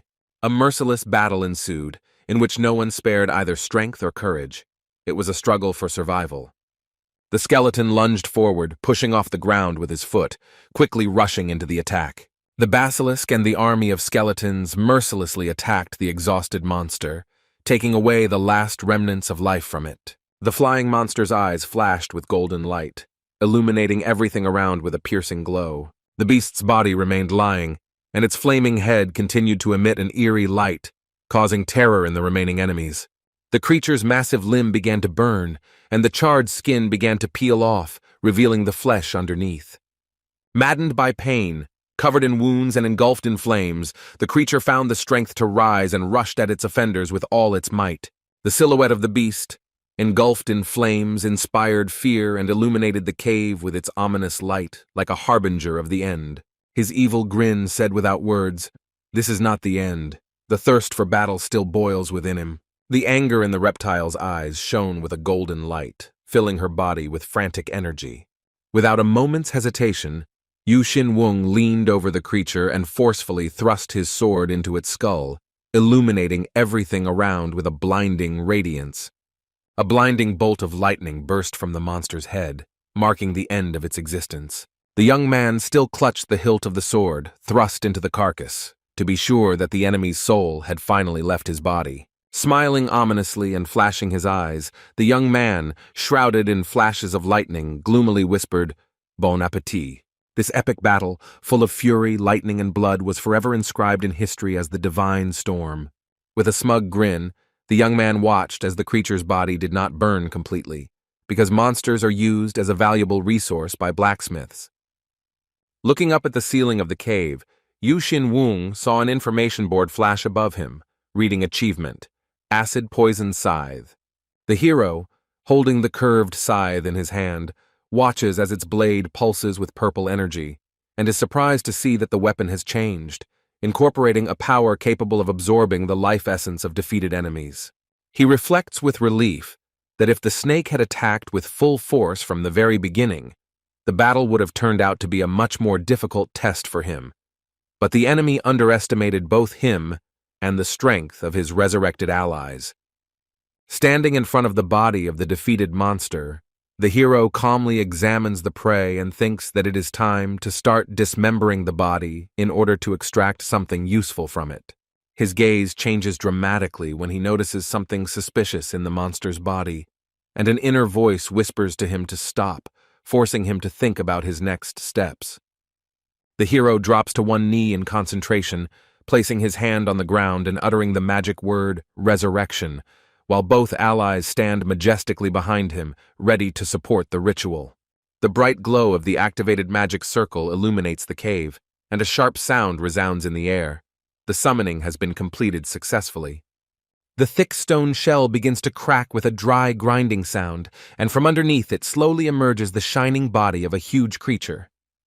With a thunderous roar full of ancient fury, the legendary serpent spreads its wings and demonstrates its awakened power. A message appears in the background of the system stating that a fire-breathing serpent has been added to the list of available monsters, and the hero himself watches this with cold confidence, under the tense gaze of his servants. The snake, with a predatory roar, rises into a swift dash, cutting through the air like lightning, directing its powerful attack at the enemy. Carefully touching the hard scales of the snake, the hero feels a light energy radiating from his palm, transmitting the warmth of the connection between the ruler and the monster. A window with characteristics pops up in front of him. Legendary fire-breathing serpent, level 68, king of all reptiles, possessing unbearable flames and capable of using the skills of its master. Lightly patting the snake on the head, the young man discreetly notes to himself that it is time to finish here and get out. Looking at the flickering glow of the barrier, he doubtfully recalls that the blood sect's report said that the barrier would disappear immediately after defeating the monster. As he slowly walks around the arena, step by step, he wonders if the delay is due to the other resurrected creatures, or if it is because he has tamed this snake, because everything points to something more being hidden in this place. By touching the wall with his fingertips, he feels its structure and senses the presence of hidden energy. By placing his palm, the hero allows natural energy to flow through his hand to feel the structure of the cave and sense the flow of forces. Streams of green light swirl into a vortex, concentrating in one place on the rock where a mysterious portal is hidden. With a bright flash of magical power, he destroys the wall, opening the way forward with determination on his face. As he walks through a new passage deeper into the cave, he wonders if Man Sangja's power or the book of his martial prowess is here. The hero's face distorts with surprise when he senses something strange, and a drop of sweat rolls down his cheek. He stands in the empty stone hall, looking around carefully, sensing that there might be something more hidden behind the apparent emptiness. The inner voice irritably denies the possibility of a find, comparing the search to a miserable rummage in search of food. At this moment, a mysterious silhouette appears in front of him, surrounded by a strange flame from which an alarming and unfamiliar energy emanates. The hero freezes in tension, anxiously realizing that his secret about reincarnation could have been revealed, and the unknown person is not human at all. The old man, shrouded in clouds of mist, sits in deep meditation, and his piercing gaze, directed straight ahead, radiates the calm confidence of one who already knows the truth and does not require confirmation. As the ancient spirit calmly tells of the vision he received when he sensed divine energy and the disaster he avoided by not leaving his ashes here, the young hero listens attentively, while feeling that there is not a drop of hostility coming from him. The old man's gaze becomes softer, his facial features become smoother, and a barely noticeable spark of warmth appears in his eyes, as if he recognizes in the young man someone close or reminding him of something important from the distant past. The protagonist, with a tense expression on his face, stares at the spirit, completely focused, because he understands that their meeting is not just an accident, but something fateful, capable of changing his entire future path. The elder, with a serious expression on his face, says that he dislikes the power that disturbs the peace of the dead and treats them as a tool, but admits that sometimes there is no other choice when victory over a truly great evil is at stake. The elder, standing in front of the young man, asks in surprise whether the power that has opened up before him really does not arouse in him any admiration or desire to accept it. The main character, with a serious expression on his face, slowly approaches and decisively takes the old man by the hands, preparing for something important. Suddenly, his body shudders from a wave of energy transmitted through the elder's palms, and a bright aura engulfs both of them, illuminating the space around them. The spirit of the ancient master, standing behind the hero, blesses him, touching his shoulders, because only in this way can he pass on his knowledge to him, dividing the teaching into two parts so that it becomes feasible for comprehension. Completing the ritual of transmission, the elder announces that now the hero will be able to gradually master all the techniques that were collected in this world, starting with the foundation that he just handed to him. A sly smile appears on the young man's face as he remembers the request to pass on the book with secret knowledge about traps and mechanisms to someone whose abilities can match his own. Standing with a sword in his hand in the middle of a stone hall, the hero listens to the last words of the spirit who, with sadness in his voice, conveys the future of this world to a stranger from another dimension. Despite the anxiety and tension of the moment, the young man with a determined look makes a promise to stop the blood cult, raising his hand in a farewell gesture. Following his oath, he rushes forward, leaving behind clouds of dust as the walls of the cave begin to crumble. As soon as the hero leaves the dangerous place, his comrades run towards him with relief, asking if everything is okay with him, and he turns to them with a serious but confident look. A calm and confident smile appears on the young man's face, which contains both satisfaction and a firm intention to act. The summit of Tianmu Mountain has two features that allow you to fully enjoy the power of nature. A lone tree crowning a high cliff bathes in the rays of the setting sun, rising above the landscape as a symbol of strength and solitude. One of these features is a large mountain lake, which is called the bridge between heaven and earth, and the second is a mighty tree that has survived hundreds of winters and has no equal in grandeur and beauty. From a dark crevice in the mountain, a soft blue glow slowly spreads, as if inviting travelers to pass through the portal between worlds. In clubs of mysterious light, the heroes emerge from the cave one after another, tired but whole, ready to greet a new dawn. Looking around, one of the companions anxiously suggests that they hurry and bury the box before the robbers get on their trail. The leader stops and silently peers into the distance, his face serious and focused, as if he sensed something was wrong. When the heroes look up, a field opens up before them, strewn with gravestones, illuminated by the rays of the setting sun, as if nature itself were mourning the dead. They all stood wary at the top of the hill, not fully understanding how exactly they had gotten here and what force could have brought them to this strange, silent place. Still looking at the place where they have arrived, they exchange uncertain glances and stammeringly ask each other if this is really the place where they were supposed to come. The massive wooden slabs gleam in the sunlight, and the warriors squint in confusion, wondering how anyone could possibly hide a box in such an open space. With a confident look and inner fortitude, the young man categorically rejects his comrades' concerns, declaring that there is no way the Qingyun Bank will be able to find out that this is where they buried the box.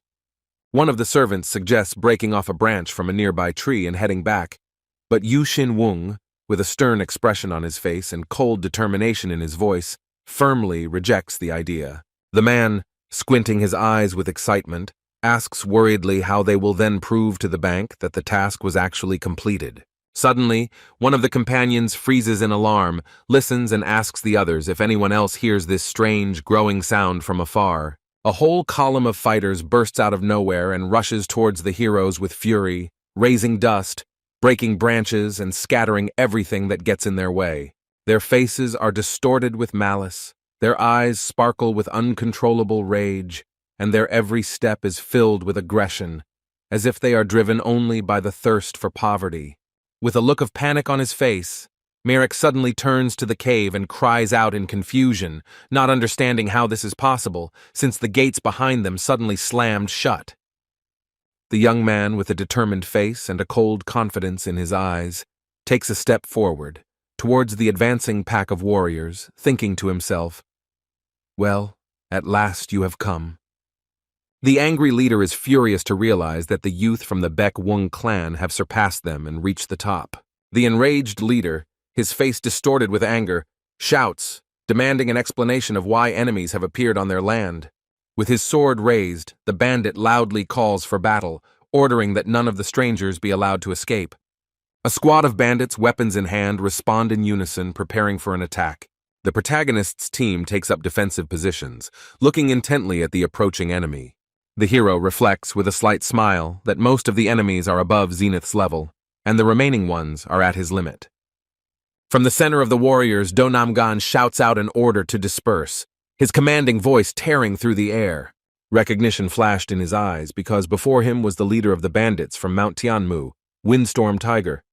Do Namgang appears in front of the crowd, wearing a leopard robe, exuding confidence and power. His energy flares up like fire, and he rushes forward with a fury like a clap of thunder. A flame of fighting power surrounds the hero's allies, each of whom is frozen in sweat and tension.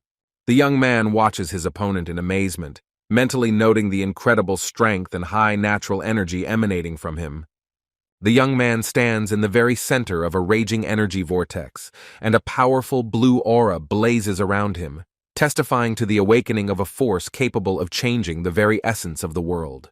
Standing proudly atop a cliff, the bandit leader unleashes a blinding stream of fiery energy towards a group of cultivators, who respond by sending a glittering wave of icy power into the sky, preparing for a violent clash of elements. Windstorm Tiger's face is distorted with rage. He gnashes his teeth in anger, unable to believe that all his strength was powerless to resist the enemy's determination. He is amazed to realize that the enemy's energy does not fight his own, but gently pushes it away, leaving behind calm clarity and unshakable confidence. The protagonist confidently steps forward, his radiance illuminating everything around him, and his companions, holding their breath, follow him, amazed by his unwavering aura and inner light. Within the energetic tension, covered in sweat, the young girl mentally struggles with herself, realizing the danger and wondering whether she should reveal her affiliation with the Murim Union. Gripping the hilt of her sword and gathering all her resolve, she bitterly wonders if her life is worth preserving the honor of the Union, knowing that this choice could condemn her to an eternal stigma. Standing in the light of blue energy and facing imminent danger, a young warrior with a serious expression sacrifices his own honor to save Marek, Huang No, and Yu Xin Wung, who stand nearby, united in silent determination. Yu Xin Wung announces himself as the leader of the Baek Wung clan with a loud and decisive cry, causing everyone present to fall into stunned silence and shock. The leader in the leopard cloak greets this statement with a dismissive smirk, as if he does not attach any importance to either the clan or the young man's words. With a gesture full of defiance, Yu Xin Wung throws the box down, and it falls to the ground against the backdrop of the crimson evening sky, as if a harbinger of the upcoming battle. But at the last moment, someone's hand suddenly intercepts the box in the air with such precision and force that everyone freezes in surprise. Smiling with unwavering confidence, Yu Xin Wung calmly walks forward, and his companions are amazed to realize that such a technique is only available to masters of the highest rank. Clutching the box and anger flashing in his eyes, the leopard-cloaked leader accuses the aliens of insulting the sacred land, swears revenge, and promises that they will pay for it with their lives. Against the backdrop of a fiery orange sky, Yu Xin Wung calmly explains his actions with a slight smile, as if he doesn't feel the pressure of the situation. With a sinister glint in his eyes and a tense hand, the leader in the leopard cloak clutches the box fiercely, not hiding his anger and fury. Standing face to face, Yu Xin Wung firmly and confidently refutes false assumptions, and his opponent, stunned, does not immediately understand the essence of what was said. With a slight, almost mocking smile, Yu Xin Wung stares into his opponent's eyes, as if preparing to speak the words that will change the course of the battle. With his brows furrowed and his face full of disdain, the man in the leopard coat mockingly brushes off his words, refusing to believe in their sincerity. Filled with anger, he violently throws the box into the air and orders everyone to stop the idle talk and start the fight. With complete internal readiness, Yu Xin Wung slowly draws his sword from its sheath, accepting the reality of the inevitable battle. Beaming with blue energy, Yu Xin Wung offers to tell his story between rounds with a playful smile if his opponent manages to stand up. With his face twisted in anger, the leopard-cloaked leader furiously shouts out a challenge, not believing that Yu Xin Wung will have enough time to utter a single word. Mad with rage, the enemy throws himself down from the sky, intending to crush Yu Xin Wung with one blow like a clap of thunder. With a burst of fiery energy, he activates a deadly technique, unleashing a barrage of flaming blows from above on the youth. Shrouded in lightning bolts, Yu Xin Wung grits his teeth and tensely endures the furious attack, barely maintaining his balance under the onslaught. Do Nam Gan, filled with rage and malice, extended his fist forward, filling it with energy, and with a powerful thrust, struck, trying to wound the enemy. Yu Xin Wung, without giving in a single step, flashed a blinding light of his own power, and restrainedly repelled the attack, resolutely fighting back. The two clashed in a frantic battle for survival to see who truly had the most technique and skill. The warrior in the leopard robe, overcome with anger, furiously called the youth a brat, not believing that such a young man could fight on equal terms with him. The boy gripped the hilt of the sword tightly and began to strike mercilessly, firmly declaring that it was time to put an end to this fight. As they watch the furious battle, Do Nam Gan's allies mockingly wonder if the boy has the strength to defeat a real god. Yu Xin Wung's team says with anxiety and fear in their voices that this whole quarrel looks simply ridiculous. A giant warrior with a bandage on his face and a weapon on his back confidently declares that his leader is only holding back his power for now. Otherwise, there would be nothing left of everyone here. He watches his leader with admiration and says that even now, fighting 3 times weaker, he remains unsurpassed. In the whirlwind of a brutal battle, the warrior in the leopard cloak realizes that before him is not just a youth, but an experienced opponent who cannot be defeated without full strength. Yu Xin Wung, gritting his teeth and looking ahead with a frown, realizes that his opponent is much stronger than he expected.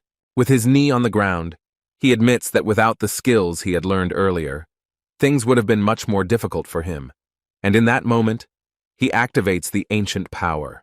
Cruelty and a desire for revenge appear in his gaze, which awakens from the depths of his soul. A blue aura envelops him, and the sword begins to emit electrical flashes, all thanks to the energy of the monsters he killed.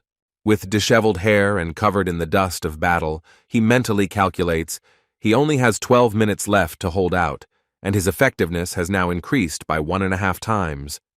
The warrior, whose leopard robe fluttered in a magical aura, renewed his attack with hatred, not expecting such power from the youth. His gaze becomes cold, and he decides to no longer hold back his strength. It's time to fight seriously. Do Nam Gang thrusts his hand forward and directs another wave of furious attack, his eyes lighting up with a piercing light. The hero stares at one point, accumulating his power into a giant energy ball. An expression of fear appears on his face. Wide eyes, beads of sweat, and a tense grimace instantly distort his features. He leans his back against the tree, raises his sword, and prepares to take on the oncoming energy flow. Losing his balance, he soars upward, and uncontrollable energy carries his body into the sky. The young man hits the rocks with a loud bang, and his comrades shout his name in horror, not knowing if he survived. Overcome with pain and despair, Yu Shin-wung cries out a plea to stop the fight. His allies cower in fear, gritting their teeth in horror at what they see before them. Do Nam Gang approaches the exhausted youth with a solemn expression, demonstrating his strength and superiority. Almost resigned to defeat, Yu Shin-wung folds his hands on the hilt of his sword and weakly says that his men are very valuable, each one worth 50 common soldiers, and asks for just one more word. A man with a thick beard looks around warily, listening attentively to the situation. The leader points to his comrades and offers to hand them over to the enemy as payment for his sins. The enemy evaluates the young man's actions and, impressed by his sacrifice, agrees to the deal. Yu Shin-wung lowers his head in despair, immersing himself in silent, heavy thoughts. With a stern expression, he orders everyone to lower their weapons. His comrades shout indignantly, not understanding what he is doing and what his plan is. Fuming with anger, Yu Shin-wung shouts out an order to obey immediately and hurry. In an instant, they throw their weapons to the dusty ground and fall silent, standing in tense anticipation. The enemy leader calls one of his servants and orders him to lead Yu Shin-wung's team to their camp. The servant anxiously asks again whether he will really be left alone and receives a confident confirmation. Yu Shin-wung's allies step by step along the path that the enemy army has parted, plunging deeper and deeper into the unknown. Their faces are full of anxiety and despair. They still can't believe that Yu Shin-wung had to hand them over to the enemy's power. Two rivals stand face to face among old graves against a golden sky, preparing for a decisive clash that will determine their fate. Two warriors exchange words of respect under the setting sun, acknowledging each other's strength, loyalty, and courage. The older man's lips tremble slightly, betraying mixed feelings and an internal struggle before the inevitable end. Smiling, the hero raises his hand and offers to start all over again, feeling inner peace and confidence for his friends. The man in the leopard robe laughs mockingly and challenges him, assuring him that the boy will not be able to withstand the full force of his blow. With an abrupt change of tone, he points to the box floating in the air and demonstratively declares that it is empty and of no value. When the lid is opened, it becomes clear that there really is nothing inside, and the hero explains with a grin that the bank's founder simply fooled everyone. Do Nam Gang throws the empty box aside with a sad look and admits with a bitter smile, even in death, the one who left it forced others to risk their lives. Standing calmly with the open box in his hands, the young warrior sternly orders his rival to take the people and leave the mountain, leaving the empty box as a lesson for future generations. Yu Shin-wung looks at the box with a slight smile and quietly says that he can't do that, hinting at the deeper meaning of the message he received. An enraged man in a cloak, engulfed in flames of rage, screams in anger, demanding an answer as to why his words have not been heard yet. Feeling incredible pressure, the young man steps back and understands. He must tell the truth as soon as possible, because before him is a powerful enemy, wrapped in a whirlwind of power. The elder warrior's face is full of anger and inner tension, his eyes glowing with unwavering determination. With pain and firmness in his heart, the young man recalls how the eldest son of a noble Chinese family passed the imperial exam and decided to marry his beloved girl. Threats made her disappear, and when he found out about it, he cursed his family, renounced everything, and went to look for her. He realized that he needed money to search, and in desperation he rushed to earn it, gradually losing himself. Exhausted, with his head down, he stands among gold and shadows, and although he sought any path, even the most insane, his soul remained empty. And only when death was already breathing down his neck, he learned that the beloved he had banished was carrying his child under her heart and died alone in the mountains. Left alone, he went into the void, hoping that someday, in another world, he would meet her and their child. Do Nam Gan stands under the golden sky, speechless, unable to utter a word. A confident young man with a sword emerges from the shadow of a tree, accepts the challenge of a mysterious stranger, and promises to prove the truth. The elder's face is distorted with tension and mistrust. He squints and asks a question in which a threat can already be heard. The man in the leopard robe stares intently at the sword suddenly thrust into the ground in front of him, not hiding his anxiety. With a fiery gaze, he coldly asks what the hero will do if he cannot convince him. The young man answers with concentration that he is ready to bear the consequences if he does not prove the truth. With defiance and determination, he places his hand on his heart and says, "If he does not convince, let him be killed on the spot." The amazed crowd looks ahead in amazement, not understanding what is happening before their eyes. In the middle of the crowd, bound prisoners are lying on the ground, and someone is shouting angrily that he came running right after the order, and now everything is like this. The worried fighters discuss that their leader is next to the stranger who controlled the captives, and they understand that everything could turn into a disaster. The people look towards the palace with alarm. Panic is in the air. If even the newcomers manage to penetrate their shelter, then this is the end. Du Namgang sits on the throne with grim determination, knowing that after everything that has happened, the death sentence is inevitable. Yu Xin Wung and the gang leader sit silently across from each other in the temple, a heavy silence hanging between them. The young man's gaze is full of determination. He waits for an answer without looking away. The leader solemnly explains that those who live in these mountains have fled from the big world, hiding terrible secrets. The hero firmly says that he has lived in these mountains since childhood and does not belong to either side. The elder, in shock, admits that he was also born here, and his mother died in childbirth, not knowing who her son would become. The young man leans over and says that his mother was abandoned, left alone with a baby, and that is all he knows about himself. His voice trembles with pain as he recalls the suffering his mother went through. From behind, the leader comes a harsh voice demanding that he confess whether he made up this story for the sake of salvation. The guy with trembling lips but a calm look quietly says, "Everything said is true." The man in the leopard robe says with disdain that this story is true about the bandit chief and his mother, and his voice is full of rage. His face contorts with indignation as he continues arguing, then the real hero of this whole story must be. The young man with a determined face confirms that he is talking about Kilgun Pyong, the founder of Tingyan Bank. Realizing the truth, the man looks ahead in horror, realizing that the founder of the bank is his real father. His fist trembles with anger and pain, remembering how many times over the past 5 years he cursed the one who gave him life. Du Namgang dismisses what was said with disdain, calling the hero's words ridiculous nonsense. The man's face contorts with tension as he admits that he feels strange and cannot believe what he has heard. Focused and confident, the warrior looks forward and says that he will prove the truth as he promised. They sit silently opposite each other, and when the commander asks how he will prove what he said, the tension reaches its limit. The hero firmly points his finger forward and says that the proof is in this box. The man in the cloak holds the box in confusion, fear, and amazement on his face. His gaze becomes sharp and suspicious. He says that the box is empty and there is nothing in it. Looking forward seriously, the guy admits that the box is indeed empty but not without meaning. He extends his palm to the one sitting on the throne and says that, despite its outward simplicity, this thing has its purpose. The ruler, exploding with anger, throws the box away, but calmly agrees to give it a chance. Okay. The hero catches the box in the air with a slight smile and says words of gratitude. Turning to the ruler, he politely asks for a brush and ink, which causes a puzzled question why. With a mysterious look, the young man replies that before explaining, they must see something with their own eyes.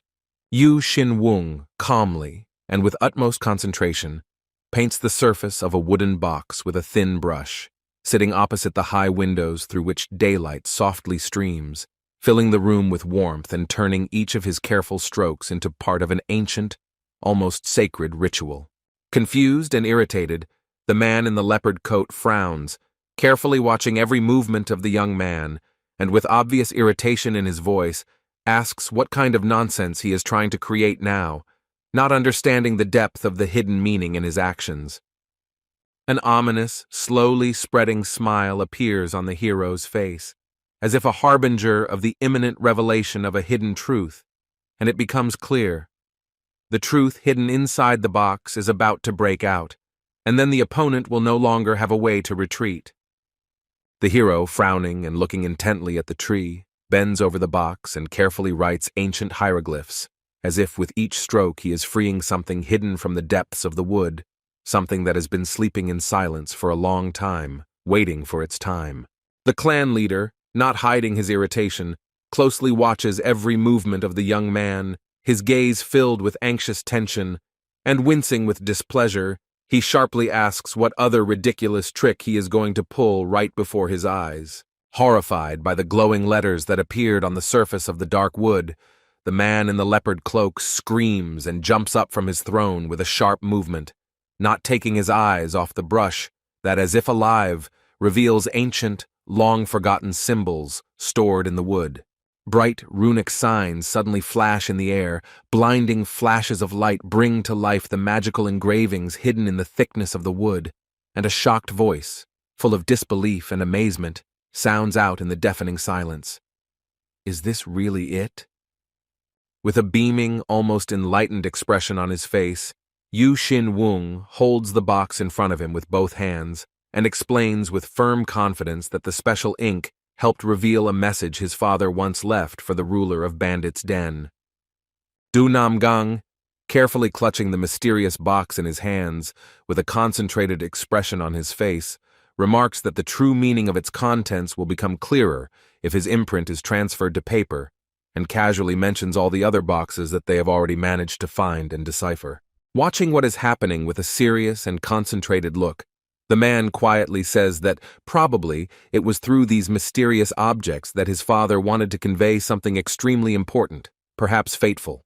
The protagonist, standing among the boxes and surrounded by splattered ink, raises his brush with determination in his eyes, as if preparing to apply the final symbol that will reveal the hidden truth of the wood and blood. The enraged ruler suddenly rushes forward, unable to withstand the tension of what is happening, but the young man, remaining calm and collected, confidently intercepts him, as if the spirit of the past itself is guarding a secret that is about to be revealed. Focused and calm, the hero applies mysterious symbols to the surface of a wooden box with a brush, as if writing into it words that carry an ancient truth that can only be understood by those who are able to look behind the veil of everyday life. With a dull thud, he places both hands on the two boxes in front of him, demonstrating a firm determination to see it through to the end, no matter what, as if with this gesture he were sealing his own oath. Kneeling among the scattered boxes, the hero picks up one of the sheets with trepidation and reverence, and this unexpected gesture makes the man in the leopard coat freeze in amazement. Deeply moved, with a trembling voice, the man says with difficulty that the father never forgot about his son and always kept the memory of him in his heart, despite all the hardships and fates of separation. Against the background of an engraved image of a young woman on wood, he sadly adds that his father even retained the face of his bride in his memory and transferred it to the surface of the box, as if protecting the most precious thing.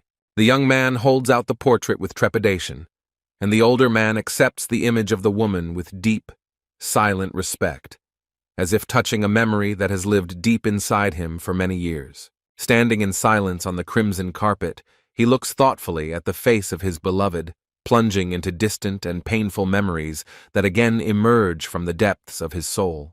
Running his fingers over the fine lines of the engraved image, the hero sadly admits that he once forgot his mother's face, and only a hazy image of pain and loss remained in his memory. Slowly lowering his gaze, the man whispers that he finally remembered, and his face fills with a heavy realization that mixes shame, relief, and deep tenderness. Tears roll down his cheeks as he loudly exclaims that he now remembers that sweet smile of his mother that once filled his heart with light and love. The hero, with a sly smile and a sparkle in his eyes, rejoices inside, glad that his carefully thought-out plan worked and gave exactly the result he expected. Do Nam Gang stares at the drawing in awe, gradually realizing that it is indeed his own face, frozen in the wood like a recorded memory.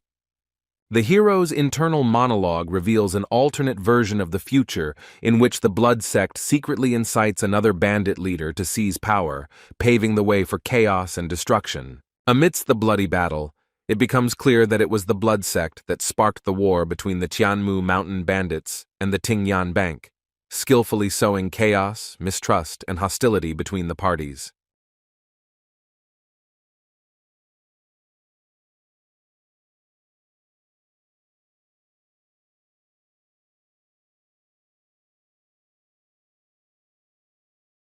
A grimace of pain and suffering distorts the man's face as his consciousness is overcome by a burning feeling of indelible guilt for not being able to protect what is most precious to him.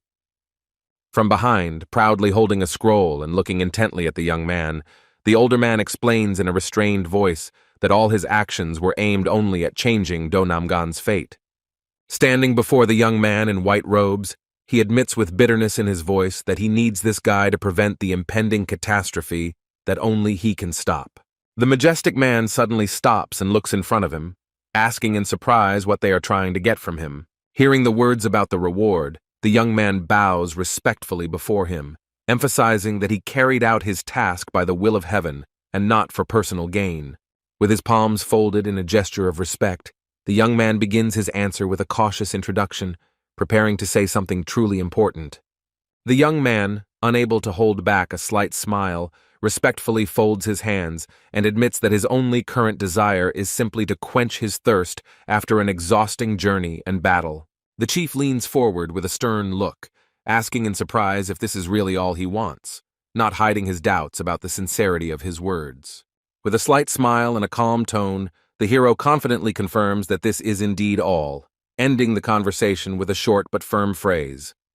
The senior warrior's compressed lips betray a restrained, almost invisible reaction, behind which are hidden mixed feelings, slight surprise, sudden relief, and not yet completely extinguished distrust of what is happening. With a barely noticeable but sincere smile and a calm, confident look, Yu Xin-wung confirms his simple intentions, and with this gesture relieves the tense atmosphere in the hall, as if with a light breeze taking away the recent anxiety. Outside, in front of the majestic palace, a crowd of anxious men gathers, watching with growing concern the strange sounds and mysterious events that begin to unfold inside. The surprised looks of Yu Xin-wung's allies, among whom the white-haired warrior stands out in particular, with his eyes wide with amazement, freeze in silent stupor, unable to comprehend what just happened. In a fit of strong emotion, the military leader, arms outstretched, rushes forward, his movements filled with determination, awakened by a sudden inner strength that pushes him to act immediately. Turning to the crowd, with a solemn expression on his face and an authoritative voice, he orders them to listen attentively, and without delay, orders all the alcohol to be taken out, so that a sumptuous feast worthy of the great day can begin. With a joyful, wide smile and a cheerful gleam in his eyes, the man in the leopard cloak loudly and sonorously announces that he has found a younger brother in spirit, and with an oath on his lips declares that today they will drink until dawn, until the victorious end. Under the evening sky, in the soft glow of lights, on the spacious grounds of the palace, there are festive tables, at which guests have gathered, having lively conversations, laughing and enjoying the warm, almost fairy tale atmosphere of the celebration that has begun. One of the warriors, with a cheerful expression on his face, holds a raised cup in his hand, laughing loudly, exchanging jokes with his comrades, while friendly voices, the clink of dishes, and the hum of a carefree, festive atmosphere are heard around. One of the contestants suddenly and sharply grabs the hand of his opponent, crashing it with force into the wooden table, causing it to shake with a roar, and this sound, together with a loud cry of tension, pierces the cheerful silence of the feast. But the very next second, the same fighter winces in pain, grabs his hand and steps back, and the crowd joyfully greets his unexpected and humiliating defeat with ridicule, laughter, and loud comments.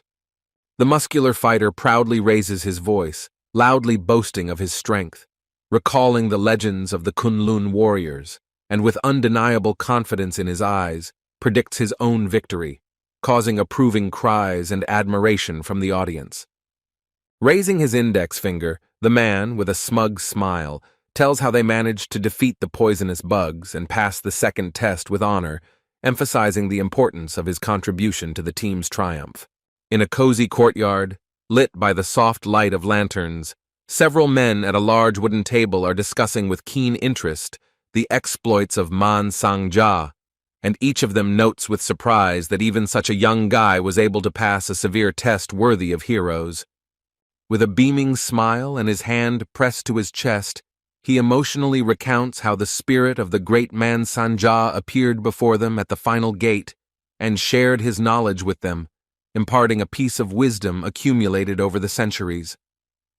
A girl with a concentrated expression on her face watches her interlocutors attentively, and in the background, a cheerful man with a mischievous twinkle in his eyes raises his cup, offering to continue the lively conversation after another portion of the strong drink.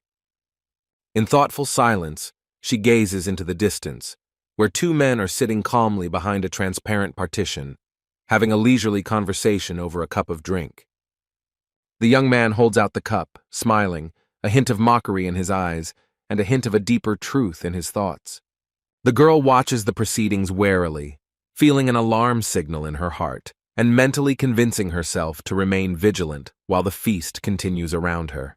With suspicion and inner tension, she assesses what is happening, trying to understand who this mysterious man really is, whose nature remains foggy for her.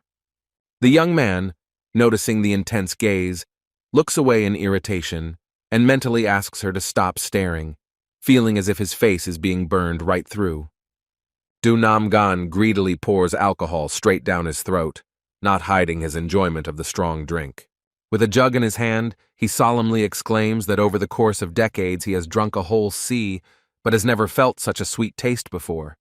Slamming the heavy clay jug down on the table with satisfaction, he enthusiastically exclaims that the drink went down like a charm, as if every sip penetrated into the very soul, and it was, without exaggeration, the best taste he had ever experienced in his entire life. Leaning towards the cup, the man in the leopard cape looks sideways with a predatory, piercing gaze, and as if carefully weighing each word, slowly pronounces the mysterious "however," causing a slight chill of anxious surprise in the young man. The woman, with her eyes closed, elegantly raises the cup to her lips, maintaining absolute composure, while her companion, with a cheerful mockery in his voice, loudly remarks that the faces of the two guests today do not seem to be their own at all. At a round table, surrounded by refined architecture and the warm light of lanterns, two men continue their friendly feast, and one of them, laughing merrily, admits with slight embarrassment that, frankly, he was a little nervous before this evening. Yu Xin-wung's serious, focused gaze reflects the inner tension he is trying his best to hide as he, slightly embarrassed, respectfully asks the older man to ask his question. Du Nam Gang, laughing heartily and casually holding a vessel of wine in his hand, pompously demands to be called brother, but the young man only smirks sarcastically to himself, noting with irony that he is already too old for such familiarity. Raising the cup, the hero gives in to the demand with a slight grin, and in order to avoid awkwardness, still calls the man brother. In an atmosphere of friendly conversation, a man in a leopard cloak invites the hero to join him on a journey to Tingyan Bank. A man in a leopard cape looks into the distance with concentration, filled with determination to carry out his long-planned plan and personally go to an important place. A young man with dark hair speaks thoughtfully about unfinished business, and an internal monologue emphasizes the importance of the mountain river Donham, which has a special meaning for his journey. In a cozy wooden pavilion, two men are having a serious conversation, and at some point the elder, dressed in a leopard cape, with a slight hint of mystery in his voice, announces that now it is he who will ask the question.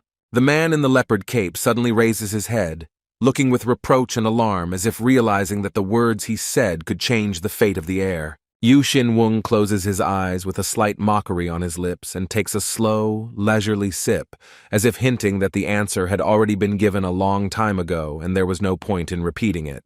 Hearing a firm, albeit sad, answer, the man in the leopard coat freezes, gloomily lowering his gaze downwards as if trying to hide mixed feelings of disappointment, bitterness, and a barely noticeable shadow of respect. He understands that when news of this spreads, he will be made a laughing stock and branded as a thoughtless man who only cares about money. It is obvious that this will have a negative impact on both his subordinates and himself, and the hero bitterly notes that his brother is more concerned about possible shame than about his own honor. Turning his back, the older brother admits that he is only worried about all this because he is very worried about the younger one. With a tense face and raised hands, the man in the leopard robe bows in respect, expressing sincere gratitude that echoes through the hall like thunder in the hidden silence.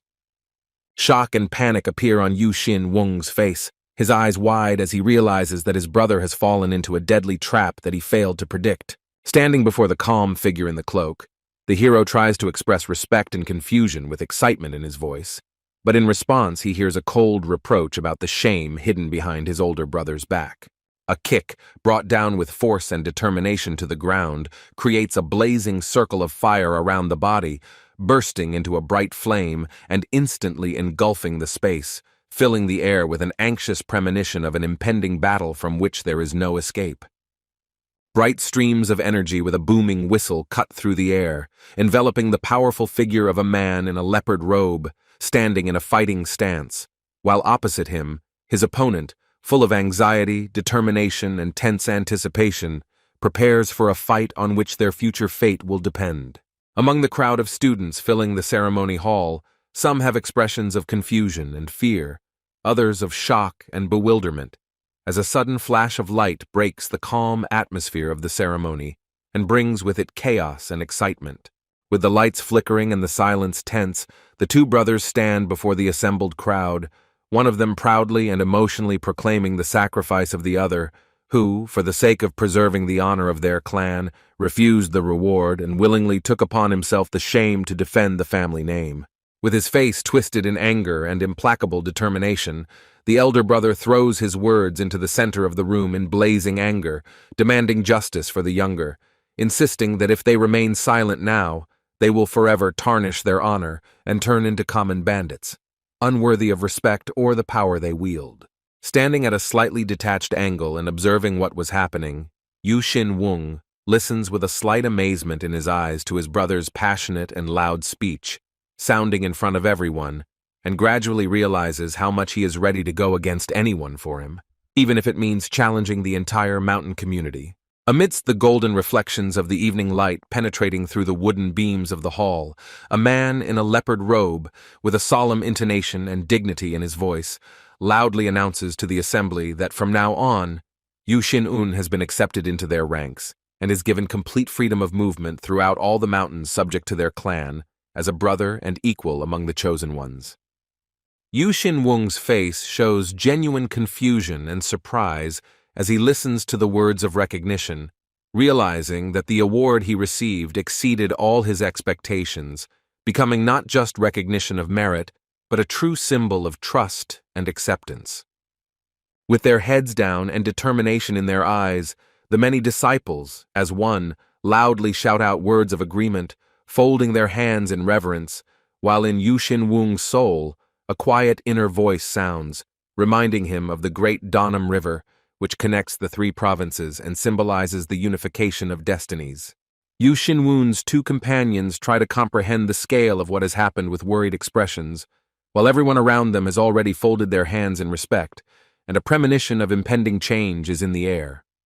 Looking up at the night sky, Do Nam Gang thoughtfully realizes that the White Cloud Squad will no longer be serving on the dangerous border.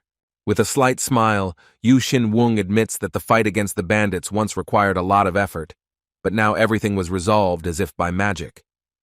The thought dawns on his mind that the Baek-un clan will be able to go beyond the borders of Zhejiang province, and he himself says with warmth that this is all that he could give them. With a sincere look and a hint of pain in his voice, Do Nam Gang asks not to turn away from him, admitting his guilt and weakness before his brother. The hero clenches his fist and confidently replies that the trust they have shown him is the most valuable reward he could ever receive. With an open smile, he folds his hands in a gesture of gratitude and expresses out loud his sincere gratitude filled with respect. Bursting into genuine laughter, he turns sharply to the young man, and his face shines with carefree joy, full of pride for this long-awaited moment that has finally brought light into their hearts. The man lifts the painted vessel high above his head with delight, his eyes glowing with enthusiasm, and his voice sounds like a bell, calling on all present to drink to the exceptional occasion that unites their destinies. The hero, with a serious and at the same time warm look, carefully holds the cup with both hands, preparing to share the festive drink, while the older brother, with a raised hand and a proud smile, calls him his younger brother in front of everyone. Do Nam Gang, holding his cup high, proclaims a toast full of joy and sincere fervor, and his voice rings out over the assembled crowd like the call of a united heart, urging everyone to raise their cups and celebrate the evening. Smiling broadly, he laughs infectiously, and admits without embarrassment that he is unable to hide his happiness, and then with a warm intonation, he addresses his younger brother, as if transferring a piece of his warmth to him. Looking solemnly at the young man, he loudly declares that this evening his younger brother shares this joy with him, and in response the latter bows his head respectfully, continuing to hold the cup tightly, ready to drink together. At a table strewn with scrolls and papers sits a grim-faced man with a stern gaze, his arms crossed over his chest, his mind lost in anxious thoughts about the growing crisis that hangs over the clan. The documents laid out before him clearly indicate the leader's growing financial costs and the increasing number of denunciations, each of which penetrates deeper into his mind, pushing him towards anxiety. He looks away grimly, mentally analyzing how quickly the Wanak clan is gaining strength among new recruits, while his own people are leaving the organization, leaving a trail of loss and disappointment in their wake. He walks slowly across the carpet in the hall, each step echoing dully, and there is anxiety brewing in his eyes, because the long table in front of him seems to be reaching for inevitable changes. He stares ahead, and there is hidden pain in his voice as he admits to himself that he is most worried about the leader who went to Mount Tianmu, risking himself for others. His fingers tighten around the sheath, and in his head there is a silent plea for fate to protect those dear to him and bring them back alive from the coming storm. His eyes burn with determination, and his body is filled with a wave of energy as he lets out a battle cry and thrusts his sword forward like a blazing wave of fury. He raises his sword high, flames escaping from it, and in that moment he remembers how he was on the brink of death, and how someone he respects gave him a chance to start over. Clutching the hilt of his sword with determination in his heart, he swears to himself that he will be by his savior's side until the end, even if that path requires blood. Hearing a sharp sound behind him, he flinches, tension permeating his entire body, because the scream and noise that burst into the silence seemed to be harbingers of trouble. Hearing an alarming cry and a dull rumble, a man with a stern face quickly approaches the closed doors, behind which something terrible is unfolding, and a shadow of doubt flashes in his eyes, as if the storm has already begun. One of the servants, sweating and breathing heavily from panic, looks around in horror as a menacing man with a drawn sword approaches from behind him, rudely demanding an explanation. The older man's face contorts with anger and alarm as he screams in rage and fear, "Who the hell are you?" realizing that he was facing a danger he did not expect. From the cloud of dust and among the fallen bodies of the guards, two strangers slowly emerge, one massive and menacing, the other with a cold and sinister smile.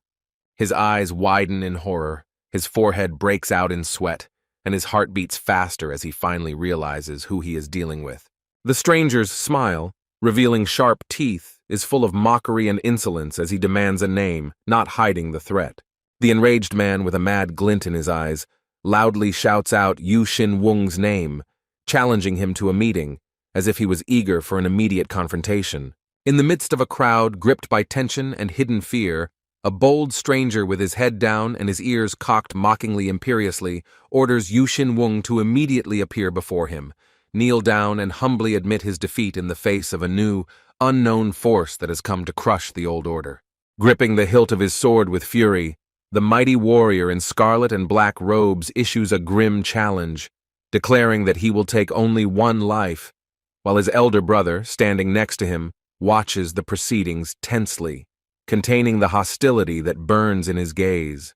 The hand that clenches his fist until the knuckles turn white trembles from the internal tension, and the swordsman's eyes rage with rage, because his consciousness refuses to accept the fact that someone dared to call their respected leader a guardian of the underworld, thereby casting a shadow on his entire honor. A man with a white strand in his hair, surrounded by raging fighting energy like a flame, steps forward with an indignant cry, his eyes sparkling with anger, and his body, tense as a taut bowstring, exudes an unshakable determination to respond with force to the insolence addressed to their clan.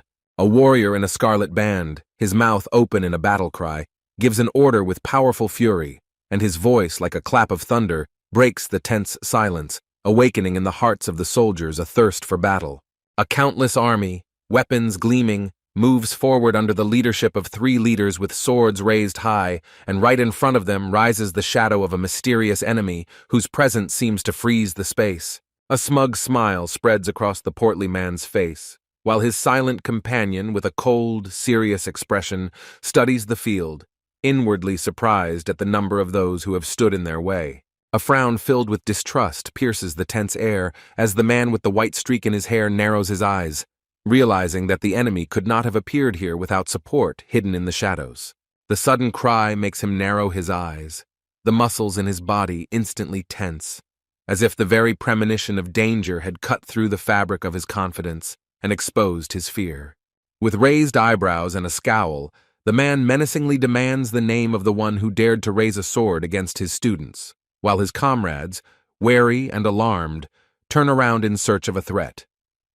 A figure in white slowly emerges from the shadow of the building, its calm stride a sharp contrast to the tension hanging in the air. The leader with the white strand freezes, recognizing the person who has appeared, and an anxious excitement flashes in his eyes.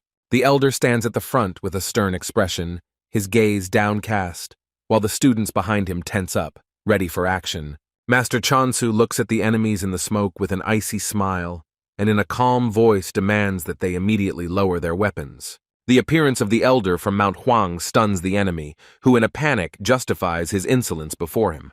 The clan warriors raise their swords, but the anxious look in their eyes betrays doubt about the outcome of the coming battle. The boy steps forward with a sneer, showing contempt for the opponents who have surrounded him on all sides. Among the students with weapons, a figure appears with blazing anger in his eyes, not having come to terms with the loss of his brother. Rage grips the elder warrior's heart, his face set in tension as he turns to face his enemy, realizing that Master Chansu's words are not a fearsome bravado, but an unwavering promise to deliver justice. Master Jongsu's face is icy determined, and despite the suspicion that the Hwanuk clan may have paid him to eliminate their opponents, he calmly replies that he cannot turn a blind eye to the demon mutilating his student. At the edge of rage, his jaw twisted with anger, the warrior with black and white hair spews out an accusation, his voice laced with bitterness. He will not forgive the insult to the leader and considers the words about the demon to be vile blasphemy. With its silver blade flashing, Master Chansu's sword whistles through the air, releasing a flash of blinding energy that, like an arrow of lightning, rushes forward, causing everyone around to hold their breath.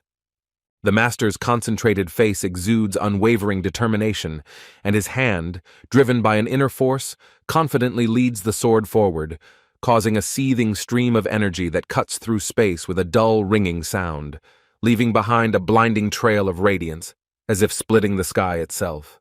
The enemy's eyes widen in horror as the shining blade comes rushing closer, reflecting in his pupils like an inescapable sentence ready to fall from the heavens without mercy or delay.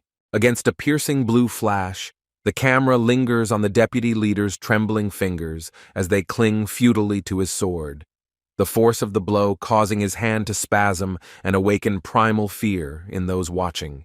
The sword, flashing with a blinding light, crashes into the enemy's weapon with crushing force, forcing him to squeeze the handle painfully, and large drops of sweat roll down his tense forehead, revealing a tension close to the limit. 2 warriors from the clan rush forward with a shout, calling out the name of the deputy leader, their faces distorted with alarm and determination, their weapons already raised in the air, ready to meet the blow.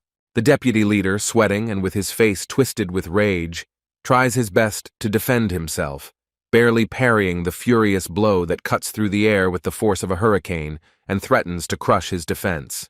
The 2 opponents mockingly order the warrior not to interfere, considering it none of his business, and look at him with disdain. The leader's deputies furiously warn that if anyone dares to take a step, he will not survive, their faces distorted with anger and determination. The leader, with anger on his face, loudly orders everyone to retreat, hoping to stop the disaster that looms over everyone. The defender's angry cry echoes throughout the hall. He desperately tries to stop the fight because an elder is rushing towards them with a sword, his eyes flashing. Despite his friend's shout, the stubborn warrior grits his teeth and replies that he can handle it himself, while his comrade cannot hide his excitement and calls him by name. With a blazing gaze, the elder attacks with fury, accusing the enemy of pride, which, according to him, has long since crossed the line of what is permitted. With disdain in his voice, the elder says that the servant was only supposed to bring the leader, but instead dared to challenge Mount Huang. The opponent, with genuine self-satisfaction and defiant determination, grins, looking into the face of his rival, and mockingly declares that his arrogance has already crossed all conceivable boundaries. With a deafening burst of raging energy, the white-robed elder, like an angry whirlwind, rises into the air and disperses the space around him with a furious cry, bringing down a blow that knocks the enemy off his feet before he can even raise his sword. Filled with rage and arrogance, the elder in light robes clenches his fists and makes a loud threat, demanding the immediate appearance of Yu Xinwung, otherwise promising to crush everyone before their time comes. Against the backdrop of cracked earth, a trembling warrior with a challenge in his voice replies that their leader is busy with matters far more important than meeting an impostor, and his time is too valuable for empty words. An elder with a snow-white beard and eyes burning with determination coldly and sternly demands that the enemy immediately stop their daring actions and leave the clan's territory, holding back the storm of rage that is about to break out, subjugating everything around to its power. With a sinister grin, in which one can read contempt and dangerous calm and a sparkling light in his pupils, he slowly says that battle is the best medicine for those who have long lost the line between courage and stupidity, and are no longer able to understand where their place is in this world. Enveloped in a whirlwind of fighting energy, the elder raises his sword above his head, and with terrifying determination, promises to teach the impudent brat true manners once and for all, putting into each swing of the blade a force capable of crushing mountains. From the heavens, like the wrath of the gods themselves, the deadly technique Moonsword Thunder descends, and instantly blood explodes in sprays, painting the battlefield an ominous red. Under the blindingly bright sky, through the anxious silence, a stifled cough breaks through, like a last desperate breath, dissolving in the muffled afterword of a recent storm. Wounded, exhausted, and morally crushed, the warrior falls to his knees, unable to resist any longer, and with a trembling body admits defeat before a force that cannot be surpassed. The master, with a piercing gaze, sits on the dusty ground, still holding the sword in his hand, showing that he has not lost the will to fight. The leader, towering over the defeated enemy, with cold arrogance says that if he wants to save his life, he should immediately bring his leader. Gritting his teeth in rage, the warrior scornfully declares that he would rather accept death than undergo this humiliation. A man with a long gray beard, swinging his sword, says that he no longer has any other choice. Closing his eyes and emitting a wild aura, he mentally rejects his opponent's choice, deeming him unworthy. Sweat runs down the old man's face, and his eyes freeze with submission and fear from the realization of impending disaster. Suddenly the sage's eyes widen and his eyebrows rise in bewilderment and shock.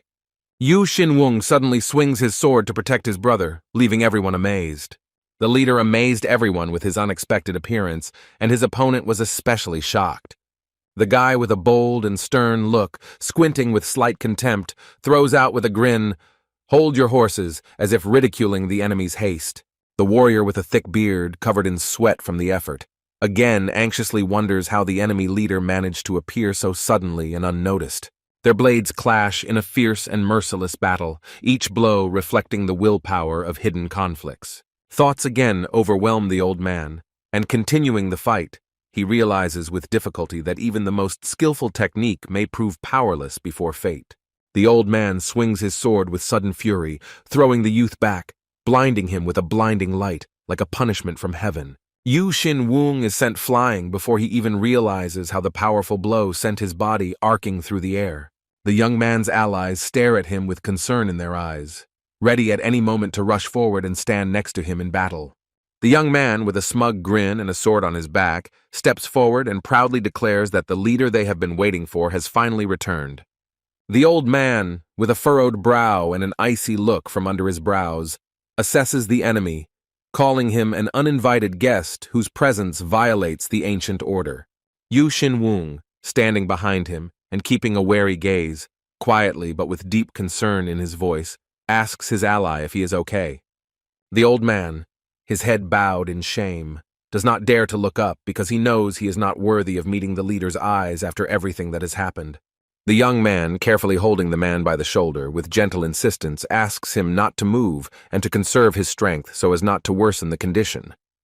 Yu Xin Wung activates his healing skill, pressing his hand to the wound, and calmly states that the pain will soon subside and the damage will begin to heal. The blue aura emanating from the young man's hand envelops the space with soft light, and the sage, with his eyes closed, feels how the internal pain gradually subsides. In a subdued voice, in which one can hear anxiety, the boy says that this treatment will be enough for now, and that with time his health will definitely improve. A warrior with a long gray beard, clenching his fists in impatience, watches what is happening intently, ready to intervene at any moment if necessary. Yu Xin Wung, filled with rage, begins to glow with a blue light, and with a dull determination in his mind, threatens his opponent that he will tear him apart if he dares to take another step. The enemy, flushed with rage, illuminates everything around him with a bright red glow, and with a face distorted with anger, exclaims how insolent one must be to behave like that. The master's apprentice, thrusting his sword forward, cries out in rage, "How dare he say such a thing?" and his eyes blaze with anger. The warrior in green robes utters derogatory words towards Yu Xin Wung with mockery and disdain, not hiding his contempt. The hero's haughty smile and stubbornly raised chin reveal his nature, and his inner thoughts confirm his determination and strength. The hero in the robe firmly orders the young assistant to step back, because now he himself intends to step forward for the sake of his teacher Jiangsu. The master thinks to himself that behind the mask of virtue, the young man hides a raging rage and cruelty that cannot go unnoticed. The hero, without looking away, calmly says that any humiliation towards him is tantamount to a death sentence. The old man, raising his sword, illuminated by blue light, sternly warns the enemy not to even think about deceiving him. Otherwise, he will be destroyed immediately. A figure in a long white robe surges forward with fierce determination, sword in hand, the shadow of an inescapable threat looming behind her, as each swing of cold steel makes the air shudder with the merciless force of the blow. Two bandaged fighters, their faces twisted in terror and stained with blood, stagger back, trembling before an invisible attack whose speed and power go beyond human perception. The old man, with his brows furrowed sharply and a chilling amazement in his eyes, freezes in place, paralyzed by sudden insight, when he realizes that the enemy's lightning-fast movement has broken through all the boundaries of his predictions. The enraged elder, his gaze blazing, charged forward through blinding flashes of lightning, releasing destructive waves of energy that rumbled through the air, leaving no time for his opponent to escape.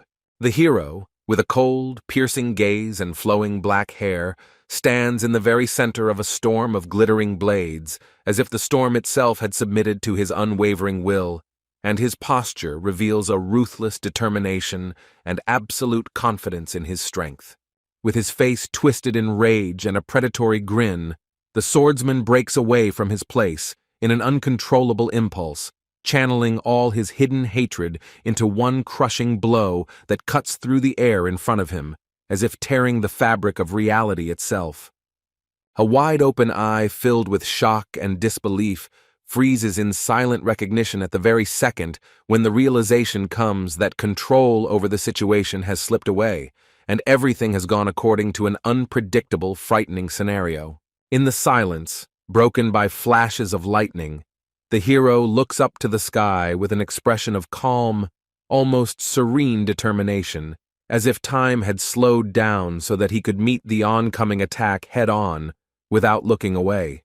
With a cold stroke of light and the sharp sound of a cutting air wave, he takes off, leaving behind a bright trail of lightning and the silent amazement of the enemy, who did not even have time to realize how quickly everything had changed.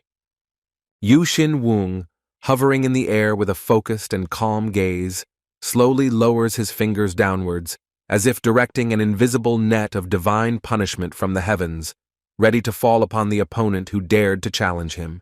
The old warrior's face, surrounded by glittering ribbons of lightning technology, reflects anger and despair as he tries in vain to break through the trap that defies both his brute strength and will, tearing his pride apart.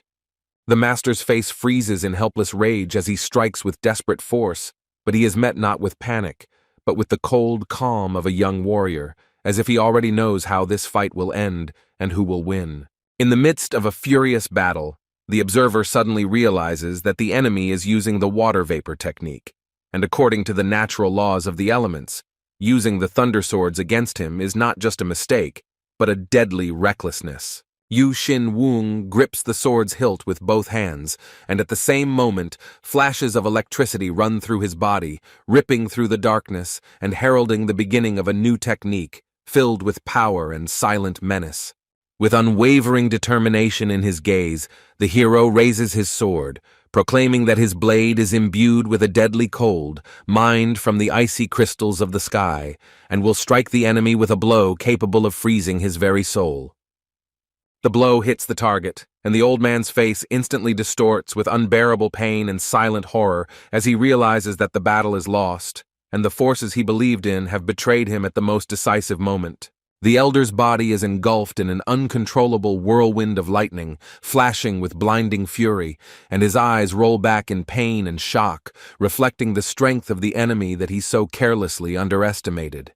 Yu Xin Wung completes his devastating attack, his figure enveloped in a vortex of heavenly energy that shimmers like the breath of a storm, while the old man's body freezes, twisted in a final death cry, caught in eternity. The witnesses of the battle scream in amazement and horror, unable to comprehend what is happening. Before their eyes unfolds a scene that they considered impossible even in their wildest dreams. Trembling with shock, Yu Xin Wung's allies stand in stupefied silence, unable to tear their eyes away from the fallen elder, whose fall marked the collapse of his proud authority. On the cold ground, heavy drops of blood echo dully, falling one after another into the tense silence that followed the lightning attack, like a harbinger of the end of a long-standing reign. The wounded and bloody old man, breathing heavily, leans his trembling hand on his staff, looking up with despair and distrust in his eyes, trying to understand how everything could have ended so suddenly, irreversibly, and shamefully. The heroic youth, surrounded by a shimmering aura of blue twilight, stands in silent majesty with a sword in his hand and a cold determination in his gaze. In this moment he has surpassed himself and become unattainable for all who have ever doubted his strength.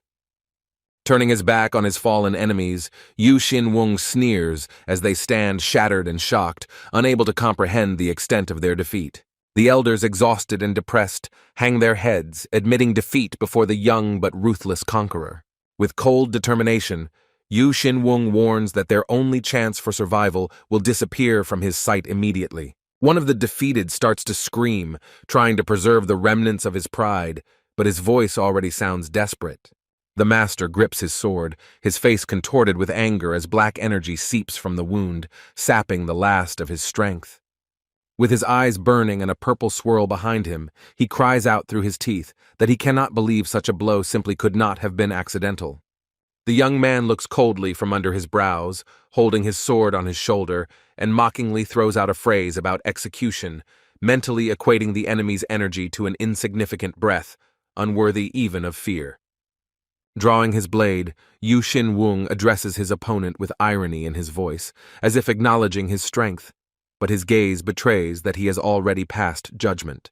In flashes of energy they rush at each other, filling the space with a thundering force that tears through the air like a harbinger of destruction. The hero's eyes are blazing with determination. He does not look away, ready to meet the blow in all its fury, as if he is looking for his destiny in it. The warrior's eyes burn with fury and cold determination as he swings his sword down, filled with deadly attack power.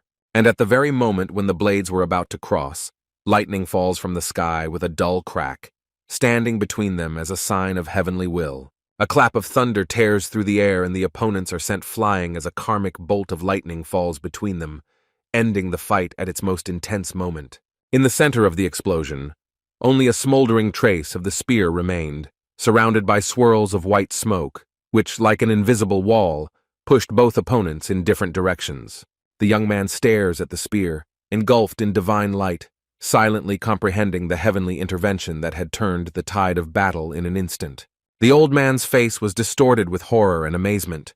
He recognized this power, and icy fear instantly gripped his thoughts, forcing him to forget about rage and pride. A pillar of light and thunder envelops the arrow, marking it as a messenger from heaven and an incontestable decree sounding through the heavens like a sentence from above. Tall and still, the arrow stands in the very center of the arena, its bright red shaft standing out sharply against the bright sky and the growing silence that has descended upon the battlefield.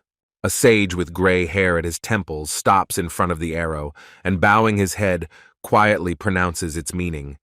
This is a message from the Tang clan, calling for an immediate end to the war. The warrior, his eyes clouded, slowly turns around, suddenly realizing that even his rage and inner strength were unable to shake the unbreakable will of the clan elder who had lowered his mark. In the eyes, widened with horror, a silent cry of disbelief freezes. Is this really the intervention of the Tang clan itself, whose power extends beyond the bounds of reason? And so, through the clouds of smoke and silence, 4 of Yu Xinwung's men appear before the assembled group, among whom stands out a figure in a yellow robe, holding a holy lightning arrow in his hands. The young woman in the golden dress, with an impenetrable and cold gaze, makes everyone suspicious and internally tremble whether they really belong to the great Tang family. One of the guards, not hiding his excitement, loudly exclaims that the Straight Cloud Squad has returned, and with them that same young man in blue, whom they had not seen for a long time. The rest of those present, exchanging glances, confirm that these are indeed representatives of Baekung, and their return brings a new order to this tricky balance of power. The girl in yellow looks closely at the arrow in her hand, and a cold determination sparkles in her gaze, as if she is seeking confirmation of her connection with the great family. An emaciated man in dirty clothes throws out words with contempt, calling the guests naive, while clutching a piece of paper in his hand as proof of their deception. Flaring with anger, he suddenly raises his hand and demands names, his eyes full of fury, and his face distorted with intolerance of lies. The disciple loudly declares that the arrow of indomitable thunder belongs only to a true descendant of the Tang clan, and cannot be used by anyone else. The mentor nods silently, agreeing with the argument, but reminds them that the truth still awaits them, who those who came really are. As the tension increased, the girl in yellow lightly nudged her companion with her elbow, and he screamed, breaking the silence that hung in the air. Both of them, exhausted by what is happening, simultaneously grab their foreheads, as if hoping to disappear from this scene, full of absurdity, nonsense, and uninvited revelations. The old man and his student jerk sharply from the sudden cry, and the expressions on their faces are a mixture of disbelief, shock, and strange annoyance, as if reality had violated its usual order. The very next second, the girl furiously grabs her companion's face, squeezing it with such force that a cry of pain bursts from his chest, spreading throughout the yard as a warning to everyone around.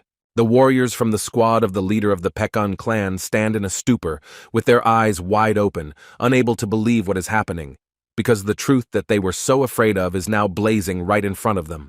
The crowd freezes, staring in amazement at the girl in yellow, and suddenly someone shouts out a stunned question, full of disbelief and hope. Is it really her? Against the backdrop of dancing petals and shining light, her face flashes with a vivid memory, and in the silence, the name once spoken echoes again, Tan Ha-Rin. The young warrior turns towards Tang Ha-Rin with a confused look, and a whirlwind of thoughts torments his mind. Does she really belong to the great and mysterious Tang family, about which legends were composed? Standing next to him, with a tense and serious expression on his face, the young man internally admits that he expected more common sense from his opponents, and could not have imagined that they would so carelessly reveal their identities to everyone. The senior mentor, with his forehead darkened with anxiety and a shadow of doubt in his eyes, could hardly contain his excitement, suspecting that this was a real lady from the Tang family, but not understanding how she could have ended up in such a place. The 2 young warriors bow respectfully, their voices clear and sincere as they state their names and lineages, explaining that they only intervened to stop the fighting. The girl from the Tang family, with a gloomy look and suppressed anger on her face, loudly proclaimed the name of the mission, as if challenging everyone and confirming her determination. The elder answers with a tense expression, trying to hide his anxiety. But doubt is already pulsating in his thoughts. Is it really the heiress of Tang in front of him? He grips the sword so tightly that his fingers turn white, knowing that despite his power, he cannot ignore the power of a name spoken with such calm. Two young clan representatives walk side by side with concentrated expressions, mentally replaying how the feud between their clans, which has lasted for 7 generations, could turn into a catastrophe if someone saw personal interest in their actions. Against a blood-red sky, tensions rise as one of the elders watches the heirs of the great clans with an anxious gaze, knowing that one mistake could destroy the entire Murim alliance. The elder, with his lips pressed together and his voice showing an inner tremor, pretended to be unaware of the Tang family's negligence, hiding his growing anxiety and desperately seeking a way out of the dangerous situation. With a face twisted in anger and a furious accusation, the elder sharply points his finger at the silent hero in white, loudly declaring that he is the demon, while in his voice there is not only malice, but also a hidden fear of the unknown.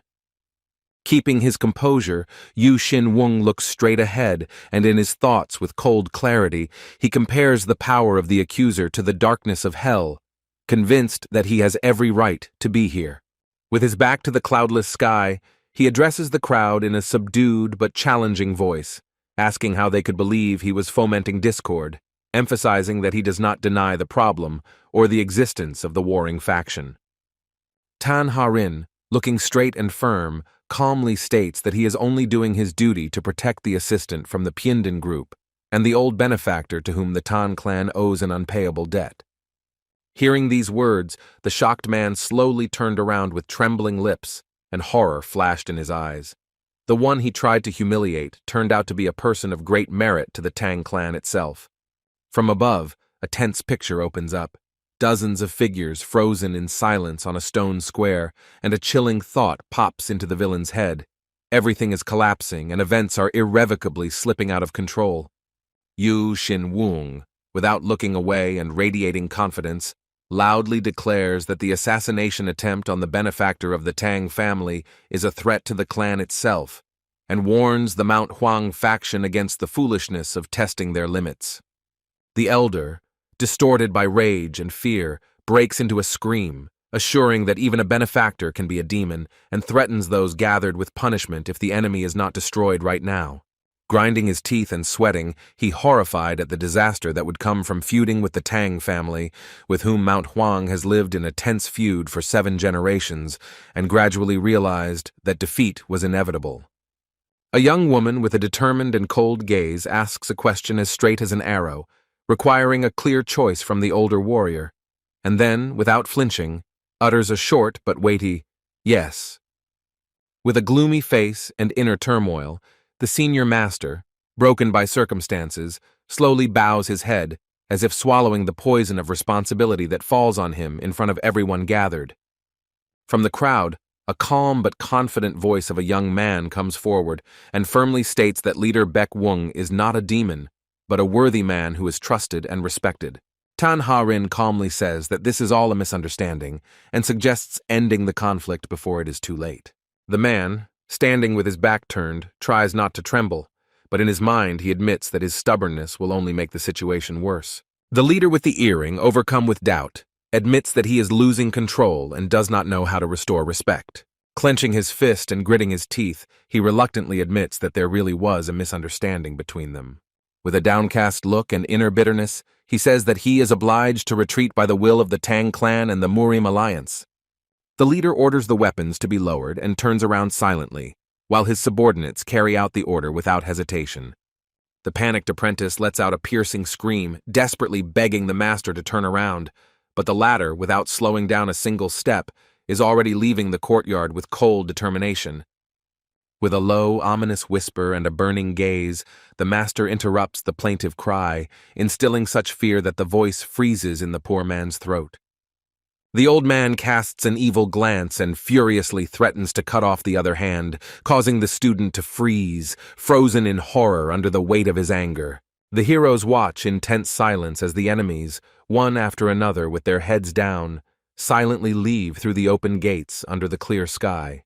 In the shadows of the hall, the enemy leader, with trembling lips, realizes his inevitable defeat, while his companions, clenching their fists, silently accept the bitter outcome. A jubilant cry is heard from the rooftops, announcing the retreat of the enemy. The Baek-un clan has won a brilliant victory, restoring honor before everyone.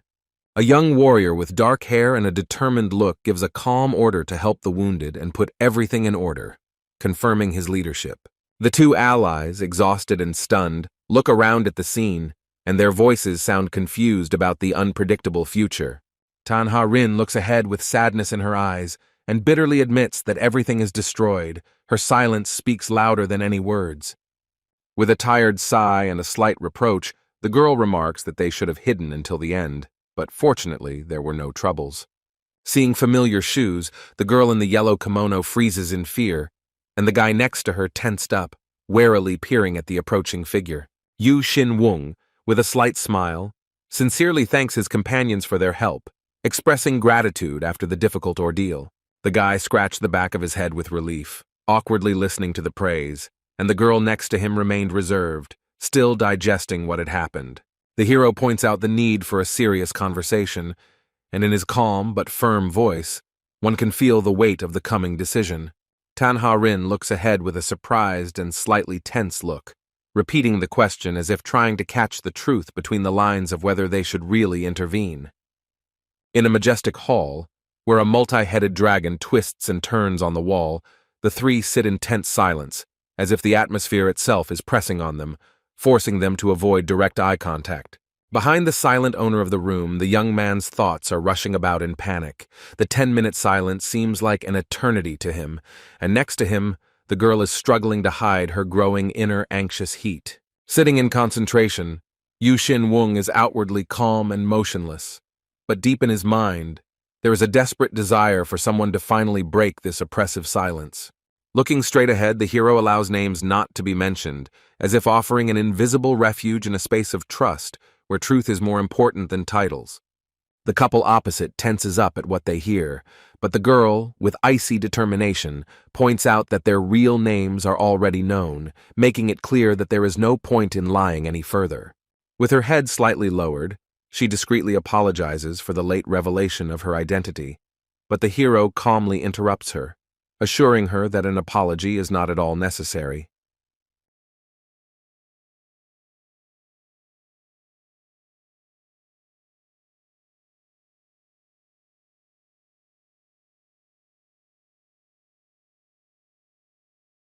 The confusion on the faces of the two companions reaches its limit. Their eyes are wide open, their eyebrows are raised, and a surprised expression escapes their lips, as if their secret was securely locked away. With a slight smile and a confident tone, the hero reminds them that they themselves should have guessed. He will understand everything, because traces of the truth have long pointed to the solution.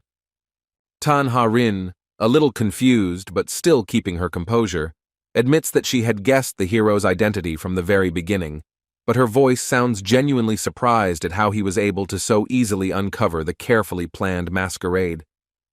With a sly smile and a slight movement at his temple, the hero casually declares that this is just an innate gift, and the girl at that moment is shocked to realize that no one else saw their deception except him. Her eyes are wide open in surprise, her pupils are trembling with anxiety, because even the cruel bandits did not notice the trick, while this calm young man saw right through them from the very beginning. With his arms crossed confidently and a wry smile on his lips, he looks away, considering how unusual his interlocutors are, and gently steers the conversation in a new direction.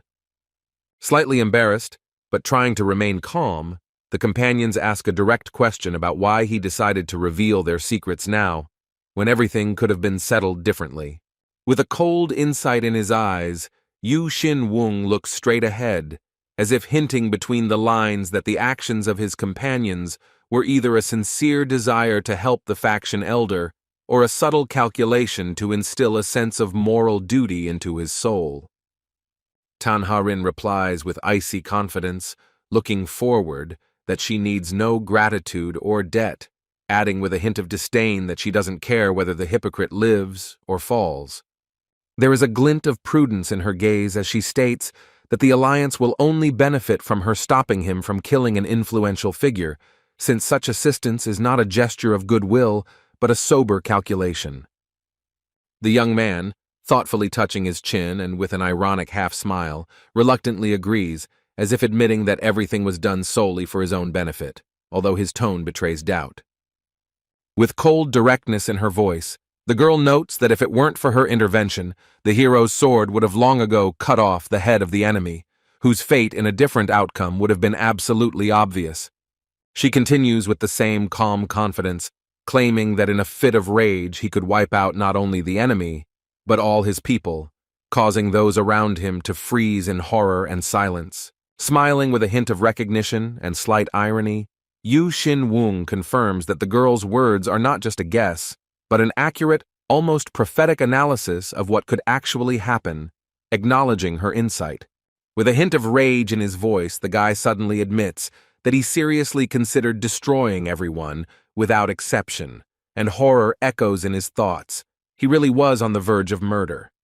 With a self-confident half-smile, the young man asks if he seems reckless, to which the girl firmly replies that even Chonsu, no matter how impulsive he may be, bears responsibility as the leader of the clan union. In a serious tone, the hero notes that killing an enemy could trigger a chain reaction, provoking the intervention of other clans and resulting in a bloody conflict. The warrior's stern face reflects the awareness of the full gravity of the catastrophe, which was miraculously avoided, because just one wrong move could have led to a massacre with many innocent victims. When he finally admits that defeat at the hands of all of Murim would be the worst possible outcome, there is respect in his voice, as it was the very reason she decided to intervene. In an atmosphere where tension is gradually fading, the hero stands in the center of the room and with a solemn expression on his face suggests moving on to new questions, openly giving the floor to his interlocutors. With a focused gaze, the young man turns to those nearby, asking about the reasons for their protection, and in response hears a confident confession. He is the benefactor of the Union, whom they sincerely respect. Grateful for his rescue, the allies openly admit that without his intervention, they would have died in the dungeon or become victims of bandits long ago, and even the old rumors about the strength of the Tang clan turned out to be true. The next question, asked by Yu Xin-woong, hangs in the air, causing both scouts to freeze, as their mission to the Baek-woong clan contains a dangerous and difficult truth. Tan Ha-rin lowers her eyes, takes a deep breath, and gathering her courage, gently but firmly declares that she is ready to speak frankly, without holding back a single word. With obvious alarm in her voice, the woman reports on recent disappearances in Zhejiang province, and directly expresses her suspicion that the leader himself may be involved, causing his sincere surprise. The guy, frowning, suggests out loud that these two were probably on the trail of the blood sect, and the man, smiling awkwardly, hastens to assure that now they do not consider him guilty at all, because the investigation began after the threat was eliminated. Raising 3 fingers in a light, almost playful gesture, the hero, with a sly smile, announces the third and final question, as if finishing a game in which he himself sets the rules. Holding back an internal tremor, the girl, with her eyes closed, asks a direct and difficult question about why she is now above suspicion, and her voice sounds like a quiz with an unpredictable outcome. Opening her eyes and looking forward, she clearly and intensely pronounces the single word, readiness, as if challenging everything that might follow. Yu Xin-woong holds out the fruit with a slight grin and asks, cooking, unaware that the girl, seething with irritation, furiously shouts that it is not about food at all, but about the willingness to sacrifice oneself. In a dark cave, covered in poisonous bugs, the hero stands silently like a statue, while a memory plays in the background of him diving into icy water to save his comrades. During a rapid attack, the hero encounters an enemy, and an inner voice tells him that, observing his actions, it is difficult to believe that such a person is capable of being a criminal. The girl, with a serious expression on her face, listening to her feelings, firmly says that her intuition trusts this man, which causes sincere surprise in her companion. Smiling and crossing his arms over his chest, the man in light clothes ironically remarks that if the girl's intuition is wrong, then he is a natural actor, and grinning wider, asks if he should thank her for such a compliment. The young man in white clothes, with a slight smile, praises his interlocutor for her frankness and promises to share valuable knowledge that may be useful, while her companions tense up with caution from his words. Upon hearing the unexpected confession about the investigation into the disappearances, both companions freeze, unable to hide their shock, their eyes wide and their mouths slightly open in astonishment. Against the backdrop of general stupor, a figure with loose hair calmly recounts how, step by step, he tracked down the culprits, unraveling a complex tangle of deception and lies. With hope in her eyes and a tremor in her voice, Tan Harin takes a step forward, begging for the truth to be revealed, to at least lift the curtain of secrecy a little.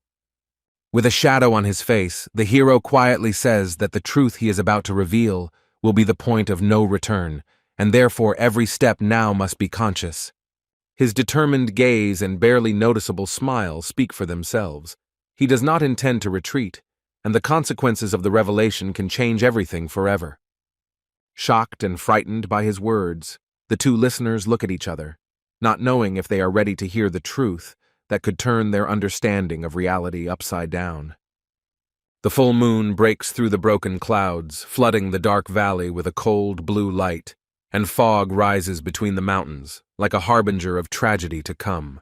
The cartwheel turns slowly along the damp forest road, creaking under the weight of the night, and breaking the silence with the dull sound of something approaching and ominous.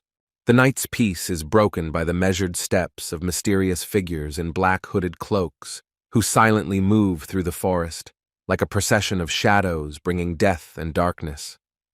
Under the shade of the trees and the disquieting light of the moon, hooded figures surround the cart, from which a muffled sob can be heard faintly, as if the night itself were embodying the cry of a doomed soul. An exhausted, pale hand is pulled out from under the dark blanket with effort, falling to the ground with a dull slap, and an intermittent groan escapes from the mouth like the cry of a soul that is still clinging to life. A full moon, shrouded in ominous clouds, is suddenly cut by a flash of scarlet energy that pierces the night, heralding the awakening of an ancient horror.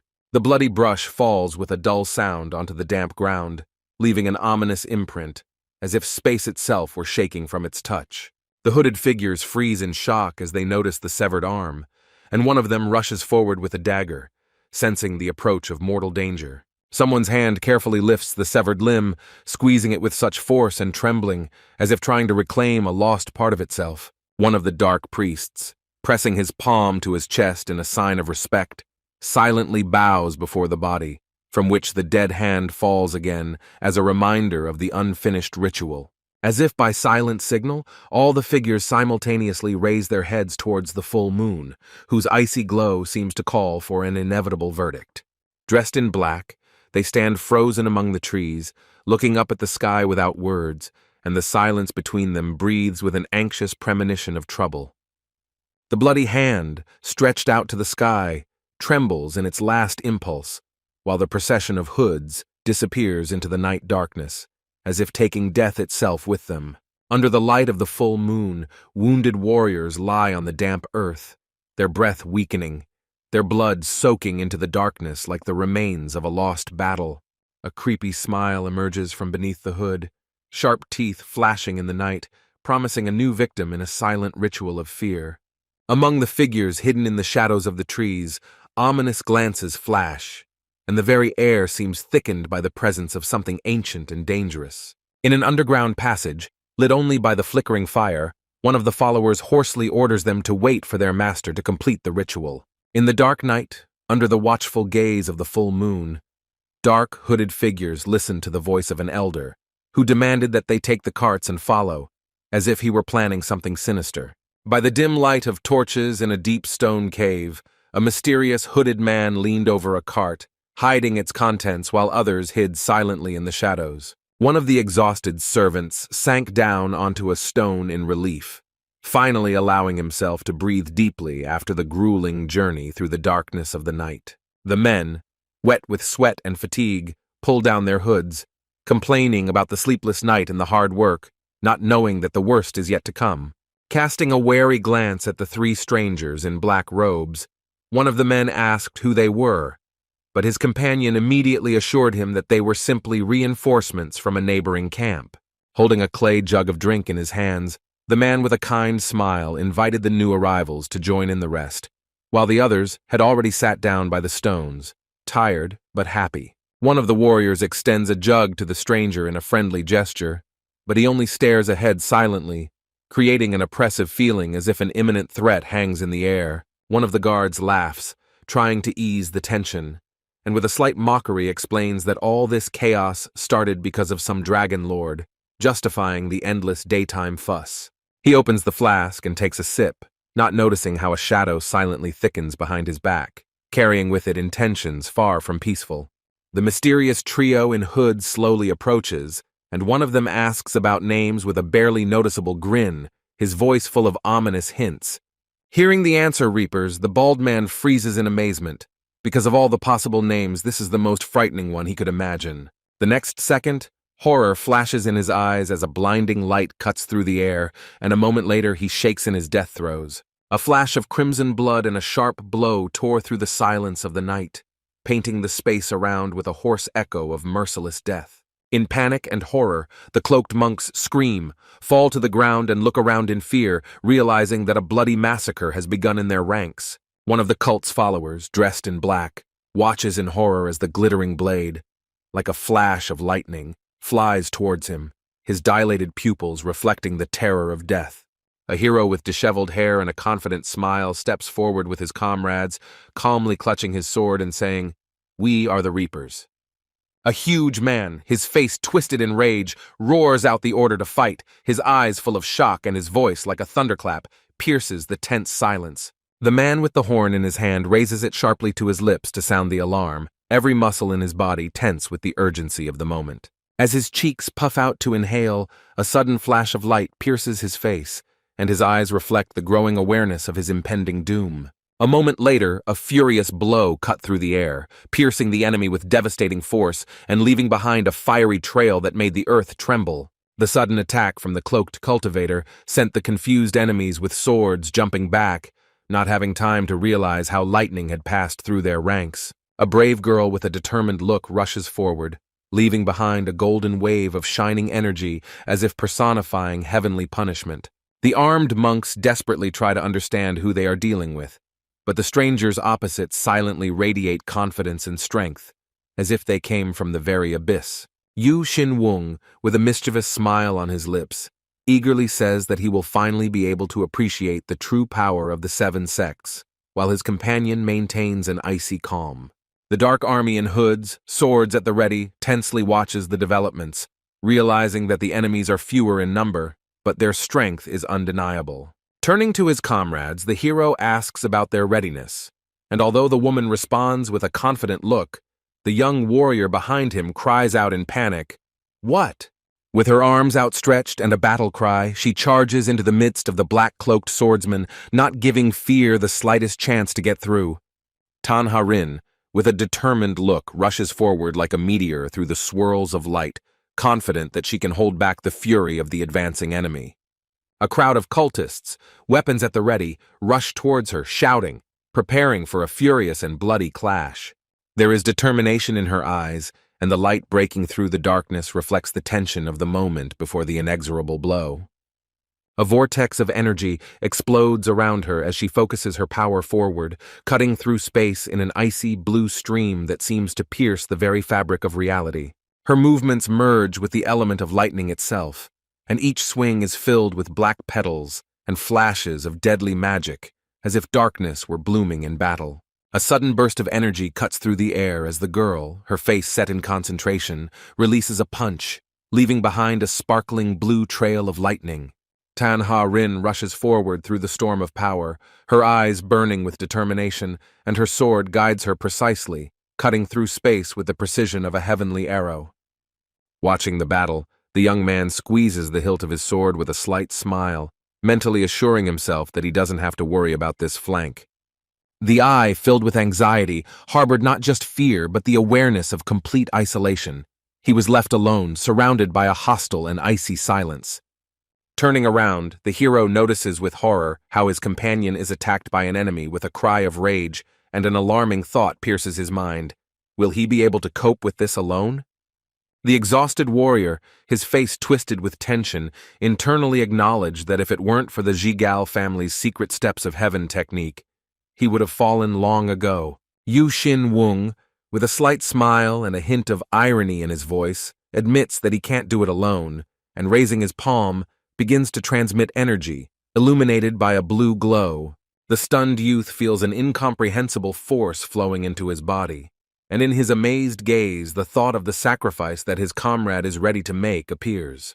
The young man watches with excitement as his palms light up with powerful blue energy, and feeling an unusual strength, he exclaims in amazement that he has never felt anything like it.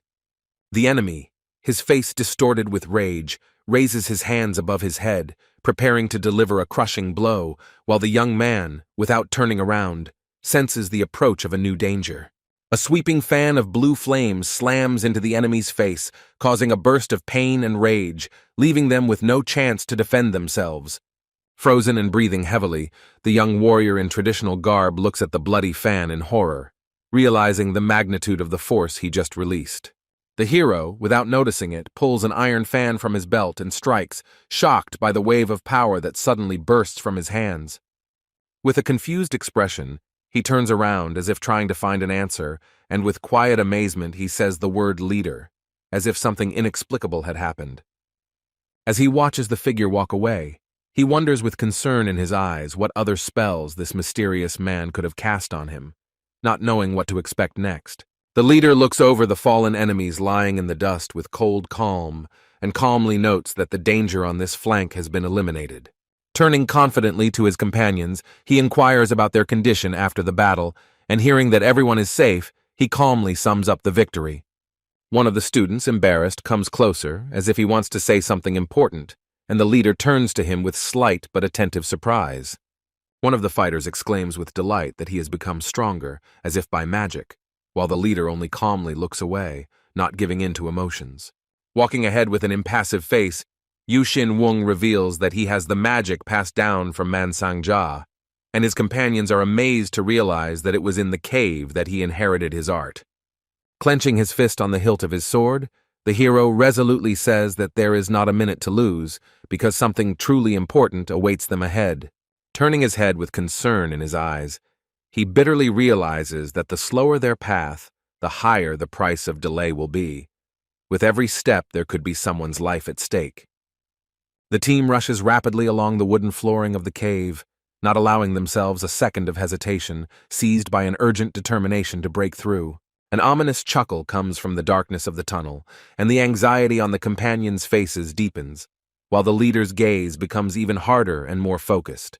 The girl, with horror in her wide-open eyes, covers her mouth with trembling fingers, begging for help as if her last strength is keeping her on the brink of consciousness.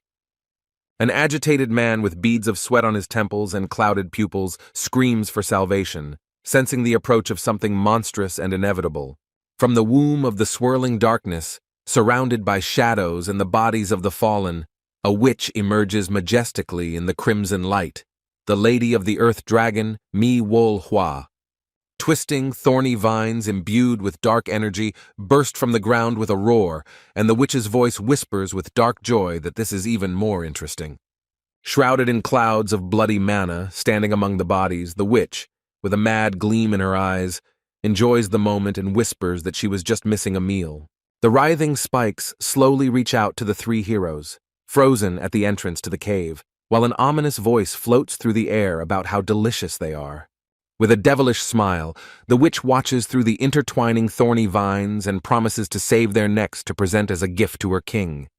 The companions, weapons in hand, take up combat positions behind the leader, calling the enemy a monster who has mastered demonic techniques, and await orders.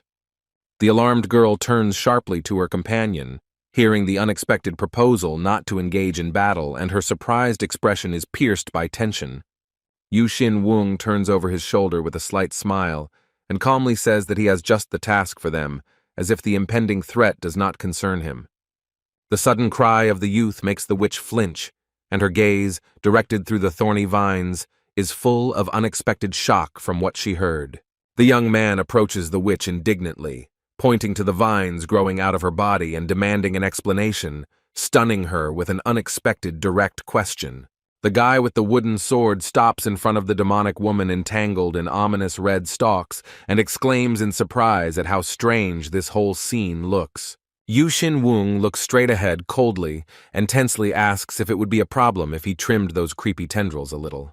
The witch, with disheveled hair and a mad grin, furiously rushes into the attack, shouting that his thirst for death will be satisfied. A wild curse rang out, and the thorny vines rushed forward with a furious whistle, cutting the air with scarlet and black lines like an explosion of damned wrath. Entangled in branches, the fiery red-haired hero hangs in midair, his eyes full of killing intent and his smile twisted in agony as he hurtles towards his enemy, leaving a trail of blood in his wake. Twisted into a deadly ring of thorny vines, the protagonist looks his enemy in the eye with unyielding determination as one of the branches already touches his throat.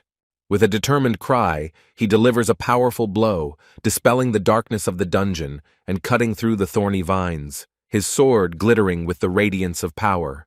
Rising into the air with a determined look, the hero scatters many thorny stems with bright arcs of his sword, radiating anger and energy. Entwined in vines, the young warrior watches with a cry of despair as his attempt to break free fails, while an evil voice proclaims the futility of resistance. Yu Xin-wung strikes again, cutting through the air and bloody stems, but the witch only smiles mockingly, allowing him to cut as much as he wants. Finally, the witch bares her teeth with a mad grin and a fanatical look, declaring that her vines are capable of growing forever.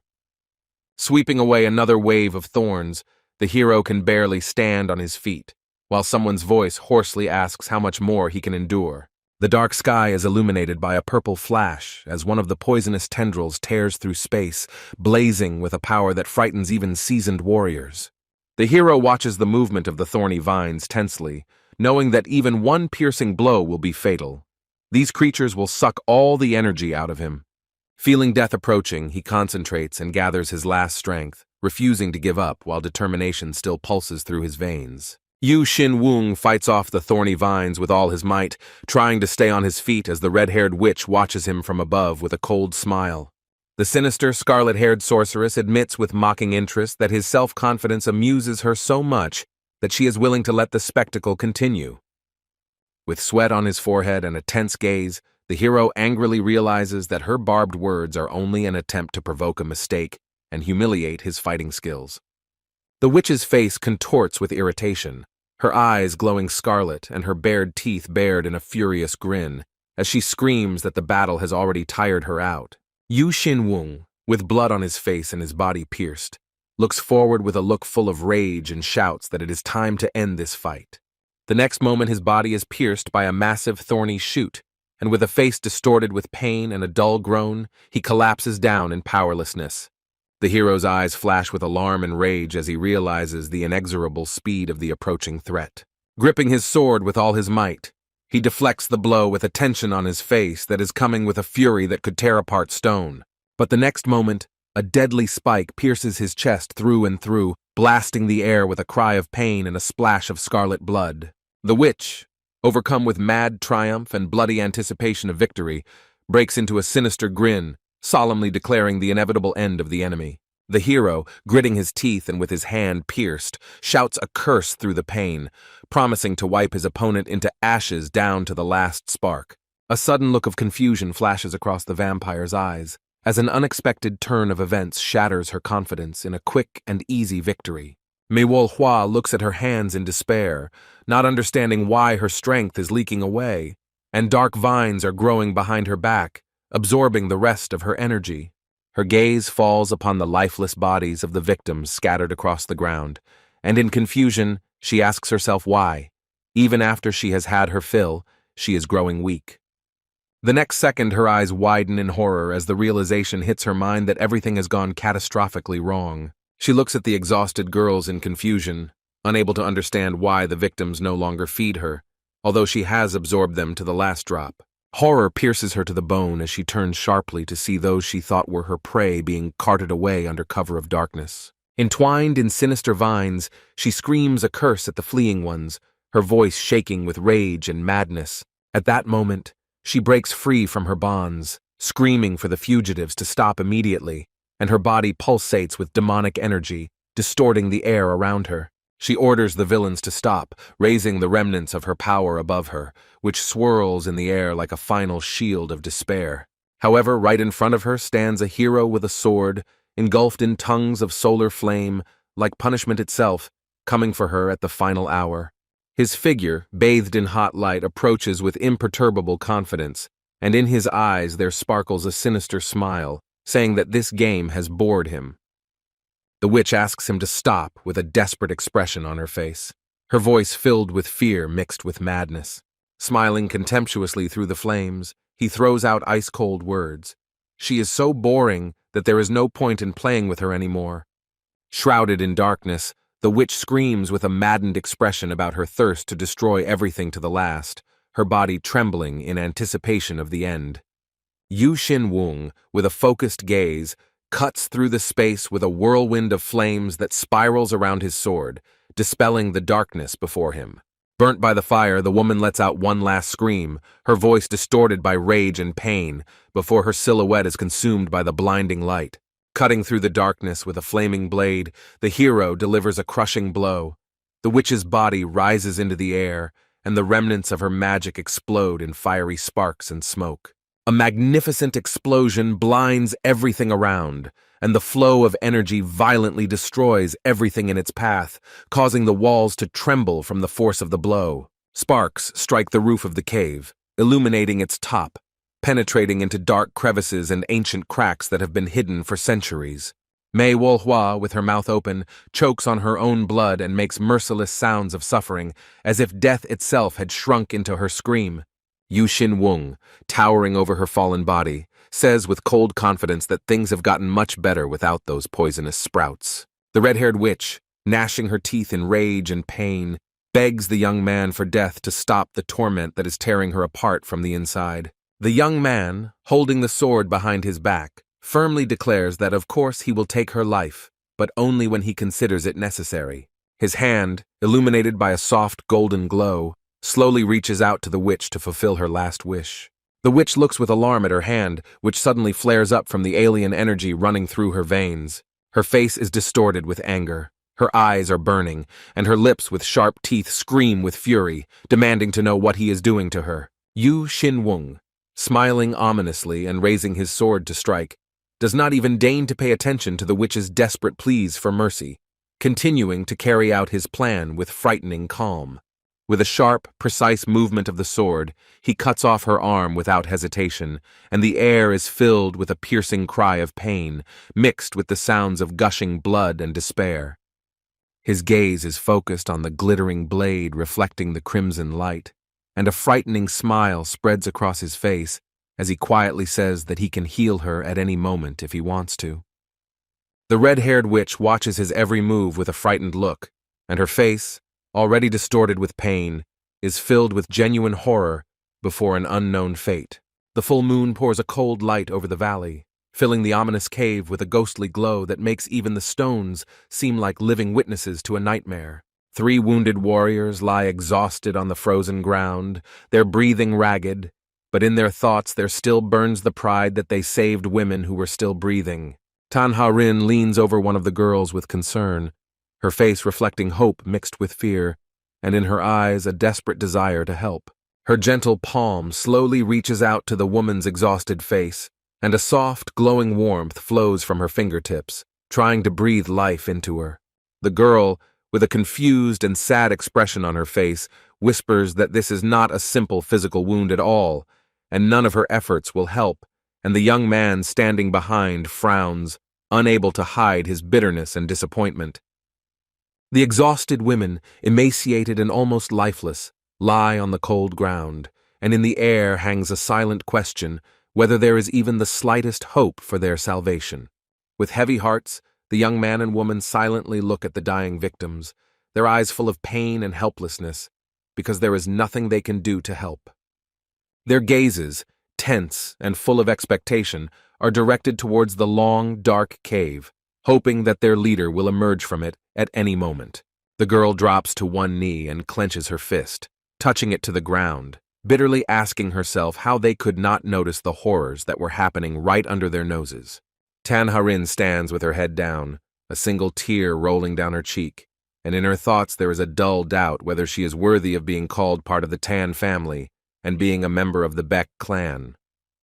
Suddenly, an unfamiliar voice emerges from the darkness, and both heroes turn sharply, their bodies frozen in wary tension. A stranger's foot slowly steps onto the illuminated ground, and a calm, hoarse voice is heard, in which mocking praise is heard for the allies for a job well done. Yushin Wung, standing up straight and holding his head up proudly, takes a step forward and states with firmness in his voice that everyone knew their role and performed it flawlessly. Tired but overcome with a wave of relief, Yushin Wung approaches the group with a warm smile, glad that they are safe, while the companion in the hat, his eyes wide in shock, cannot believe that everyone actually survived such a terrible battle. The three allies look in tense silence at the wounded men lying motionless on the ground, painfully aware that they are teetering on the brink of death, their own light scratches no longer seeming to matter.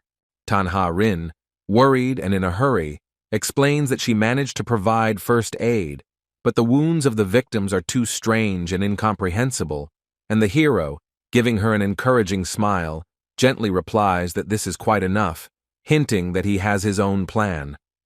The hero slowly, almost solemnly, takes a cylindrical vessel out of his bosom, as if preparing for a most important step, and his unhurried movements breathe determination, and his face remains calm, focused, and confident. Holding the vessel in his hand, the protagonist firmly declares that from now on he will take healing into his own hands, and his gaze sparkles with unwavering determination, and the soft glow that embraces him seems to fill everyone around him with hope. The two students, watching Yushin Wung's actions, are amazed to recognize a chimton, an elegant needle tube, in his hands, and despite their fatigue, without further ado, they agree to take a short rest after the horror they had experienced. Bending over to the wounded man, he gently touches his forehead with his palm, clearly feeling that it is in the chimton that a special power is hidden, capable of healing even the strangest and most dangerous wounds. The hero, radiating a dazzling golden glow, simultaneously activates two powerful techniques, reverse purification and white omen, immersing himself in an aura of light energy and inner power. A radiant energy envelops the girl's body in a gentle flow, displacing the poison and returning her even breathing, and the hero's face reflects the quiet joy of the healing achieved. Yu Xin Wung, straining his will and maintaining full concentration, ponders how to bring everyone out of their grave condition, while the system reports an increase in the effectiveness of healing skills and the awakening of a new ability. Having completed the healing process, he straightens up with a slight, almost solemn smile and says, "Done," looking at his companions, who are watching him closely. The women, who had previously been unconscious, are now breathing calmly, their faces relaxed and peaceful, and a caring voice from above commands that they be handed over to doctors as soon as possible. The danger to their lives has passed. The faces of the young man and woman reflect both confusion and anger as they, shocked, try in vain to understand how these women could have become victims of such a monstrous poisoning. Yushin Wung asks the reason for their condition with a worried shadow in his eyes, and at that very moment, the cruel truth, like a cold blade, cuts through the silence of this substance. A white-robed character explains with grim seriousness to the shocked students that the substance used is addictive, even more so than opium, and horror at what they hear freezes in their eyes. The hero, with a grim determination in his voice, says that these women were turned into commodities while they were under the influence of drugs, and his condemning words burn with righteous anger and contempt. Shocked to the depths of her soul, the girl suddenly realizes the scale of the tragedy. An entire key battalion of the cult of chaos has been engaged in human trafficking all this time, and now the authorities can no longer turn a blind eye to it. Outraged with anger, Yushin Wun's companions declare that they cannot remain silent about the crime, and the hero himself confidently confirms his readiness to act. Keeping his cool, Yushin Wung speaks of the need to urgently inform the Union and unite with the government to destroy the Kurion battalion. Tanha Rin anxiously asks if there is anything else important, but the hero sadly replies that without proof the Union will not react. Yushin Wung explains with a serious look that even directly appealing to the authorities will not help. They have neither influence nor evidence. The girl wonders out loud in horror that perhaps both the Muram Alliance and the government are involved, her eyes full of fear and distrust. The young man looks straight ahead with firm, unshakable confidence and answers briefly, "That's right," finally confirming the bitter truth that sends chills down everyone's spines. Realizing the scale of the conspiracy, the young warriors freeze in silent shock. They have just learned that someone in the Union knew about the actions of the Curian battalion and deliberately turned a blind eye. The boy reminds his companions that there is no turning back, and firmly says that the time has come to make a final choice, standing before them with a determination that exudes strength. Under the pressure of truth and a moral dilemma, the young man and woman repeat what was said in confusion, trying to understand whether they can still trust the Union, possibly involved in the crime. With a slight, almost sly smile, Yu Xin-wung invites the others to make a choice and trust him, hinting that truth and actions now depend on their faith in him. Tan Ha-rin lowers her eyes, deep in thought about the shocking discovery, and whispers anxiously about betrayal within the Union that could upend their idea of justice. The hero, with a serious expression on his face, tells the bitter truth about the spread of substances in 2 provinces, and this phrase makes his listeners realize with hidden fear the scale of the disaster. Upon hearing the names Zhejiang and Anhui, the heroes are horrified to realize the breadth of the forbidden network, and the shocked expressions on their faces underscore the significance of what they have said. Yu Xin-wung calmly explains that Zhejiang has long been under the control of Kuryong, where the Union's influence is almost non-existent, while in Anhui, things are complicated by 2 strong factions that Murim relies on. Tan Ha-rin speaks with a serious face about the Namgung clan, one of the leaders of the 7 clans, noting that it is unlikely that they are involved in substances since they once lost a son from an opium overdose. The girl, clenching her fists and opening her eyes wide, realizes in fear that after exposing one faction, only one remains, and this thought pierces her like the icy breath of fate. Against the backdrop of an ominous scarlet glow, the figure of a stern man with a beard and a gloomy look appears. Everyone immediately recognizes him as Master Zhong-su, the leader of the Mount Huang faction, whose appearance foretells trouble.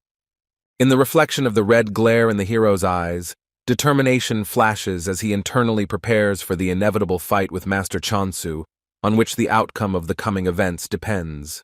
During a violent confrontation with Master Chansu, the hero intensely analyzes what is happening, realizing that this turn of events did not occur in his memories of an alternative future. Enveloped in darkness, Master Zhongsu stands in the rain with a fiery, almost insane gaze, radiating a dangerous power comparable to that of a true monster.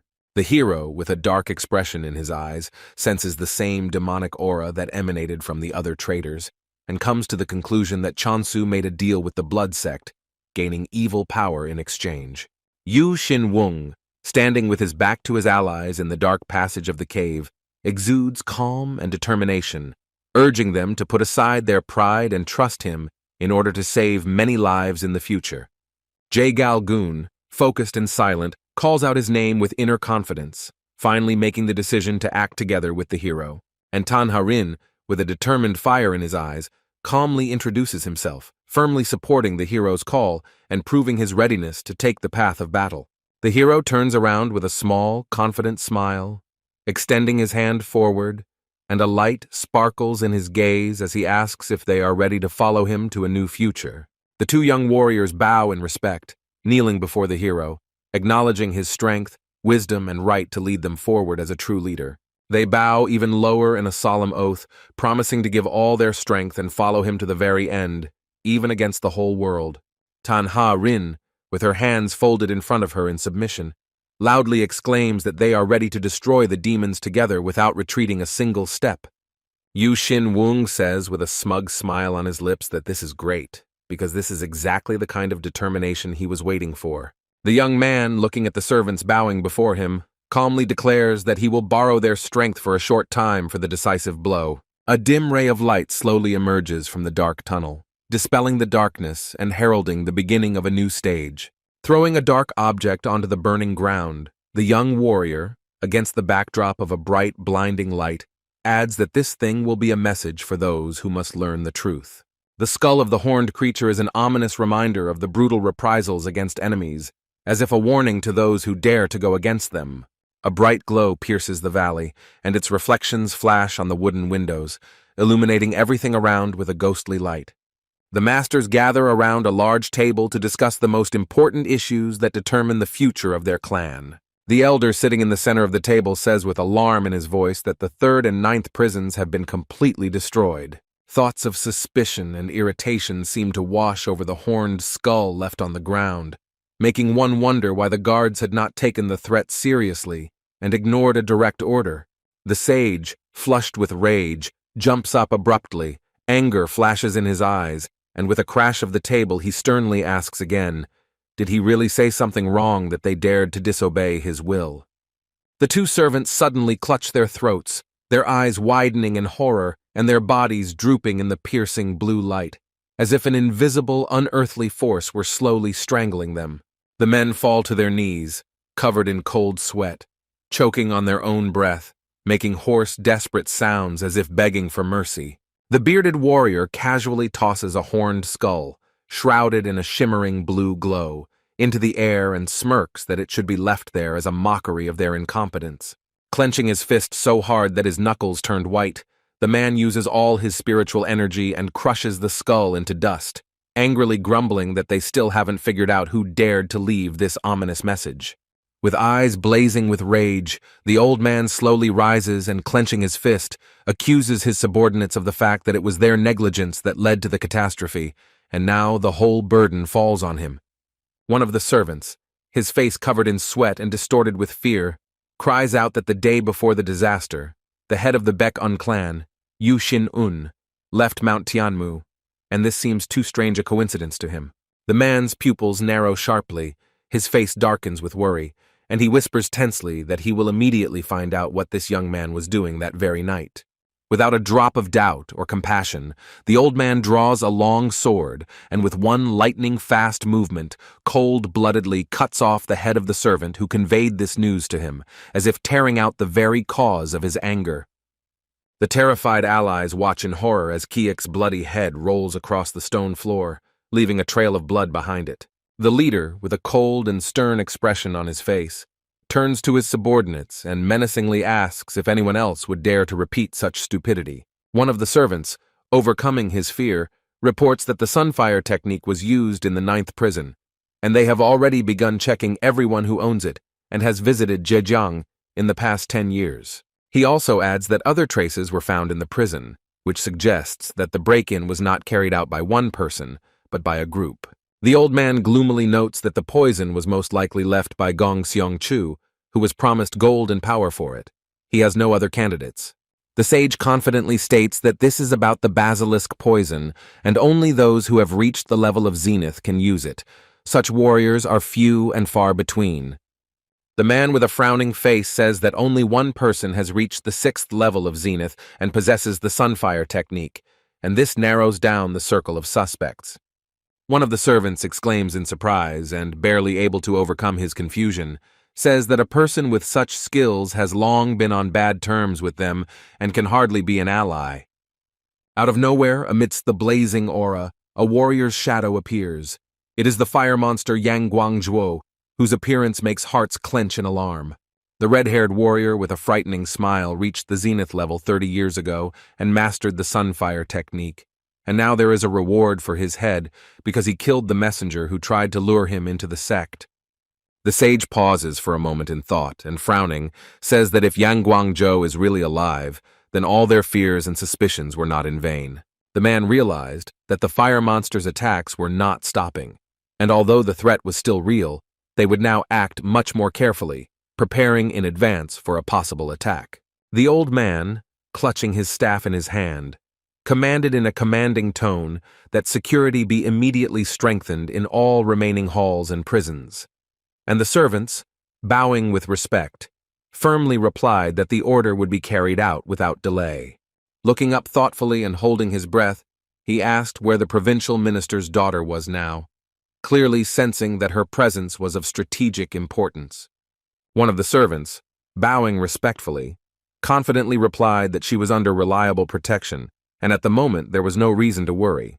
The leader, looking away with cold determination, said in a quiet but firm voice that as long as she was with them, they still had a chance to hold off the enemy and turn the battle in their favor. A tense line is heard above the neat wooden ceiling of the spacious hall, filled with soft light. At this moment, a late participant enters, and his apologetic voice sounds tired and anxious. His stern gaze, full of disdain, clearly reveals his enmity with the Chaos Sect, and he crosses his arms as he exhales, revealing his deep-rooted dislike. In the warm light of the hall, two elders sit at a low tea table, and although one of them bows politely to apologize, there is a sense of tension and latent conflict between them. The man with the bun leans forward slightly and asks the question with tension in his voice, as if the entire course of the meeting depends on the answer. Under the tense arch of his thick brows and the compressed gaze that pulses with the lust for power, he contemplates absorbing forbidden energy, hoping that this desperate move will help break through the boundaries of the mortal world and reach a level beyond understanding. His face, drowning in half-shadow, reveals not only a painful internal struggle, but also a deeply hidden fear. A drop of sweat rolling down his temple emphasizes how dangerous and unpredictable the path he dared to choose is.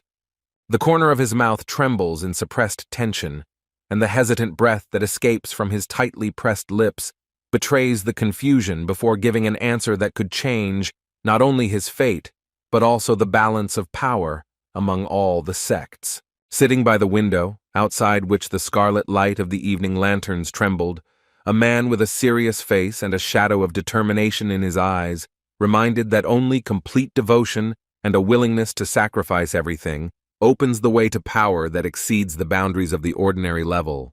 A clenched palm, pressing into a dark volume with a crunch, reveals a storm of suppressed emotions, and the word zenith, emerging in thoughts, becomes a symbol of a lost chance and a summit that once seemed so close. His eyes, looking into the void, are filled with bitter memories, because in his youth he was the center of attention of the strongest factions, and everyone predicted a great future for him as the youngest warrior capable of reaching the pinnacle, inaccessible to anyone in the history of Murim. The years passed one after another, a year, 2, 10, and although he tirelessly continued to move forward dreaming of zenith, the path to it only lengthened, moving away, as if mocking his aspirations. His back, tense and bent by the shadow of disappointment, trembled in the semi-darkness of the hall, and a bitter thought kept ringing in his mind. It was not his fault that everything that had happened. His eyes were blazing with resentment, and his thoughts were raging with anger, because it was all due to the poor skills of the Mount Huang faction, which only held back his growth, despite all his efforts and sacrifices. In anger and despair, he screams, convincing himself that he did not reach zenith only because he ended up in the wrong faction, and that fate played a cruel joke on him from the very beginning. Gritting his teeth until his jaw hurts, he furiously blames his master, considering him the main reason for the fall that robbed him of his chance at greatness.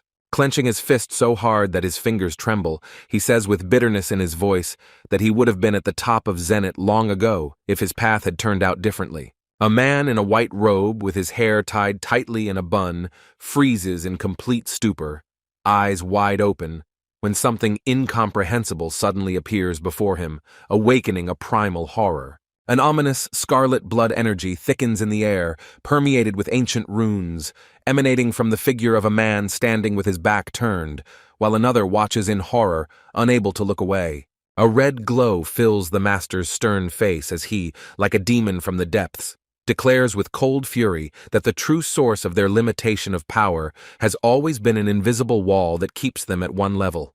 There was an unspeakable menace emanating from his face, and his glowing crimson eyes seemed to pass judgment.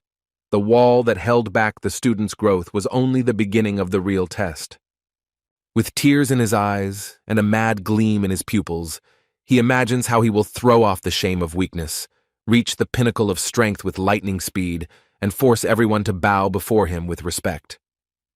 With a fierce determination in his eyes and a scream in his mind, the old man prophesies that the strongest clan will not be Namgung, but the Mount Huang faction, feeling a dark force enveloping him from within. At the moment when his mind is consumed by the lust for power, A vivid image of Yu Xin-wung emerges from the darkness of his memories as a living reminder of the one with whom the score has not yet been settled. The man, his face dark and full of hatred, looks down and mentally vows that he will punish with particular cruelty the one he considers the greatest threat. Grinning ominously, the scarred warrior slowly bows his head forward and speaks with grim determination, as if this is the moment he has been waiting for his entire life. The elderly man, rushing forward in a fit of greedy determination, with a cry bordering on madness, exclaims that he is ready to give absolutely everything for the sake of the desired power. Outside the palace, a majestic three-story building rises in the golden glow of the sun, shrouded in a heavenly silence that hides the storms that raged within. In a spacious hall, under the gaze of an engraving of a multi-headed dragon, Yu Xin-wung sits at the head of a long table, calmly observing his allies and advisors, each of whom holds their breath in anticipation of his word. Focused and calm, he crosses his arms and, breaking the silence of the room, inquires about the condition of Deputy Do, expressing both concern and strength in his voice. A powerful warrior with a stern look announces that he has just visited a doctor. His voice is even, but there is a sense of tension in it, as if he is carrying important news. An elderly man lies on a dazzling white bed with a bandaged forehead, and although his face is pale from fatigue, light appears in it. The wounds are still deep, but his condition is clearly improving. A smile appears on the warrior's face when he shares the words of the doctor, who called it a miracle that such severe wounds were not fatal. The hero, with a serious expression on his face, calmly states that there is now no reason to worry, and notes to himself with relief, the healing hope technique worked. One of the council members, leaning forward in surprise, asks warily whether something extraordinary had happened, since the meeting had been called so urgently. With a slight smile, he takes a thick envelope out from under his clothes and calmly says that before continuing, everyone should take a look at this. The hero's hand forcefully lowers the envelope onto the table, and the expressions on the faces around him instantly change. Surprise and alarm flash in the eyes of those gathered. The two officials in their caps suddenly lean back with a surprised cry, not believing their eyes and gradually realizing the seriousness of what they saw. The hero watches their reaction with slight satisfaction, confident in himself, and inwardly glad that everything is exactly as he expected. An official document with a seal is unfolded on the table, stating that the emperor's decree is to be carried out by the provincial minister, and the relevant clans can nominate their candidates through trials. There is a hushed silence in the meeting room, as it is read that the government has prepared 3 separate assignments to be given to the clans that have been selected, and the minister of Zhejiang province formally names Kang Wi-su as one of those selected. One of those present turns to the leader with obvious indignation, demanding to explain how the Korean clan allowed this to happen, since previously all government assignments were carried out only by them. The protagonist reflects with inner confidence that he expected such a turn of events, because now the Baek-un clan will be able to take the place of the most powerful clan in the province and reach the imperial level. One of the warriors points to the proclamation with surprise and alarm, calling everyone to pay attention to something important that he has just noticed among the lines. His finger pauses at the very end of the imperial decree, where the deadline of 1 month from the date of the announcement is clearly stated, and this causes a new wave of tension among everyone present. The elders, their gaze darkened, sigh heavily, realizing that the demand for 3 chests of gold is too great. Their treasury has long been empty, and the ice is running on sacrifices.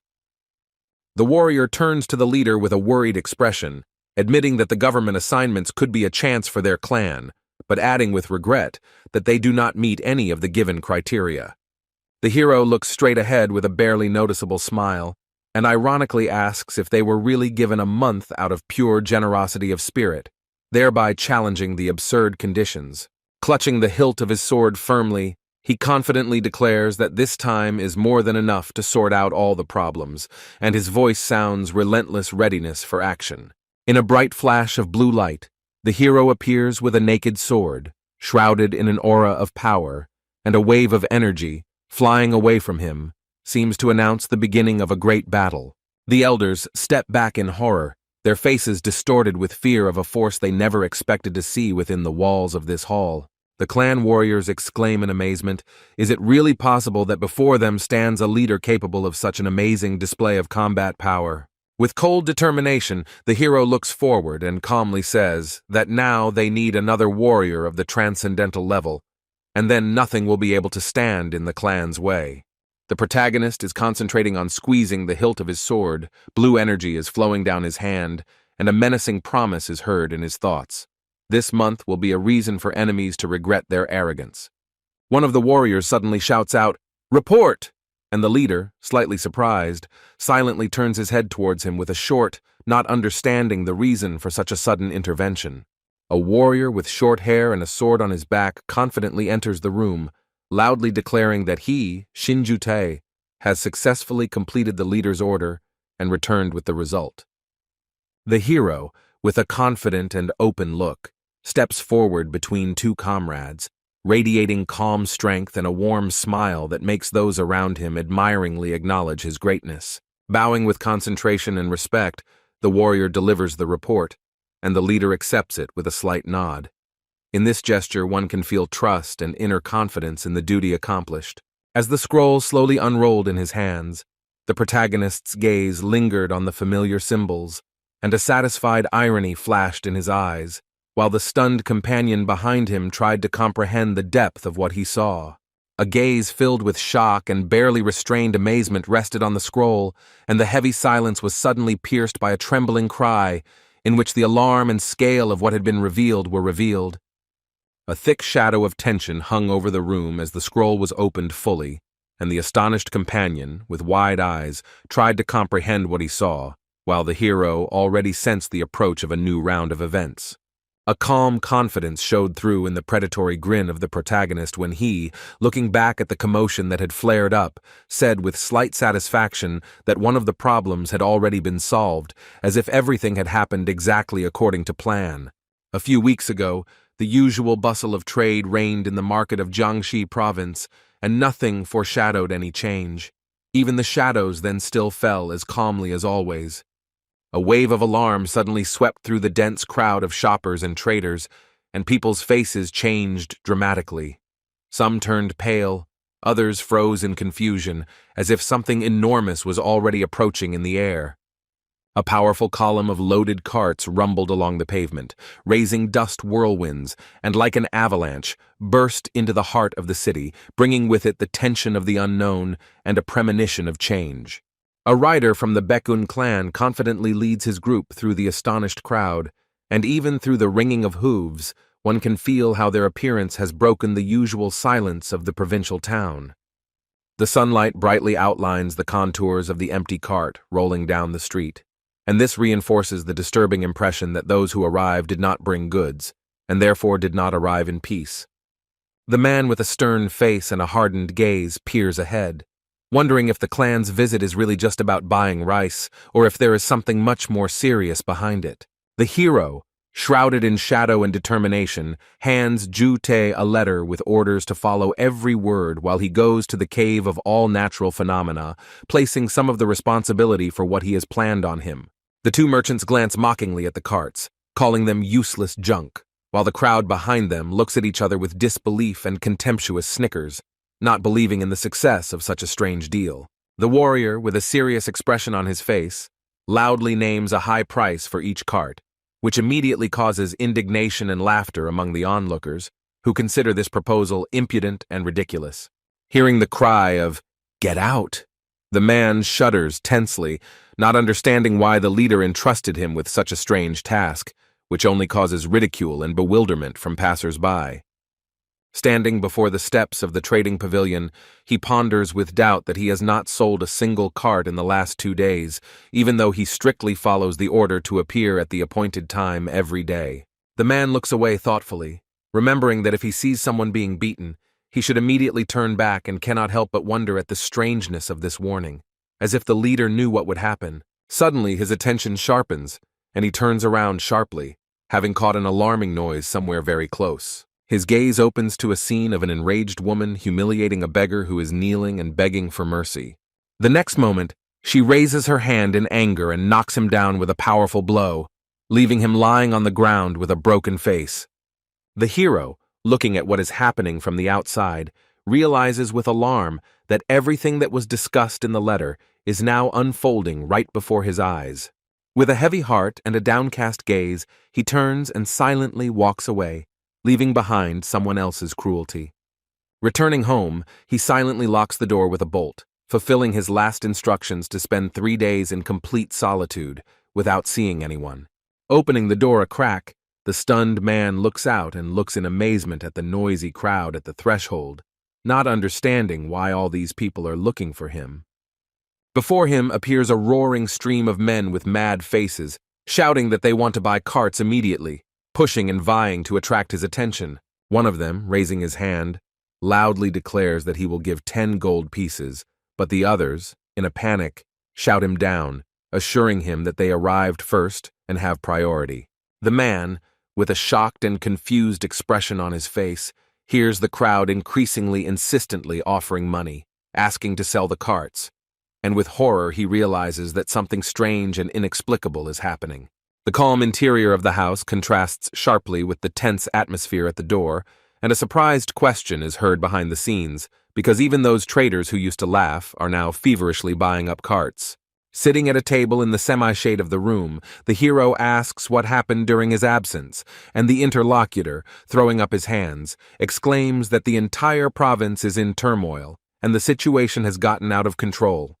Still stunned, he hears the narrator with panic on his face say that at dawn at Lake Poyang there was a powerful explosion that destroyed the usual order. The hero, with frozen horror on his face, asks again about the explosion, and another man with gloomy seriousness answers that all the ships with grain that were moored at the shore sank to the bottom. One of the men, kneeling before the elder, fearfully and loudly reports that the cruel lightning demolitionist is to blame for everything, whose appearance brought real chaos to the province.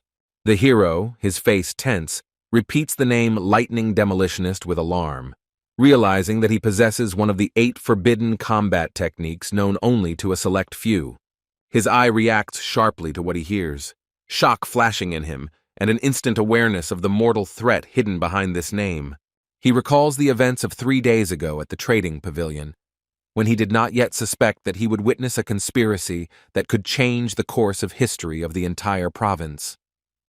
The girl in anger hits the old man in the face with all her might, realizing the terrible truth about her true identity and the bloody deeds hidden in her past.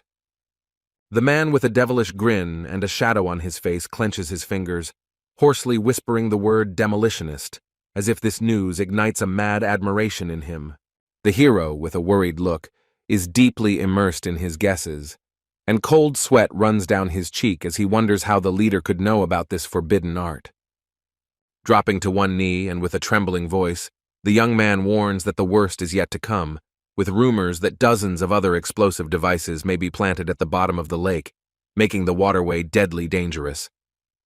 Turning to the man explains in a measured tone that after the explosions, all traders were forced to switch to land routes, and that is why they are fighting so fiercely for transport.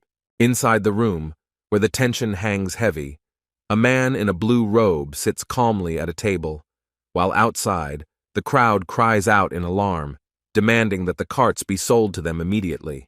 A real competition for purchase breaks out in the market, and the crowd flares up with shouts and raised hands when one loudly offers double the price and another beats him with a bid of 13 gold pieces. One of the men looks over his shoulder suspiciously at the angry shouts and asks with concern in his voice if they are being mocked as the tension in the air reaches its breaking point. The merchant strokes his chin with confidence, realizing that in conditions of shortage he can dictate any price, because this deal is capable of going down in history as the most profitable in the entire existence of their clan. Clutching the scroll of orders, the warrior with a tense face reminds himself that his duty is to follow the will of the leader, not his own greed, and tries his best to silence the inner doubts. Reading the text thoughtfully, he realizes that the moment has come to carry out the third assignment, and a cold determination appears in his gaze, mixed with an anxious premonition of the future. Shock and confusion overwhelm the young servant when he learns of a new objective: to find Ho Ja-pung, an influential head of a trade association whose name he never expected to see on the order.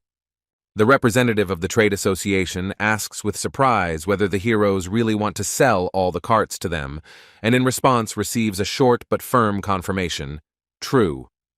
A frightened man with a worried expression explains that they can only pay 5 gold pieces for each, but the woman standing in front of him confidently utters a single word: nothing. The determined warrior, looking straight ahead, declares that he will sell the carts at the original price of 5 gold, leaving the final decision to the buyer. The merchant, shocked by such generosity, with wide-open eyes and blushing cheeks, exclaims that these are truly generous people standing before him. Without hiding his emotions, he folds his hands in a sign of deepest respect and gratitude, promising that he will never forget their noble deed. The hero, looking away with a slight mixture of modesty and a sense of duty, calmly says that this deal is important to them, but he is only following orders. Bowing with sincere gratitude, the man vows to personally take care of the leader if he ever visits their province. The chest, filled to the brim with sparkling gold coins, speaks for itself. All the carts were sold, and the profit reached 200 gold. Looking at his comrade, the man says with seriousness in his voice that it is time to begin carrying out the leader's 4th assignment. Bright green leaves of different shapes and shades are neatly laid out on the table, each of which shimmers with freshness and seems to promise something truly valuable. The turbaned merchant, sweaty and tense, bows his head, his shadowed eyes betraying his inner tension as he quietly asks if the time has come to make a final decision. The plump merchant waves his arms with delight, insistently praising the rare tea leaves, which, according to him, you won't find even in distant Persia, while the turbaned customer silently studies the goods without showing a drop of emotion. The blond man, looking at the seller with unperturbed calm, declares that he wants to buy up all the tea in Namchan, but the turbaned merchant hesitates because of the high price, while the second insists that there will be no better offer. Approaching the counter, the blonde politely apologizes to the customer and directly states that the seller's words are complete nonsense, because he knows exactly the true value of these leaves. Without hiding his irritation, he adds that the seller deliberately inflated the price, taking advantage of the fact that the foreigner does not understand the local language well, and the merchant's face is already distorted with anger. The hero, with a determined expression on his face, declares that he speaks Persian and is ready to help, causing surprise in the merchant and confusion in the swindler, who immediately begins to justify himself with awkward laughter and words about a misunderstanding. Touched by such a gesture of support, the Persian bows low in gratitude, and his new acquaintance calmly replies that this does not require gratitude, maintaining an atmosphere of respect and sincerity. The foreigner explains with a grateful smile that he has arrived from Persia for the first time and is glad to find someone here with whom he can talk, to which the man, with a slight bow, introduces himself as Chuda-il and confirms his willingness to help. The Persian asks the young man's name with genuine interest, and he calmly replies that his name is Mahabji, while his gaze shows respect and openness. The man with the sword, watching their conversation from a distance, smiles slightly, thinking that this meeting was surprisingly successful, and silently agrees with the thoughts. Good. However, his expression suddenly becomes serious, and an inner voice clearly tells him that it is time to begin carrying out an important task. In the present tense, a majestic blue building with several floors is depicted, which seems to rise in itself as a symbol of the most important events. A man in a red headband reads excitedly from a scroll. Someone sold all the carts, spent 4 chests of gold to buy back all the tea, and then resold it to a Persian. Both men look at the paper in delight, not believing that this is not a dream, because there is now even more gold than is needed to submit an application. The amazed servants exclaim admiringly in praise of the leader, recognizing his genius, and he, turning his back to them, modestly replies that all this became possible only thanks to joint efforts. The leader glances at Treasurer Gok with a barely noticeable smile, emphasizing his contribution to difficult matters, and the latter, embarrassedly looking away, quickly waves his hand, as if trying to hide his awkwardness. The official, in a festive mood, folds his hands in gratitude and, beaming with joy, expresses his gratitude to the leader with sincere delight, not hiding his emotions. Yu Xin-wung places his hand on the treasurer's shoulder with a slight smile and assures him that now that the treasury has stabilized, he must continue to take care of the clan's wealth with the same dignity. Looking forward with confidence, he reflects that if they continue to carry out their assignments so successfully, they will be able to further strengthen the economic power of their clan. Suddenly remembering something important, the hero stops abruptly and clenches his fist, and the two men behind him look at him in surprise, not understanding what is happening. Yu Xin-wung, smiling broadly and standing in the doorway of the open doors, solemnly announces that from this moment on, their clan has received full rights to use the trade routes through Mount Tianmu by the will of the bandit leader himself. Everyone present listens to the unexpected news with surprised and confused faces, trying to comprehend the scale of its consequences, and tensely asks again whether they understood everything correctly. Stepping out into the bright afternoon sun, the hero waves goodbye, concluding his speech with words about a job well done, and one of the students asks, confused, what exactly he meant. Under the night sky, bathed in the glow of the full moon, Yu Xin-wung finally reaches his destination, overcome with memories of the journey he has already taken. As he walks along a path through the dark forest, he pensively talks about how quickly time has flown since the last important event, as if the weight of the past weighs on his every step. Suddenly, a blue glow flares around him and powerful energy begins to burst out of his body, as if the night itself was responding to his inner call. Under a hazy night sky, he stood in the center of a mystical circle surrounded by blue flames and ancient symbols, as if nature itself had recognized his power and was preparing for the beginning of something great. The passing of time left only a light whisper in the air, and the mist slowly creeping along the ground reflected the invisible anxiety of long-forgotten years. Peering into the gloom, he winces reservedly, feeling how everything around him has changed beyond recognition, and holding his breath, tries to understand whether there is poison in the air or whether this is the cry of a disfigured earth. A lingering sound echoes through the forest, humming ominously through the dense vegetation, heralding the presence of a power that still slumbers in the depths. Yu Xin-wung folds his hands in a conscious gesture of a sage, clearly feeling that only by reaching the level of zenith will he be able to detect the invisible poison permeating the air around him. With a gleam in his eyes, he focuses his energy, knowing that the next steps may be dangerous, but there is no turning back. With a loud splash, he releases a stream of energy forward, and the forest is illuminated by a wave of light, tearing through the darkness and thick fog. But the air is again filled with heavy clouds of steam, and regret flashes through his thoughts. If only he had the skill of internal breathing, everything would have gone differently. Despite the difficulties, he notices with relief that after the powerful release of poison, there is a little less of it in the air, and the path is at least partially cleared. A crowd of skeletons, enveloped in an ominous purple flame, appears before the hero's eyes, and he understands that it is time to regain strength after grueling battles. He looks seriously into the distance, realizing that he cannot strengthen himself otherwise. He needs to summon even more creatures, and the decision in his gaze becomes as hard as steel. But the behavior of one of the monsters makes him stop. The young man becomes wary, feeling that something strange and unnatural is happening. The revived corpse in dark clothes slowly bears two swords, and dark purple energy swirls around him, immediately revealing him as a gold-class warrior, the most dangerous of all. The young man concentrates on activating his power, realizing that the dead are incredibly powerful in front of him, and although regret is already brewing in his soul, it is too late to retreat. The skeletal warrior, with an icy gaze, swings both swords in a swift motion, releasing a deadly wave of energy that cuts through the air with a piercing whistle.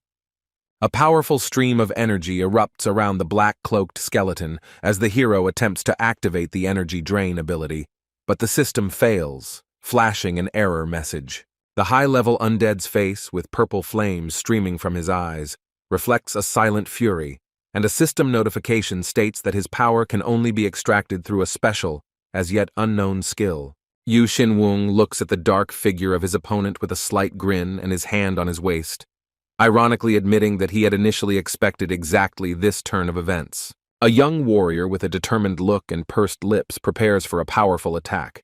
causing a glow to form around his palms, as if filling them with deadly energy. Raising his hands up and concentrating the entire flow of power, he pronounces the name of the technique, True Destruction, and his face freezes with calm confidence and inner unshakable power. Yu Xin-wung's eyes widen in sudden shock that something has gone wrong, and he watches in complete amazement as the unexpected turn of events unfolds rapidly. Feeling the fog begin to clear, the hero stares into the distance in amazement as the system suddenly reveals a vulnerability that has long been hidden from all view. His gaze becomes focused and cold as he considers the new name Bloodless, sounding frightening and awakening an uneasy feeling inside. Standing alone in the middle of the forest, he watches the dead silence as the system solemnly announces that for the first time, the true nature of the Bloodless has been revealed, the secret that was hidden behind the veil of the unknown. Looking seriously at his own hand, engulfed in a mysterious blue flame, the young man realizes, even in his memories of the future, there was no hint of these creatures, clans, or the blood sect. His gaze is filled with determination, and he clenches his teeth as he firmly says, if he can get to the true essence, this skill will help him find out any truth in this world. With the night forest as a backdrop, the hero looks forward in shock as a system message appears right in front of him, activating the hidden effect, True Destruction, immediately followed by a new effect, True Restoration. Yu Xin-wung reads the detailed description of the skills, which mentions the additional effect of restoring the truth, and looks down at his hand, thoughtfully wondering if it is possible in this world to restore the destroyed truth. Clenching his fist with determination in his eyes, he firmly resolves to get to the bottom of the truth, no matter how dark and frightening it actually turns out to be.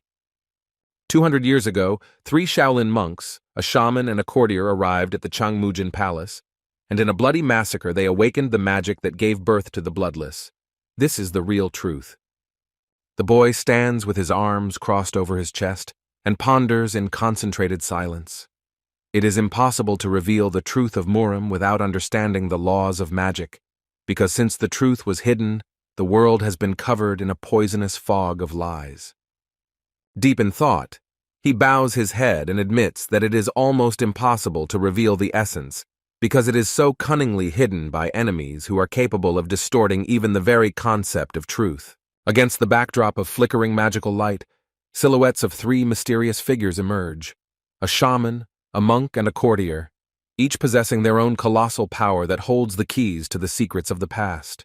A bright glow engulfs his hands as he realizes with surprise that the fiery energy is beginning to bend to his will. Deep down, the hero understands that he will be able to master this power, which he so needs for future battles.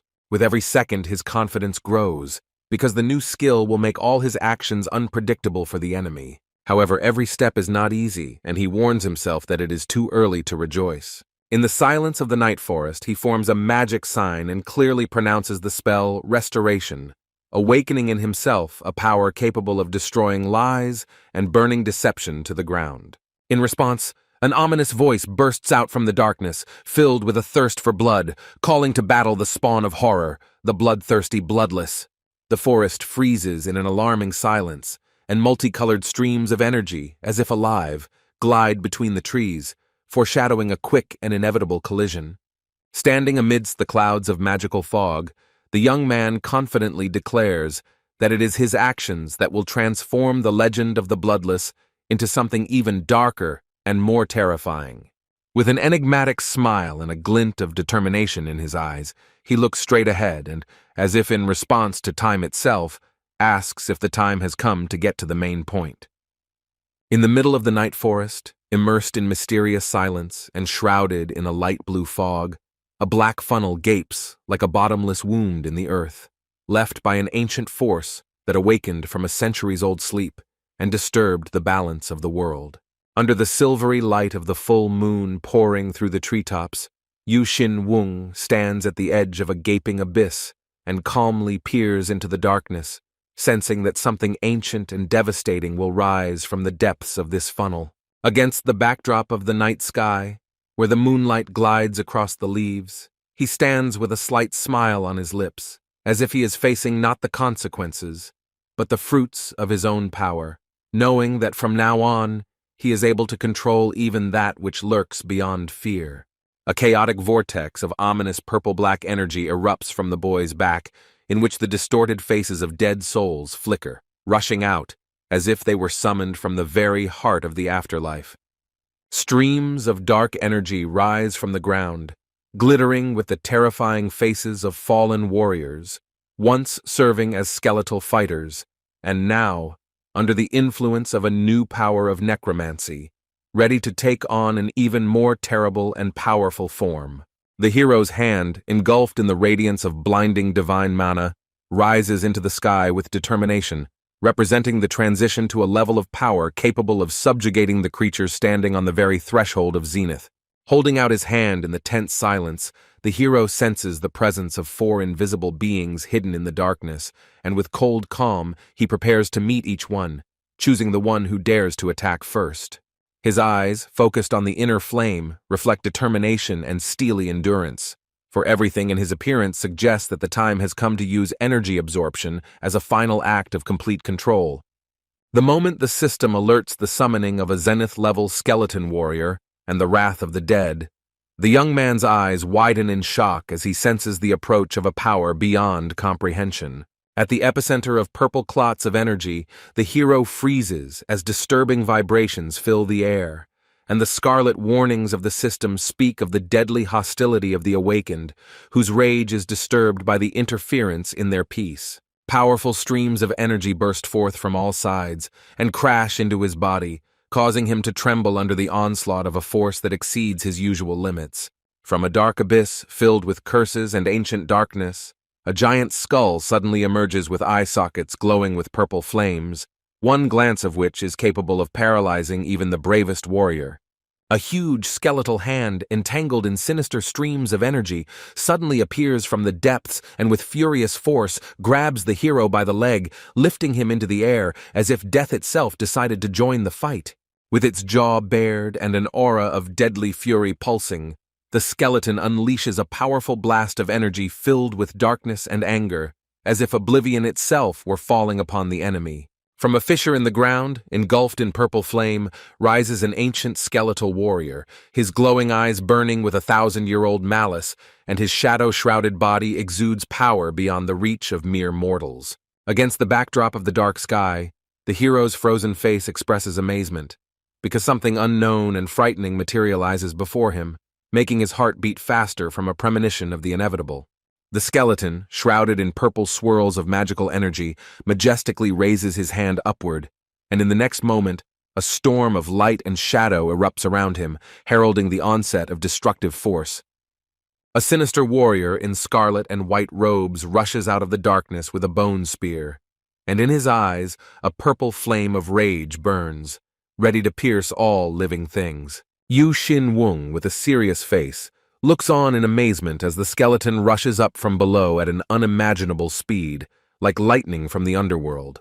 A stream of purple rays whistled through the air as they rushed past the skeleton, leaving behind a whirlwind of dust and sparks like a harbinger of impending horror. The hero stood wide-eyed and frozen in shock, not even having time to fully react to the deadly speed with which the attack was approaching. The warrior, who looked like a living corpse, clutching a bone weapon, rushed into battle, releasing a wave of purple energy that cut through space with inexorable power. The confused master watches the skeleton with alarm, its body glowing with purple flames, realizing that he is facing an opponent superior to any monster he has ever encountered. Yu Xin Wung, with a determined expression on his face, tightly grips the hilt of his sword, preparing to pull it out at any cost to face the oncoming force head-on. His gaze burns with unshakable confidence, and his thoughts are ablaze with determination. Whoever this enemy is, he will not be able to overcome his will and strength. At the decisive moment, the hero rises into the air with a sword sparkling with blue energy and brings it down with furious force, causing a blinding flash of light and the roar of colliding elements.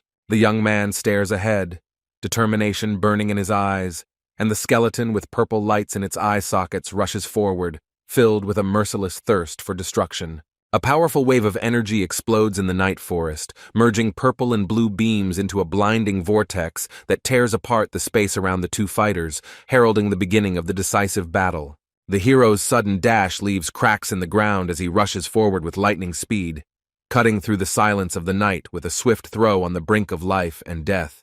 Easily dodging the blow, he moves with confidence and grace, and the pure energy flowing through his sword emits a glow that even the enemy senses as something incomprehensibly unusual. The skeleton, surrounded by a purple glow, watches the enemy closely, wondering why he uses a simple stick instead of a weapon, and his thoughts return to the times when warriors served the shaman clans 2 centuries ago. The hero freezes for a moment upon hearing the fateful die, and his eyes suddenly widen with a sense of an approaching threat hidden in the depths of the darkness. A cry of darkness erupts from the enemy's mouth, demonic rebirth, and his silhouette is instantly enveloped in an ominous purple flame, heralding a transformation. A skeleton with eyes glowing with a curse takes a fighting stance, preparing to deliver a fatal blow that should forever end someone else's life. In the darkness of the night forest, enveloped in purple flames, he thoughtfully watches the battle, wondering if even the dead can reach a transcendental level, stepping beyond the boundaries of death and fate. His eyes flash with a cunning light as he whispers about the need to adjust his plan, as if he senses how an invisible thread of events will draw his enemies into a prepared trap. The hero, with his hair down and a calm smile, gently presses his lips together, simultaneously thinking through his next move, like an experienced strategist considering the placement of pieces on the battlefield. Yu Xin-wung activates his combat technique with a cold glint in his eyes, ready to wipe the enemy off the face of the earth, leaving behind only an icy void and the echo of destructive power. The skull with flaming eyes responds with no less fury, with a hoarse roar promising to break every bone of the enemy, and its angry cry breaks the silence of the night, like the howl of an ancient curse. The dark-filled skeleton takes off, its movements swift and merciless. It flies forward like a deadly shadow, determined to strike a blow that could take everything from the hero. A blow illuminated by purple light cuts through the air, and in a bright explosion, the forces of their bodies collide, and the hero notes with an ironic thought that feng shui energy clearly flows through him. The skeleton continues to advance with a maniacal grin, completely absorbed in the battle madness, as if enjoying every moment of the clash and blazing chaos. Amidst the glittering flashes and falling petals, the hero bitterly realizes that his blows do no damage, despite putting full dedication into every move. Pressing his lips together and focusing his gaze, he realizes that the previous technique didn't work, and pushing down his fear, decides to use another ability, knowing how dangerous the situation has become. Enveloped in blue light and streams of energy, the hero suddenly thrusts his hand forward, activating the grab technique, and begins to drain the enemy's strength, channeling his spiritual power with relentless determination. Thorny vines hiss as he shouts out the name of a deadly technique that will deal poisonous retribution to anyone who dares to stand in his way. In response to this technique, the skeleton tenses, its eye sockets flare with purple flames, and the bone weapon in its hands trembles with rage and magical tension. Yu Xin-wung confidently leans on a vine pulsating with an emerald aura and smiles cheekily, as if inviting his enemy to make the next move in this deadly game of chess. The green vine, laced with glowing thorns, shakes, releasing its power and revealing the true potential of the technique, capable of crushing even the most resilient opponents. A powerful slash of golden energy pierces the space between the fighters as the hero rushes forward, enjoying his superiority and sarcastically throwing out words about the pathetic helplessness of the enemy. The skeletal warrior, his eyes blazing, staggers back in agony, clutching his broken weapon as green, flickering flames burst forth and disintegrate around him in a convulsive swirl. A fiery explosion rises across the night sky, destroying everything around it, sending up clouds of flame and shadow, as if the awakened spirit of battle had descended upon the arena with all the fury of an ancient war. A silhouette of smoke hangs in the air, barely perceptible and ghostly, like an echo of a faded soul that dissolved after a blinding explosion. From the thickening fog of smoke, the figure of a hero confidently emerges from the darkness, holding a vine on his shoulder and looking ahead with the recognition that the fight was hard, but the victory is his. Yu Xin-wung looks at the skeleton with a grin, calmly holding the weapon over his shoulder and radiating unshakable confidence, mockingly watches as he finally loses the will to resist. Engulfed in purple flames, the skeleton kneels with his head down, silently accepting defeat, and in the depths of his mind a dull question sounds, "So what now?" The hero turns his head with a slight half-smile, as if he didn't immediately realize that he was being addressed, and asks indifferently, like a person who had already made a choice long ago. The skull, illuminated by an ominous purple light, bows its head in the darkness, trembling with internal shock, realizing for the first time that it feels fear that should not be there. The young man looks at the servant with a warm but insightful smile, recognizing in him something that is not found in others, a spark of a special gift that could one day change the course of any battle. The emaciated and humiliated skeleton with its dull eye sockets slowly lowers its head, losing all will to resist, and silently begs for death to put an end to its suffering. Inside his mind, like a final burst of pride, there is a furious cry that it is better to die than to beg the demon for mercy, and in this mental cry, there is a desperate attempt to preserve the remnants of dignity. In response to this plea, an ominous red light flashes in Yu Xin Wung's eyes, and his quiet voice cuts through the silence. Alas, he is not a demon, although his cold-blooded cruelty is more terrible than any spawn of hell. Yu Xin Wung calmly holds the weapon over his shoulder, accepting this desperate choice with a mocking half-smile, as if acknowledging that even a plea for death can be an expression of strength. Shaman Chan Pengj, with a confident smile, concentrates the radiance in his open palm, and the air around him fills with ancient symbols of power, as if the world itself is responding to his spell. The skeleton's eyes flash purple as he fearfully realizes that he is being turned into a summoned subordinate creature whose will dissolves into the master's command. Bright purple flames flicker in the skeleton's eye sockets as he looks away, shocked by the magical energy that permeates his body and makes him forget about death. The master watches his reaction with a slight half-smile, mentally noting that this skeleton is too unusual, as if there is still something alive in it, hidden behind the appearance of a dead man.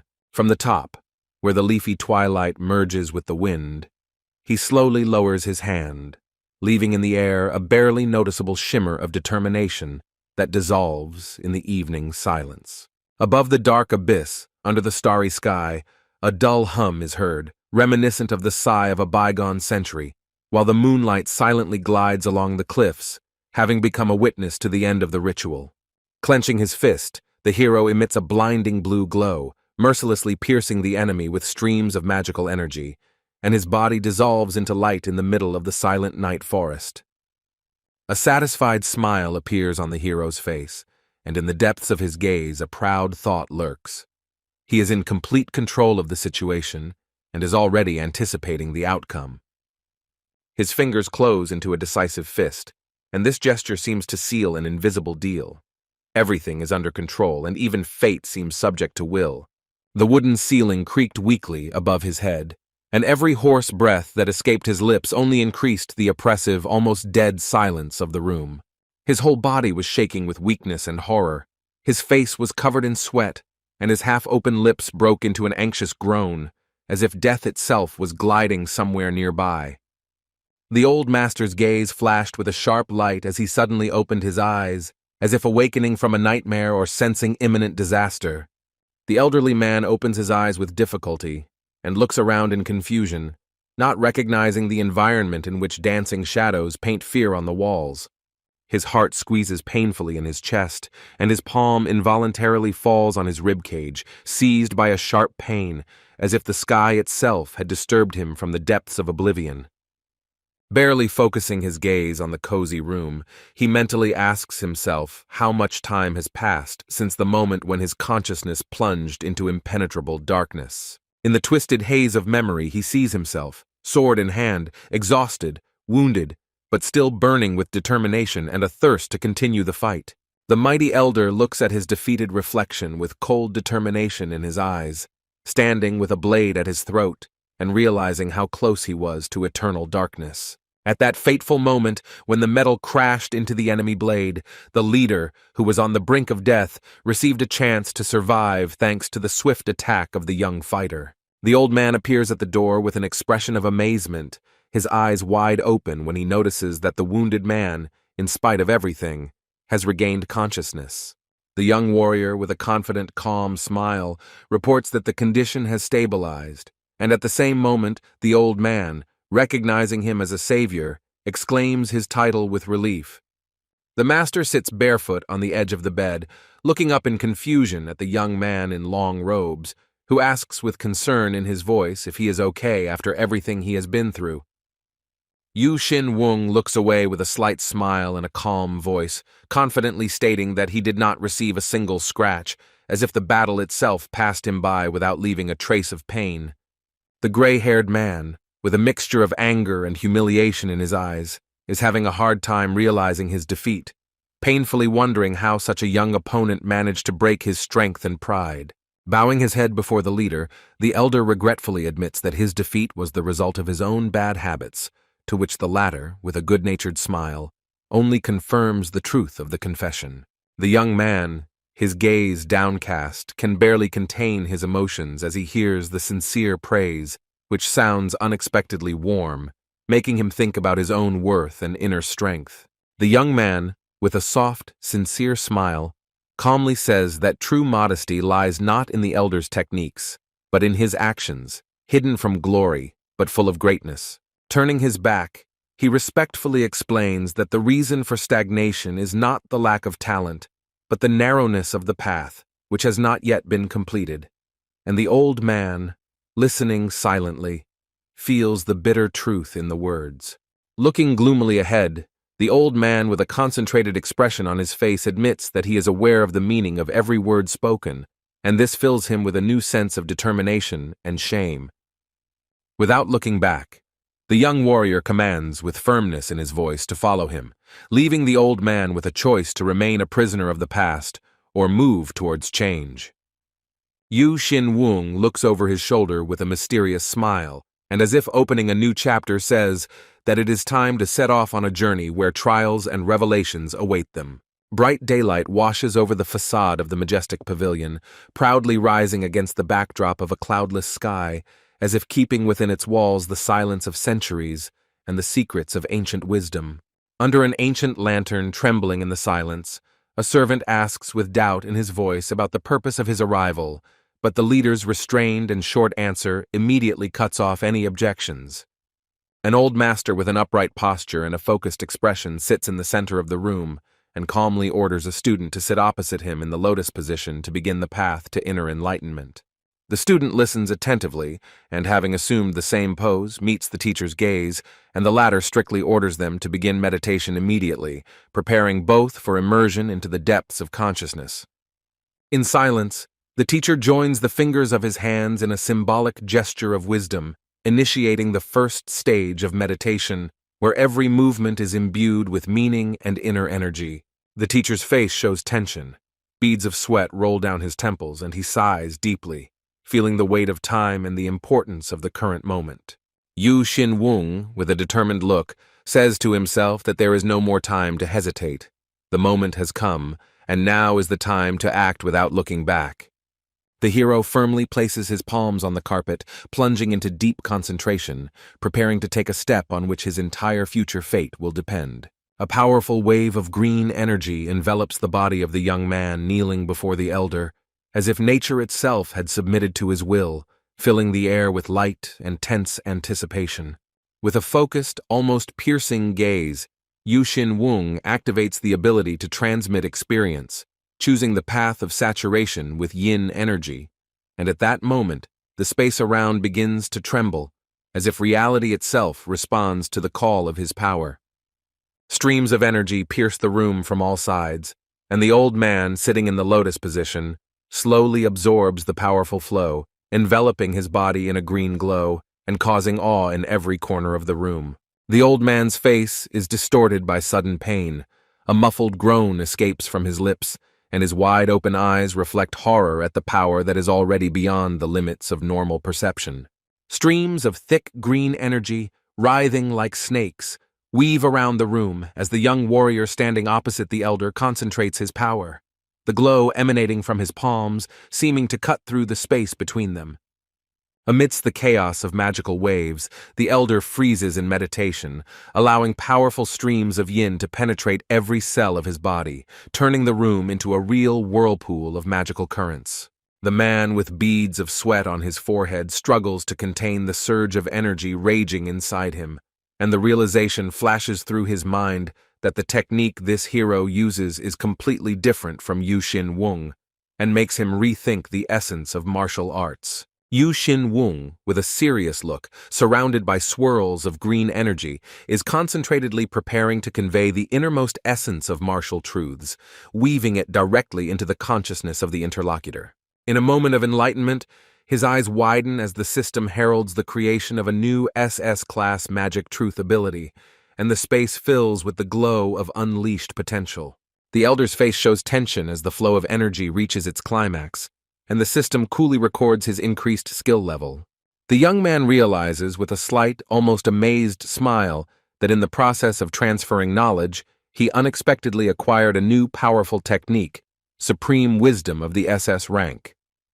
Upon completion of the calculation of the skill system, the transmission of a colossal energy impulse begins, which envelops the elder in a bright stream of green power and the vibration of wisdom. Yu Xin Wung, with his palms folded and a satisfied smile, directs the energy with precise dosage, knowing that Do Jin Woo will gain invaluable experience, but that if he exceeds it, it could cost him his life. In the silence that follows the ceremony, the young man calmly announces the end of the process, reminding that too much power could simply tear the student's body apart from the inside. Shocked by what happened, the older man looks at the leader with awe, not believing his eyes and suspecting that he has witnessed something truly impossible. With a slight smile on his lips, the young master offers a sincere greeting, because the result exceeded expectations and rightfully deserves respect and recognition. The elder warrior, stunned by what he heard, widens his eyes when he learns that he has become the second in the Baekwung clan to reach the transcendental level, an almost unbelievable achievement. Shocked by this realization, he repeats the words "second warrior" to himself over and over again, as if trying to come to terms with the unexpected truth and comprehend the weight of this title. A tense silence falls over the room as the elder slowly approaches the young man, who sits on the carpet with surprise and slight excitement in his eyes, sensing something important. Concentrating to the limit, he smoothly puts one of the swords back into its sheath, maintaining an outward calm, but in every movement one can feel the hidden power and inner harmony.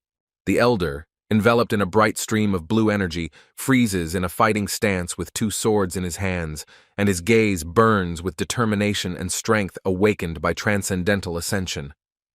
The old man, his eyes wide open, stares straight ahead, whispering of the unimaginable power he had just felt, and this energy was clearly beyond his understanding.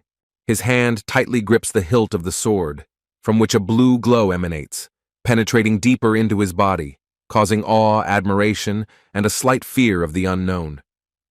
The young warrior, with a barely noticeable smile, utters a warning that it is too early to rejoice, and at the moment when the old man turns around in surprise, a new wave of tension begins to thicken in the room.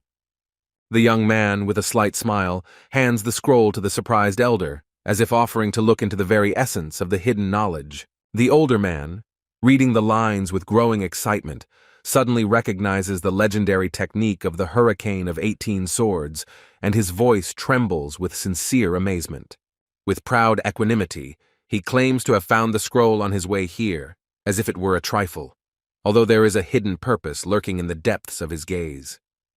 Soft sunlight gently floods the facade of the luxurious pavilion, behind whose doors perhaps destinies are already being decided and new trials are being born. Yu Xin Wung sits on the carpet with his gaze downcast, immersed in silent contemplation, as if awaiting a decision that will change the course of the future. In his imagination, the senior master declares with firm determination that he will immediately begin mastering the Hurricane of 18 Swords, while the young one, looking away with concern, thinks that he could do with another short rest. The youth gently touches his sleeve, thoughtfully realizing that now, having reached a transcendental level, his ally is able to master a powerful technique. Kneeling in the silence of the room, he mentally acknowledges that it was not all in vain. The transfer of experience justified every bit of effort invested. Smiling with slight satisfaction, the hero confidently says that he will receive in return exactly as much as he himself gave, no more, no less. Yu Xin Wung looks down, realizing that he can't defeat the bloody sect alone, and his eyes flash with determination to find allies for the Great War. His imagination flashes with the power of those who are ready to fight side by side for victory, and this feeling of unity fills his soul with hope for the future. Against the background of the crimson haze, the face of the villain and the shadows of demons appear, and standing in the midst of fire and darkness, the hero understands that only through this can he prevent the coming of true hell. With determination in his eyes, he realizes that even small steps taken today bring him closer to a great goal that could one day change the whole world. His gaze stops on the quiet interior and the lamp under the ceiling, and in his thoughts, there is a sincere confession. No matter how the circumstances turn out, he is glad to be here. Yu Xin Wung stands with his sword raised, contemplating the difference between the 18 Swords Hurricane and Moonblade Thunder techniques, knowing that once he masters them, there will be no enemies left that can defeat him. The guy with a confident look clutches a sword in his hand, standing in the room, and clearly understands changing existing martial arts is much more difficult than creating completely new ones. A message flashes on the screen in front of him about reaching the gold rank for the first time. A dead person has been added to the list of those available for summoning, opening up limitless horizons of power for the hero. In the bright glow of heavenly light, breaking through the dark branches of the trees, a silent phrase sounds. This is how his double life began, full of secrets, battles, and a chosen path. In the silence of the night, when everything around was falling asleep, he would go without hesitation to the bloody monsters hidden in the darkness, because only in this was there an opportunity to temper his strength and get closer to the goal. Amidst the magical flow of purple energy, a skeleton warrior with a staff appears, his eyes glowing with a bright light, and the hero clearly realizes a fight with gold rank monsters is a test that can break even the strongest. The hero admits that the victory over Chan Peng was possible only thanks to his own character, and only this inner core gave him a brief respite in the unequal battle. With lightning-fast determination, without wasting a second, he changes strategy and releases a barrage of purple magic arrows straight at the enemy, giving them no time to dodge. Yu Xin Wung draws his sword with determination in his eyes and prepares to stop the final attack of the undead, feeling the weight of the moment and knowing that there is no room for error now. His hand, engulfed in shining energy, reaches out to the skeleton's skull, and he clearly understands that in this fight, endurance and impeccable calculation will decide everything. There are only 3 enemies left, and so he chooses the path of strategy. Destroy one every 7 weeks, not giving them the slightest chance to unite and fight back. With a slight smile on his face and a clenched fist, the hero confidently looks into the distance, realizing that his main goal is now to increase the number of summons and prepare for even greater battles.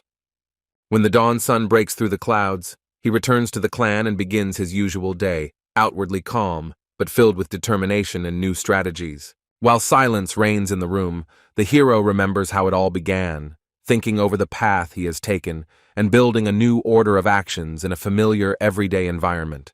Yu Xin Wung, sitting at the table with his arms crossed, stares at 2 books of martial techniques, thinking about how to combine them into a unique strategy to train his clan. His eyes flash with determination, and he proclaims aloud the beginning of a new combination of techniques that will soon be honed by the fighters of his line. A book called The Teachings of Shaolin Quan is placed on the table, and it is to become the basis of a new fighting system that will strengthen the fighting spirit and strength of the entire clan. The hero shows the second book, Concentrated Qigong, which will serve as the second part of the combined technique aimed at increasing the internal power of warriors. The golden evening sky illuminates 2 fighters dueling in the middle of a field with training staves, while a voiceover explains that Qigong has become the foundation of the teachings, but even masters face its natural limitations. Yu Xin Wung smiles slightly as he considers the decision and strategy to combine different styles to create a solid foundation for the clan's students to grow in skill. The young man folds his hands in a magical gesture, speaking of the possibility of merging 2 techniques that flash with a blue glow, and his face reflects determination and hope. His voice is calm but confident as he continues the magical incantation, and the glow around his palms grows brighter, as if the techniques themselves are beginning to merge into one. Sitting with his back to the darkened room, he is completely immersed in the streams of energy that rise upward in luminous waves, filling the room with the shimmer of power and ancient words. Reading the new lines carefully, he learns that the martial art he created was called Buddha's Mind, and this name amazes him no less than the content itself. The boy, with an unrolled scroll in his hands, turns to his friend asking his opinion, and the surprised student, running his eyes over the lines, admits with admiration that this is much more than he could have imagined. The confused warrior is sincerely amazed at the depth of the martial art, saying that although it does not require special knowledge to understand, creating such a perfect technique is a real miracle. Yu Xin-wung says with a serious expression that it is time to teach the clan warriors basic skills, and in response receives a decisive, "Yes, leader." When the assistant is about to leave, the main character stops him with a slight movement of his hand and calmly says that there is one more task. With a smile and a confident look, he asks to pass on a message to a friend to come to him personally, with a hint that it is something important, and very personal. Against the backdrop of the palace, bathed in the warm light of the setting sun, there is a silence that foreshadows the important meeting that is to take place within these ancient walls. The boy with moles on his cheeks carefully opens the door, and slightly nervous about the responsibility, addresses the leader in a quiet voice. The servant respectfully informs him that the guest has arrived immediately after being summoned, and the leader, without losing his resolve, orders him to enter first alone. Wang Sam, bowing his head in respect, listens attentively to the strict order of the leader, which sounds immutable. Do not allow anyone near the hall, not even for a step, not for a moment under any pretext. With his arms crossed over his chest and standing firmly at the entrance, Yu Xin-wung delivers the order with a cold expression. The leader requests you to enter, thus opening the beginning of a new, meaningful conversation. There is determination and concentration in his gaze, and in these eyes one can read an internal decision that can change the entire course of future events. Respectfully crossing the threshold, the young man enters the hall, and the leader, sitting in silence under the calligraphic scroll, watches him carefully, preparing for the fateful conversation. The blond man with a serious expression folds his hands in a greeting gesture and clearly says, "Shin Judao greets the leader, paying his deepest respects." Standing in front of the table and maintaining a reverent posture, he says that he heard about the leader's desire to see him, and the latter silently watches the guest, a look full of hidden meanings. The blond man with the mustache turns his head slightly in confusion, not fully understanding what is happening, and quietly says a confused, having caught something alarmingly new in the voice of his interlocutor.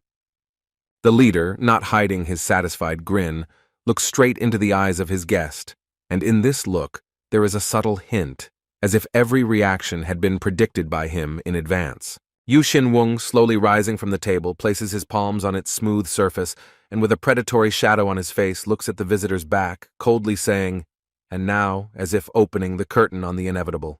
A stunned Judale freezes, eyes wide as the leader's unexpected and frighteningly accurate phrase pierces the usual order of their communication, causing his heart to clench. He quickly raises his hands in refusal, begging not to speak to him with such respect, as if those words weigh heavily on his conscience, and the leader, watching him, remains outwardly calm and stern. The name Judale appears on the system screen, hidden behind mysterious symbols, ranks, and unknown characteristics, all pointing to his special role in the events that are just beginning to unfold.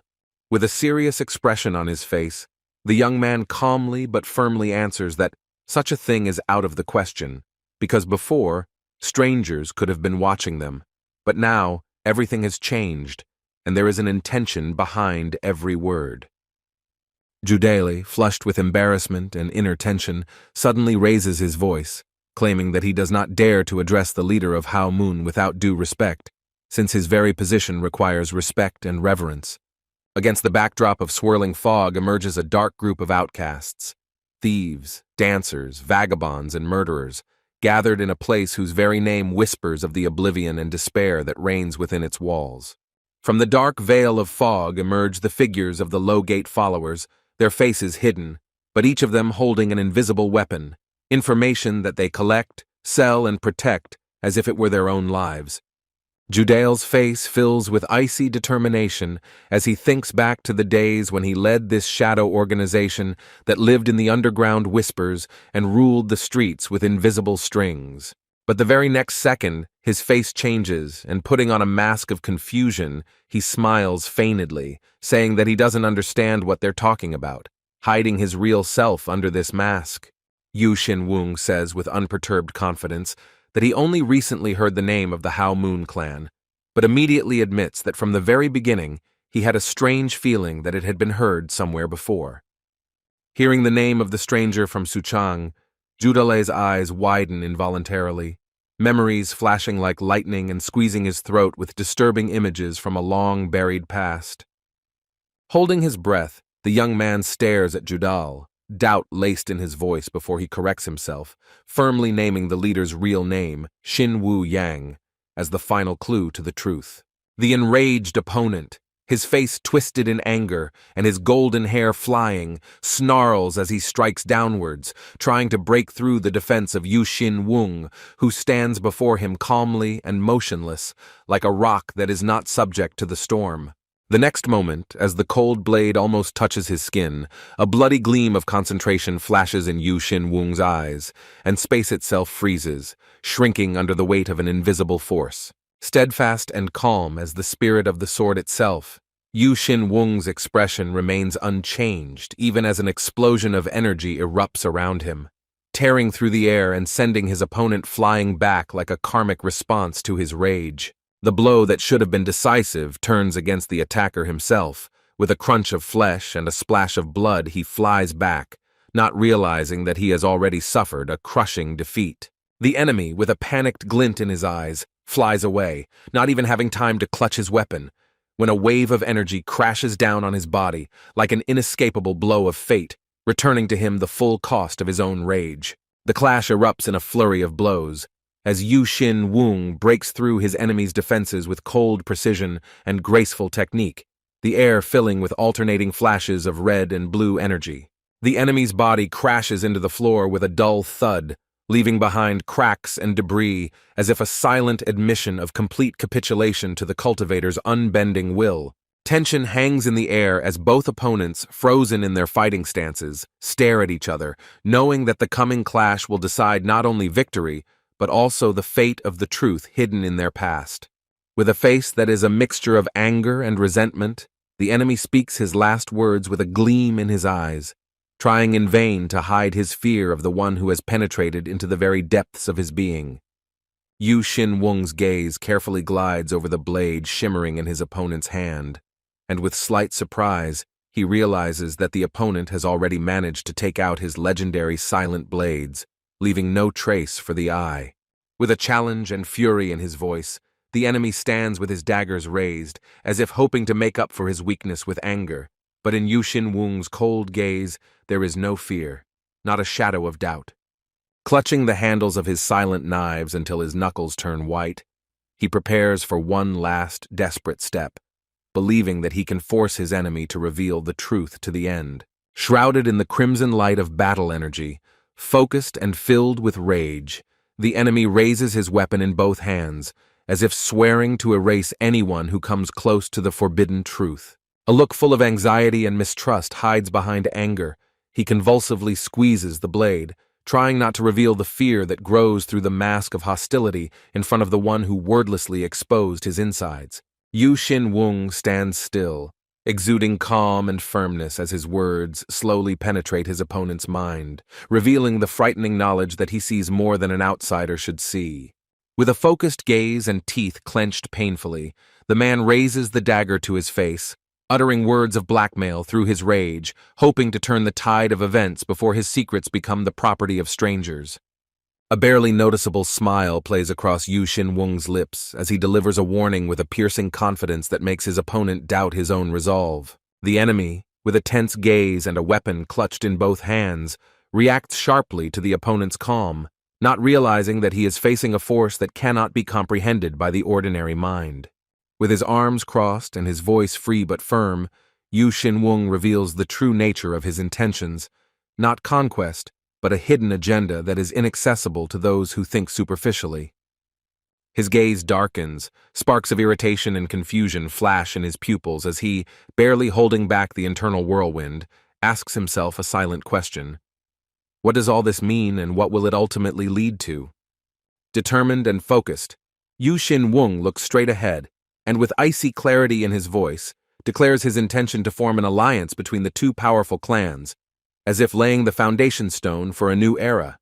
Stunned by the unexpected turn of events, the man grips the hilt of the dagger with a tense face, unable to believe that this is about the alliance between Baek-woon and Hao-moon, an alliance that seemed impossible. His lips curl into a dry smile, and with bitter contempt he says, "What nonsense," not hiding the irritation that poisons his thoughts.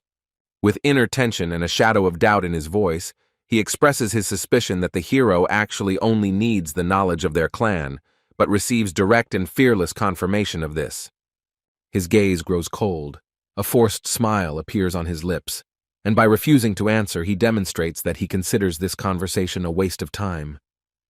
A light wind sways his hair and tension flashes in his eyes as he suddenly realizes something that could change the entire course of the conversation. The leader, with a barely noticeable but firm smile, repeats his words, and in this calm intonation there is something that makes the interlocutor wary and freeze. Yu Xin-wung looks at his opponent with carefree confidence, while the latter, crossing daggers, defiantly demands to reveal the location of their hideout, as if unaware of who he is actually challenging.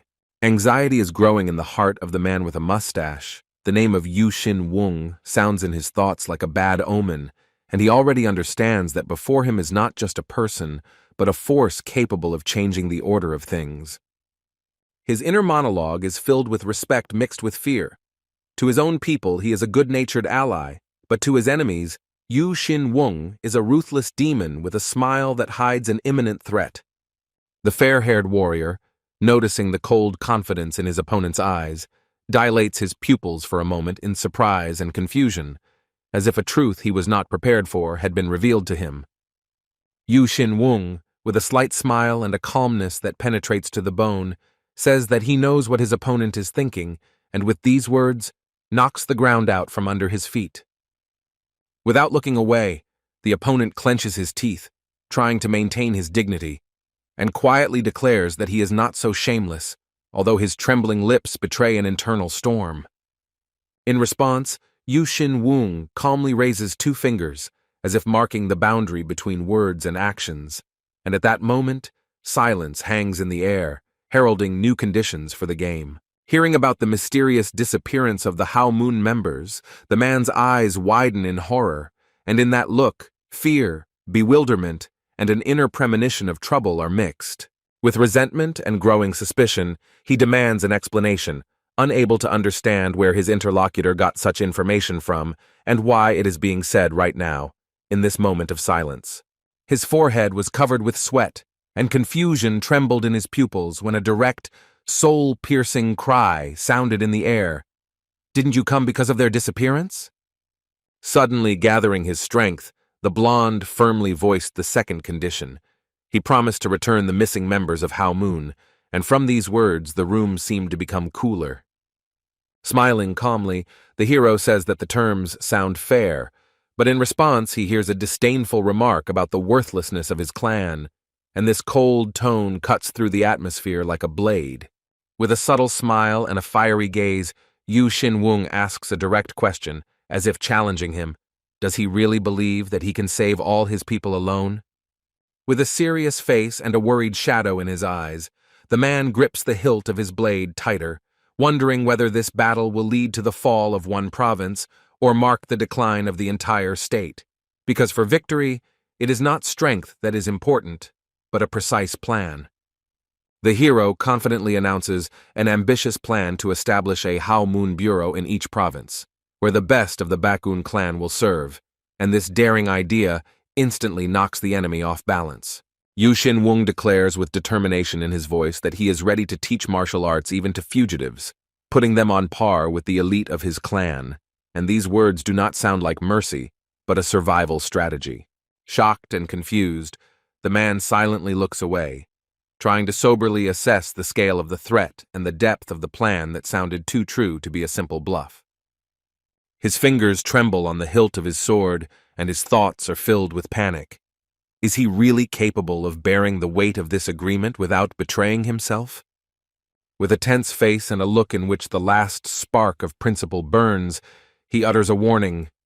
Any betrayal of the younger brothers will be atoned for at the cost of his own honor. A calm confidence lights up his face as he adds quietly, "It is better to give hope to those who are forgotten than to cling to pride that has long meant nothing." In response to this, Yu Xin-wung's hand reaches forward confidently without hesitation, and a short but unshakable phrase hangs in the air, "Decide." Extending his hand with unflappable confidence, he calmly stated that he had made enough offers, and now it was someone else's turn to decide, and there was not a shadow of doubt in his voice. A suspicious man with his fingers clenched on the handle of his gun asks defiantly if Yu Xin-wung is really confident that he can open a bureau in all the provinces, as if challenging fate. In response, his gaze becomes sharp as a blade, and the single word "month" sounds like a sentence before he solemnly pronounces that in a month, Zhejiang will belong to him. Despite the bitterness of doubt, the man with a tense face is forced to admit that he cannot refuse a deal that could change the fate of his clan once and for all. Looking intently into each other's eyes, the two men clasp their hands tightly, and a loud clap resounds through the air like a hammer blow, sealing the birth of a new union. In the spacious courtyard of the palace, bathed in sunlight, dozens of dancers in pink clothes whirl in weightless movements, like petals in a morning whirlwind, filling the holiday with magical charm. Against the backdrop of the rich decoration of the hall, in the soft light of the sunset, graceful dancers in pink robes whirl in sync, like cherry blossoms falling under the light breath of spring. In the rhythm of harmonious movements, the flowing ribbons in their hands create magical patterns in the air, giving the celebration a touch of sophistication and unearthly beauty. The distinguished guest raises his cup high above his head with a satisfied smile, making a pompous toast to the splendor of the holiday, while his companion silently watches what is happening with a slight shadow of anxiety in his eyes. The host, with a stern expression on his face, hiding his latent suspicion behind a mask of politeness, raises his cup with restraint and thanks for the visit, as if every word was measured down to the last drop of patience. His gaze shifts tensely to the side as he makes excuses about affairs in distant lands, but deep down inside there is a caustic thought that he would never dare to say out loud. Watching the celebration, the guest hides his inner wariness with a polite smile, thinking about the insidious intrigues woven by the organizers, and only out loud utters flattering praise for the Korean clan. Wine slowly pours into the cup to the muffled murmur of voices as someone quietly mentions stability in Zhejiang, words that sound too calm to be true peace. Two men in festive clothes cheerfully report to the distinguished guest about the work they have done, forcing their smiles to shine despite the internal trembling from the impending pressure. The gaze of the strict inspector of Zhejiang Kangwi so pierces the hall like a cold blade, and without words it becomes clear. His visit is not part of the holiday, but a warning, clothed in a solemn form. The camera focuses on the tightly pressed lips and quivering chin of a worried man, whose face betrays a growing tension, a mixture of suppressed fear and rage seething in the ringing silence. An elderly man with a serious look leans sharply towards his interlocutor, his voice piercing the air, demanding an answer about the fate of the submitted application, and the interlocutor flinches, caught off guard by a reminder that cannot be avoided. The man in brown robes, with a hint of pride in his voice, announces that 2 transcendental-level warriors have been accepted into the clan, but immediately adds that caution has now become not a luxury, but a necessity. The man with his hair tied up in a bun is firm and commanding as he says that under the current circumstances only the Hwanok clan is worthy of remaining the strongest in Zhejiang, and his eyes are filled with a determination that can suppress any objections. One of the interlocutors fervently promises to fulfill the will, but the man sitting next to him in a rich outfit only silently lowers his gaze, unable to hide his distrust. He knows that these words will not get him far. Focused and wary, he reflects on the fact that before entrusting everything to this boar, he needs to prepare properly. He knows too well what games are hidden behind polite smiles. One of the elders, with a stern face and holding a cup in his hand, reports that he heard important news on the way to the palace, and his interlocutor immediately tenses up, catching the alarming subtext.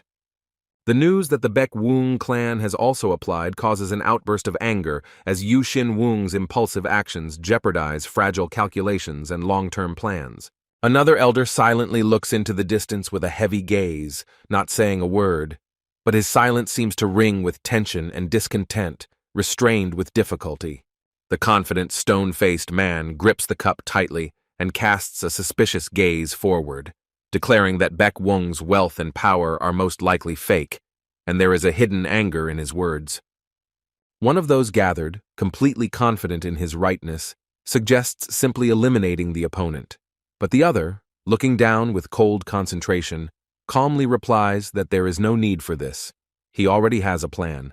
The plump man's face contorts with shock and alarm. His eyes widen as he tries to process what has been said, and a drop of cold sweat rolls down his temple, a harbinger of impending trouble. Squeezing his glass with a predatory grin, he mockingly says that there is no point in stopping a fool from watching him destroy himself. It is much more fun and spectacular. He turns his gaze to Kang Wee-so, and their eyes meet in a silent confrontation, full of hidden pressure and tension frozen between the two camps. Kang Wee-so's lips are pressed tightly together, and his stern gaze speaks of the seriousness of the order, as he commanded them to prepare for an official investigation, leaving no room for doubt. With a majestic raise of his hand, one of the men receives a scroll containing secret data that could change the course of history, while the others silently watch the gesture with growing alarm. In the semi-dark hall, the document is being transferred. The movements are unhurried, but there is already a feeling of inevitability in the air about the events that are about to fall upon all those present. The judge carefully unrolls the scroll containing the statement, his eyes running over the lines, and an anxious premonition of something much more than an official formality appears on his face. Suddenly, shock flashes in his gaze. His eyes are wide open, and an alarm sign lights up above his head, as if reality itself was shaken by the content of what he read. One of the girls in a bright pink outfit exclaims indignantly, not holding back her resentment, because the new test seems to her a cruel farce, devoid of justice and common sense. An excited voice rises from the room where the official is reading from a crimson scroll, and guests on both sides are anxiously hanging on every word, sensing the approaching danger. A burst of indignation breaks the silence as the monk and the young warrior suddenly stand up, loudly protesting the monstrous injustice that has befallen the participants under the guise of a test. In response to their cries, an icy verno sounds from behind the high-ranking official, uttered by ominously smug guests, as if they had long been waiting for chaos to engulf the hall. A cold determination flashes across the man's face, behind which the red background flickers, and he says with grim calm that he will destroy anyone who dares to take part, as if he had already pronounced a death sentence. A shocked official, overcome with horror and inner turmoil, hears an order to become an executioner in a bloody massacre, and this voice paralyzes his will. His gaze is full of fear and painful resistance when a cold, ironic voice sounds nearby, asking if the very thought of killing innocent people makes him happy. A subtle, barely perceptible tension slips through the movement of his hand as he clasps his fingers behind his back and coldly asks if the other dares to doubt his words. Turning his piercing gaze to the official, the man with the scar on his face slowly says that he will help make the right choice. And in every word there is a threat disguised as politeness. In the silence that follows, his hand slowly opens, revealing a strange greenish claw that exudes an ominous energy, as if ready to become a weapon of blackmail or pain. Sweat runs down the official's forehead as he looks at the green ring held out to him in his palm, and he understands that before him is not a choice, but a sentence disguised as an offer. With a threatening movement, squeezing the jewelry in his fingers, the man says in an icy voice that if a decision is not made, the blood of his own daughter will be spilled first, and his gaze becomes unbearably heavy. With his head lowered into the darkness of doubt, the official silently presses his lips together, unable to hide his internal struggle, and the burning shame for his own weakness before the cruel choice. Many flags flutter under the cloudless sky, shimmering with all the colors and symbolizing the gathering of the great clans and sects who have arrived for the decisive event where the fate of the entire cultivation world will be determined. To the rustling of banners and the ringing of bells announcing the beginning of the ceremony, majestic warriors and elders with stern faces enter the main square, bringing with them silent pride and tense anticipation of the decisive hour. The crowd, gathered from all over the country, hums and sways like a living ocean of bodies and energy, where every glance seeks answers and every breath is permeated with a premonition of the coming storm. In the ominous lighting that highlights the beads of sweat on his skin, the crooked grin on the cunning man's face hides not only a mockery, but also a carefully hidden threat, ready to burst out at the most unexpected moment. The unexpected appearance of a large group in dark green robes causes shock and anxious amazement among those gathered, because their arrival was not predicted by anyone and breaks the usual order of the ceremony, like a storm in the middle of a clear day.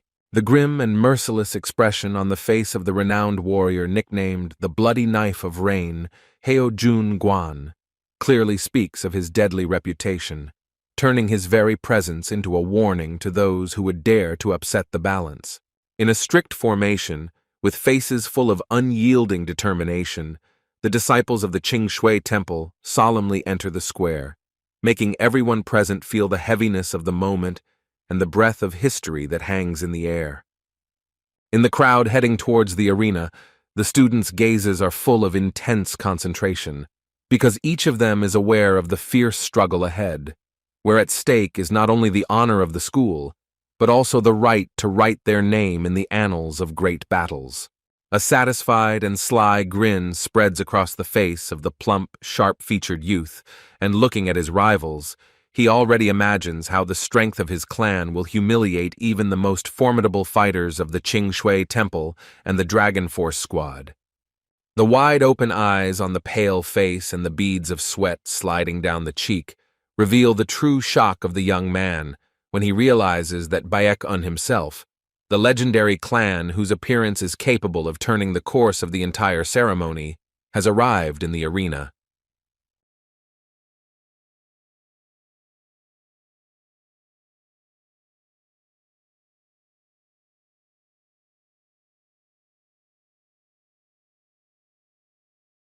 The Baek-wung clan delegation, led by Yu Xin-wung, strides forward resolutely, and each step they take is accompanied by a deep silence and a wave of surprise rolling through the ranks of those present. The trembling voice recognizes Yu Xin-wung, and in the words that escape from his lips, one can hear fear, anger, and a warning, because with him comes an unknown threat that they are not ready to resist. The enemy grins ominously, declaring that no one will help the hero now, but Yu Xin-wung calmly casts a glance at him, in which there is not a drop of fear, only cold indifference. An angry and defiant cry escapes from the opponent, that this day will be the last for Yu Xin-wung, but he only responds with a confused look, as if he does not take the threat seriously at all. With slight surprise and genuine interest, Yu Xin-wung directly asks the question, "Who are you?" And this is enough for the opponent's confidence to crumble like dust in the wind.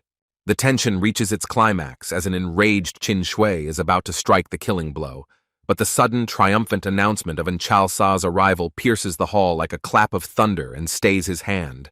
Everyone turns around at the sound, and Qin Shui freezes, taken by surprise, confusion and fear mixed in his eyes, while Yu Xin-wung calmly watches what is happening with icy confidence. Enchalsa rises majestically onto the pedestal, his steps unhurried, his gaze full of silent power, and his very appearance makes the crowd freeze in silent respect.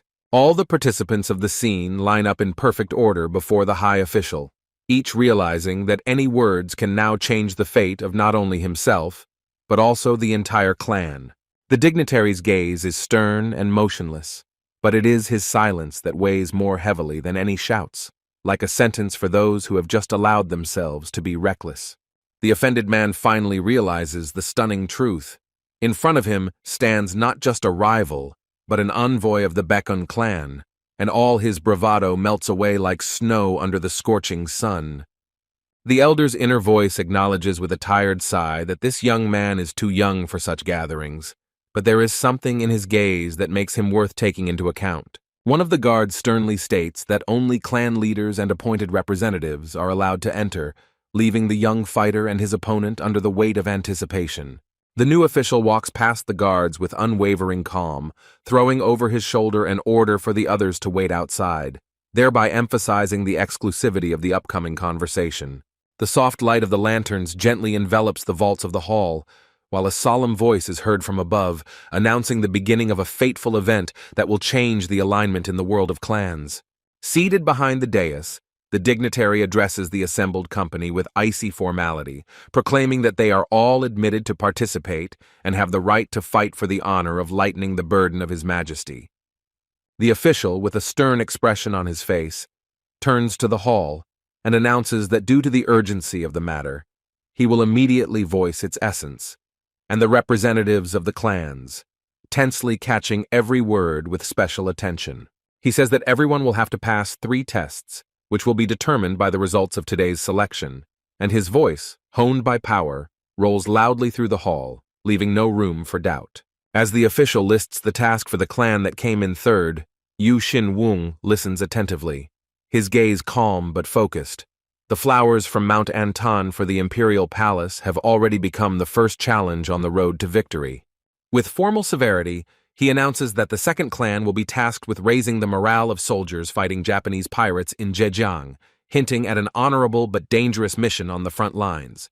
Addressing the young man in the azure robe, the official adds that it is he who has been entrusted with delivering the provisions and items personally donated by the emperor, emphasizing the level of trust and the importance of the assignment. The official paused and spoke with concentration about the task for the clan that had taken first place, as if the weight of these words should make everyone hold their breath. In the silence that follows, the news is heard. The victors have been tasked with transporting the priceless relics of Princess Cho Hai, who died 10 years ago, and an anxious tension immediately lights up in the eyes of those present. One of the listeners excitedly asks again if this is about the very princess whom the emperor loved so much, and recalls how the ruler did not come out of mourning, crying for her for several days and nights. The crowd begins to whisper.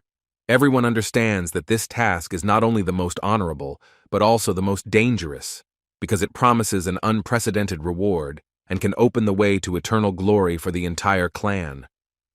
With barely noticeable anxiety on his face, the strong young man hints that if they fail, their mission is doomed, and his words sound too light for the abyss that hangs over their heads.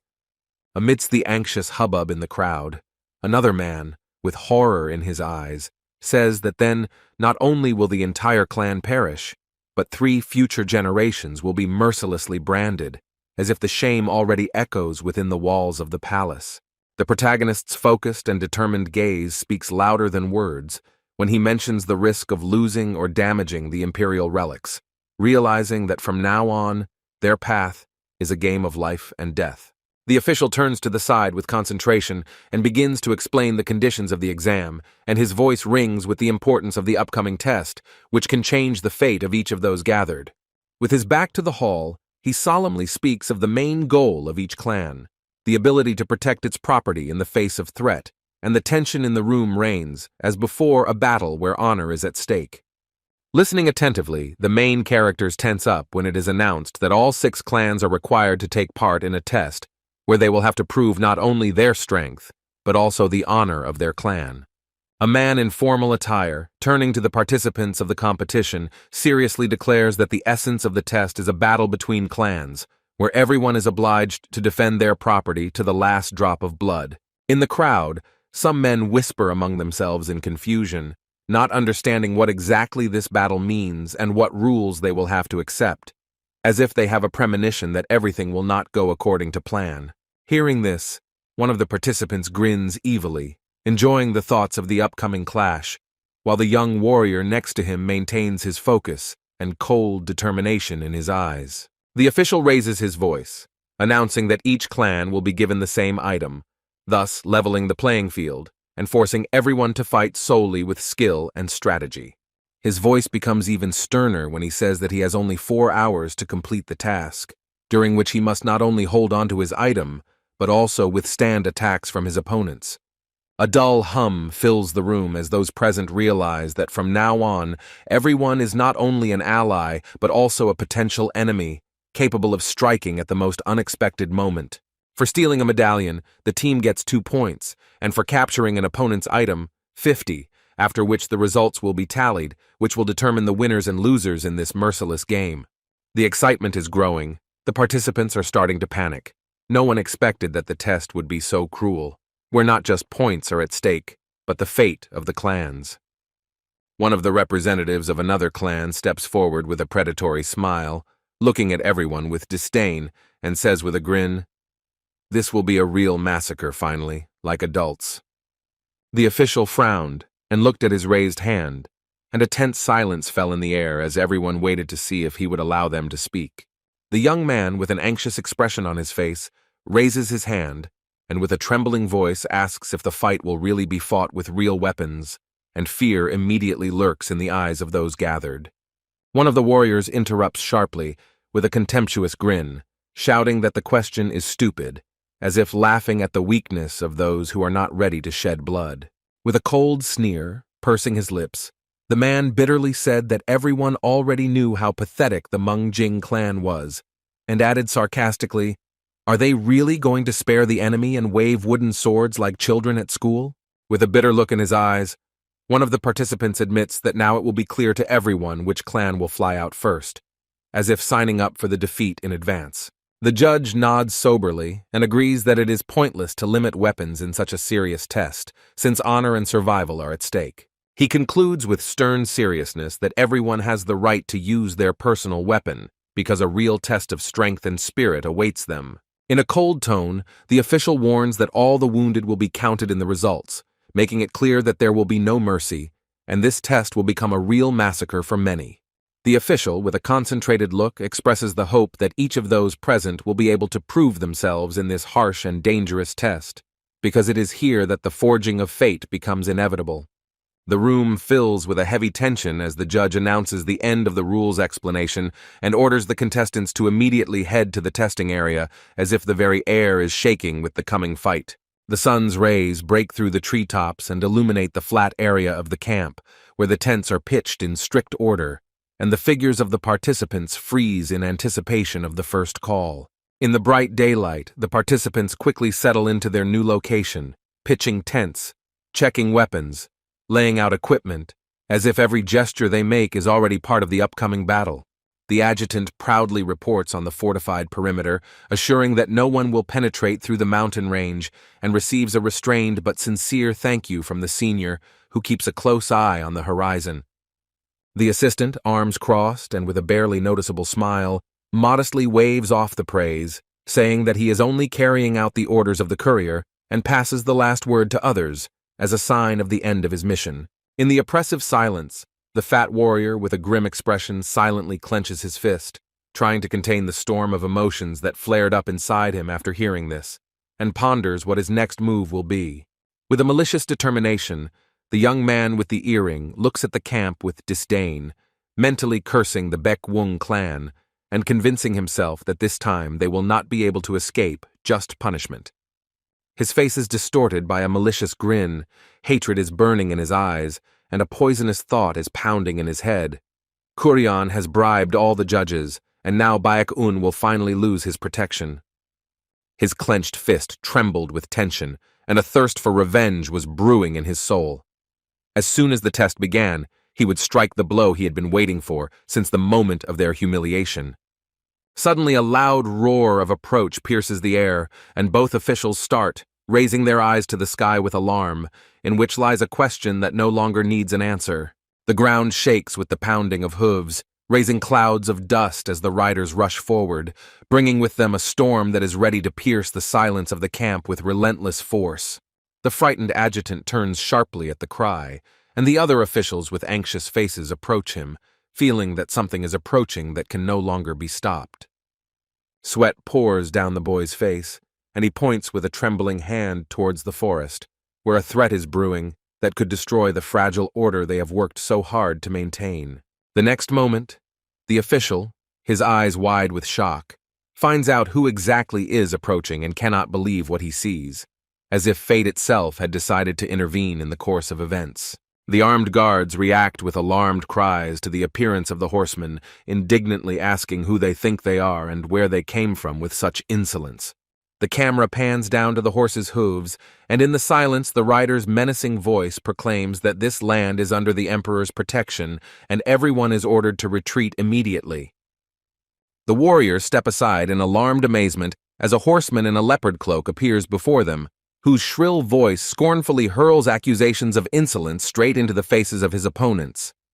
The guards freeze with wide eyes and beads of sweat on their temples, realizing that before them stands not just a stranger, but a man whose appearance can destroy the entire established order. Sitting calmly on a black horse, the menacing man with a sharp gaze declares that the entire land of Zhejiang belongs to him, and accuses those present of trespassing without permission, exuding confidence and absolute power. The figure on a black horse, wrapped in a leopard cloak, seems vaguely familiar to someone, and one of the spectators, amazed, recognizes in it Windstorm Jaguar, not understanding what he is doing here and why he is addressing someone as a younger brother. From beneath the alien's heavy cloak, a boot confidently steps, raising dust from the trampled ground, while a tense silence hangs over the arena in anticipation of the next step. With his eyes shining and his arms outstretched, he proudly declares that he learned of his brother's upcoming test and rushed over immediately, while around him there are whispers of confused people who do not understand who they are talking about. One of the officials and a stocky warrior with ears reminiscent of an elf's look ahead in bewilderment, when suddenly a loud voice is heard from the crowd, calling for an answer if anyone can hear it. Surrounded by stunned onlookers, Jaguar greets the hero with a wide smile, calling him brother, and his unexpected statement sends a wave of surprise through the crowd. In the shadows of the trees, two men watch the approaching figure with concern, whispering that perhaps only the Huanak clan can rival this man in strength, but even that is hard for them to believe. The fat man's face is tense, a dark aura swirls around him, and his astonished gaze reflects a mixture of shock and disbelief, as if a threat he didn't expect to see here had suddenly revealed itself before him. The two warriors look at each other in dismay, unable to believe that the mighty Jaguar could call someone so inconspicuous a brother, and the more they doubt, the more confusion grows in the crowd. Pushing aside the ranks of armed men, a tall man in a leopard cape stands in the center of attention, thundering his voice into the sky and eagerly searching for his younger brother among the confused faces. Yu Xin Wung greets the unexpected guests with playful confidence in his eyes, raising his hands in the traditional greeting gesture, as if to make it clear that his appearance here is not an accident, but part of a pre-planned plan. With a sly pride on his face and a wide smile, the fat man with intense eyes laughs loudly, reminding everyone that he is the one who controls the Zhejiang Mountains and could not miss such an important event. The two men, facing each other under a bright sky and lush greenery, exchange calm but meaningful words, making it clear that the coming test promises to be more than just a spectacle, but a turning point for everyone. One of the elders, shocked and overcome with inner indignation, cannot believe his eyes. The brotherly bond between Yu Xin Wung and Jaguar seems like absolute nonsense to him, and watching their ostentatious friendship, he only purses his lips in indignation. The green-clad students mutter in surprise, not believing their ears. The news that Yu Xin Wung is Jaguar's younger brother sows confusion as the crowd around him buzzes, turning the young man into the unexpected center of attention. Someone is seething inside, gritting their teeth in anger, because everyone expected that everyone's attention would go to the Huanak clan. But now the entire discussion has been reduced to Yu Xin Wung, and this causes not only envy, but also burning disappointment. When he suddenly feels the piercing gaze of the powerful Duak Chil on him, a cold fear pierces him to the very bones, words freeze in his throat, and the air around him begins to tremble with growing tension and hidden threat. The official, his expression tense, loudly announces the start of the test, trying to maintain strictness and control, although his voice sounds uncertain about what is about to happen. Against the backdrop of a clear sky, where light clouds float leisurely over the horizon, crimson banners flutter in the wind, announcing the beginning of a test that will split into two paths, each testing the participants' fortitude, endurance, and strategy to the limit. In the open space, bathed in soft light, the clans erect tents and build camps, preparing to make a choice between defense and attack, a decision that will determine their fate in this ordeal. In the crowd of warriors gathered under the flags, the representatives of the Hwanak clan, with smug expressions on their faces and confident posture, demonstrate their numerical superiority, forcing the others to tensely reevaluate their chances before the upcoming battle. Rows of serious and focused fighters with massive shields stand shoulder to shoulder, choosing a defensive strategy, and each of them is ready to hold the object at the cost of his own blood, and if necessary, go on the offensive for an unconditional victory.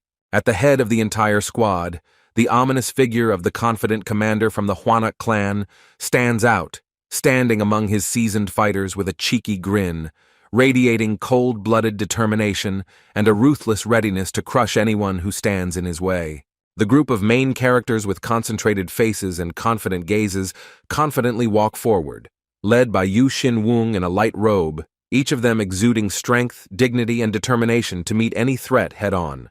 The face of one of the enemies, distorted with hatred, half hidden in the shadows, tensely watches Yu Xin-wung, whom he fiercely envies, holding back a storm of rage and humiliation that is ready to burst out at any moment. A man in a leopard cape stands in the ranks of the clan, proudly crossing his arms over his chest and looking ahead with icy disdain, while the other fighters steal glances at each other, realizing that they have found the means to deal with the beast. But in this fight, they will have to cope without him. A sinister grin stretches across the face of a plump man against the backdrop of a crimson banner. His smugness is filled with cunning and a hidden threat, because he is not trying to follow someone else's path, but, on the contrary, is imposing his own game on everyone. Representatives of the leading clans of Hwanak, Kuryan, and even the Hwan sect stand in tight ranks, with cold looks and tense bodies, where behind the external calm hides a deep competition, pride, and a thirst to dominate the upcoming battle. An anxious anticipation hung among the ranks of the Hwanak clan, where each warrior clutched a sword in his calloused hand. Warriors seasoned in previous battles were ready to withstand any test, if necessary, at the cost of their lives. Not a muscle moved on the judges' stern faces, but the accusation of corruption sounded like a bolt from the blue, because even the jaguar of the windstorm would not save where the rules had long been bought. Hiding a malicious grin, the man silently plans a treacherous murder under the guise of an accident, because he is sure that among the mercenaries there will not be a brave man who can stand in his way. The judge announces the start of the test with a loud cry, and in his voice, in addition to the composure, there is an alarming echo of the future chaos that will soon engulf the arena. A piercing sound of a horn cuts through the air, gathering all participants into a single whirlwind of battle. It seems that even the treetops have shrunk in anticipation of a bloody storm. After the signal, the squad of fighters rushes forward, raising dust and cutting the air with their blades, like a deadly wave, ready to sweep away everything in its path. The commander, with a desperate cry, orders preparations for defense, and his soldiers, wiping the sweat from their foreheads, grab their weapons, ready to meet the enemy face to face. The enemies rush forward with cries of rage, swords flashing in the air, and their eyes burning with the thirst to break through any obstacle, destroying everything in their path. The squad with shields rushes forward against the backdrop of a blinding sky, cutting through the enemy ranks in a coordinated and furious manner, and a command cry thunders over the entire field. Forward! The sword cuts through the air with a dull roar, piercing the warrior's body, who only manages to scream before a stream of blood fills his chest. One of the opponents rushes forward with fury, striking from below with his sword, and the other, noticing the attack too late, only manages to instinctively jerk to the side.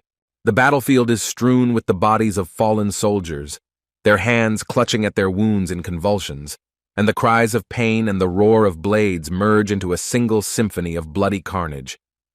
The judge recalls with concern on his face the oaths of the imperial family regarding the safety of the participants, but doubt has already crept into his heart. The atmosphere is too dangerous even for an exam. The field is shrouded in a bloody fog. The fighters are locked in furious clashes. And even those who were only supposed to be simulating a battle are now fighting as if their own lives are at stake.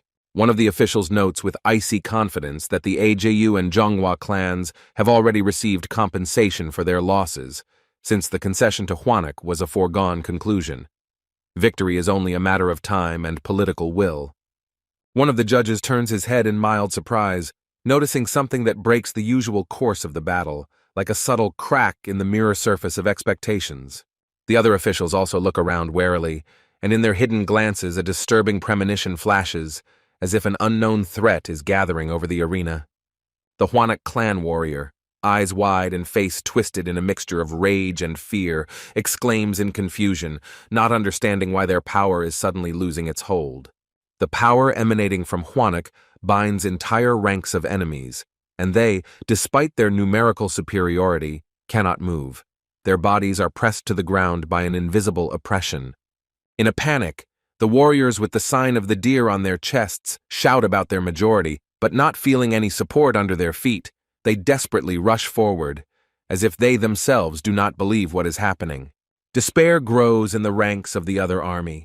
Even with spears and shields in hand, blows glide into the void, and horror comes with the understanding that not a single enemy can be killed. His face is distorted with rage, and his eyes are filled with hatred, as the enraged opponent tears Yu Xin Wung's name from his lips, as if trying to curse the one who ruined their entire plan. The realization of the sudden change in tactics stuns the fighters, and anxiety pierces their ranks. The enemy has suddenly gone into an impenetrable defense, behind which a new threat is hidden. Doubt flashes in the eyes of the observer. Although he recognizes the art of defending the enemy, an inner voice whispers that something is wrong here, because numerical superiority does not bring results. Confident Yu Xin Wung, surrounded by the cold glow of necromantic power, smiles as if an invisible but indestructible wall has risen between him and his enemies. A neatly lined-up squad of skeletons with glowing eye sockets stands motionless, emitting a purple aura and creating a dead citadel right in the middle of the battlefield. With a thunderous cry of "Forward," Yu Xin Wung leads his undead army into a furious attack, turning defense into a deadly offensive. Amidst the chaos of battle, where orders thunder over the dust, one squad suddenly rushes forward, throwing up earth and blades to seize a target while the enemy is distracted. A warrior in armor with a deer on his chest freezes in surprise before his sword splits in half from a sudden blow, leaving him unarmed. Horror is reflected in the eyes of another soldier as a blade comes hurtling through the air from above, ready to strike him with inexorable force. In panic and confusion, one of the fighters exclaims, not understanding how the battlefield has changed so abruptly, and terrified that the Huanek clan may lose. As Kuren's group anxiously discusses the sudden change in circumstances, one of the warriors confidently states that if things continue like this, Baek Woon will definitely win, but another desperately objects that this is impossible. The Huangsan clan members watch the action tensely, and one of them, gritting his teeth, shouts that Huanek is beating Ajiu and Zhonghua on points, and the advantage in the battle is changing dramatically. In the whirlwind of a bloody clash, the sword rips through the air like lightning, and the enemy from the Deer clan freezes at the last moment, not even having time to raise his blade to defend himself. A sudden command tears away the curtain of silence, and through a dense wall of smoke emerges an army, rushing forward like a storm, ready to sweep away everything in its path. The commander, with a fire of determination in his eyes, orders to forget about clan intrigues and direct all fury to one goal: to crush Baek-un at any cost. The enemy army freezes in horror, as if it had encountered an invisible barrier that had frozen its movement and deprived it of the will to move forward.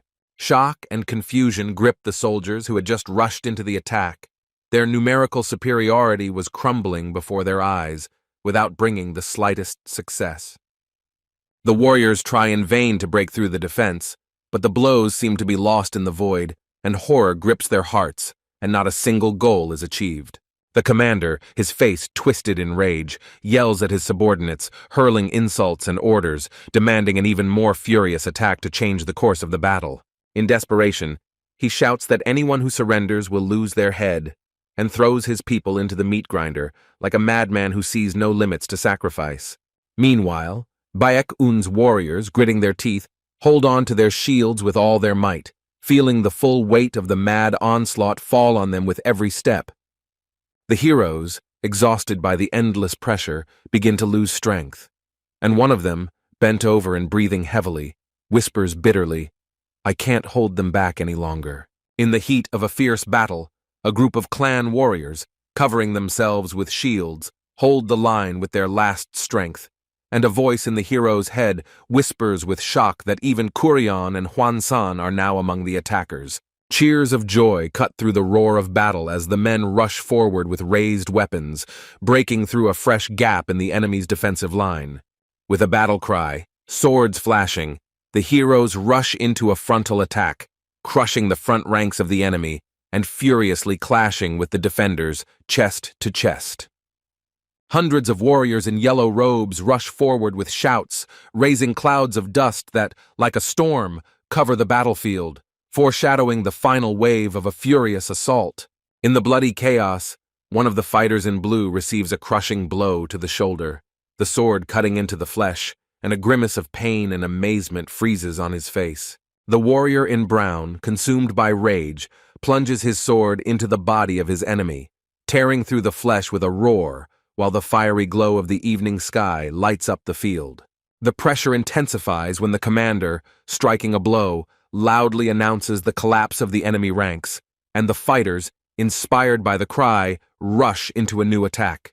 A flash of scarlet light illuminates the blue warrior as he delivers a precise blow to the enemy's gut, pouring all his pent-up fury and determination into the move. The moment the enemy turns around in panic, the warrior shouts, "Now it's our turn!" And a shadow of determination covers everyone standing behind him. A group of mighty fighters led by a woman with golden eyes rushes forward like a storm, sweeping away all living things in its path and turning the enemy's front lines into chaos. A golden glow cuts through the space as the woman crosses her arms with fierce determination, the deadly metal claws on her fingers glittering in anticipation of destruction.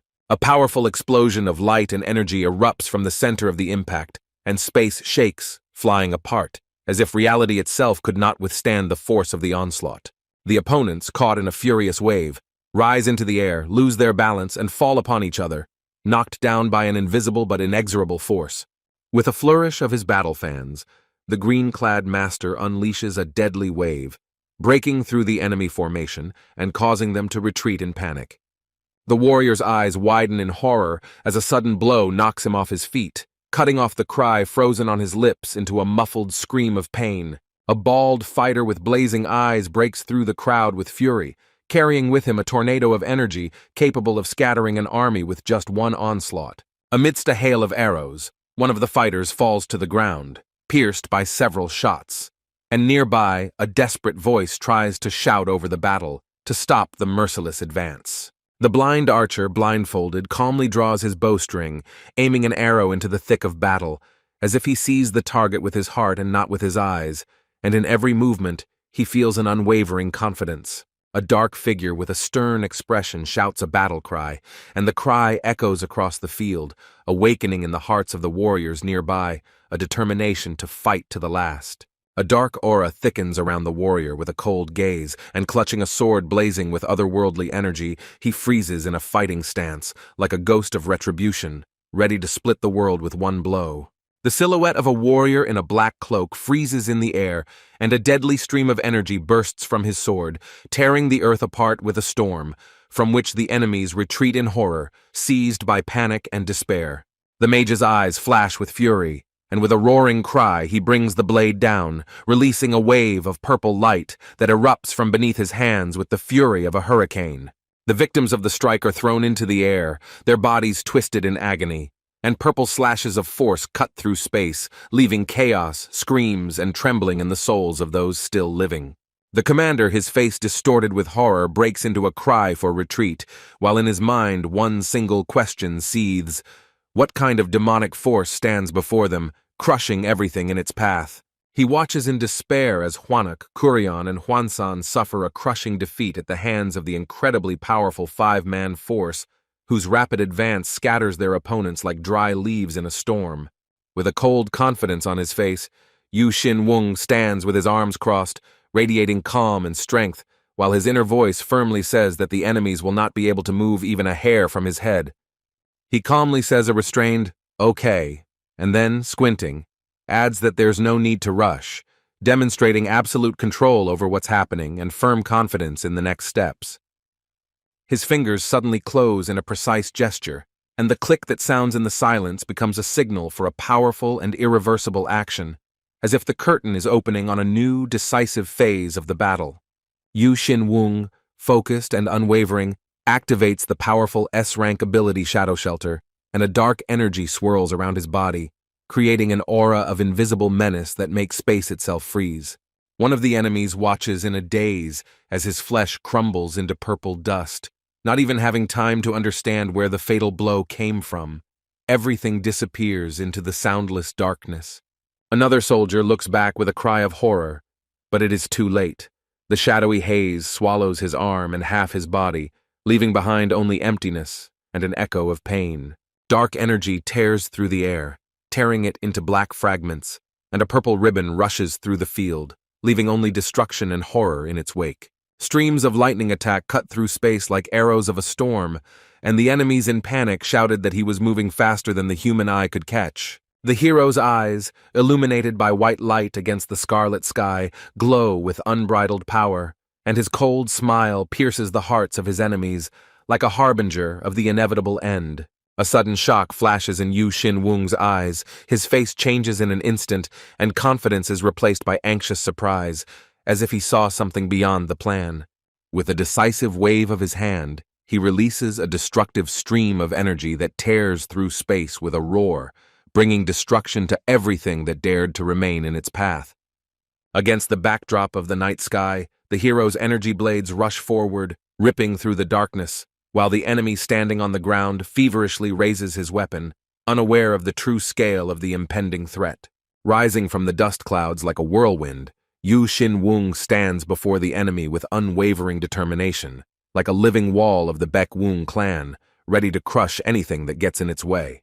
A sinister grin curls the lips of the older opponent, and the sword in his hand is slowly drawn, accompanied by resounding words of contempt, in which one can hear a mockery of the future victim. Shrouded in flashing lightning, Hua Sang-pa, nicknamed the Blue Storm, majestically approaches with sword in hand, declaring that he is now the strongest and the field is his.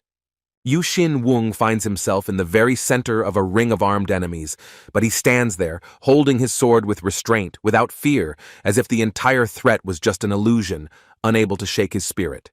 The enemy, his face distorted with rage, raises his sword threateningly, his gaze blazing with hatred, and every movement is filled with the intention of destroying everything in front of him. Yu Xin-wung, without flinching, calmly looks away, with a slight irony on his face, as if he had just heard something so ridiculous that it wasn't even worth a response. His gaze changes abruptly when something strange causes internal alarm. Emotion breaks through the mask of calm, like a flash of lightning in a clear sky. Watching his approaching opponents closely, he suddenly recognizes familiar features in them, and the anxiety inside squeezes his chest, forcing him to tense up to the limit. With obvious irritation and a shadow of misunderstanding, he looks at the armed group, uttering sharp words filled with sarcasm, and at that moment the air seems to freeze with tension.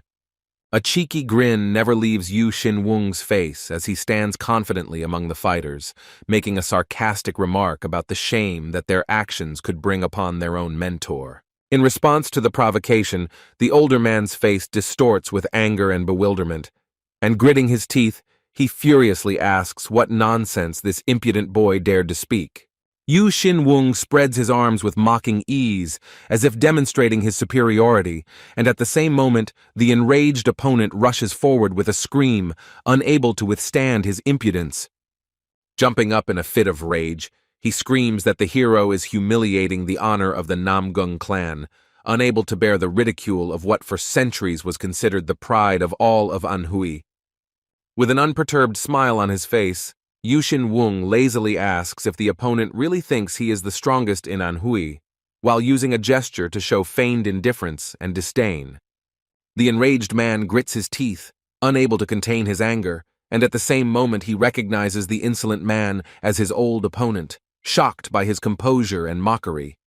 Exploding with anger, the opponent rushes into the attack, shouting threats and thirsting for revenge, while Yu Xin-wung remains calm and simply watches his useless rage. The enemy's face is distorted with hatred, and as he rushes forward with his sword, he suddenly receives a crushing blow that knocks him off his feet and throws him into the dust like a rag doll. With a slight, almost lazy smile, Yu Xin-wung accepts the challenge, allowing the enemy to play by his rules, as if everything that is happening is just entertainment on a boring day. Surrounded by enemies, the hero remains calm and steadfast, while the opponents, having closed the circle, with heart-rending cries of despair, rush into the attack, as if driven by their own fear. Yu Xin-wung's eyes flash with a cold gleam and a scarlet glow, heralding the awakening of a power that could change the entire course of the battle in an instant. One of the enemies raises a sword, blazing with green flames of energy, preparing to deliver a crushing blow, while the protagonist, soaring high into the air, remains in absolute control of what is happening. A powerful vortex of energy erupts from the sword of an enraged enemy, who rushes forward with a battle cry, spilling waves of furious green power across the field. The young man's eyes glow with a fiery red light of rage, and the blade of his sword, sparkling in the reflections of lightning, rushes straight at the enemy, embodying uncontrollable anger and determination. A bright flash of lightning tears through the sky and crashes into the ground, sending up an explosion of blue flames that shakes the area and causes enemies to recoil in terror. A warrior with a tense face and wide eyes looks up at the sky, while next to him, a sweaty, confused comrade asks anxiously if there was an explosion, trying in vain to comprehend the scale of the impending disaster. Another fighter, confusedly stretching out his hand with a sword, assumes with horror that the epicenter of the explosion fell exactly on the place where Master Blue Storm was, and behind him, warriors stand in a daze, paralyzed by silent shock. A sinister smile blossoms on the face of the wily man, and wiping the sweat from his forehead, he whispers about the long-awaited blue storm, as if anticipating the beginning of the destruction that will cover everything like the predicted storm. The beaten and exhausted fighter breathes heavily, but a frightening guess emerges in his thoughts. Everything that just happened is nothing other than the return of that very blue storm, about which ancient legends circulated. One of the enemies, falling to his knees with his face distorted by fear and hatred, lets out a desperate cry, with the last of his strength, ordering the death of the mysterious enemy who had destroyed their superiority with one blow. The defeated enemy lies on the ground with eyes wide with horror, not believing in defeat, painfully realizing that this is the end and no one will save him from his fate. Yu Xin-wung stands among the scattered bodies of his enemies, calmly holding his sword, with the sky cut by lightning in the background, and in his thoughts he thinks quietly but confidently, "I hit the target right on target." A glow of electrical energy outlines the figure of a warrior, clutching the hilt of his sword with focused determination, and in his silence lurks a silent question. Why me? The hand, clenched in fear, goes numb on the hilt of the sword, emitting a purple glow, and a panicked thought flashes through the enemy's head. What the hell is he? The calm and confident hero stands with his sword raised, staring at the enemy who has fallen to his knees, and in silent surprise, he hears a mental cry. How could he repel the attack? Filled with rage and purple fighting energy, the enemy, with a mad expression on his face, calls the hero a devil, and hysterically shouting that he will no longer be able to repeat his tricks, rushes into the attack, driven by despair. Carried by a flash of lightning, the 12th Twilight Sword trembles in the hero's hand, releasing unimaginable power that eclipses the very fabric of reality with its light. With a slight smile on his lips and a sword in his hand, he looks down on everyone, as if he already knows that his power is capable of destroying everything it touches. Mad with rage, the man rushes forward screaming, hoping that blind rage will overcome the fear that is rooted deep inside. In the midst of the battle, the swords of two warriors collide in a crushing blow, and an explosion of energy tears through the air, and a single thought pierces the consciousness. Is it worth revealing your true strength to the enemy? One of the fighters, with a desperate and furious cry, raises his sword above his head, intending to deliver a decisive blow with the full weight of his body and hatred. At the moment of collision of two powerful streams, the aura explodes in a blinding flash, crushing everything around, and one of the fighters falls to the ground without strength, while the other remains standing with a tired but triumphant look. Surrounded by flashes of electrical discharges, Yu Xin-wung rushes towards the enemy with indomitable power, piercing the enemy's chest with lightning speed, as if the thunderstorm itself had descended on the battlefield. With a cry of despair and rage, the wounded man, pressing his wound with a trembling hand, screams towards his opponent, his face distorted with pain, hatred, and refusal to accept his own defeat. In response to the insult and in the agony of anger, another warrior soars into the sky with a sword above his head, wanting to deliver a fatal blow, in which the thirst for revenge burns, filling the sky with scarlet light. Having risen into the air, the hero falls down with inhuman speed, like a punishing thunder, to finish the fight and immortalize the glory of his clan. Yu Xin-wung's face lights up with a magical light, and his gaze burns with determination as he says the name of the 12th Twilight Sword technique out loud, filling the air with a powerful aura.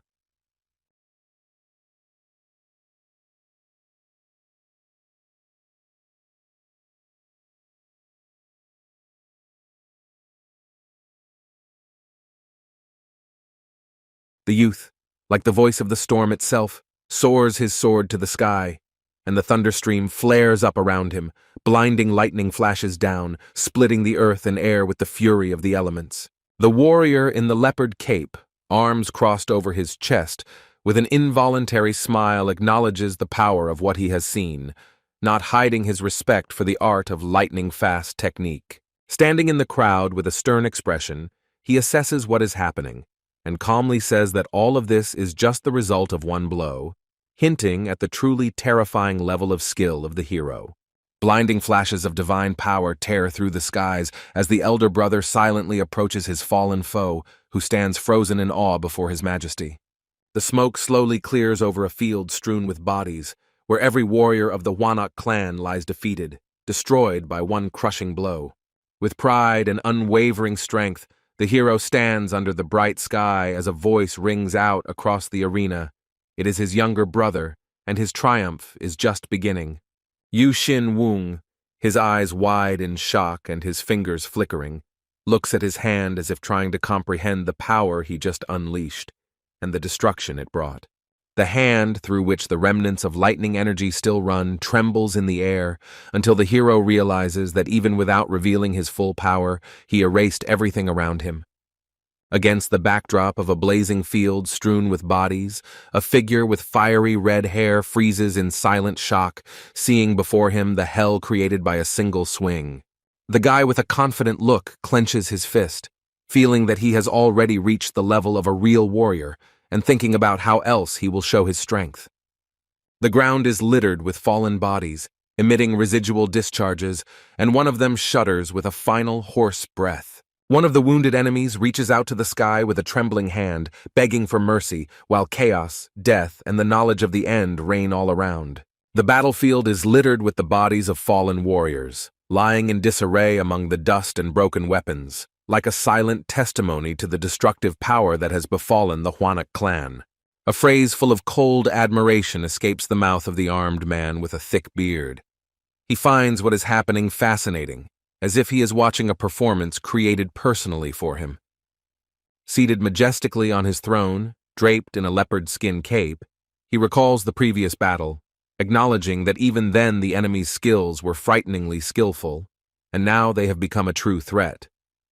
Surrounded by soft light and shimmering particles of energy, he looks forward thoughtfully, clutching his sword in his palm, realizing how quickly his younger brother has risen in his fighting prowess. With a mockingly confident look, the bearded warrior in a leopard cape prophesies that the rest should start worrying, because the real battle, according to him, is just beginning. Although the smile on his face expresses genuine joy for his brother, there is a slight hint of rivalry lurking deep in his eyes as he stands in the glow of his aura, connecting the past with the present in one intense gaze. The warrior lies motionless with a glassy gaze, and behind him, almost merging with the shadow, the leader of the enemies hides, holding his breath in a deadly silence. The leader of the enemy clan kneels among the fallen, his hands shaking as he leans on the ground, fear and guilt weighing heavily on his chest. Under a bloody sky, the battlefield has become a cemetery, where among the dead with the symbols of Huanak lie the bodies of all who tried to resist. The panic-stricken man's eyes were frozen with the realization that their faith in victory had been shattered by the merciless force of the enemy, leaving only fear. Looking out over the field strewn with bodies, the man, his chin trembling and beads of sweat on his face, silently whispers how all this could have happened, unable to comprehend the scale of the tragedy that has just occurred. The survivor's narrow eye, glistening with fear and sweat, suddenly widens as a strange voice pierces the silence of the dead field, breaking the ominous peace after the massacre. Standing under a cloudless blue sky, Yu Xin Wung watches with a slight grin as the surviving enemy's back trembles, realizing who wiped out his clan with one move. Trembling with fear and retreating back, the man kneels before the young warrior, whose back, turned towards the viewer, seems to press with a silent demand for submission and the surrender of all the treasures of the family. Under the bright sky, holding his sword on his shoulder and not changing his cold expression, Yu Xin Wung looks at the enemy with disdain, as if deciding whether he is even worthy of torment in hell. Eyes wide and contorted with panic, the man retreats screaming, gripped by a primal terror of the inexorable force that had destroyed his clan and was now coming for him. Leaning back in fear, the clan leader raises his hand, his eyes wide with despair, begging for mercy, while Yu Xin Wung, with cold determination, slowly walks forward with his sword, carrying out the inevitable retribution. With a scarlet aura of anger and retribution, Yu Xin Wung, with a maniacal smile and a glint in his eyes, raises his sword for the final blow, leaving no doubt that there will be no mercy. A face filled with fear and despair, and a piercing cry from the last of his strength, tearing the air, a futile attempt to stop the swift and inexorable approach of fate. In response to the unexpected intervention, Yu Xin Wung's eyes instantly narrow, and his gaze becomes intense as he abruptly turns towards the new source of threat. Against the backdrop of a clear sky, a group of warriors led by a stern man with a sword appears between Yu Xin Wung and the frightened clan leader, whose arrival changes the balance of power in the tense scene. Upon recognizing the new arrival, the leader, who had just been on the brink of death, begins to smile blissfully, hoping for salvation, as if he had just been given a second chance at life. Choking with relief, the leader, recently humiliated on the battlefield, rushes hopefully to his new ally, confident that his appearance means the end of danger. Yu Xin Wung, with a smug smile, calmly listens to the threats that the Kuryan clan will allegedly take revenge for the insult, but his indifferent expression shows absolute confidence in his own strength. A cheeky smile distorts the fat man's face as he excitedly approaches his comrade, unaware that in his mind, the latter considers him absolutely useless. His cold gaze narrows as a firm determination takes hold in his mind. He can no longer passively watch what is happening, even if it goes against his instructions. Looking into the eyes of his opponent, he understands that he must fight Yu Xin Wung with grace, demonstrating strength through outward condescension, because everyone's attention is focused on them, and every careless step can cost him dearly. A focused gaze of cold determination pierces the silence as a stern and powerful question rings in his head, filled with inner strength. Does he hear it? Yu Xin Wung freezes in the middle of the crowd, standing out against the background of worried faces, because a distinct voice that does not belong to anyone present disturbs the peace with the thought of what kind of voice it is and where it comes from. In the darkness of his consciousness, a vision of himself appears before him, where he calmly, almost solemnly, responds to an inner call, acknowledging, yes, he is Yu Xin Wung. An uneasy silence fell over the crowd of excited students watching the duel as someone whispered in confusion that they were unable to understand what was happening before their eyes. Puzzled observers noticed that the two opponents have been simply staring at each other for several minutes without saying a word, causing surprise and tension among those around them. The man's face, pale with fear, shows confusion as he, realizing that he had not heard a single word, is overcome with inner horror and asks himself how this is possible. The hero, with a cold smile on his lips, does not take his eyes off his opponent, and in the depths of his thoughts a surprised question arises as to why he has not struck yet, because he had many opportunities.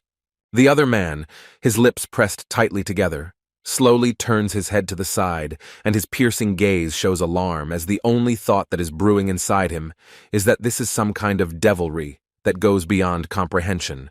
His lips barely move when an inner voice sternly and mercilessly warns that if he goes against the established doctrines, he will not escape the death that awaits everyone who dares to violate this order. Against the backdrop of a sky illuminated by light, the raised hand seems to capture the moment, giving a command or establishing new rules of the game that are about to change the course of events. One of the leaders raises his hand up, stopping all action, and his gesture radiates the power of an order that requires no words and instantly attracts attention. The terrified and enraged man turns to the crowd, shouting with despair and rage, demanding that they kill Yu Xin-wung, while the others just look at him silently, overcome with doubt. The fat man's face freezes in mortal horror as he shouts the order, "Kill him immediately!" But the soldier's gazes remain blank, and his voice is drowned out by an alarming silence. Yu Xin-wung, in his white cape, calmly approaches the trembling enemy, who no longer looks brave, and fear and remorse can be seen in his eyes, and this walking silhouette seems inexorable. Stopping in front of him, Yu Xin-wung lowers his sword down, and with a cold smile says that this is just a test, and he did not want unnecessary bloodshed, while the frightened fat man only stretches his hands up, howling from powerlessness. The hero looks straight ahead with a serious gaze, expressing the ominous thought that if something were to happen to his enemy, it could easily be written off as an accident, causing the air around him to tremble with a hidden threat. The enemy's face is distorted with horror and despair, his eyes roll back, his mouth opens in a mad scream, and he begs for mercy with all his might, sensing the inevitable end. The moment before the blow, the hero, with cold determination in his eyes, rushes forward in a flash of power, scattering the air with his sword, shining with an uncanny light, as if time itself had bowed before his attack. An explosion of blood darkens the entire space, like a brutal culmination of fury, released from the blade without a drop of regret. Night falls over the roof of the illuminated house, in the tranquility of which the echo of recent turbulent events still trembles. A grim official with a serious face announces that after the destruction of the remaining clans, only 2 places remain, setting the stage for a new stage of the competition. The official officially announces the results. First place went to the Baek-un clan, and second, contrary to expectations, to the Hwanak clan, recognizing their strength and the unpredictability of the outcome.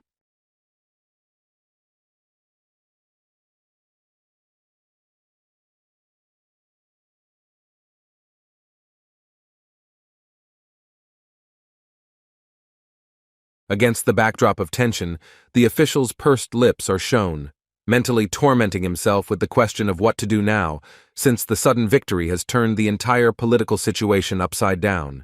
Yu Xin-wung, addressing the confused observer in a calm but firm tone, politely asks to listen to his request, causing slight surprise among everyone present. Smiling with easy confidence, Yu Xin-wung folds his hands in reverence and offers his condition as a reward for first place, demonstrating a hidden determination and foresight.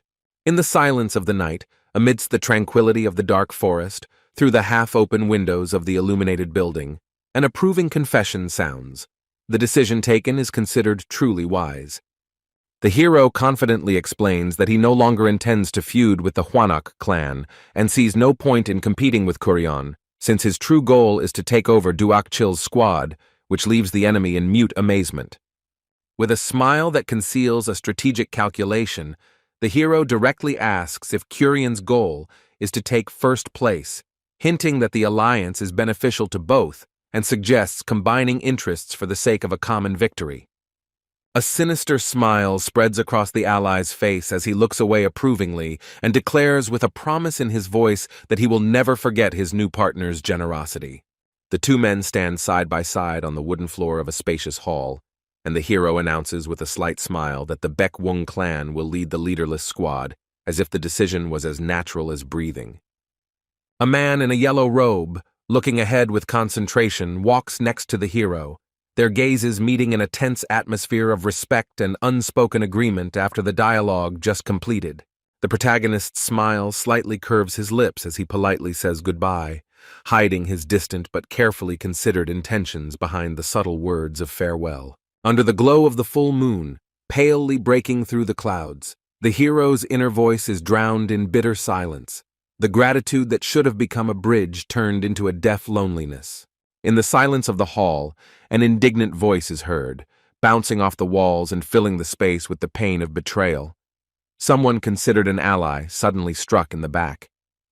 The elder, with a stern gaze, sits on a throne in front of the flaming trellises, demanding an explanation from the man bowing before him, as if expecting an account for a crushing failure. He falls to his knees and beats his hands on the floor in despair, screaming that his son has been killed, finding neither consolation nor forgiveness in this bitter loss. A huge man with a face distorted with rage and tears in his eyes screams that the Yushin-Wung clan was let off scot-free despite all the sacrifices on their part, accusing them of treason and blatant injustice.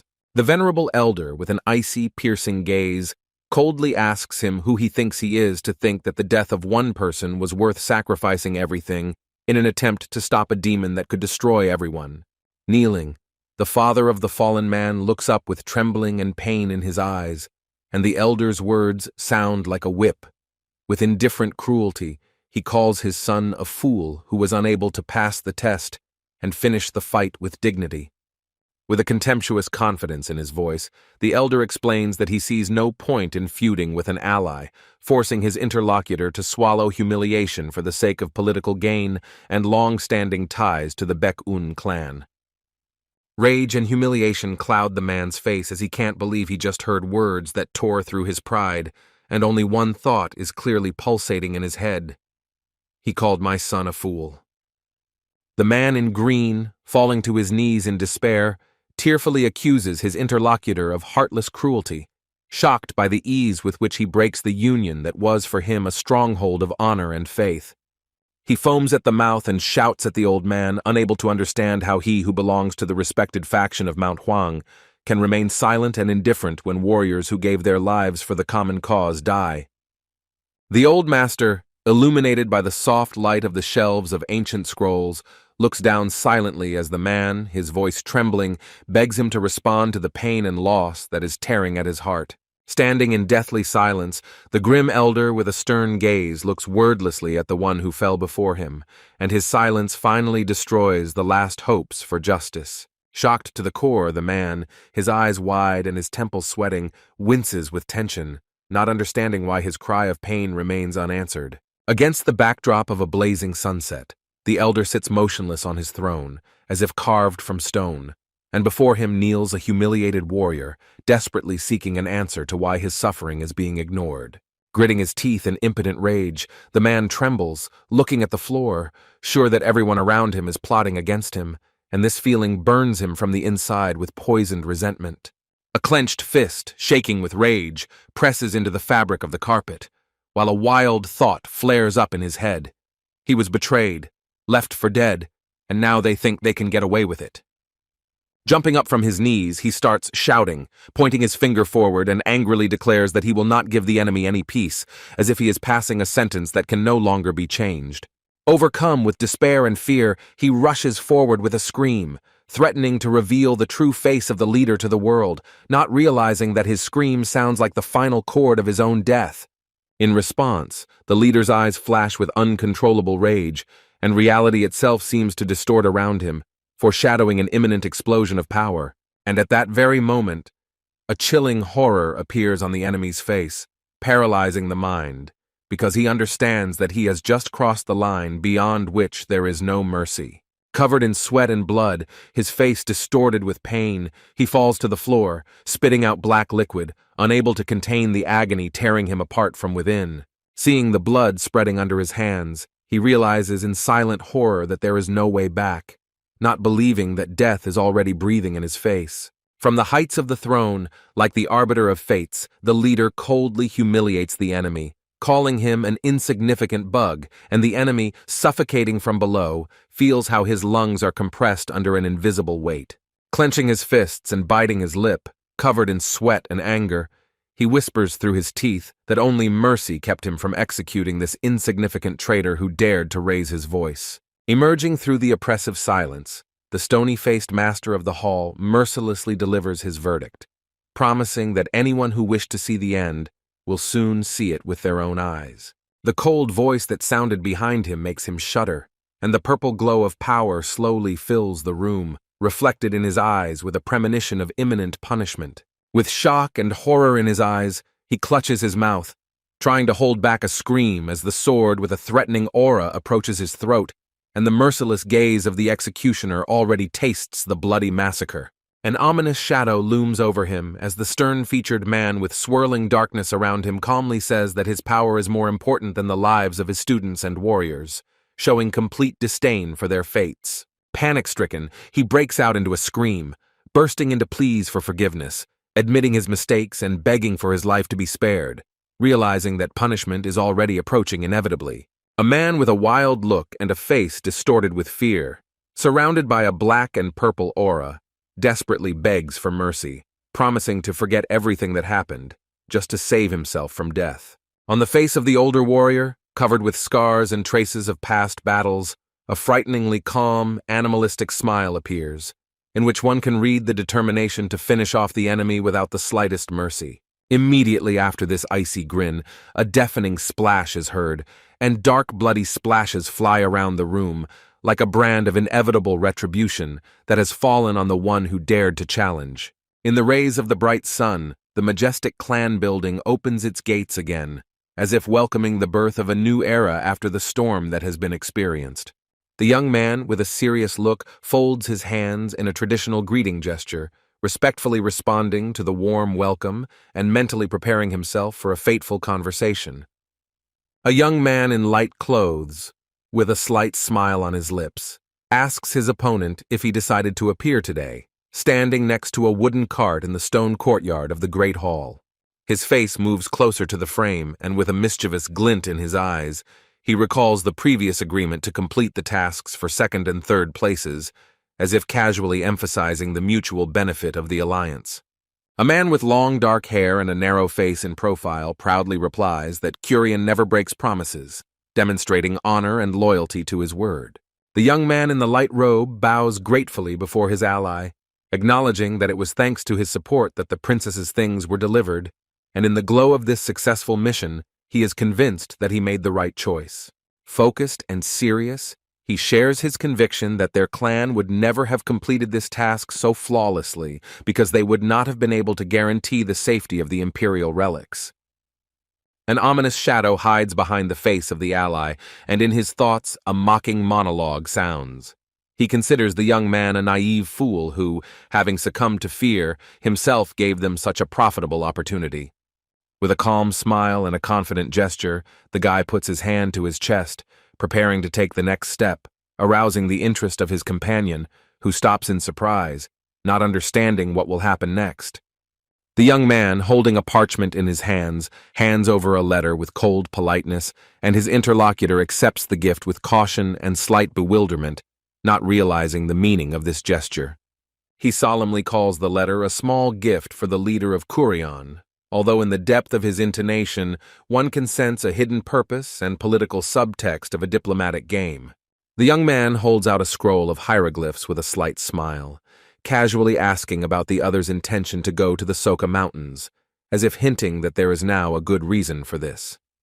The elder's gaze, in which one can read distrust and restrained tension, is accompanied by a silent reaction to the words about facilitating the mission as a sign of internal doubts and hidden skepticism.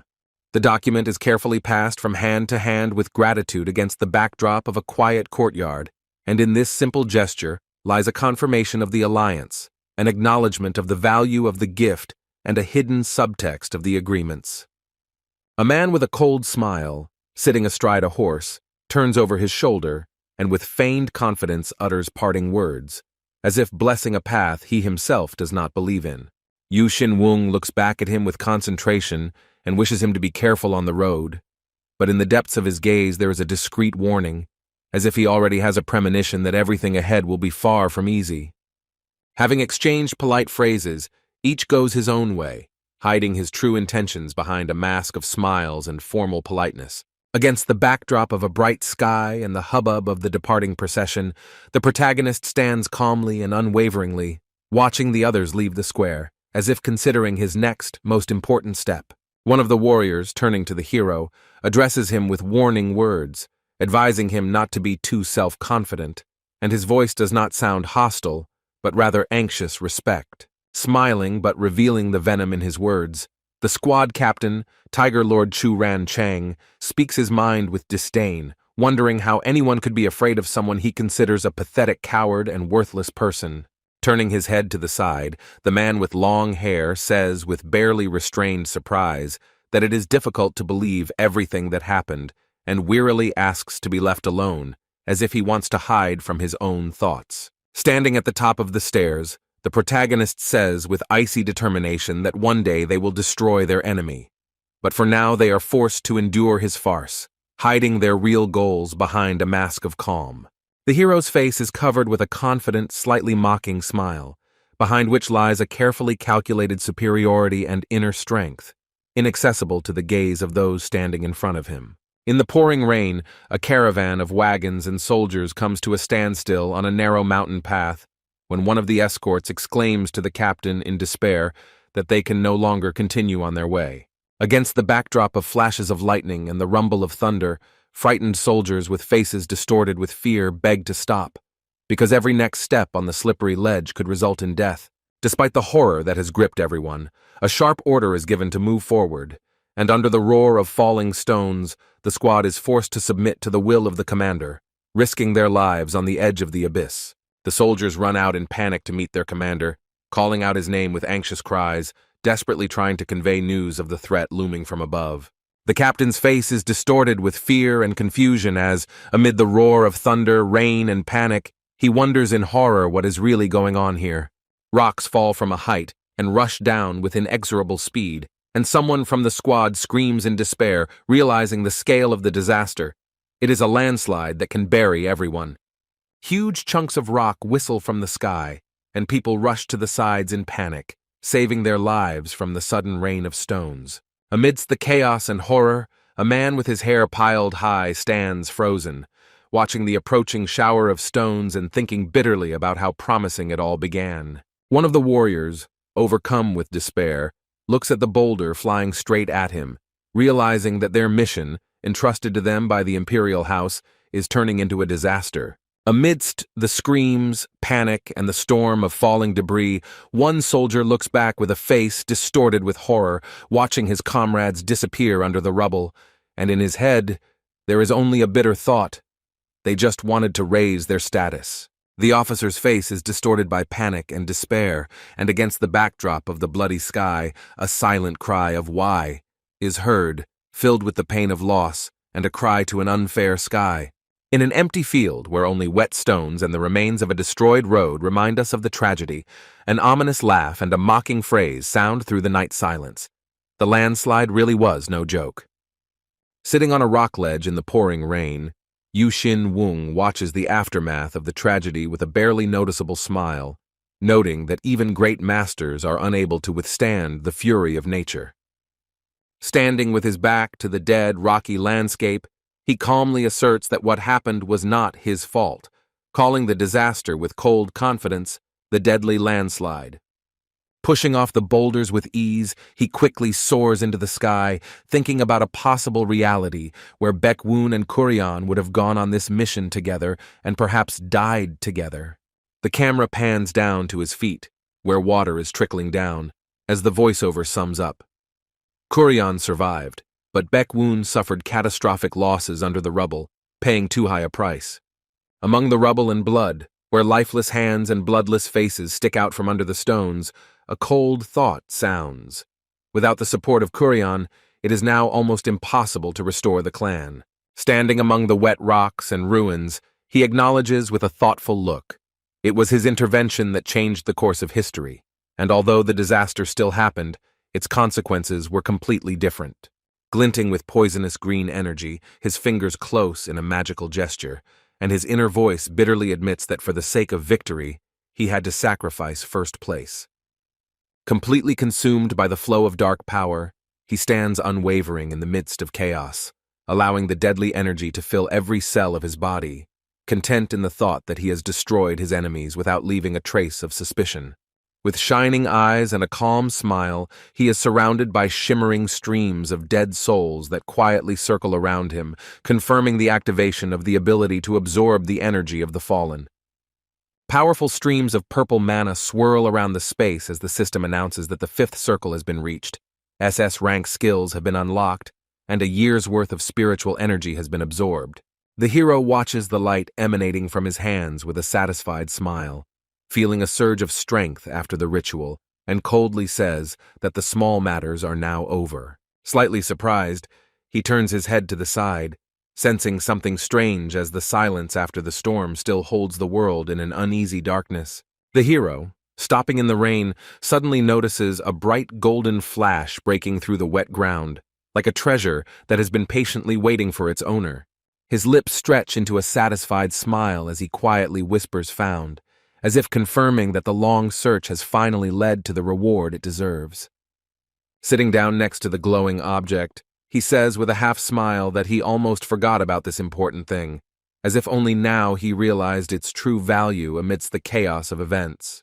Contemplating the reflection of the precious finish on the surface of the box, the hero admits that only this radiance allows one to see how masterfully and subtly it was created. With a smile that belies both cunning and determination, he holds the golden box in his hands, remembering another version of the future where it was this artifact that saved the Allies from the wrath of the Imperial family. Against the bright daytime sky, the building rises majestically, with its red and black beams and exquisite cornices, silent proof of its affiliation with a powerful organization. Upon hearing the shocking report of the death of the entire detachment, the commander's face is distorted by a mixture of horror, sweat, and despair, as if the full weight of the disaster had fallen on his shoulders in an instant. Listening to the report against the backdrop of a purple sunset, the man asks a stern question about the mission's progress, though the worry lurking in his gaze betrays his inner unease. An explosion of emotion overwhelms the older man. He furiously orders that the missing cargo be found immediately, and in every word of his commanding voice one can feel the seething anger. Stunned by the answer, he freezes in confusion, catching a shadow of doubt in the eyes of his subordinate, and impatience is instantly replaced by anxiety. The servant, kneeling and without raising his eyes, with reverent submission reports the wrath of his majesty, hanging over everyone like an inexorable thunderstorm. With fear distorting his features, the elder exclaims that 2,000 soldiers have already been dispatched under the leadership of Geum Yi Ui, realizing the full depth of the impending disaster. His trembling hand convulsively clutches the edge of the seat, and one frightening thought is pounding in his head. The imperial family is already aware of what is happening. Panic fills his gaze, sweat covers his face, and the realization comes with suffocating clarity. Even immunity in Murim will not save him from retribution now. A column of horsemen rushes along a forest road, raising clouds of dust, and the rumble of hooves echoing in the treetops foretells the approach of force. The stern and imposing Jaeum Yi-woo, in the glittering armor of the Blue Dragon Sword Squad, leads the army with his head held high and an unwavering gaze. Behind the closed gates of the palace, an oppressive silence reigned, as if waiting for the army that was approaching to burst in and disturb the fragile peace. A mighty horseman in heavy armor leads the army, his focused, unwavering gaze silently reflecting the tension before the moment that could change everything. In the spacious hall, where the lights of the lanterns flicker softly, the solemn announcement of Gim Yi-woo's arrival sounds, and it seems that the air itself contracts in anticipation of the next words. The official, with a cold face, silently listens to the news, briefly answering that he understands everything, hiding a surge of anxiety and political wariness under his restrained tone. Covering his face with his hands, he tries to calm his excitement, but his trembling fingers and heavy breathing reveal his confusion before the meeting, which could change everything. A helmet with a coat of arms and a horse's tail resting on the floor silently testifies to the change of circumstances. Behind it stands the back of a warrior, ready to finally enter into a long-awaited conversation.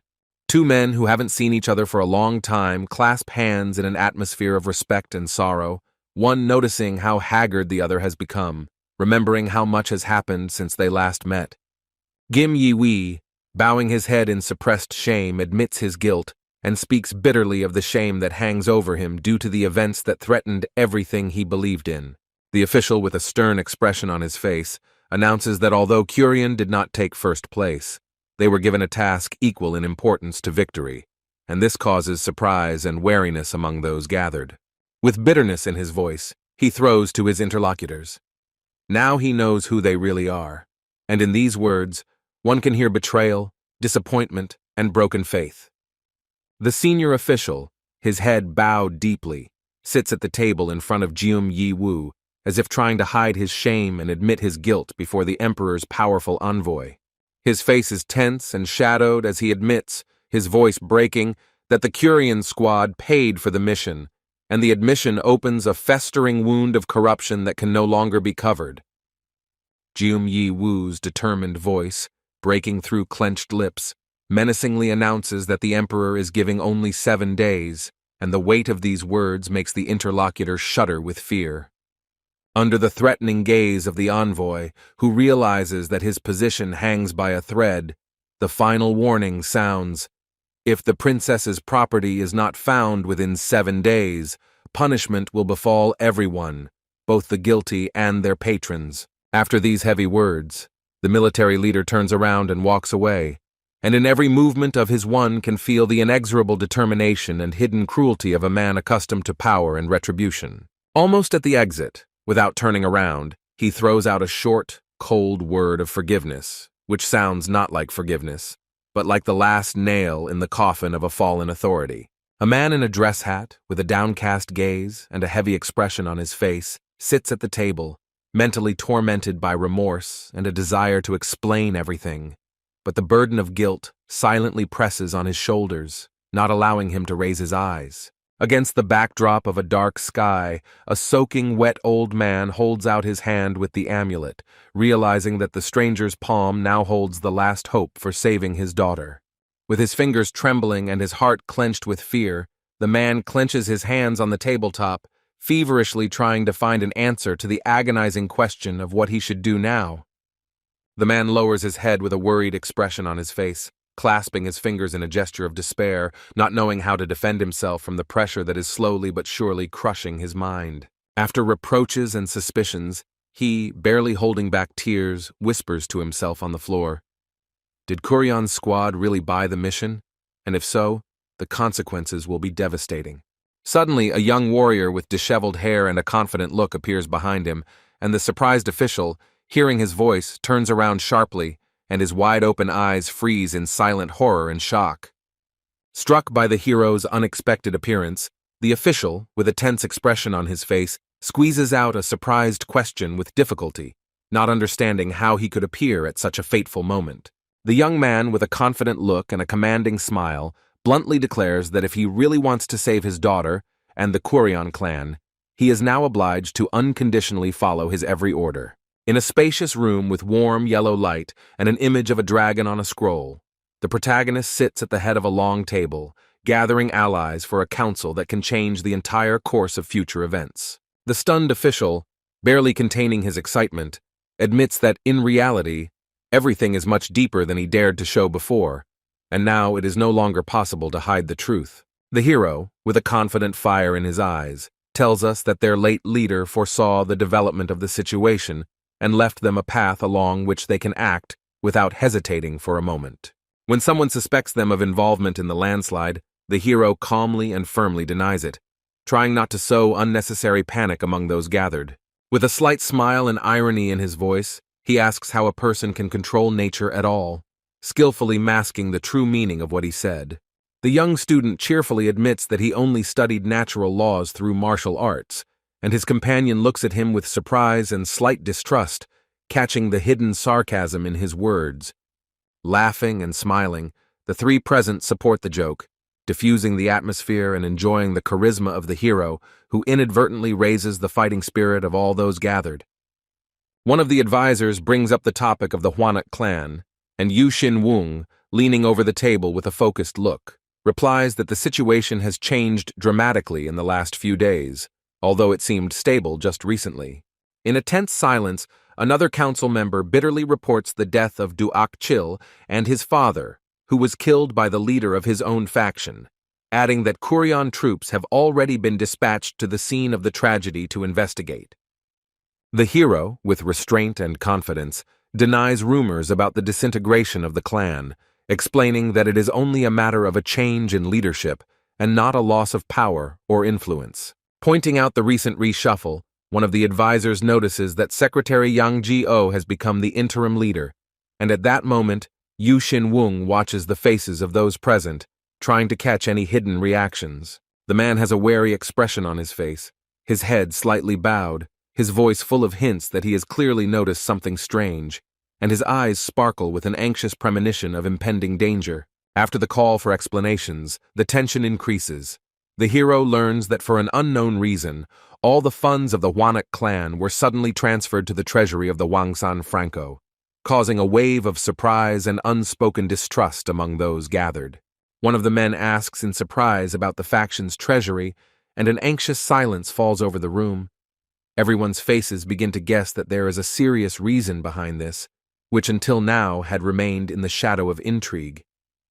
A barely noticeable smile appears on Yu Xin-wung's lips, and in that single word, one can clearly hear not only irony, but also a hidden threat, as if he foresaw the outcome of the next step in advance. With cold determination in his voice, he says that the fate of the clan has been placed in the hands of the faction in exchange for their silence, and the words fall into the silence like a heavy stone into still water.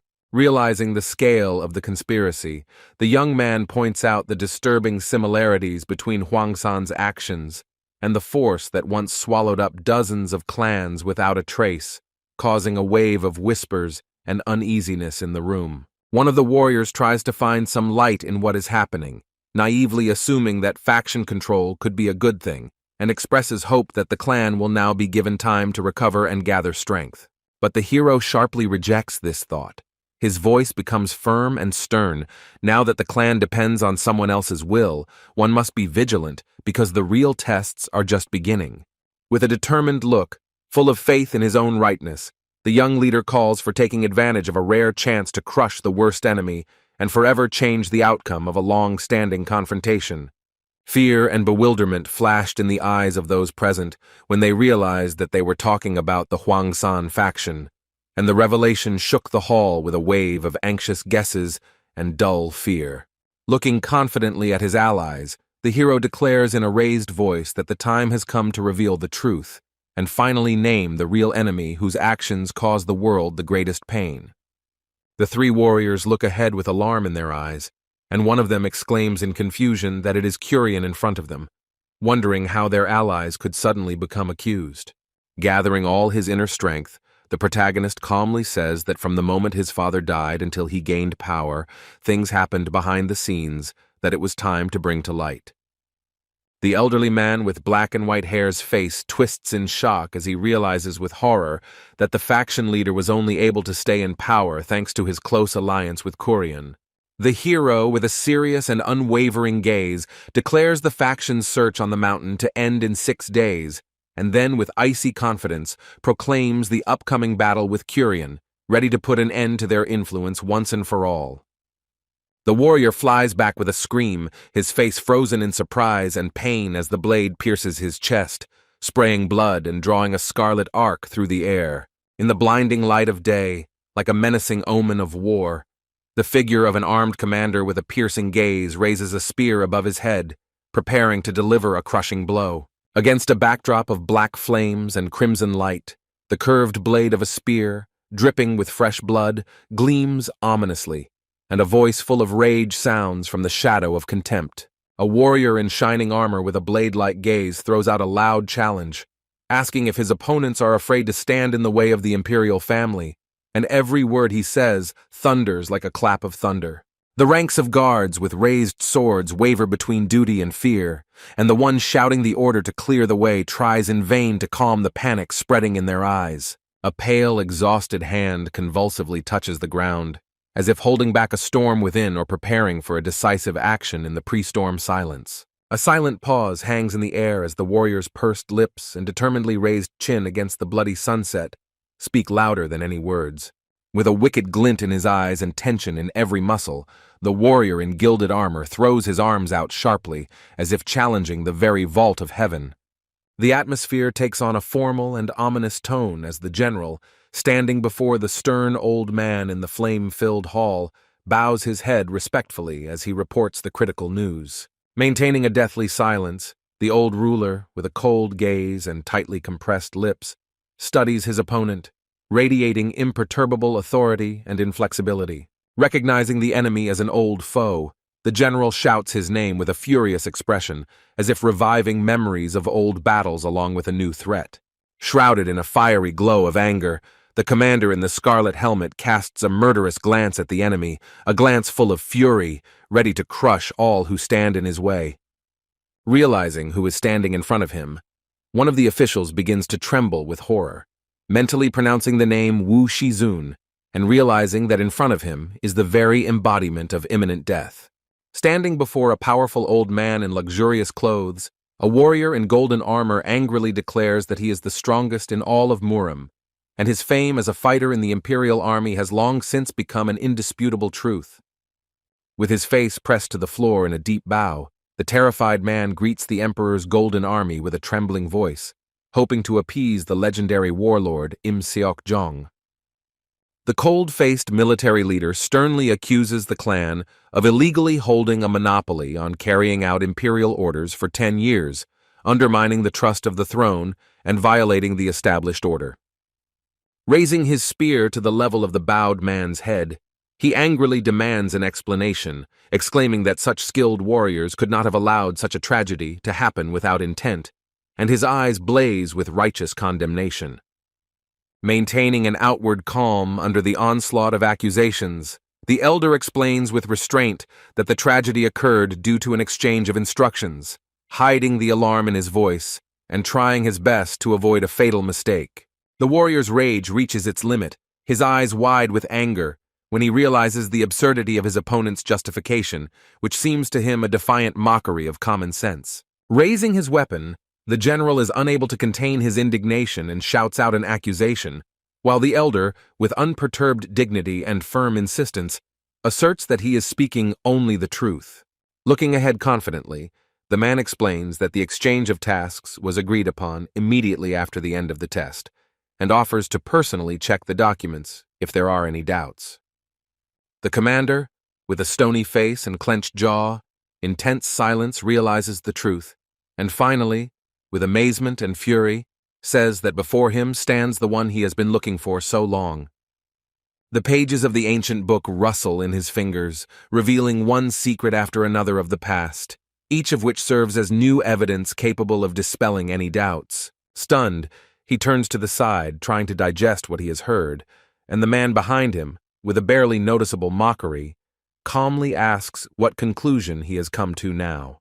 The man, with a tense, piercing gaze, without looking away, throws out a phrase in which, behind the stern confidence, a challenge can be heard. If so, then he is innocent. The lips of the mustachioed warrior furiously pronounced the sentence, and the word 6 days sounded like a countdown, behind which lies the thread of time slipping away like sand through fingers. Turning to the crowd, he announces the deadline, because if the princess's treasure is not found within 6 days, he will grind their honor into dust, even at the cost of his own. But the elder's calm voice sounds confident that this will not happen. The man in combat armor turns away, hiding his emotions under the hard lines of his helmet, and demands that any personal feelings be excluded from the investigation, as if trying to maintain not only justice, but also power over himself. The elder, with the veins on his neck exposed, turns sharply at the sudden noise, his eyes flashing with anger, and his body freezes in tense anticipation of a new threat that has broken the fragile calm. The hero's clenched jaws tremble with suppressed rage, and although he does not utter a word, his clenched teeth barely hold back the storm that is bursting to escape. A flash of rage tears through the elder's chest, and he crashes down on the floor, pouring out onto the ground the accumulated indignation born of pain, powerlessness, and insulted honor. Silence falls upon the room as the elder slowly walks forward among the broken furniture, leaving behind him a silent trail of destruction, like a reflection of the storm in his soul. The young warrior asks anxiously what they should do now, but in response he only hears the ominous message to prepare for the worst, spoken with a grin and icy determination. The scarred man's sinister grin and narrowed eyes betray his cruel intent, as he orders all traces to be destroyed, the background behind him seemingly ablaze with bloody heat. The dull thud of the instrument crashes into the ground, raising clouds of dust, and this sound becomes a sign for the beginning of a desperate and dangerous search. Among the mountain cliffs, in an exhausting rush, a group of people with hacked faces and sweat on their temples frantically dig the earth, fulfilling a stern order to find the princess's relics at any cost. The enraged commander, with a menacing voice, demands that the exhausted workers dig deeper, ignoring their fatigue, because the pressure increases with each passing minute, and his patience is cracking at the seams. Under the scorching sun, covered in sweat, the men hammer their picks into the rocky ground, knowing that their fate hangs in the balance and depends on whether they find even a trace of the princess. In a deep hole, the diggers gathered, silently and with trembling hands, raking the earth, because each of them knows that if they fail, the punishment will be such that it is scary to even think about.